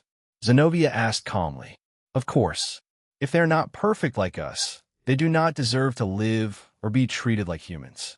Perhaps our leader Hitler may make some exceptions, as we will need workers in the lowest of low jobs, said Armin. They won't even consider us human? She thought, and became even more annoyed. Zenobia had many experiences after she left the church. She realized that her views on the world were limited and set out to broaden them.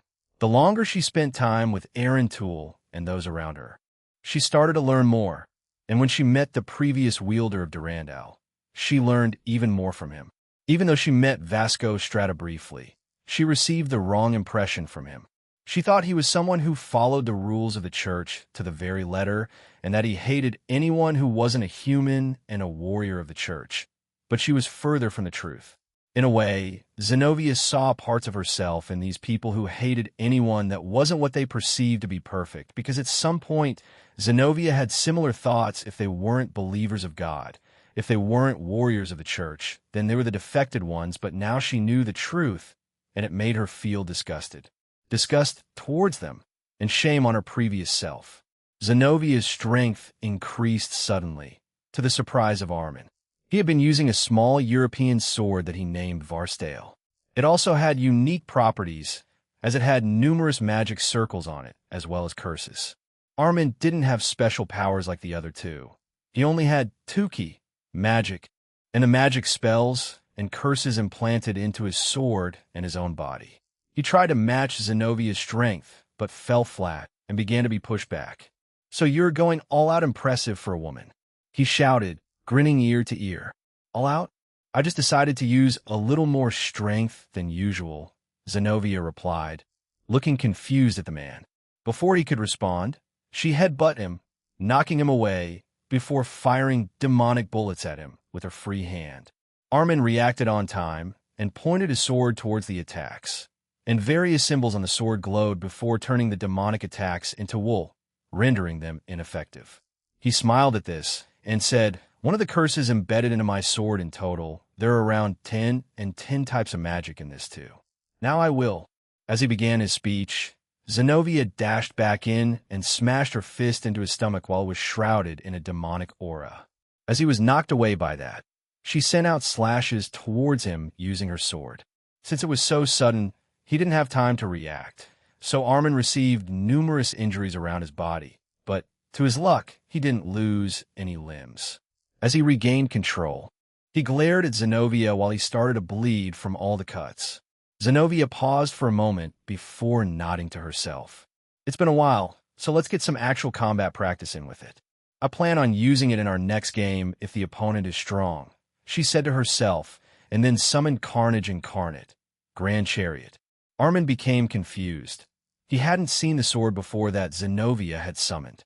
Because of her infrequent use of the sacred gear, there weren't many reports about it to the Cow's Order, but this worked in Zenobia's favor, even if she didn't know about it. Holding the sword in her other hand and temporarily dismissing Durandal, she shouted, Grand Chariot?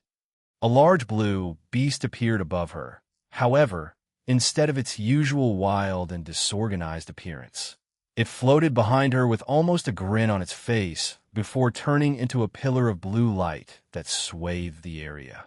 It quickly disappeared, and Zenobia donned black and blue armor. What is that? We never heard reports of this. Is this one of the new Longinus? He asked, confused and panicked. Huh, I've had this since last year. Your organization never watched our youth rating game against the Citri Peerage? She asked, confused, but she quickly shook her head and summoned Durandal again. She didn't wait for his response and charged towards him. The closer she got, the eyes on her helmet glowed, and a voice shouted step before she got a boost in speed and slammed the flat part of her sword into Armin's stomach, sending him away into the distance. Earlier, Kuroka's attack had destroyed all the buildings, so he had nothing to crash through, but instead just hit the ground violently. However, he never let go of his sword, which impressed Zenobia. Your tenacity is admirable, although that's the only thing I can praise you for, she said. Armin, with murder in his eyes, charged Zenobia without hesitation. As he did, a few magic circles appeared around him, and he fired elemental attacks at Zenobia, who deflected them with her sword. As she raised her sword again, Armin pointed his at hers, and Zenobia felt the weight of her sword increase. But she adjusted her strength and could still hold it properly. Well, how can you not be affected by the change in weight? He shouted before swinging his sword down at her. Zenobia parried the attack and blankly stared at him. I've worked out with weights heavier than this, along with X100,000 gravity magic. Do you expect this to encumber me? She asked flatly before spinning around, kicking him in the stomach, and sending an energy slash at him with Durandal. Armin couldn't defend against it and lost an arm as a result. He gritted his teeth and used fire magic to cauterize the wound. This isn't possible, a woman overpowering a man. The imperfect overpowering the perfect. It's not possible. He looked up and was about to continue, but saw that Zenobia had already arrived in front of him and then disappeared. The slashing princess stood behind him, her sword still in the motion of swinging down, and said, "If you're given a chance to be reincarnated in a different life, go and broaden your horizons. Your views are too limited." Moments later, Armin fell apart as he had been sliced in two. Zenobia retracted her helmet and looked at the corpse. Maybe I shouldn't have done that. Cleaning this up is going to be what? You want to eat it? How?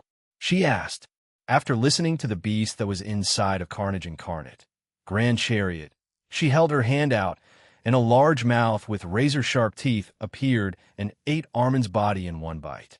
You're a strange one, but thanks, she said, and began flying away still in her balance breaker.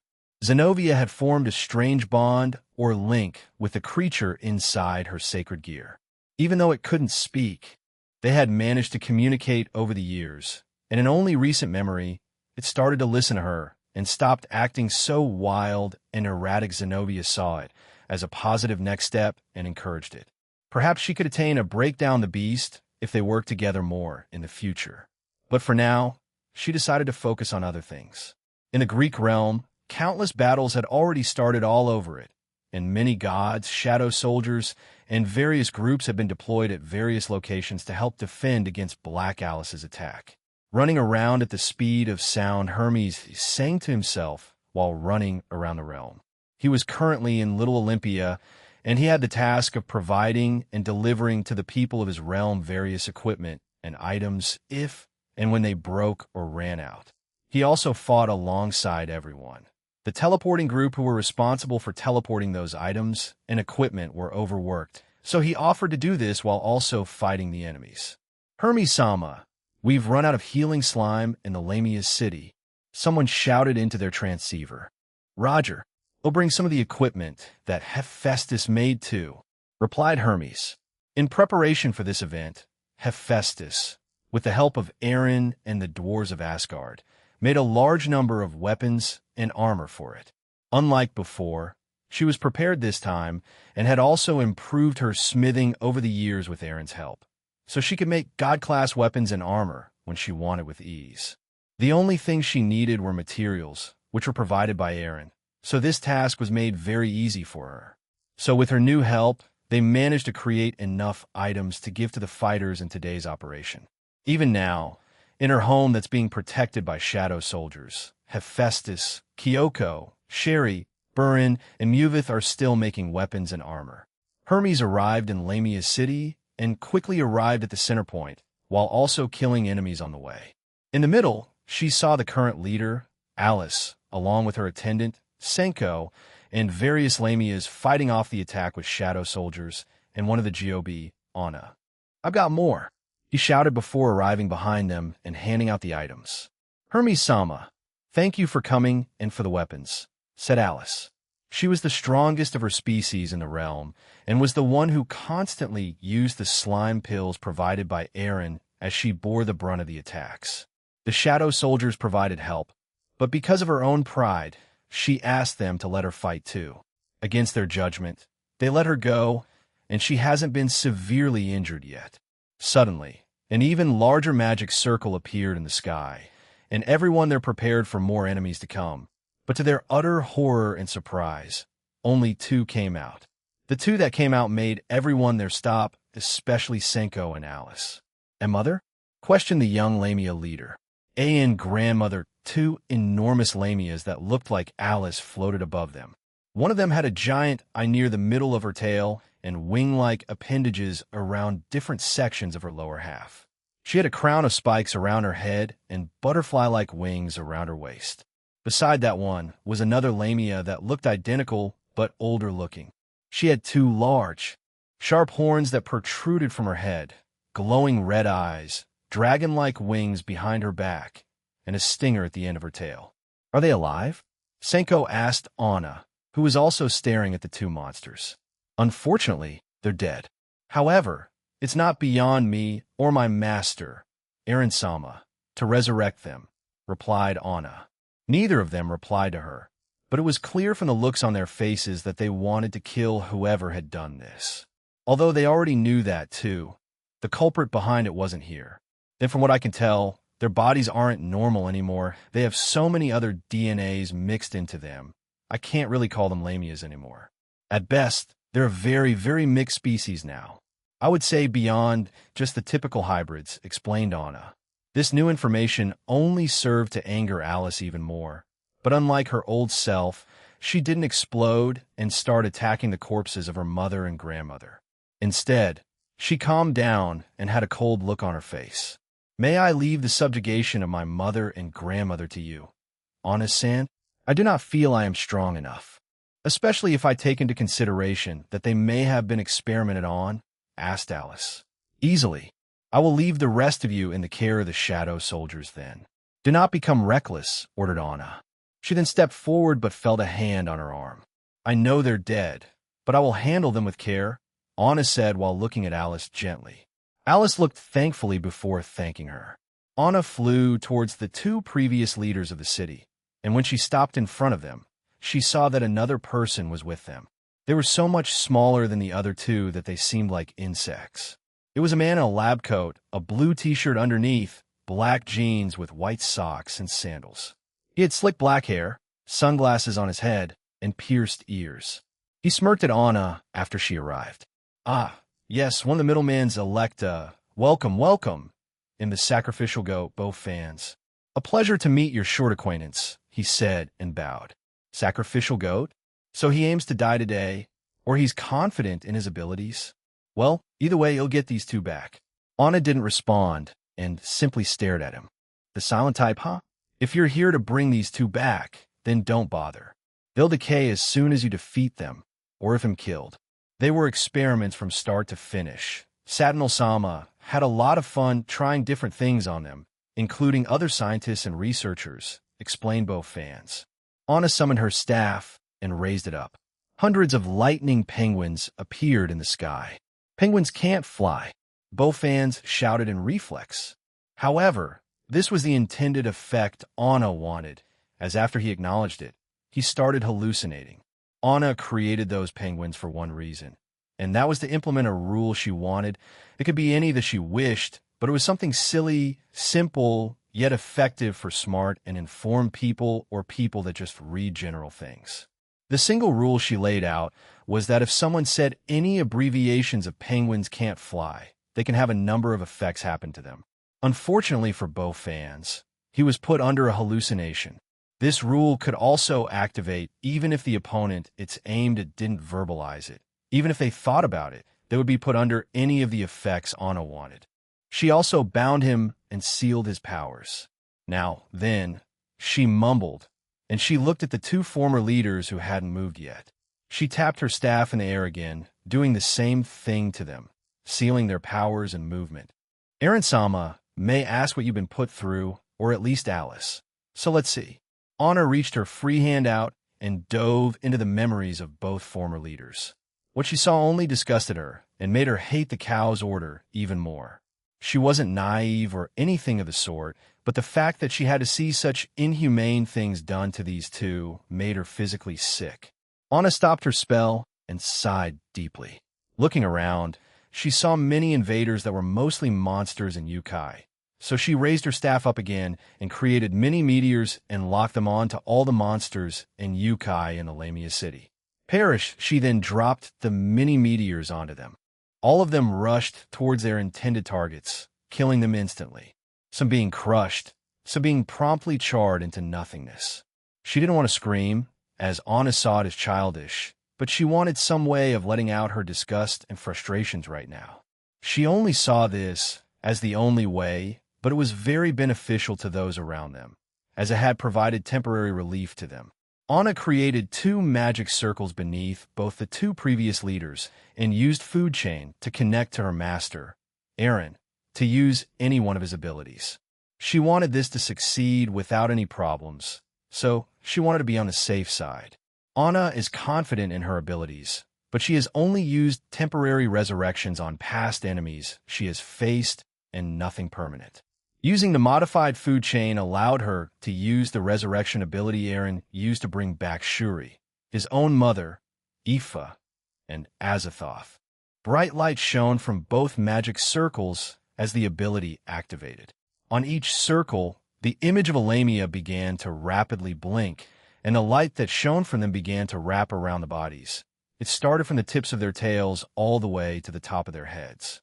The light then slowly seeped into the bodies, and a black-purple mist was dispelled from their bodies. Soon after, black-purple sticky goo left their bodies.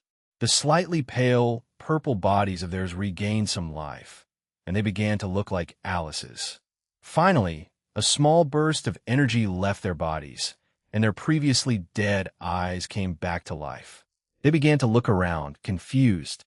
Before they could ask questions, Anna flew up to their faces, tapped the air in front of her with her staff, and relayed appropriate information to them. She didn't show them the abuse they received from the Cow's Order, but they were made aware that they died and were used by them. It was clear to Anna that they were annoyed by this revelation, but they remained calm. "We will fight. It seems we kept our powers before you resurrected us, Anna-san. However, you also reverted us back to Lamia's, correct?" asked Alice's grandmother. "That's correct. You get to keep the power but also go back to your previous selves," replied the young woman. "If you wish to get revenge on Satinel and the Cow's Order, then I would suggest letting Alice join Team DXD. She has been wanting to, but for a few reasons my master, Aaron Sama, has refused. You two may know why." They nodded and turned to the man called Bofans. "What shall we do with this man?" asked Alice's mother. "Is he important? Does he need to live?" asked Alice's grandmother. Keeping the sealing magic on him, as well as preventing him from moving, Anna smiled. "No, he's not essential for everything. He called himself a sacrificial goat, after all," she said, clicking her fingers, undoing the hallucination. "Uh-huh." Bofans looked around, confused. He saw the 2 previous Lamia leaders staring at him coldly and began to panic. What? How? The spell was supposed to activate. Anna didn't plan on explaining it to him because, when using the resurrection ability that Aaron uses, all other rules, magic, or abilities put on the deceased are nullified or removed entirely. So Anna didn't need to worry about the decaying effect that had been placed on them. A mouth opened near the end of their tails with razor-sharp teeth and slowly inched closer to Bofans. Wait, let's talk. They didn't want to talk, and they finally reached the man before they started to tear him apart. The sounds of bones and flesh being crushed and gnawed were audibly heard throughout the area. Once the man was killed, they regrouped with the other Lamias near the middle of the city. Alice and Senko had many things to say and ask, as did her mother and grandmother. But for now, they focused on defending their city and killing the invaders. "I will leave you then. However, don't hesitate to contact me if more trouble arises," said Anna. They agreed, and she teleported away. Once Anna arrived near the skies of the elf village, she saw complete pandemonium. Elves ran around fighting off the enemies, while some were heavily injured and being treated. There were only a few there who could fight them off. One of them was the leader and queen of the elves, Amaryllis Ismene. The others were Nienna the Dark Elf, Rena the elf spirit hybrid, other various elves of different levels of power, and the goddess Artemis. She had a close relationship with the elves, so she came here to help them. She raised her staff before launching shurikens made of light at the invaders. The monsters and yokai around the place disintegrated after they were stabbed by them, surprising the elves, but once they saw that they had reinforcements, they started to relentlessly fight back. Anna left a small orb protected by a barrier that kept firing the light shurikens, and she teleported towards Artemis. Artemis-sama, how goes the defense? She asked the goddess. The goddess in question was using her bow, divine powers, and transparent wolves with crossbows to help defend the home of the elves. Well, although there's one persistent man that keeps coming back after I kill him, it seems like he is using clones to continuously attack me. He is a rhino monster that has high defensive power and is, as I said, quite persistent, Artemis explained, while she continuously attacked the monsters around them.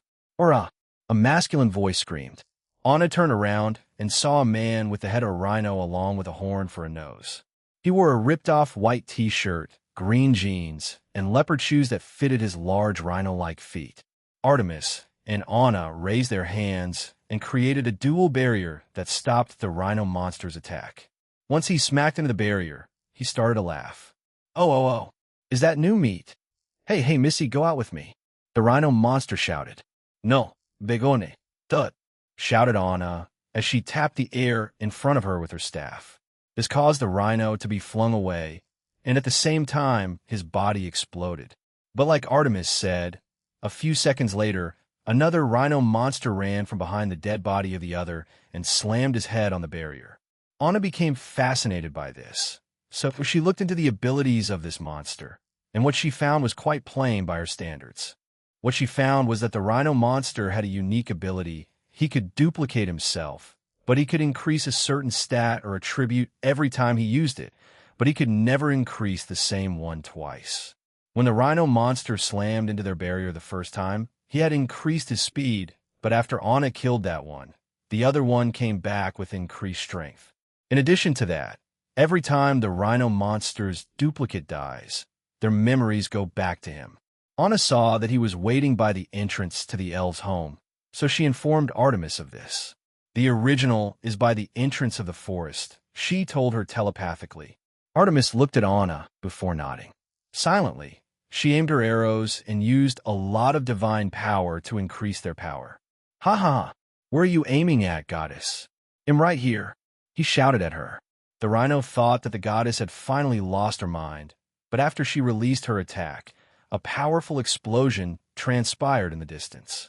The rhino monster froze as he stared at the two in devastation. However, to his surprise, and in the last seconds of his life, he saw that both women simply continued fighting the enemies around them. While chatting, it was as if nothing had happened, like he never existed. While seconds later, the duplicate finally disappeared. The main body, the original, had been killed by a single arrow by Artemis. There are two more here. One of the next dolls, the originals, and the ones that were experimented on the longest are finally making their move, said Anna. Is it the same one from a few months ago? Like the giant that appeared along with Thuldrun's? Inquired Artemis. The one and the same, replied Anna. The one heading this way is called Lesnapar. It's basically a mechanical grasshopper and bee hybrid. It's around the power level of a Satan-class being. As she finished saying that, something large slammed against the barrier around the elf's home, and then seconds later, it shattered, and a giant robotic grasshopper appeared. I didn't think she would arrive here so quickly, said Anna while tipping her hat up. Does Aaron want to keep it? Artemis asked hesitantly. Anna put a finger to her cheek, thinking about the question. In the end, she shook her head. I don't think so. I mean, it's quite primitive by his standards. Aaron-sama can make life any time he wants. What use would he have for that metallic scrap? Asked Anna. Artemis nodded, unsure of the strange comparison. Let's get rid of it then, but maybe the Alliance wants it? I mean, the various scientists in Grigori come to mind, right? Asked Anna. Let's defeat it and try to minimize the damage to it then. The goddess corrected herself, and Anna merrily agreed. Anna suddenly aimed her staff at it, and, with a cheerful smile, shouted, "Explosion!" The goddess Artemis was horrified by Anna's sudden actions. Go, go, Genshiro-sama. A certain fallen angel was cheering on her master and potential lover. She stood on top of a certain building in Athens. This was Espiel. She, after meeting the great dragon king Jinchuru Saji, fell in love with him. This was after he spoke to her for a bit. At the time, the young man had no idea he had such an effect on her. Espiel had been granted temporary freedom, and she used it to help in the operation. She wanted to right her wrongs, and she was given a small item by Aaron to do so. This item, the more she cheered on her teammates or a specific person, the stronger they became. The stronger their feelings, the stronger the effect. You will. Jinchuru screamed in his Vritra promotion, and beside him was his partner, Vritra. He had summoned him too, and both Dragon Kings ran rampant on their enemies in Greece. Jinchan, you're being way too dramatic. Ruruko Nimura complained through the transceivers they had. Who cares? He's enjoying himself, isn't he? Kanami said, trying to defend Jinchuru's enthusiasm. Ha ha! Youth, Aurelia said and laughed at all of them. In Greece, various monsters and yokai from the Monkai Association were invading and attacking it per Black Alice's orders. The groups that were sent there to defend it were the Slash Dog Team, Team Golden Rakshasa, and Team Sonasitri. With the various eccentric and unique members of each team, it would have been a very chaotic mess. That was the sole reason Aaron picked those teams to go. Along with the Slash Dog Team was Tobio Ikyu's, or Slash Dog. Just like he promised, he went with them again, but after this, he would stop for a while since SCE had been worried and wanted to tell him something after the operation. Tobio rode on top of Jinchuru's head while in his Balance Breaker Knight, Celestial Slash Dogs. From there, he created enormous, distorted blades of darkness all over Athens as they traveled through the area. Apart from Vritra himself, only Espiel and Ruruko were with them. The rest of the teams were scattered around Greece. Sajikan, he'll get off here. I sense a strong presence over there. Another one is directly in front of you, and it looks like Vritra is facing another one the same with your lover, Nimura-san, said Tobio. Right? Shouted Jinchuru as both Tobio and Jin jumped away from his head and toward a certain direction to confront an enemy. Jinchuru continued on his way until he came across a certain large monster. They were more or less the same size, but the monster in front of him was one that he hadn't seen before. To him, it looked like a mix of two, but their sizes had increased. A monster that was a mix of a kitsune and crab. At first glance, didn't look threatening, but as Jinchuru released a stream of blaze-black flames towards it, the monster matched it with its own flames, as well as firing a stream of water, causing an explosion that created vapor around them. Jinchuru frowned at the scene and exited his Vritra promotion and stood on a rooftop of one of the buildings. He held onto a metal piece that was sticking out of the roof and stared at the vapor it eventually dispelled, leaving the monster hybrid there staring at him menacingly. So I get to face the Dragon King Jinchuru? Fufu, quite lucky of me, said the monster. The tone was rather feminine. Jinchuru Saji liked hearing his new title. Although he always had it, most of the supernatural never referred to him as that because of his previous childish attitude and losing streak. It wasn't until a certain incident that the people of the supernatural world started to refer to him as that, and it's followed him since. Please do make this memorable, it added, and it began to summon large fireballs and water balls behind it. Jinchuru quickly equipped his perfected balance breaker and faced the monster. He jumped towards it as it fired its attacks at him. Jinchuru ordered several lines towards the attacks, attaching themselves to them and instantly absorbing the attacks from them. Those attacks vanished, and he summoned his wings before flying towards the monster hybrid. Purple dragon heads formed around his arms, and he slammed them towards the monster's head, but to his surprise, it only made a small crack in it. A grin spread across the monster's mouth. Are you surprised? I, the great Volcern, will be the one to take down the new generation Dragon King. Kukuku, keep dreaming, said Jinchuru, before he amplified the strength he used and knocked the hybrid away, making him crash through several buildings. Earlier, He had spoken to his king, Sona, about keeping the damage to a minimum to lessen the time Eren had to repair the places they were fighting at. But a day before, Eren had already told Sona that it would take him no time at all to repair them. But Sona was insistent, and Eren let her do her own thing. However, before the start of the operation, Eren told everyone that they could cut loose, and he wouldn't mind them destroying the country's cities since he could just repair them. But many said they'd try their best at minimizing damage in the end. Eren relented to their fixation on keeping the damage to those places at a minimum, but he also knew that those places would be destroyed to a certain extent. President, I'm sorry, but I have to use a bit more power to take this opponent down, and I have to destroy some buildings here. Jinchuru shouted into the transceiver before charging Volsern. Fine, but please make it quick. Destroying more of the landmark there would be bad, replied Sona Citri. Roger. Jinchuru flew towards the hybrid with his devil wings and attached several lines to it after it got up. He fired flames from the knuckles of his armor and set the monster ablaze. Volsern tried to extinguish it using their water manipulation, but proved useless. That can't be put out unless I say so. So you better give up, roared Jinchuru as he flew up higher and then dismissed his wings. As he fell to the ground, he stretched out his right leg, covered it in demonic energy, and cursed black flames. He aimed his attack at the hybrid's head and slammed his foot into it. A humongous eruption of black flames erupted while a small tremor also reverberated throughout the area. The hybrid's skull caved in, but it wasn't enough to kill it.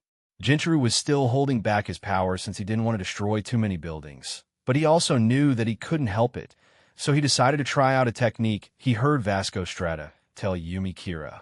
He wasn't sure if it would work with his fists, but he thought it would be worth a shot. As he was about to continue his assault, the hybrid's body erupted into its own flames, and several tails appeared from behind its back with extra pincers too. It began to swipe at Jinchuru, but he deflected the attempts at grabbing him or hitting him, and he jumped away to a different building. Don't get cocky. I'm goddamn flame resistant. Even with your shitty flames. Volsern bellowed at Jinchuru. Although he looked very uncomfortable, it was obvious that the Dragon King's flames were still hurting him. As Volsern was about to continue his angry speech, another monster crashed violently into him, sending both of them crashing into another building. Jinchuru was about to speak when his lover, Ruruko Nimura, landed beside him. My bad. I didn't think my kick was that powerful, she said, awkwardly rubbing the back of her head. She was already using her artificial sacred gear, but hadn't used her counterbalance yet. Jinchuru looked at her, and then at the direction she and the other monster had come from. What he saw made his mouth hang open. It was complete destruction. So many buildings were destroyed that it looked like that part of the city was flattened. Ruruko-chan, what the hell? He screeched, grabbing the sides of his helmet. Didn't the president tell us not to cause too much damage? And Eren Senpai said that it was fine. Genkan, you were thinking too hard about this. Sona-sama also told us to use our strength with discretion. Chided Ruruko. Taking a step back, he sighed. I know that. But as he went to explain himself, Jinchuru and Ruruko suddenly punched and kicked in front of them. Those actions split apart two attacks that were aimed at them. We were talking here, Ruruko shouted, the fury within her rising. Ruruko-chan. Fine. Let's kill these idiots already and go clean up Greece. I want to go relax at home before we have to fight more games in the tournament. Grumbled Ruruko. Balance adjust. Ruruko quickly entered her counterbalance and faced the two monsters that had come back to them. The monster that Ruruko faced was an enormous rabbit monster with chicken wings.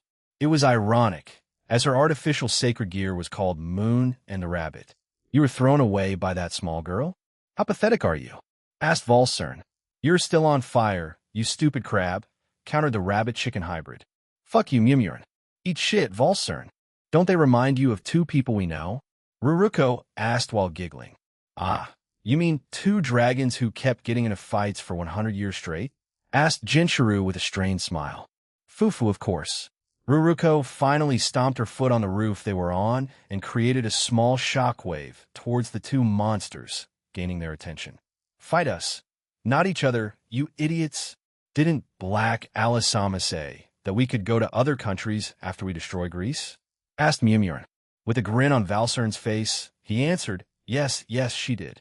Valcern pointed all his tails between him and Mimir. He also pointed his pincers there too. At the same time, Mimir crouched on all fours and aimed his mouth at the same spot, and a small ball of flames ignited.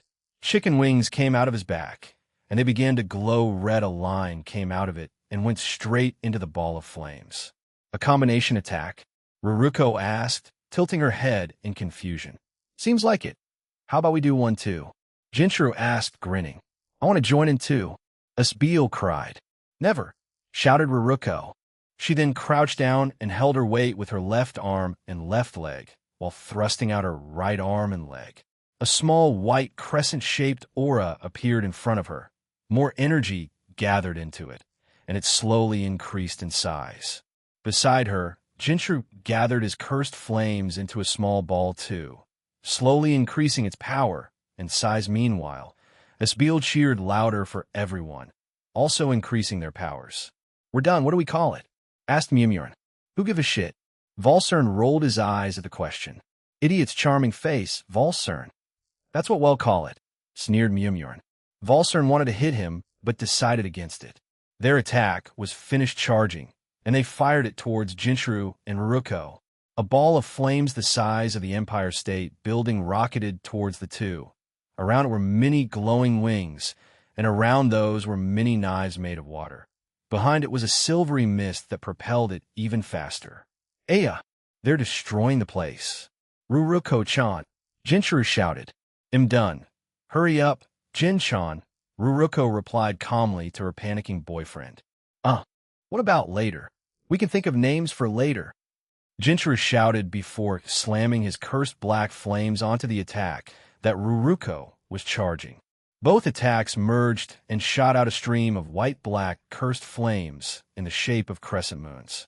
Ruruko and Jinchuru's combined attack was much larger than the one made by Valcern and Mimir. Moments later, both attacks collided, creating another ball in the middle that sucked everything towards it. Well, it wasn't a power struggle, but what now? Ruruko asked. Kill them? I mean, do they count for unique abilities if it's just a mix of two or more? Asked Jinchuru, while looking at the two monsters in front of them. As they were about to continue speaking, a powerful and large lance pierced Valcern's body. It then erupted into flames with divine properties, killing the hybrid. His comrade, Mimir, was shocked by this and was about to run when all his legs were sliced off. A rain of enormous arrows pierced his head, and then a woman with a halberd split them in half, killing them. Ruruko shouted, confused by the sudden interruption. The mini black hole they created in the middle was also destroyed by a translucent cross that appeared above it and pierced it. You two are sure taking your sweet time in defeating weaklings, said a familiar feminine voice. When they both turned around, they saw 4 women there. Didi Duvalisin stuttered Ruruko, taking a step back. The Stalwarter and Leanne Sandlot had joined them in Greece. Duvali, the captain of the Stalwarter, glared at them while the leader of the group, Leanne, smiled at them. It seems everyone is having fun here. More of us were deployed since Aaron-sama allowed Royson-sama to look after Kuo with a few others, explained Inia as she put her bow away. Are you sure? No offense, but can Aaron-senpai's mother fight? I know he made her powerful, along with Cindy-san, but asked Ruruko. I train her along with a few others. Aaron sometimes helps too, so she does know how to fight. You weren't there in the vampire faction, but she held her own while fighting, clarified Leanne. She then looked at the dead monsters and said, they do not qualify. We can move on from here. Vritra and Tobio accuse will finish their fight soon. So I suggest you join your dragon, Jinchuru Saji. Jinchuru saluted Leanne. Yes, ma'am. Ruruko-chan, let's go. Why, excuse us, said Ruruko before both of them flew away. Leanne looked at the two as they flew away, then at her hand. She put it on her cheek and asked, am I that intimidating? No, you're very approachable, master.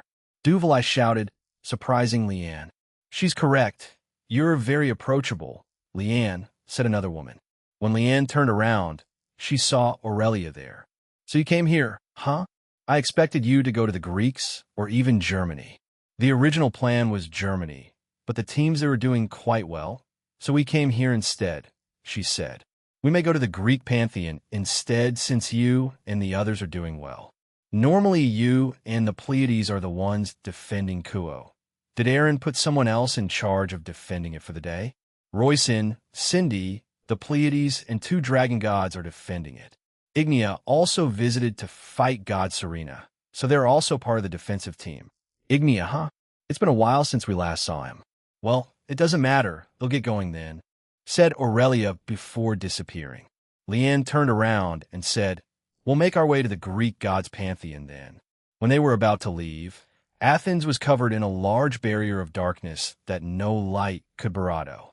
"Fufu, it seems Tobio Accuse is about to end his fight," she added before leaving the country.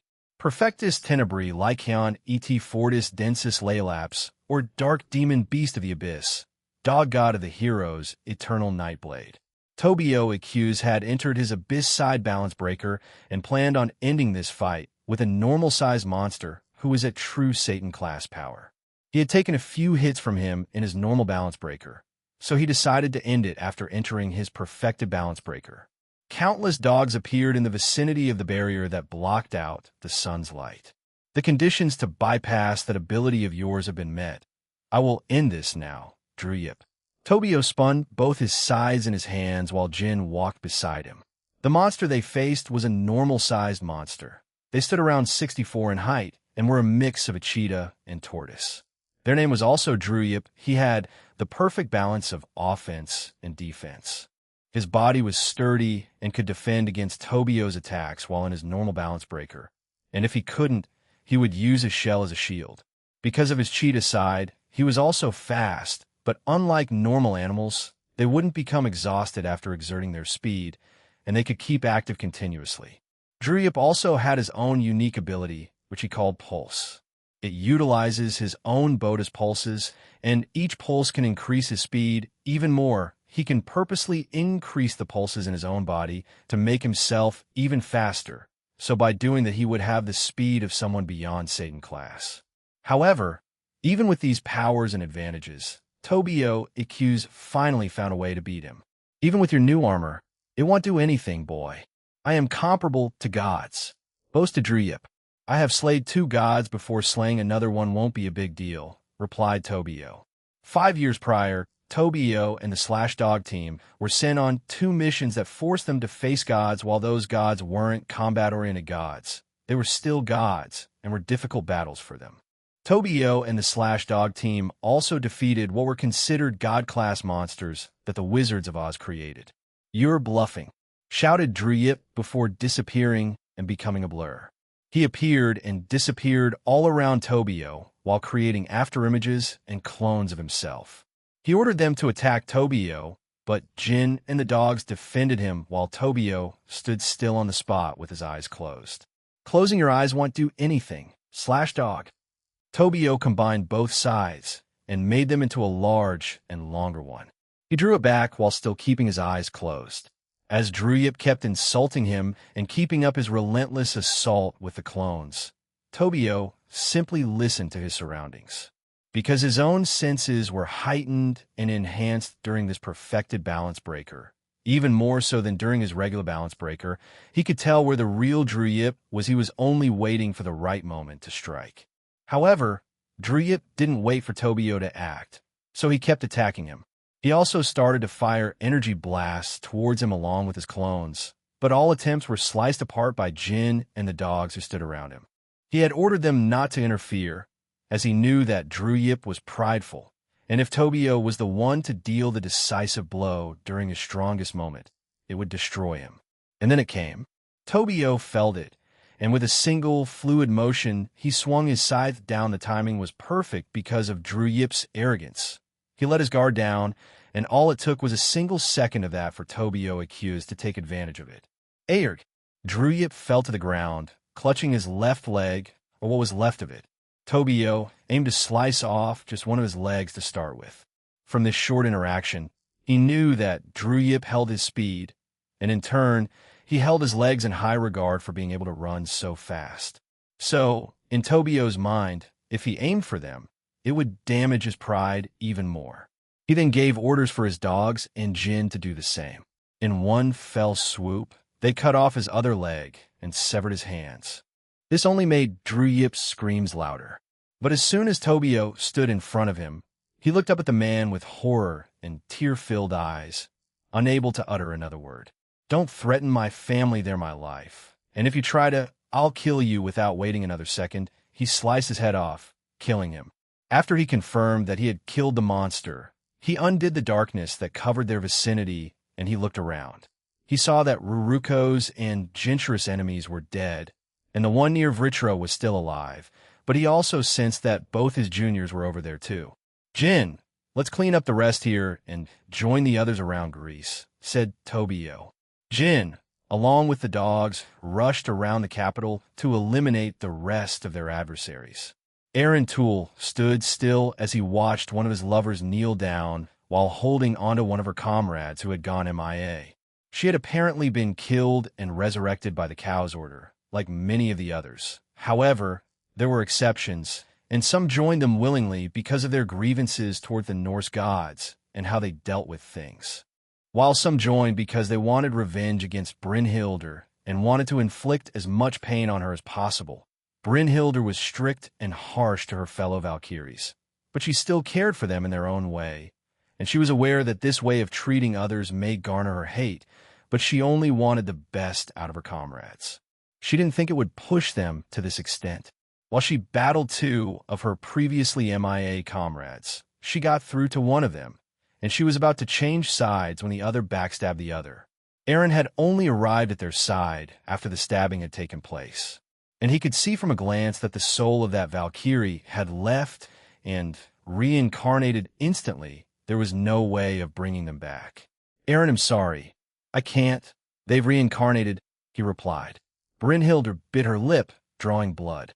She got up and faced her former comrade. "Why?" she asked. "Why? What do you mean, why? I told you already, I hate that perverted asshole that we call a god, and I hate your bitchy and bossy attitude. Those two reasons are why we left. There's nothing else to say or explain. Or did you become stupid after we left?" she asked. "Is that really all of it, Arja?" asked Brynhildr. The Valkyrie called Arja shrugged. "Okay, I'll admit that some may have left for other reasons, but I didn't care about them and never asked. But generally, it's mostly those two complaints as well as how your morons ran our realm." Arja gained a thoughtful expression and added, "Well, the heroes and warriors in Valhalla shared some of our complaints. Initially, they were kidnapped in a way, but eventually our explanations reached them, and they agreed to rebel. To the ones that didn't agree with us? Well, they're permanently dead now, huh? I see, then join them," said Brynhildr before she punched a hole through Arja's stomach with a single punch. This exchange happened in the skies above the main island of Asgard. Various other Valkyries and combatants were engaged in combat around the place. Brynhildr's punch caused a shockwave that hurt everyone around them because of its intensity. "Why, how you bastard? You were hiding this much strength?" Arja asked, bewildered by the situation. Brynhildr said nothing as she pulled her arm out of Arja's stomach. The Valkyrie began to fall, and with dead eyes on her face, Brynhildr pointed her palm towards Arja and created a Norse-style magic circle that fired a power blast of light. Arja couldn't resist or move, so she accepted her fate and was killed in the ensuing attack. Aaron contained the explosion by using a barrier, which prevented the destruction of the island. Brynhildr flew over to her other comrade, closed her eyelids, and laid her to rest there. Aaron hadn't moved from his spot, and she looked at him with determined eyes. "Let's stop this, and I want to personally punch either Black Alice or Hitler for this. I don't care who," she asserted. "All right, let's do it then." Let's try something, though. We haven't performed it yet, but it should be doable," said Aaron. He entered his boosted Gear Queen form and summoned his wyverns. They flew around Brynhildr and began to change into armor. Eventually, she donned her own version of the scale mail of the boosted gear. "It's quite revealing, but thank you." "It'll be off," said Brynhildr. She had frowned at her slightly exposed chest, but was thankful for the help. Retracting his helmet, he looked to the distance, where he saw Gondel and Rosweiss confronting Gondel's husband, Jorgir. Arentul planned on joining their reunion. Chapter 9, Part 3, Downfall and Stan's third-person point of view. They didn't know when happened, but came suddenly. It was during a certain period in the previous year before Lapis left on her journey. Because her powers were still above the gods of the Draconic Dais, she fooled them all, and because they never informed Eren of it, the event was left unchecked. An illusion was put in Valhalla, an illusion that fooled the gods. They believed that the warriors and heroes were still in there, training and eating, waiting for Ragnarok to start, and when it did, they would finally leave and fight. However, once the illusion was dispelled after Lapis' death, they panicked and looked everywhere.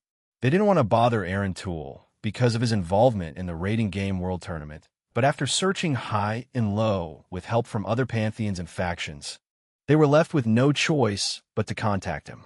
When they did, he confirmed their suspicions.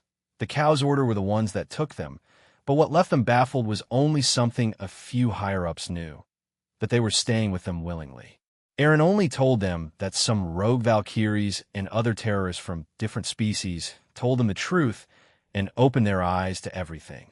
And that was when they changed sides. However, unknown to them, a small device was used on them to alter their thoughts slightly. This was created with the collective effort of all scientists and researchers in the organization of Etza. Before she changed sides, also contributed to it. Other beings from the Eevee faction and the Phantasma faction also contributed to it before they were shut out from moving universes. This was what Jorgir told Rosweiss and Gondel. Both were obviously confused and in shock.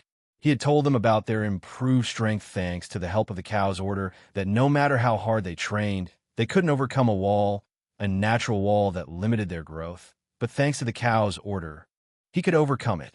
No, not just him, but many of his comrades, as well as the previous Valkyries that went MIA. Why, you can't be serious, Jorgir mumbled Gondel. What about our promise? The one when we were young? People change, Gondel.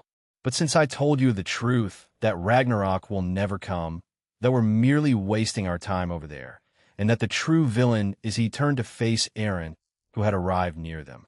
That man right there, all this started because of him. If we rid the world of him, then peace can be achieved. Well, he's technically not wrong. The fact that I was accidentally chosen by Azathoth started all of this, thought Eren, while staring back at Jorgir. Both women had complicated emotions towards these accusations in a way. They knew that everything in their world and in the universe started because of Eren's reincarnation. If he wasn't reincarnated there, if he wasn't chosen, perhaps they wouldn't be subjected to all of this. But at the same time, they can't undo what has been done. Whether that was Eren's reincarnation or what they were facing right now. No, that's my fiancé. You may be my grandfather.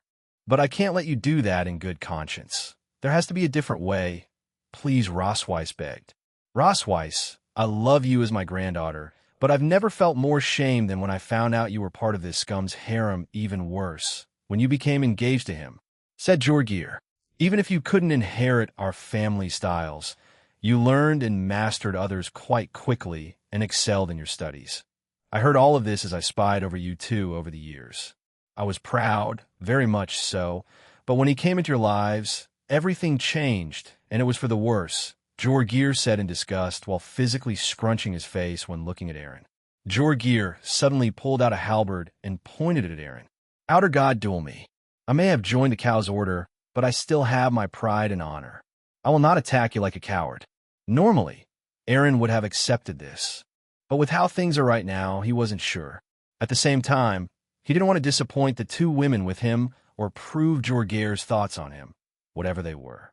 Eren was waiting for Jorgir to finish his strange speech to dispel the influence on his mind, so he held his hand up and dispelled it. Jorgir stared at him for a few seconds before he thrust his spear further towards Eren. I did not stutter, Gene skyward. If you want my approval of your engagement with my granddaughter, defeat me in a duel, he declared. This guy is insane. Eren stared at Jorgir and decided to accept. He would end it quickly and get on with today's operation.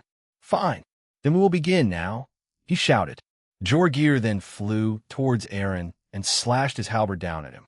Aaron moved his body slightly and avoided the attack, but the older man in front of him poured his mana into the weapon, and smaller blades shot out from the sides of the halberd. Aaron, in response, slapped the halberd away, knocking Jorgir away too. "Dear, stop this!" shouted Gondal. "No, I'm fighting him," he barked back, stunning her. Then, the gears in Gondal's head started spinning, and she came to a conclusion. "Aaron, was he mind-controlled? And did you just dispel it?" Gondal shouted at him. Aaron removed his balance breaker's helmet and wryly smiled. "Yeah, but the item that the cow's order used was more like influencing them over time, so it's not full-on mind control. So after I dispelled it, especially with stubborn people, whatever they wanted to do while they were being influenced, they would want to keep on pursuing that." "Jorgir, you stubborn fool, stop!" Gondal screeched. "No, I don't want to. I'm fighting him, and you can't stop me." He roared back at her. "How in God's name did your marriage last that long?" Aaron asked himself. Good chemistry? Are you just distracted 24/7? Or are you genuinely insane now? Aaron sighed. It seemed like everyone around him was the one who had gone insane. Although he knew the old man in front of him wasn't doing this out of malicious spite anymore, he was stubborn to a fault from what he could see, and the only way he could stop it was by beating him.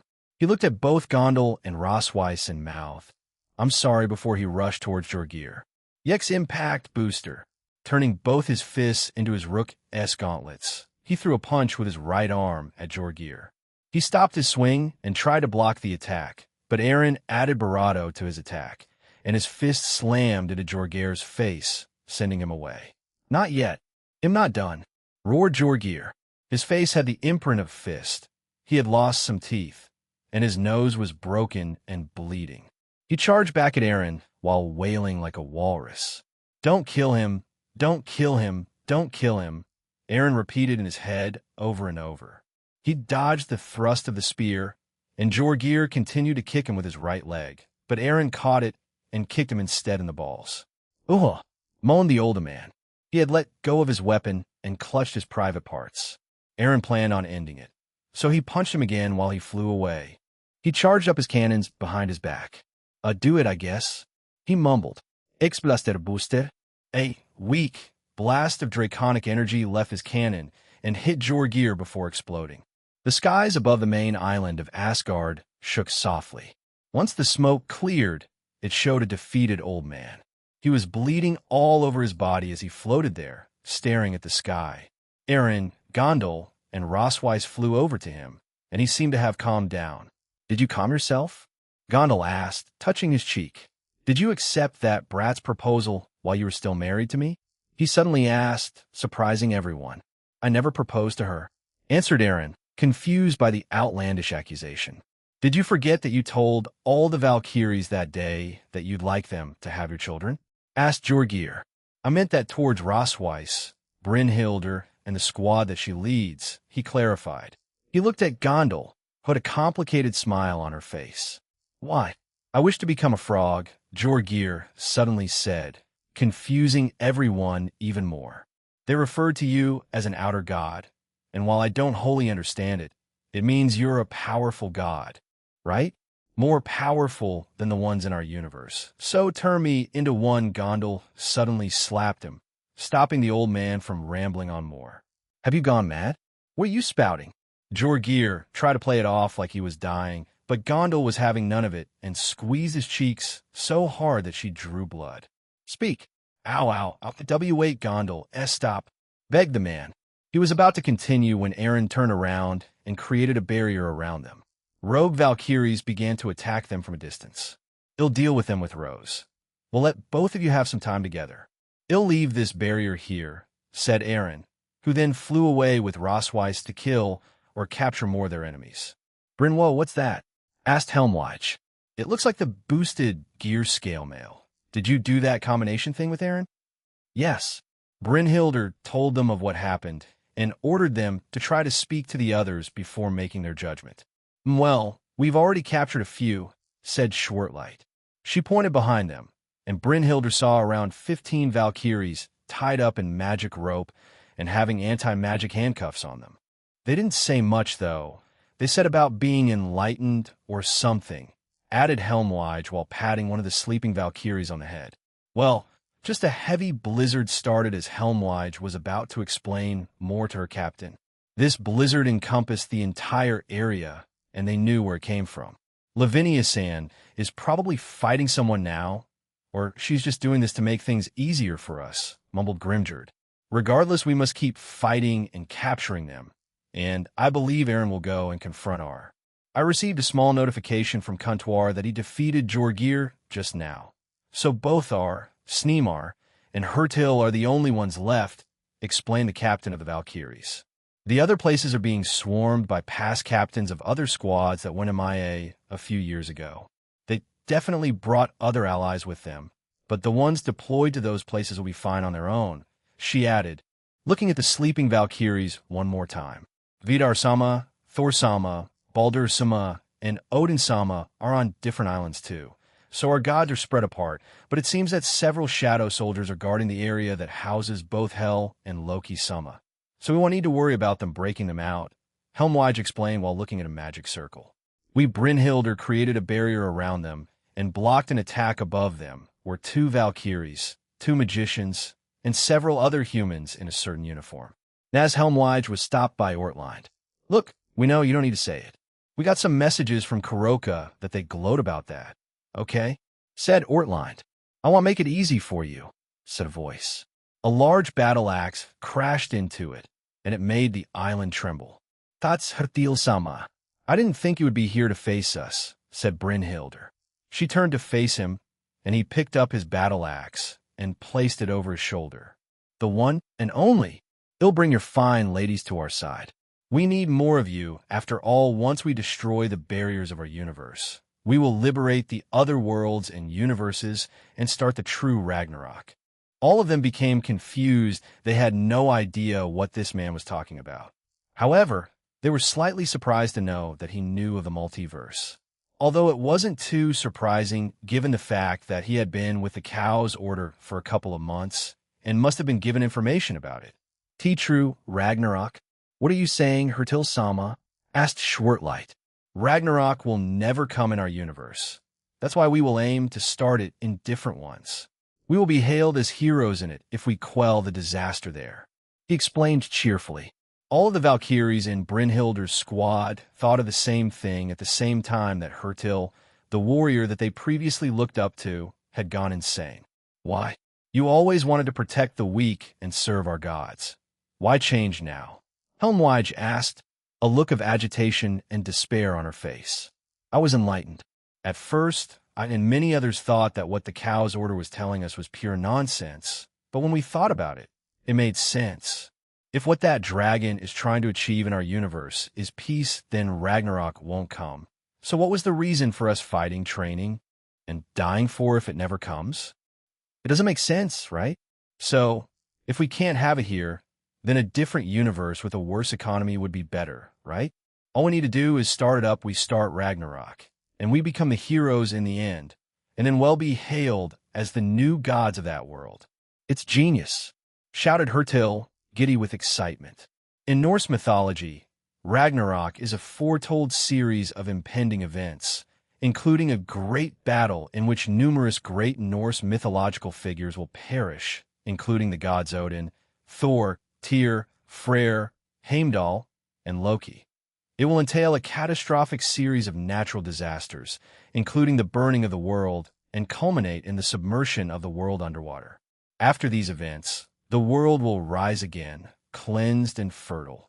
The surviving and returning gods will meet, and the world will be repopulated by 2 human survivors, Lif and Fraser. What about the people? The humans in the Helmwige was stopped as Hertil pointed his battle axe at her. The weak need to die. The strong will be the only ones left in this world. Humans do not provide us anything, and if any humans are left after the true Ragnarok, then we will force them to worship us, so we can become even stronger, because we will be the new age gods. A sad expression appeared on his face. We protected them in the shadows for many years and prevented many disasters from befalling them. Yet they nearly put each other into extinction because of such petty things?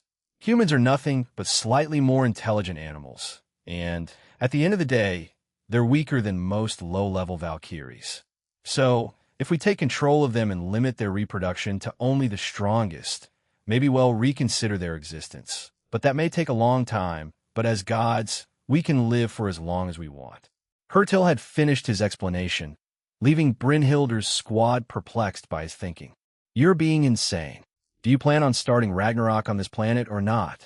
You keep referring to humans, but there's no guarantee that the humans of a different universe are the same as the ones here. They could be more advanced or have different ethics and morals. Shouted Helmwich. Hertil shrugged. Who knows? I personally won't partake in whatever plans the Cow's Order has for this universe after this. I will solely focus on the other universe. Whether they have the same or different humans is inconsequential to me. I will correct them by starting Ragnarok. An enormous amount of aura left his body, and he smiled at them. Enough talk, it's quite obvious that you will get in our way. So I will first defeat you, and then open your eyes to the truth. As Brynhilder prepared to step forward, Helmwich stopped her. Let me, Brynhilder Senpai. This is personal, she said, standing in front of her squad.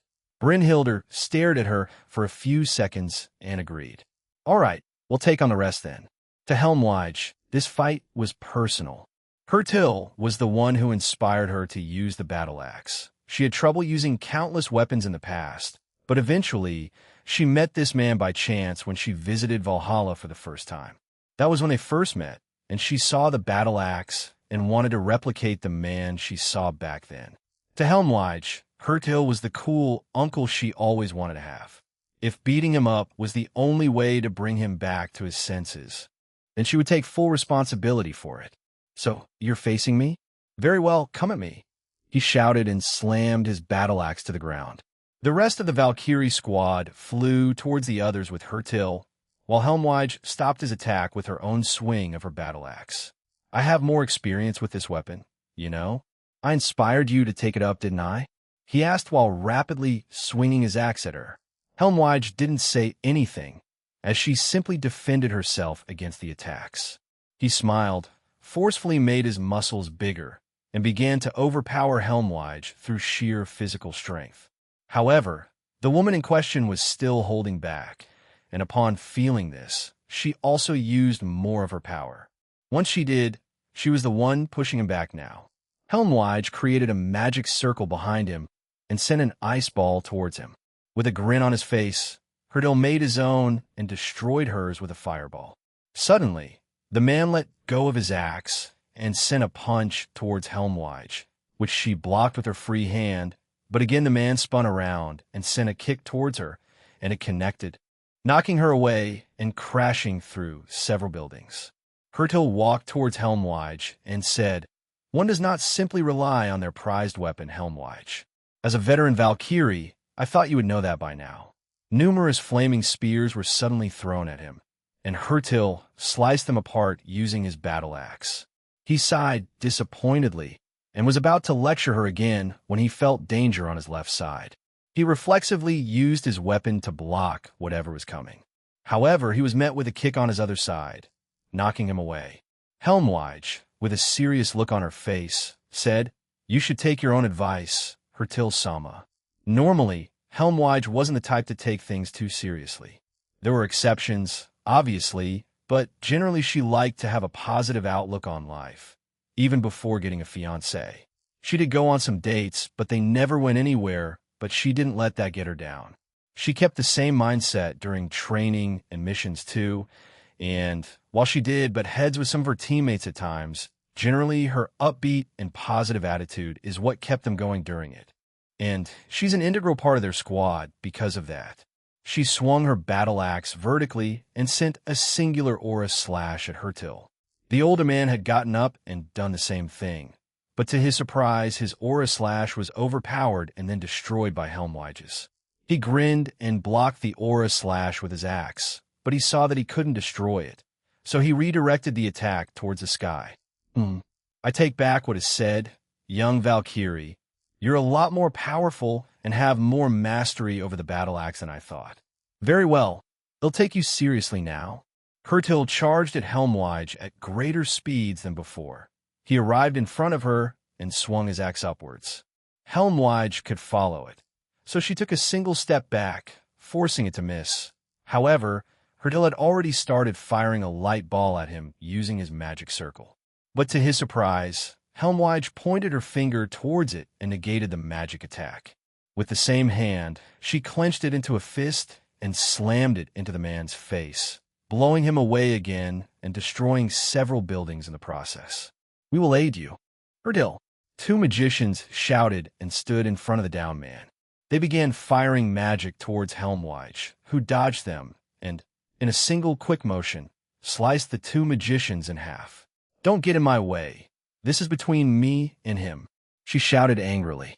"Huh, I like it. Let's continue then," shouted Hertil.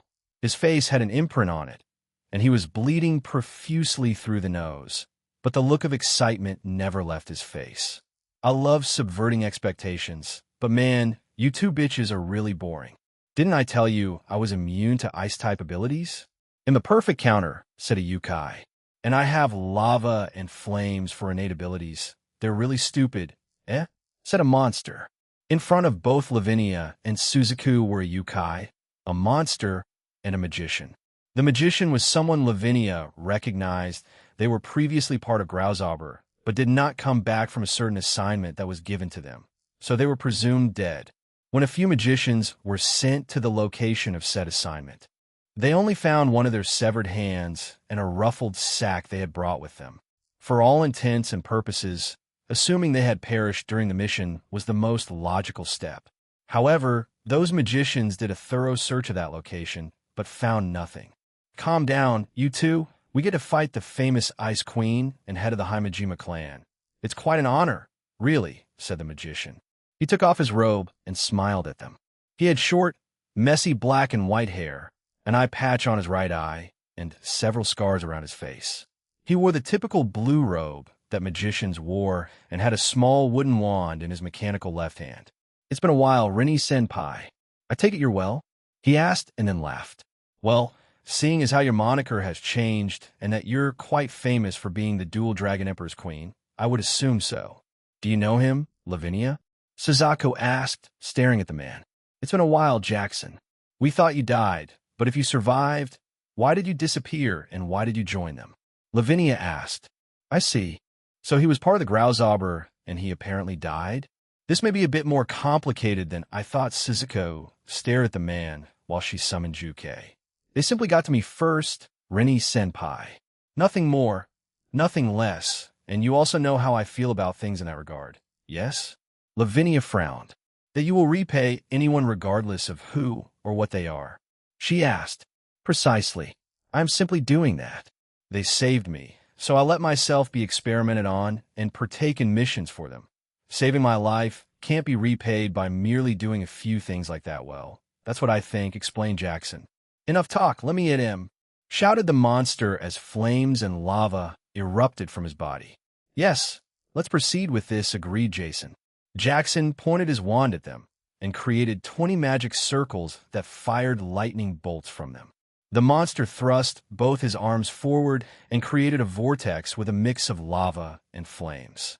The Yukai fired Tuki bullets as well as ice balls towards the both of them. Kyuchan muttered Lavinia. A giant ice dragon materialized behind her and gently breathed towards the three, completely freezing their attacks. "Huh. How the hell can you freeze lava and fire? That doesn't make sense," complained the monster. "Well, I didn't expect much from my ice attack either, Cuckoo," chuckled the Yukai. "Calm yourself, Iklo.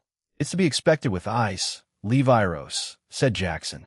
The monster named Iklo was a mix of an unknown creature that lived in lava normally that would be impossible. But because the supernatural exists in this universe, supernatural life found a way. This monster had the innate ability to use lava and fire-related abilities. Iklo had long, waving red hair, glowing orange eyes, and a bulky build with a rock-like frame and texture to his body. Various cracks and lines riddled his body, and some lava occasionally glowed. Leviros was the rare snowman, like the Yukiana or snow woman in Japanese folklore. When these yukai mate, they usually breed with human males and only birth females in the species. But there are rare births where a male yukiana is born, usually referred to as yuki-otoko. Usually, they would be either unique or stronger than most of their species, as the male that the yukiana had to mate with was usually exceptional, hence why the yuki-otoko is usually stronger than their female counterparts, although they have a very short lifespan compared to their female counterparts. Leviros is just that kind of yukai. He was born strong, but his strength was amplified even more by the cow's order, and now he has a small god complex. He had powerful ice abilities and had complete mastery over them. He could also use Frostburn, which was a unique flame type as it held both ice and flame properties. He could freeze and burn his opponents at the same time, while being resistant to flame and ice to a certain degree. "Did you need assistance, Suzaku?" Juke asked while scanning the enemies. Suzaku nodded and stared at the yuki-otoko for a few seconds, and then they disappeared in a burst of flames. "Wah, where did they go?" Iklo asked, surprised by their sudden disappearance. "They'll be fine. Suzaku will be done with him shortly," replied Lavinia. Her friendly attitude was gone, and a cold woman stood in front of them. Yes, that's the face I always saw whenever someone you didn't like interacted with you, or when you went on solo assignments by Mephisto-san. "Kuko, that's the ice princess we knew," said Jackson. "Speaking any longer would be pointless, wouldn't it?"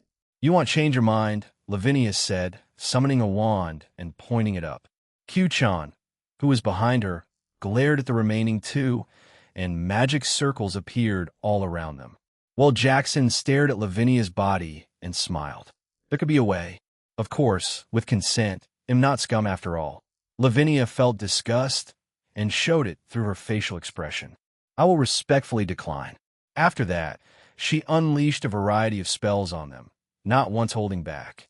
"You're on your own, pal," Iklo shouted before turning into lava and avoiding the attacks. Jackson smiled and put his arm with a mechanical hand forward. Several layers of magic circles appeared and absorbed the magic attacks that Lavinia fired, but after a bit of absorbing, Jackson jumped away from the area where she had aimed them at. He can absorb them, but has a limit. After that, Lavinia stared at his hand, which started glowing various colors before becoming dull again. Jackson stared at his hand for a bit before letting out a sigh of relief. "A chance to overheat? He'll aim for that then. Maybe I can bring him back." Lavinia knew that the technology and equipment the Cow's Order has are limited because of the limited universal travel that Eren allowed, so what they had made should only work to a certain degree. With that in mind, she decided to destroy Jackson's arm first. Q-chan, Alo-chan, and Suno-chan, play with Iklo for me. "Don't kill him, though," ordered Lavinia. She then turned her attention to Jackson and grabbed his hand after appearing beside him. Panicked, Jackson tried to punch her, but was elbowed in the face before being thrown to a nearby island. They were near an island in the south. Eren hadn't been informed of it, but there were constructions of new ones after his visit, as the Norse gods wanted more people to move to their realm after having a few cultural exchanges.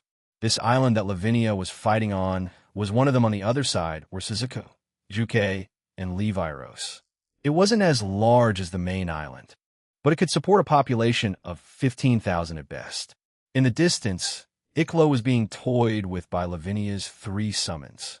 Q-chan created a small ice dome that trapped all of them, so Iklo couldn't escape easily. The monster tried to melt everything that was thrown at him, but to his confusion and horror, his flames and lava were frozen, which didn't make any sense to him at all. "Come on, for fuck's sake," he shouted in frustration. Switching his tactics, he flew over to Alo-chan and tried to kick the Ice Cubie, who avoided the attack and hit him with her tails, sending him crashing into the ice dome. Piece of shit dense and large quantity of flames erupted all around his body, and more lava oozed out. When his anger hits its peak, that's when Iklo is at his strongest, and usually he would defeat or kill whoever he was facing then if the person he was facing was equal to or slightly stronger than him. He brought his arms closer to his chest and crossed them. He continued to gather a large quantity of lava and flames around the middle of his chest and planned on unleashing them all around him. He was planning on turning himself into a mini-sun to destroy everything around itself. He grinned to himself once he was done charging his attack. "Take this, Supernova!" He roared before spreading his arms and legs and unleashing his attack. A mix of lava and flames erupted from him in a ball. Q-chan, along with the rest, watched this happen, slightly intrigued, but near the end, they were all fed up and were about to kill him when Iklo had finished charging up his attack and unleashed it. As the attack slowly increased in size and started to reach the walls of the ice dome, Q-chan blew a weak ice breath attack at Iklo's attack. "This is my strongest attack." Like that with Q-chan's attack completely froze his attack. It had instantly stopped expanding and had turned into a ball of ice around them, shocking the monster. He couldn't believe his eyes as he kept staring at it in shock. Fuck Alo-chan rushed towards him and headbutted him in the stomach. The ice bird, Suno-chan, followed it up by freezing his lower half.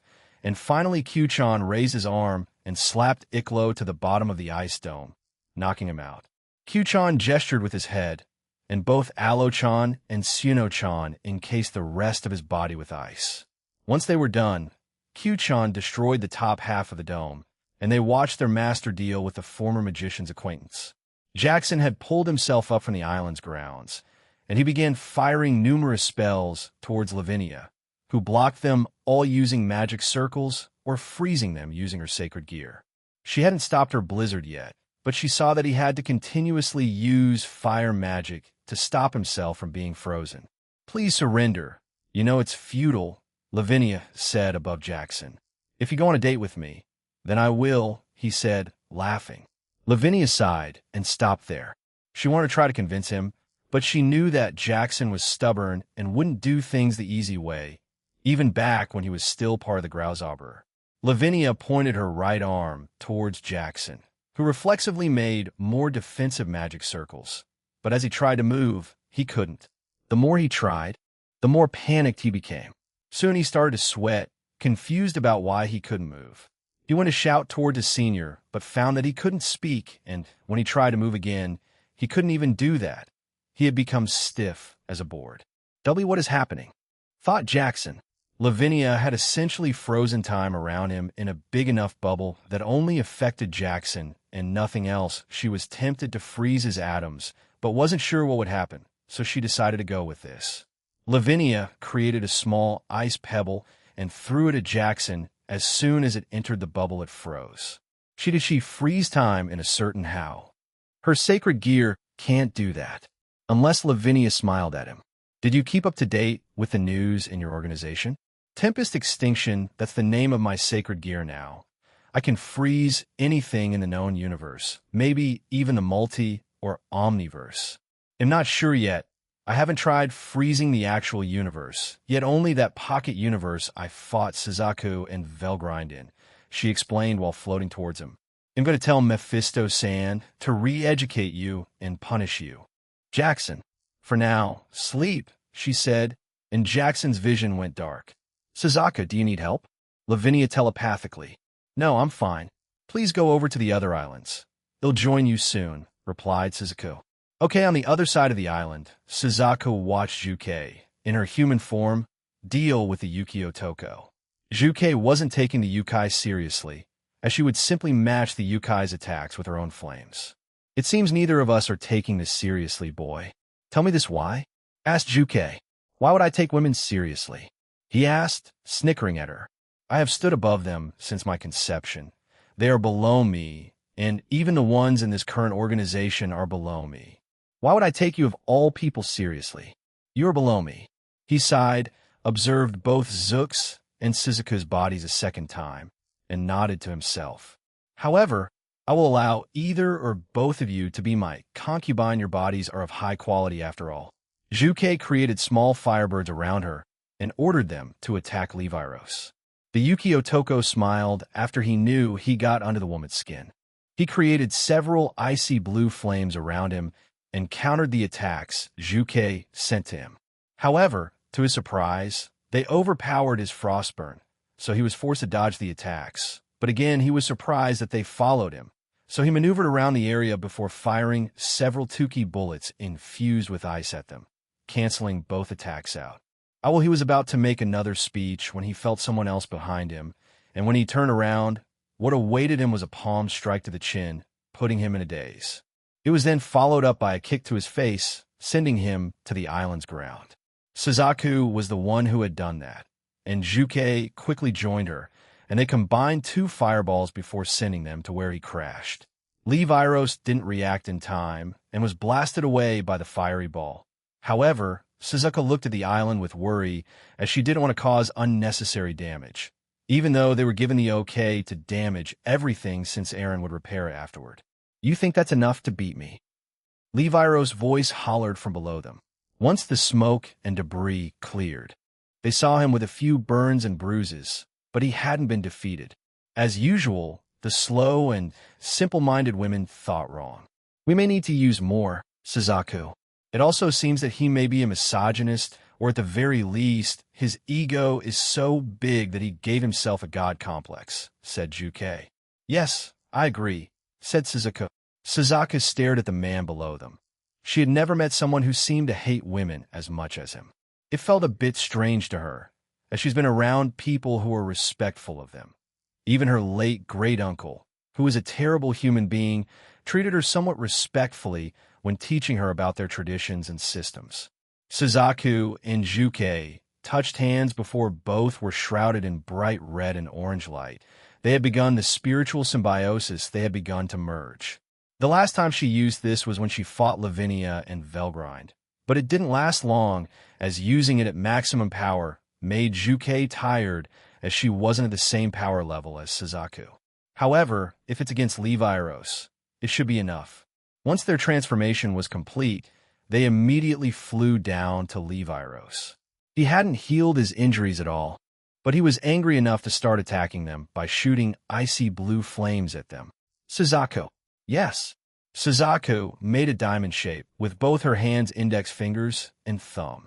The flame around her body began to pulse, and once the blue flames that Leviros shot at them touched Suzaku's outstretched hands, they were quickly absorbed, shocking him. What did? The flames around Suzaku changed, and they turned into the icy blue flames that Leviros had used. Leviros was shocked and was unable to react on time when she arrived in front of him and blasted him with a point-blank shot of his own flames. However, unknown to him, she also added her own flames, mixing the two, but he couldn't see that since his eyes were instantly melted by the attack. A mix of icy blue and crimson-red flames scorched his body. The smell of melting flesh drifted through the area.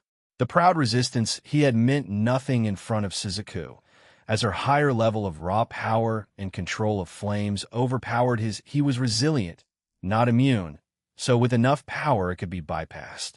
Once her attack ended, all that was left of the man were his bones.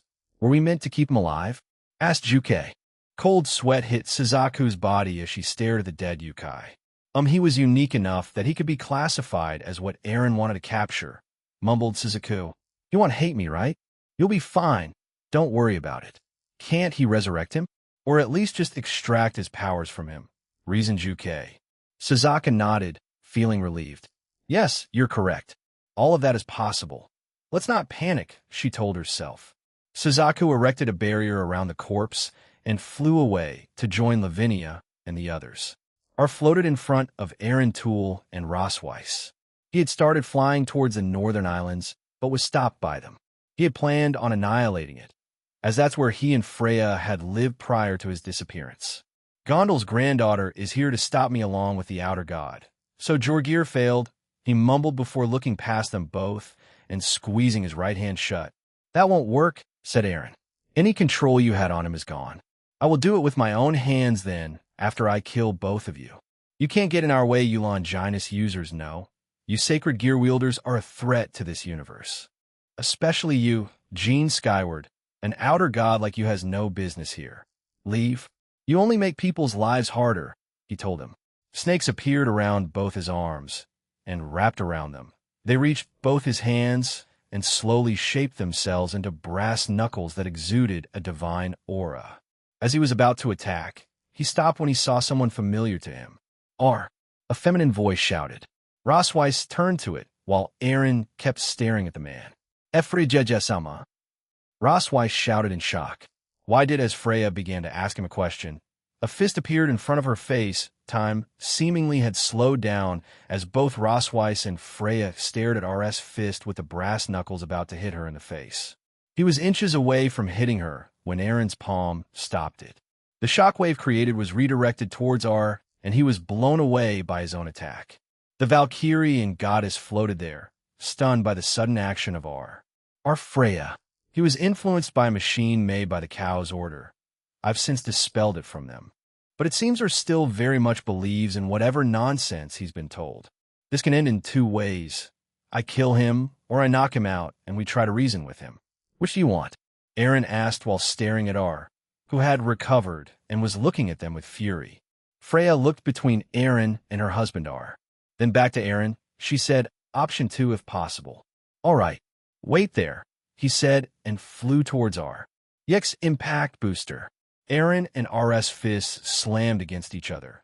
Draconic and divine auras surged forward and created small silhouettes around them, a snake for R and a dragon for Aaron, and the realm shook as they continued their clash. You shouldn't make your wife sad like that, Aaron told the god in front of him while retracting his helmet. She is no wife of mine. The Freya I knew would never act like that. He shouted. Aaron didn't need to turn around to see it, but that clearly hurt the goddess behind him. Are you trying to insult me now, outer god? Aaron ignored the accusations thrown at him. Didn't this start because you left? He asked, getting a bit angry. If you didn't, you know nothing of the world. It would be wise to keep your mouth shut, sneered R. Aaron knew that no words would get through to the god, so he gave up on the idea. He amplified his strength even more and slammed his fist into RS' face, knocking the man away. He quickly flew after him and threw a barrage of punches and kicks all around his body. R did his best to block and counter them, but he only managed to block a few as Aaron used bravado or some of his attacks. The R of this universe was a veteran fighter. He would use his divine aura to block certain attacks from Aaron by amplifying the divine aura of certain parts of his body, minimizing impact. However, this level of control cost him some of his power and stamina, so it was a risky play by the god. He bided his time until he saw an opening and threw a divine punch towards the dragon, but he also dodged it, much to the annoyance of the god. He continued this strategy a few more times until he couldn't take it anymore, shrouding his body with divine aura and forcing Aaron away. Don't get cocky, a man like me can change everything. That's what Daniel Dono told me, he said and glared at Aaron. Behind his mask, Aaron simply smirked and said nothing. With even more power than earlier, R flew back towards Aaron and started his own assault, but again, he didn't land a single hit. Instead, every time Aaron countered, he hit him without trouble, further angering the god. The right brass knuckle of R suddenly transformed into a snake and attempted to bite Aaron. However, it only slammed against his infinity, confusing both of them. It then spat its venom towards him, but the results were the same as it hit the barrier between them. And here I thought you were a fair fighter, said Aaron. I do whatever it takes to win, replied R, sounding even angrier. Aaron grinned. Fair enough. I want fight fair then. I need you alive after all. Aaron threw a punch towards R. The god was confused by this and easily blocked it. The punch wasn't anything special. It was slow and predictable, but it was suddenly hit behind the head, confusing him. Aaron kept his smile on his face and threw another punch at him as the god let go of his other hand. Again, R blocked it, but was again hit behind the head by an invisible force. He fired some divine aura bullets behind him, but they hit nothing, confusing him further. The smile on Aaron's face only further infuriated him. Aaron began to throw normal punches towards him, some not even reaching the god, but each and every time he did, R felt different parts of his body being hit. The force wasn't so hard that he would be severely injured, but it would irritate him enough to get a rise out of him. Enough, he shouted, letting a surge of divine aura burst from him, forcing Aaron away. But as he stood away from R, Aaron punched the air beside him, and this time R was knocked away in a more violent manner, confusing him. What did you do? He questioned, anger seething out of him. I'm not playing fair. Just like you, replied Aaron. As he can affect anything, He made it so that wherever or whatever he attacks will always hit, regardless of how he did it. Even if Aaron punched himself, R would be the one affected. If Aaron summoned Ascalon and slit his own throat, R would be the one to take the damage. Aaron raised his right fist and struck his own gut. This confused R until he felt something strike him, and he clutched it. That was all the information he needed. He knew what was happening, and it made him angrier. "You cheat filth!" Even more enraged, R charged Aaron and sent a barrage of punches his way. But to his surprise, the dragon let him. But once his fists hit Aaron's body, he didn't flinch or react in any way. However, it dawned on him. And then seconds later, he felt the pain all around his body, and he began to fall into the void of Asgard.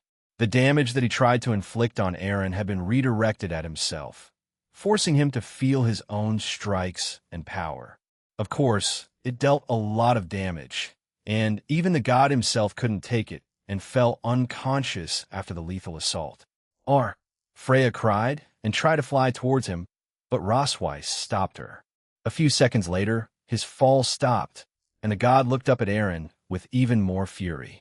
He slowly flew back up and stared at Aaron, unsure of how to progress from here. From their short fight, he knew he couldn't touch him. Anything he tried was useless, so he floated there, thinking of a new way of winning. "So, how about surrendering? And we can move on from here?" Aaron asked. "I would rather lose my divine powers and die than ever switch sides. Once you open your eyes to the world, you cannot go back. Do you realize how much damage the sacred gear wielders have caused in our universe? Especially since you showed up, you have completely destroyed the balance of powers in our universe." R shouted while pointing at him.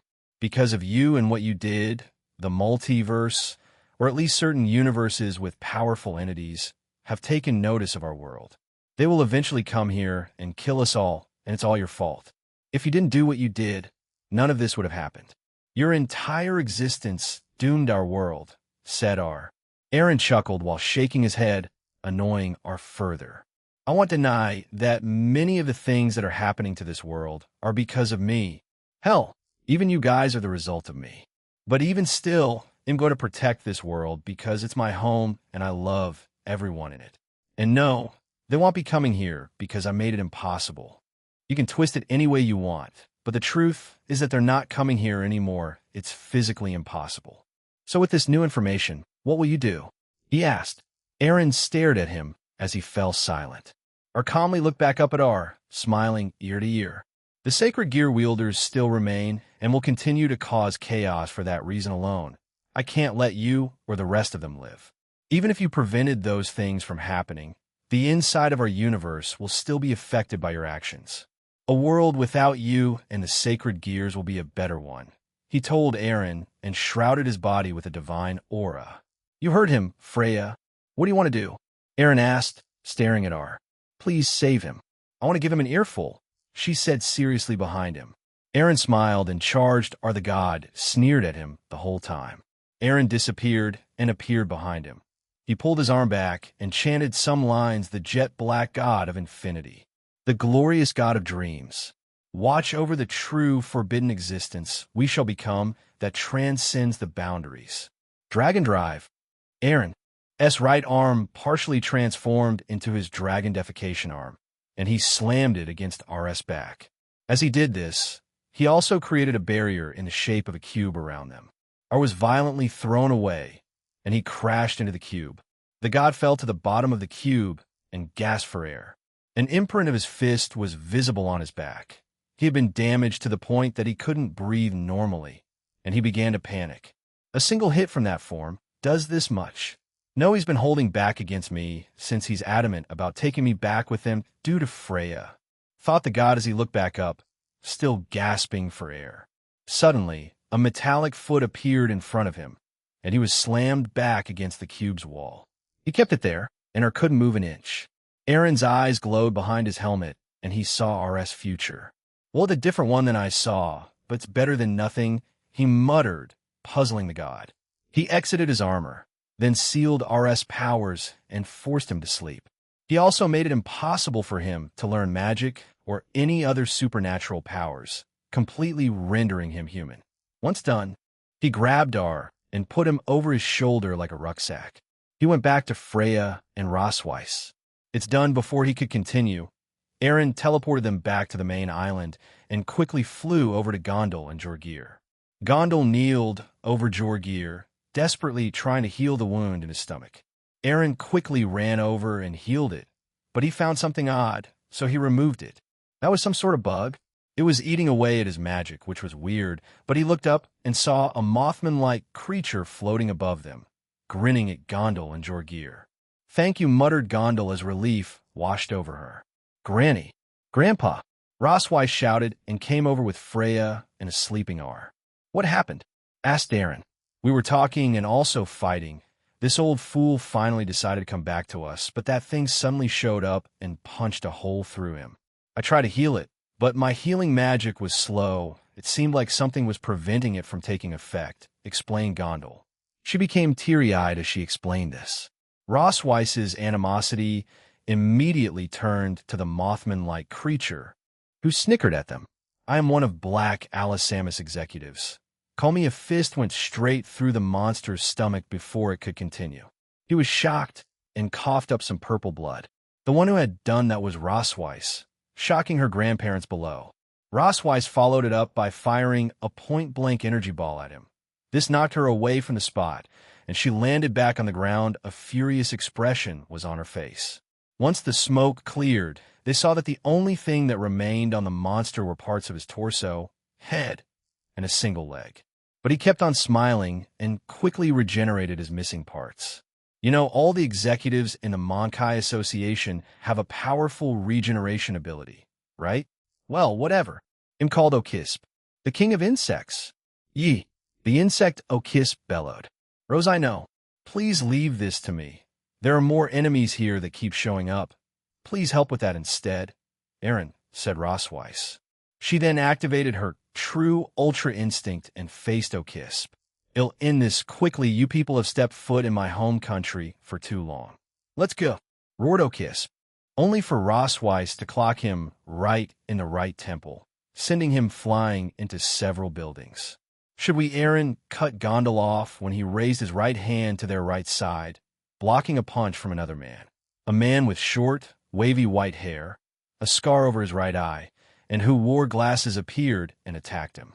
Sneemar, a fellow warrior, came with Hertil, Ar, and Jorgir.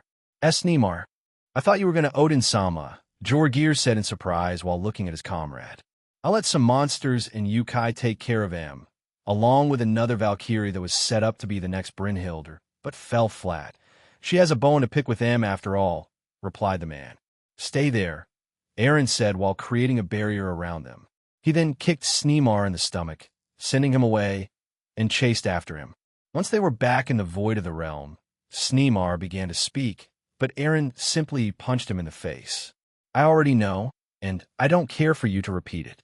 You side with RS opinions, so it'll be like talking to a brick wall," he stated and repeatedly punched the man before knocking him away, his face badly bruised and bleeding. Ha ha ha ha ha. "Well, if you already know that, then there's no need to talk," Sneemar shouted, spitting blood every time he spoke. Deer horns appeared on his head, and his legs turned into hooves. The wings of an eagle appeared behind his back, and finally the tail of a snake. Sneemar exuded auras of different species. "You let them experiment on you that much?" "Why?" Aaron asked. With a sneer on his face, he said, "Because I was the weakest out of the ones that came today. Did you know what happened to the rest that didn't participate? We killed them, and with the help of the Cow's Order, we absorbed the rest of their powers. Regardless of how insignificant they were with us, we will be enough to start the true Ragnarok and kill the sacred gear wielders along with the system." Aaron sighed, angering Sneemar even more. "You who were blessed with strength don't know the struggles of the weak. You're an arrogant womanizer who used that strength to go to the top of our universe. Stop acting like you know anything about the weak. It makes me sick." Aaron blinked in front of Sneemar and grabbed his face. "Don't act like you know everyone's struggles. What people show you in public is just a small percentage of what they are. Even if you're a warrior who previously made it to Valhalla, That doesn't give you the right, even I don't go assuming things of that nature towards people I just meet. Aaron wanted to add, even if I had the power and technical title to do so, I don't, but he didn't.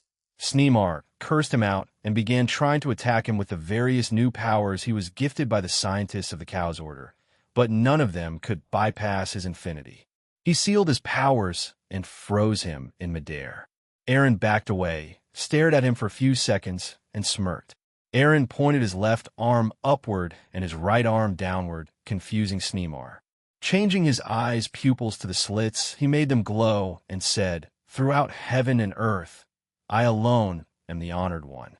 Aaron Toole said this to mock and antagonize the man in front of him.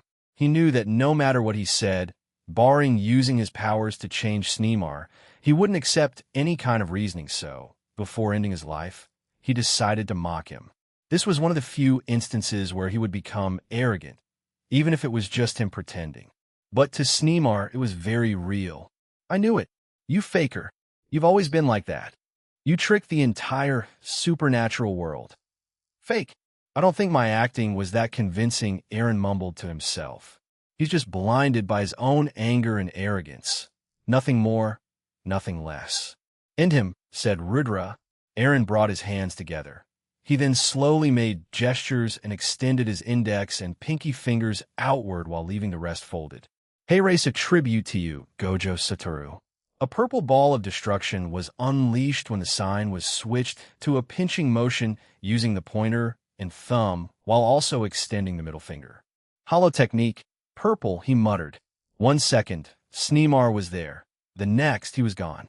No trace was left of him as the purple ball of destruction kept moving forward until it dissipated further into Asgard's own void.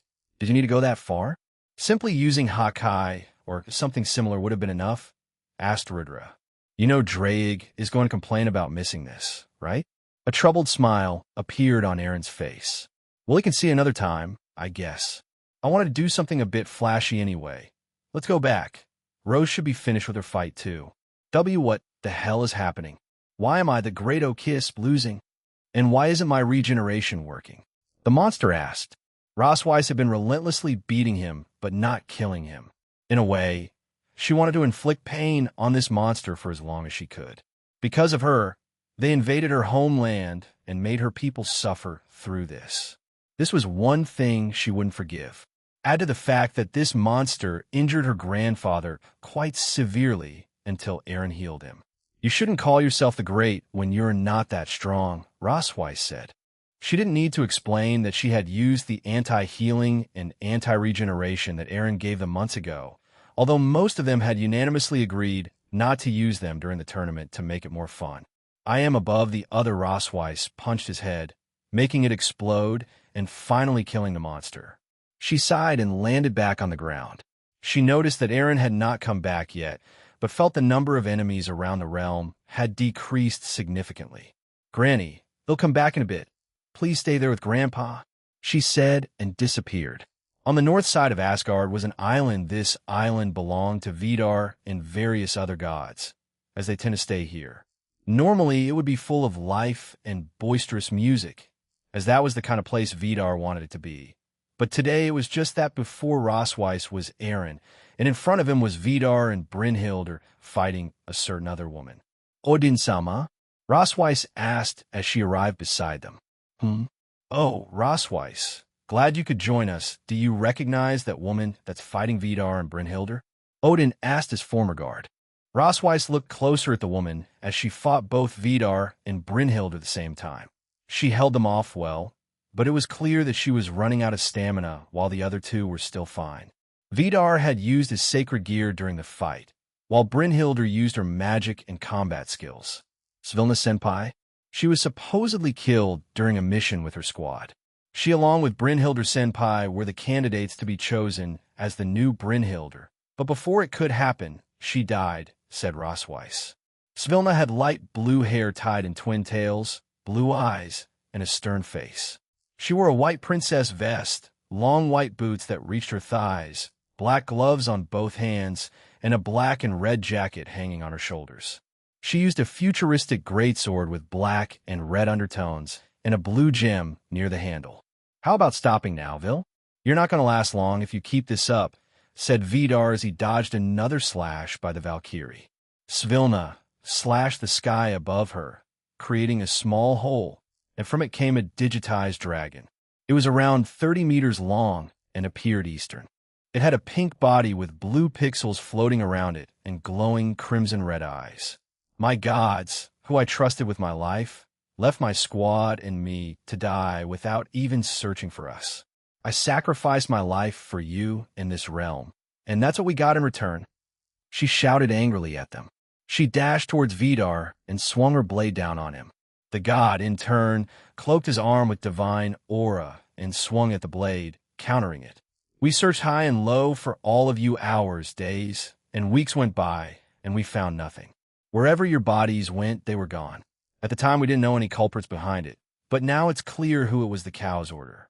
You're being brainwashed, wake up, shouted Vidar. The digitized dragon that Svilna summoned was sent to fight Brynhildr, who had easily defeated it, but noticed that it would materialize itself after a few seconds. So currently, Brynhildr was planning on capturing it, or at least sealing its movements, before joining Vidar. The digitized dragon fired an amalgamation of pixels towards Brynhildr, but she redirected it using a magic circle while also amplifying its powers. The dragon breathed out another attack, but found its own attack much weaker and was overpowered. A small explosion occurred, and Brynhildr quickly flew above it and caged it in a small barrier that Rosweiss had taught her. It wasn't as efficient or powerful as the one that Rosweiss had, the one she learned to trap 666, but this was enough for weaker beings. The dragon had rematerialized itself and began trashing around the barrier, but it couldn't break it, so Brynhildr dashed towards Vidar and Svilna. Once there, she slammed her foot into Svilna's side, cracking a few ribs and launching the woman away. Vidar whistled and gave her a thumbs up. Were you watching my leg technique during the match or something? Nice copy. It was a simple kick, Vidar Sama, Brynhildr muttered, confused. Suddenly a small dot appeared on her arm, and as she went to dispel it, it exploded, knocking Vidar and everyone else away. Shit, Brynhildr, shouted Vidar. Wasn't that explosion magic? When did she learn that? No, she was probably experimented by them, right? In magic, Zelma was always better, but in hand-to-hand and weapons, Svilna was above her. Once the smoke cleared, a barrier had been put on Brynhildr, and on the other side, Aaron had held his hand up, stopping the attack from hurting her. Nice, Jean. Vidar gave him a thumbs up before dashing towards Svilna. Using the boosters on his Ragnarok Aesir Berserk, he quickly arrived in front of the woman. Once there, he pointed his foot towards the woman. A small ball had already formed at the tip of his saws. Shoot. Maximum charge. Fimbulvetr shot. Both Vidar and the voice in the armor shouted. Svilna was decimated by a point-blank shot. The attack exploded right there, and then, also causing Vidar to be knocked away. The shockwave created by Vidar's attack blew away some of the building's upper half on the island. Luckily, the citizens were already evacuated from the place, so no one was hurt. Svilna floated there, missing an arm and eye, but still breathing. Although it was clear to everyone else that she could pass out from a push from a baby, she kept on standing, defying them. I won't go down until I make you pay, she shouted, but a person's or Yukai's foot suddenly slammed against the side of her head, knocking her away towards the island's ground. The second that foot hit her head, she was out like a light. It wasn't an exaggeration that a single hit from anyone would have knocked her out. The one who did it was, W8, aren't you? Vidar asked in shock. Even Odin and Rosweiss looked at the person in surprise. You're late, were you waiting for a grand entrance? Aaron asked, eyes closed and smirking. The Yukai grinned and put his hands on his hips. Dynamic power. Obviously, a hero has to come in at the right time, replied the Yukai. He turned to everyone and showed that he was the kangaroo Yukai that Aaron met last year, the one that betrayed the Alliance and joined the Cow's Order before being defeated and being forced to work for Grigori. He had joined this mission today, and although his role was minor, this was one of his first victories on the Alliance's side. Aaron floated over beside the kangaroo Yukai and held out his hand. Good work, Yosai. The kangaroo man named Yosai grinned and high-fived his open hand. "Huh, this is the start of my goddamn legend. Compress. Compression divider." Vala Lucifer and his team helped defend the Greek pantheon. During the last few minutes, all of them felt the number of enemies decrease at a rapid pace, and they also saw a giant robotic insect near the elf's home. However, they were reassured that Anna had it covered. So they focused on the spot the spider Yukai's home. The next doll, Tsukuyami, had appeared there in the spider Yukai's home. It had appeared before, along with Thuldruns, to interrupt Varus' ascension to godhood, but was stopped. However, Tsukuyami was just a clone, but this one in front of Valley and his team was the real one. Aniki said he faced that before along with that rabbit goddess. Vera, Vala said while looking at the next doll, who had been entrapped by several magic circles by Luffy. Yes, they're quite resistant to magic, so Aaron-sama advised that the next dolls be dealt with by using physical attacks, or 10k, explained Luffy. Huh, how are you keeping it in place with those magic circles then? Biko asked her, confused. It's not our world's magic. It's from a different one.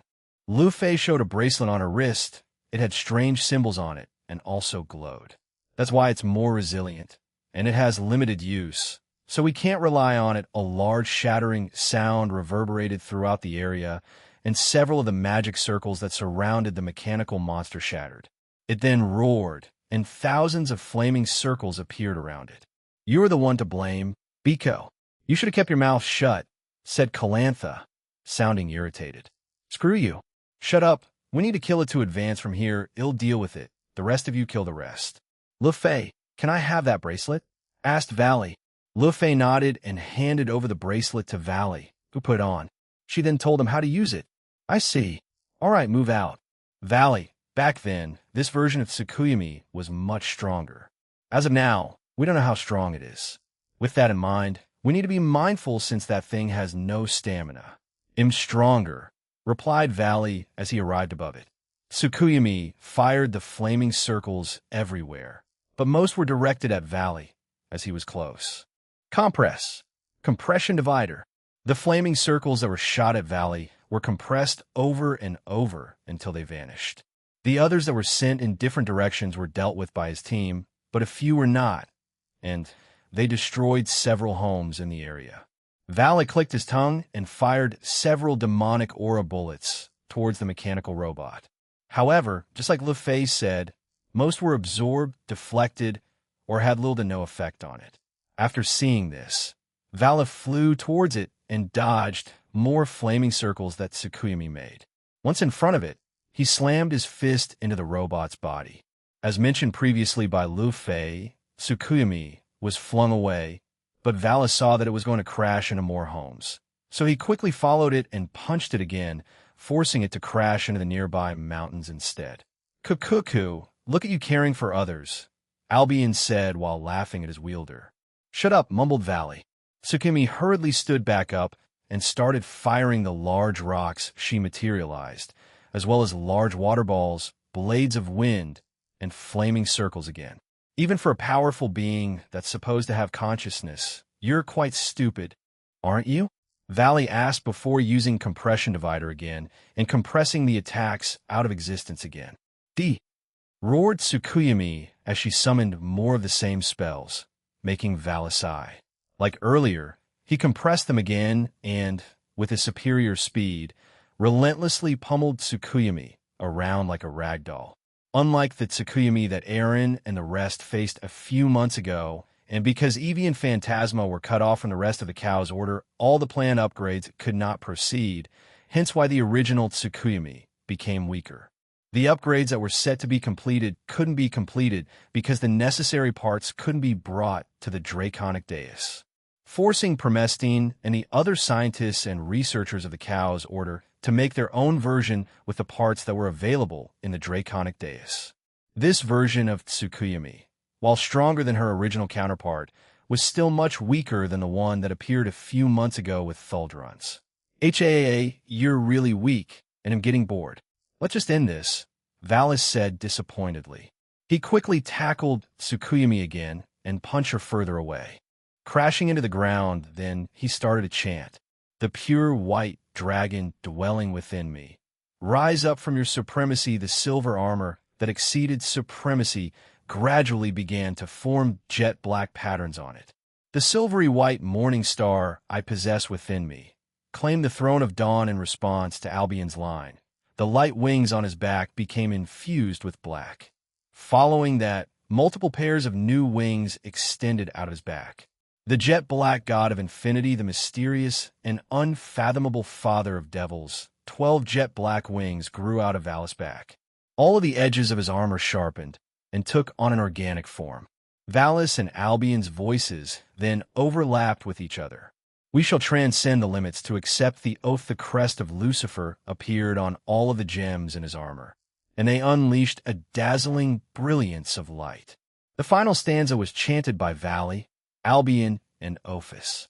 Thou shalt kneel down before our bright and glorious existence. LL Lucifer, Dragon Lucifer Drive. Quickly donning his satanification armor, he sent out his wyverns to Tsukuyumi, who was still getting up, and they kept using half-dimension to keep her from standing. At the same time, Valis' chest opened and revealed the muzzle of cannon.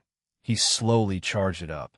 He wanted to make sure that he killed the robot in one shot. If the other four are as weak as you, then it'll be very disappointing. Although it seems like Anna already killed the other one, or at least defeated it, Valis said. He finally finished charging his attack and fired at her. LL Lucifer, Satan Lucifer Smasher. A bombardment of silvery white and jet black auras was fired out of his muzzle and annihilated everything in sight. The ground, trees, and mountain in front of Vala Lucifer were destroyed by his attack. This also included Tsukuyumi herself, as the screams of the robot were heard. Once it was done, he had torn a large semicircle shape throughout the land, and the only thing left of Tsukuyumi were her forelegs. Vala looked at the bracelet and said, I guess I didn't need you. I was hoping she was stronger, so I could, but I guess not. Valley and his team quickly dispatched the rest of the enemies around them. The spider yokai that could fight alongside them were few and far between, and most of them weren't able to fight the ones invading since the strongest was just ultimate class and was busy fighting groups off by herself. We'll leave the rest of you guys then, Riveler, Valis said, nodding at her. Yes, thank you, Lucifer-san. We'll be fine. An enormous explosion near Little Olympia rocked the realm, forcing everyone to look in that direction. What they saw were three large monsters of different kinds. One looked like a wolf, another like a bear, and one was a walking shark. The hell are those? Biko shouted while pointing at them. Earlier, I received a report that said one of the executives of the Monkai Association was killed by Roswai-sama in Asgard. I believe those three are part of it, said Le Fay. Let's go to that then, Valis said, and they quickly teleported back to Little Olympia. They teleported beside the tower, and once there, they were immediately met with even more fighting. A woman with white hair and a ponytail saw them and addressed them. Vala Lucifer, I suggest you go defeat Black Alice with the gods of this realm. I, along with the rest, will deal with the other enemies to make it easier for you. This woman was Alicia, the leader of the GOB. She looked back at the monsters, and on one of their shoulders was the female monster Black Alice, smiling at them and drinking tea. However, I would advise on being careful, as she has some abilities that will counter some of the powers you and your team have. For one, she's resistant to dragon-based attacks. The same with divine attacks, but she's not immune. In due time, you'll break through them, she explained. Fufu, we'll get rid of those three, Valley. You and the rest focus on Black Alice, said another voice. When Valley and his team turned to look at it, they found Leanne and the Starter. Valley and his team agreed before flying towards Black Alice, who had jumped off the monster's shoulder and began waving at them. Seconds later, all three other giant monsters suddenly disappeared, only leaving behind a gust of wind. Even Black Alice was surprised by this. Now, then, will you fight her too, Zeus? Leanne asked. She had stayed behind and let the Starter deal with the other monsters. She wanted to watch over Valley and his team to make sure nothing happened to them. I will obviously fight. She was responsible for the death of my unborn child. After all, Nyarlathotep is no more. But Black Alice, she still lives, and out of the ones attacking today, Jean and the Alliance have given us permission to kill her. Jean will simply extract her memories from her afterward, Zeus said as he arrived with Apollon. Black Alice giggled to herself and smirked at them. Doing me. I wanted some revenge for that humiliation from back then after all hundreds of thousands of black magic circles appeared behind her, including forbidden magic, curses, and more. When Vala saw this, he was reminded of his death match with Azidaka, and it made him excited. Try to survive this, Black Alice said, and she pointed her finger at them, unleashing all her magic. LL Lucifer. Vala flew in front of everyone and put his hand forward. Satan Compression Divider. Silvery white and jet black streams of light were interwoven with each other, and all of the magic that Black Alice had released was instantly compressed over and over again until it was eliminated. Black Alice chuckled. So this is the power that defeated Azidaka during the war? That is certainly troublesome. Vala Lucifer. Black Alice kissed the back of her brown teddy bear's head, and 10,000 clones of her rapidly appeared. But they all said in unison, "The Phantasma did give us a lot of gifts, which we're quite grateful for. You know?" Black Alice and her clones summoned millions of tentacles behind their backs and began ruthlessly attacking everything in sight. It didn't matter if they were friends or foes, the only exception was her own clones. Buildings, the citizens of this realm, everything was relentlessly attacked. Each clone and each tentacle it had were covered by a different element. However, there was always a dual element mixed with them. Every tentacle was covered in darkness, and then around it was a different element. One had darkness and lightning, another darkness and light, so on and so forth. Any person who had an innate weakness to it would suffer a great deal of damage, but that didn't perturb the alliance as they held their ground. Apollon and Zeus defended and countered all the attacks aimed at them. The same was true for Valley and his team. The only one who had a bit of trouble was Biko, as he was forced to abandon his golden cloud and use magic to fly instead. I gotta thank your brother later, Valley. He made my Rui Jingu Bang even more durable. I hated that Yumi-chan nearly broke all of them, he said and laughed. Valley, can we do that? You learned it from Jean, right? Calantha asked. Vala nodded and summoned his wyverns again. A few of them flew around Calantha and landed on various parts of her body. The wyverns glowed and slowly started to attach themselves to Calantha. Silvery white armor began to cover her body, and a few seconds later, she received her own version of dividing scale mail. Just like Aaron's, it can use divide, reflect, and half dimension. So with this armor on her, Calantha brought out her own mini-light wings and laughed. I'm one with Darling now, focus. I'll leave the clones to you guys. They'll confront her directly with this armor. I should be able to do some kind of damage, he said and flew toward her while dodging the numerous tentacles and magic attacks that Black Alice and her clones threw at him. Wait, Valley, Zeus shouted, but it was too late, as the young Lucifer had started flying towards their enemy. It's no use, Geezer Zeus. Once our leader sets his mind on something, you can't tell him no. Well, I guess the Ice Queen and Dual Dragon can probably persuade him, Arthur Pendragon told the god. All we can do is support him, Zeus-sama, Luffy said with a troubled smile. Zeus looked around at the Vala team and sighed. It can't be helped then. Let us provide him with our assistance, he ordered, creating several lightning bolts around him. All of them suddenly struck the Vala team, surprising them. However, they also felt their own powers increase slightly. With that, your speed should have significantly increased. It will last around an hour. Please keep that in mind, he explained. Nice. Let's go. Biko screamed before turning into a bolt of lightning and zigzagging his way around the place, striking a clone of Black Alice hard enough to defeat them, or at least displace them. Holy crap, I turn into lightning. That is also an effect that happens, Zeus said as he eliminated a few Black Alice clones around them. Apollon fired normal magical arrows towards the tentacles, as their divine powers would not affect her much. However, they were powerful enough to destroy them. You will get used to it. I will admit that when I was younger, I enjoyed using them like that, he said and smiled. We're sorry we're late. We just finished with the Harpies and Sirens' homes, Kurosaki shouted as she, Vera, and their team for the tournament joined them. This feels like overkill. Buhihi Zhu Beiji said as he laughed. As long as we finish this quickly, it doesn't matter, Xiao Wujing added while eliminating more clones with her water bullets. They suddenly felt a powerful shockwave aimed at them, and Valet was thrown back. Are we done celebrating? You must understand that I only made my clones weaker to see how you would respond, but since you're dealing with them quite easily, it'll make them as strong as me. Afufu Enjoy Black Alice said with an evil smirk.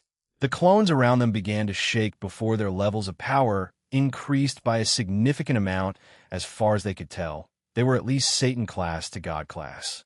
Even after losing the power of Nyarlathotep through her blood, she was still helped by the Phantasma, and her overall power level increased significantly. This was the same for the other executives she sent out today. In a way, Black Alice became the monster god that they sent out to Kyoto during the attack on the 5 principal clans, although she's a much more perfected version of it than the one they sent. Among the 3 other executives with her, 2 were pseudo-monster gods, while the other was another Yukai god in terms of power. They should be just below Black Alice in raw power. Try to survive for me, all right? She said happily. Duvalai the Swift, captain of the Stalwarter and right hand of Lian Sandlot, stood in front of a certain monster Yukai. This was the supposed Yukai god. It stood on its hind legs and looked like a typical wolf. It had gray fur, a muscular build, and glowing red eyes. You state your name before I kill you, said Duvalai arrogantly. Little girl, it would be wise to retreat now before you get on my nerves and I kill you for it, replied the wolf god. Instant death it is, she said, appearing behind him.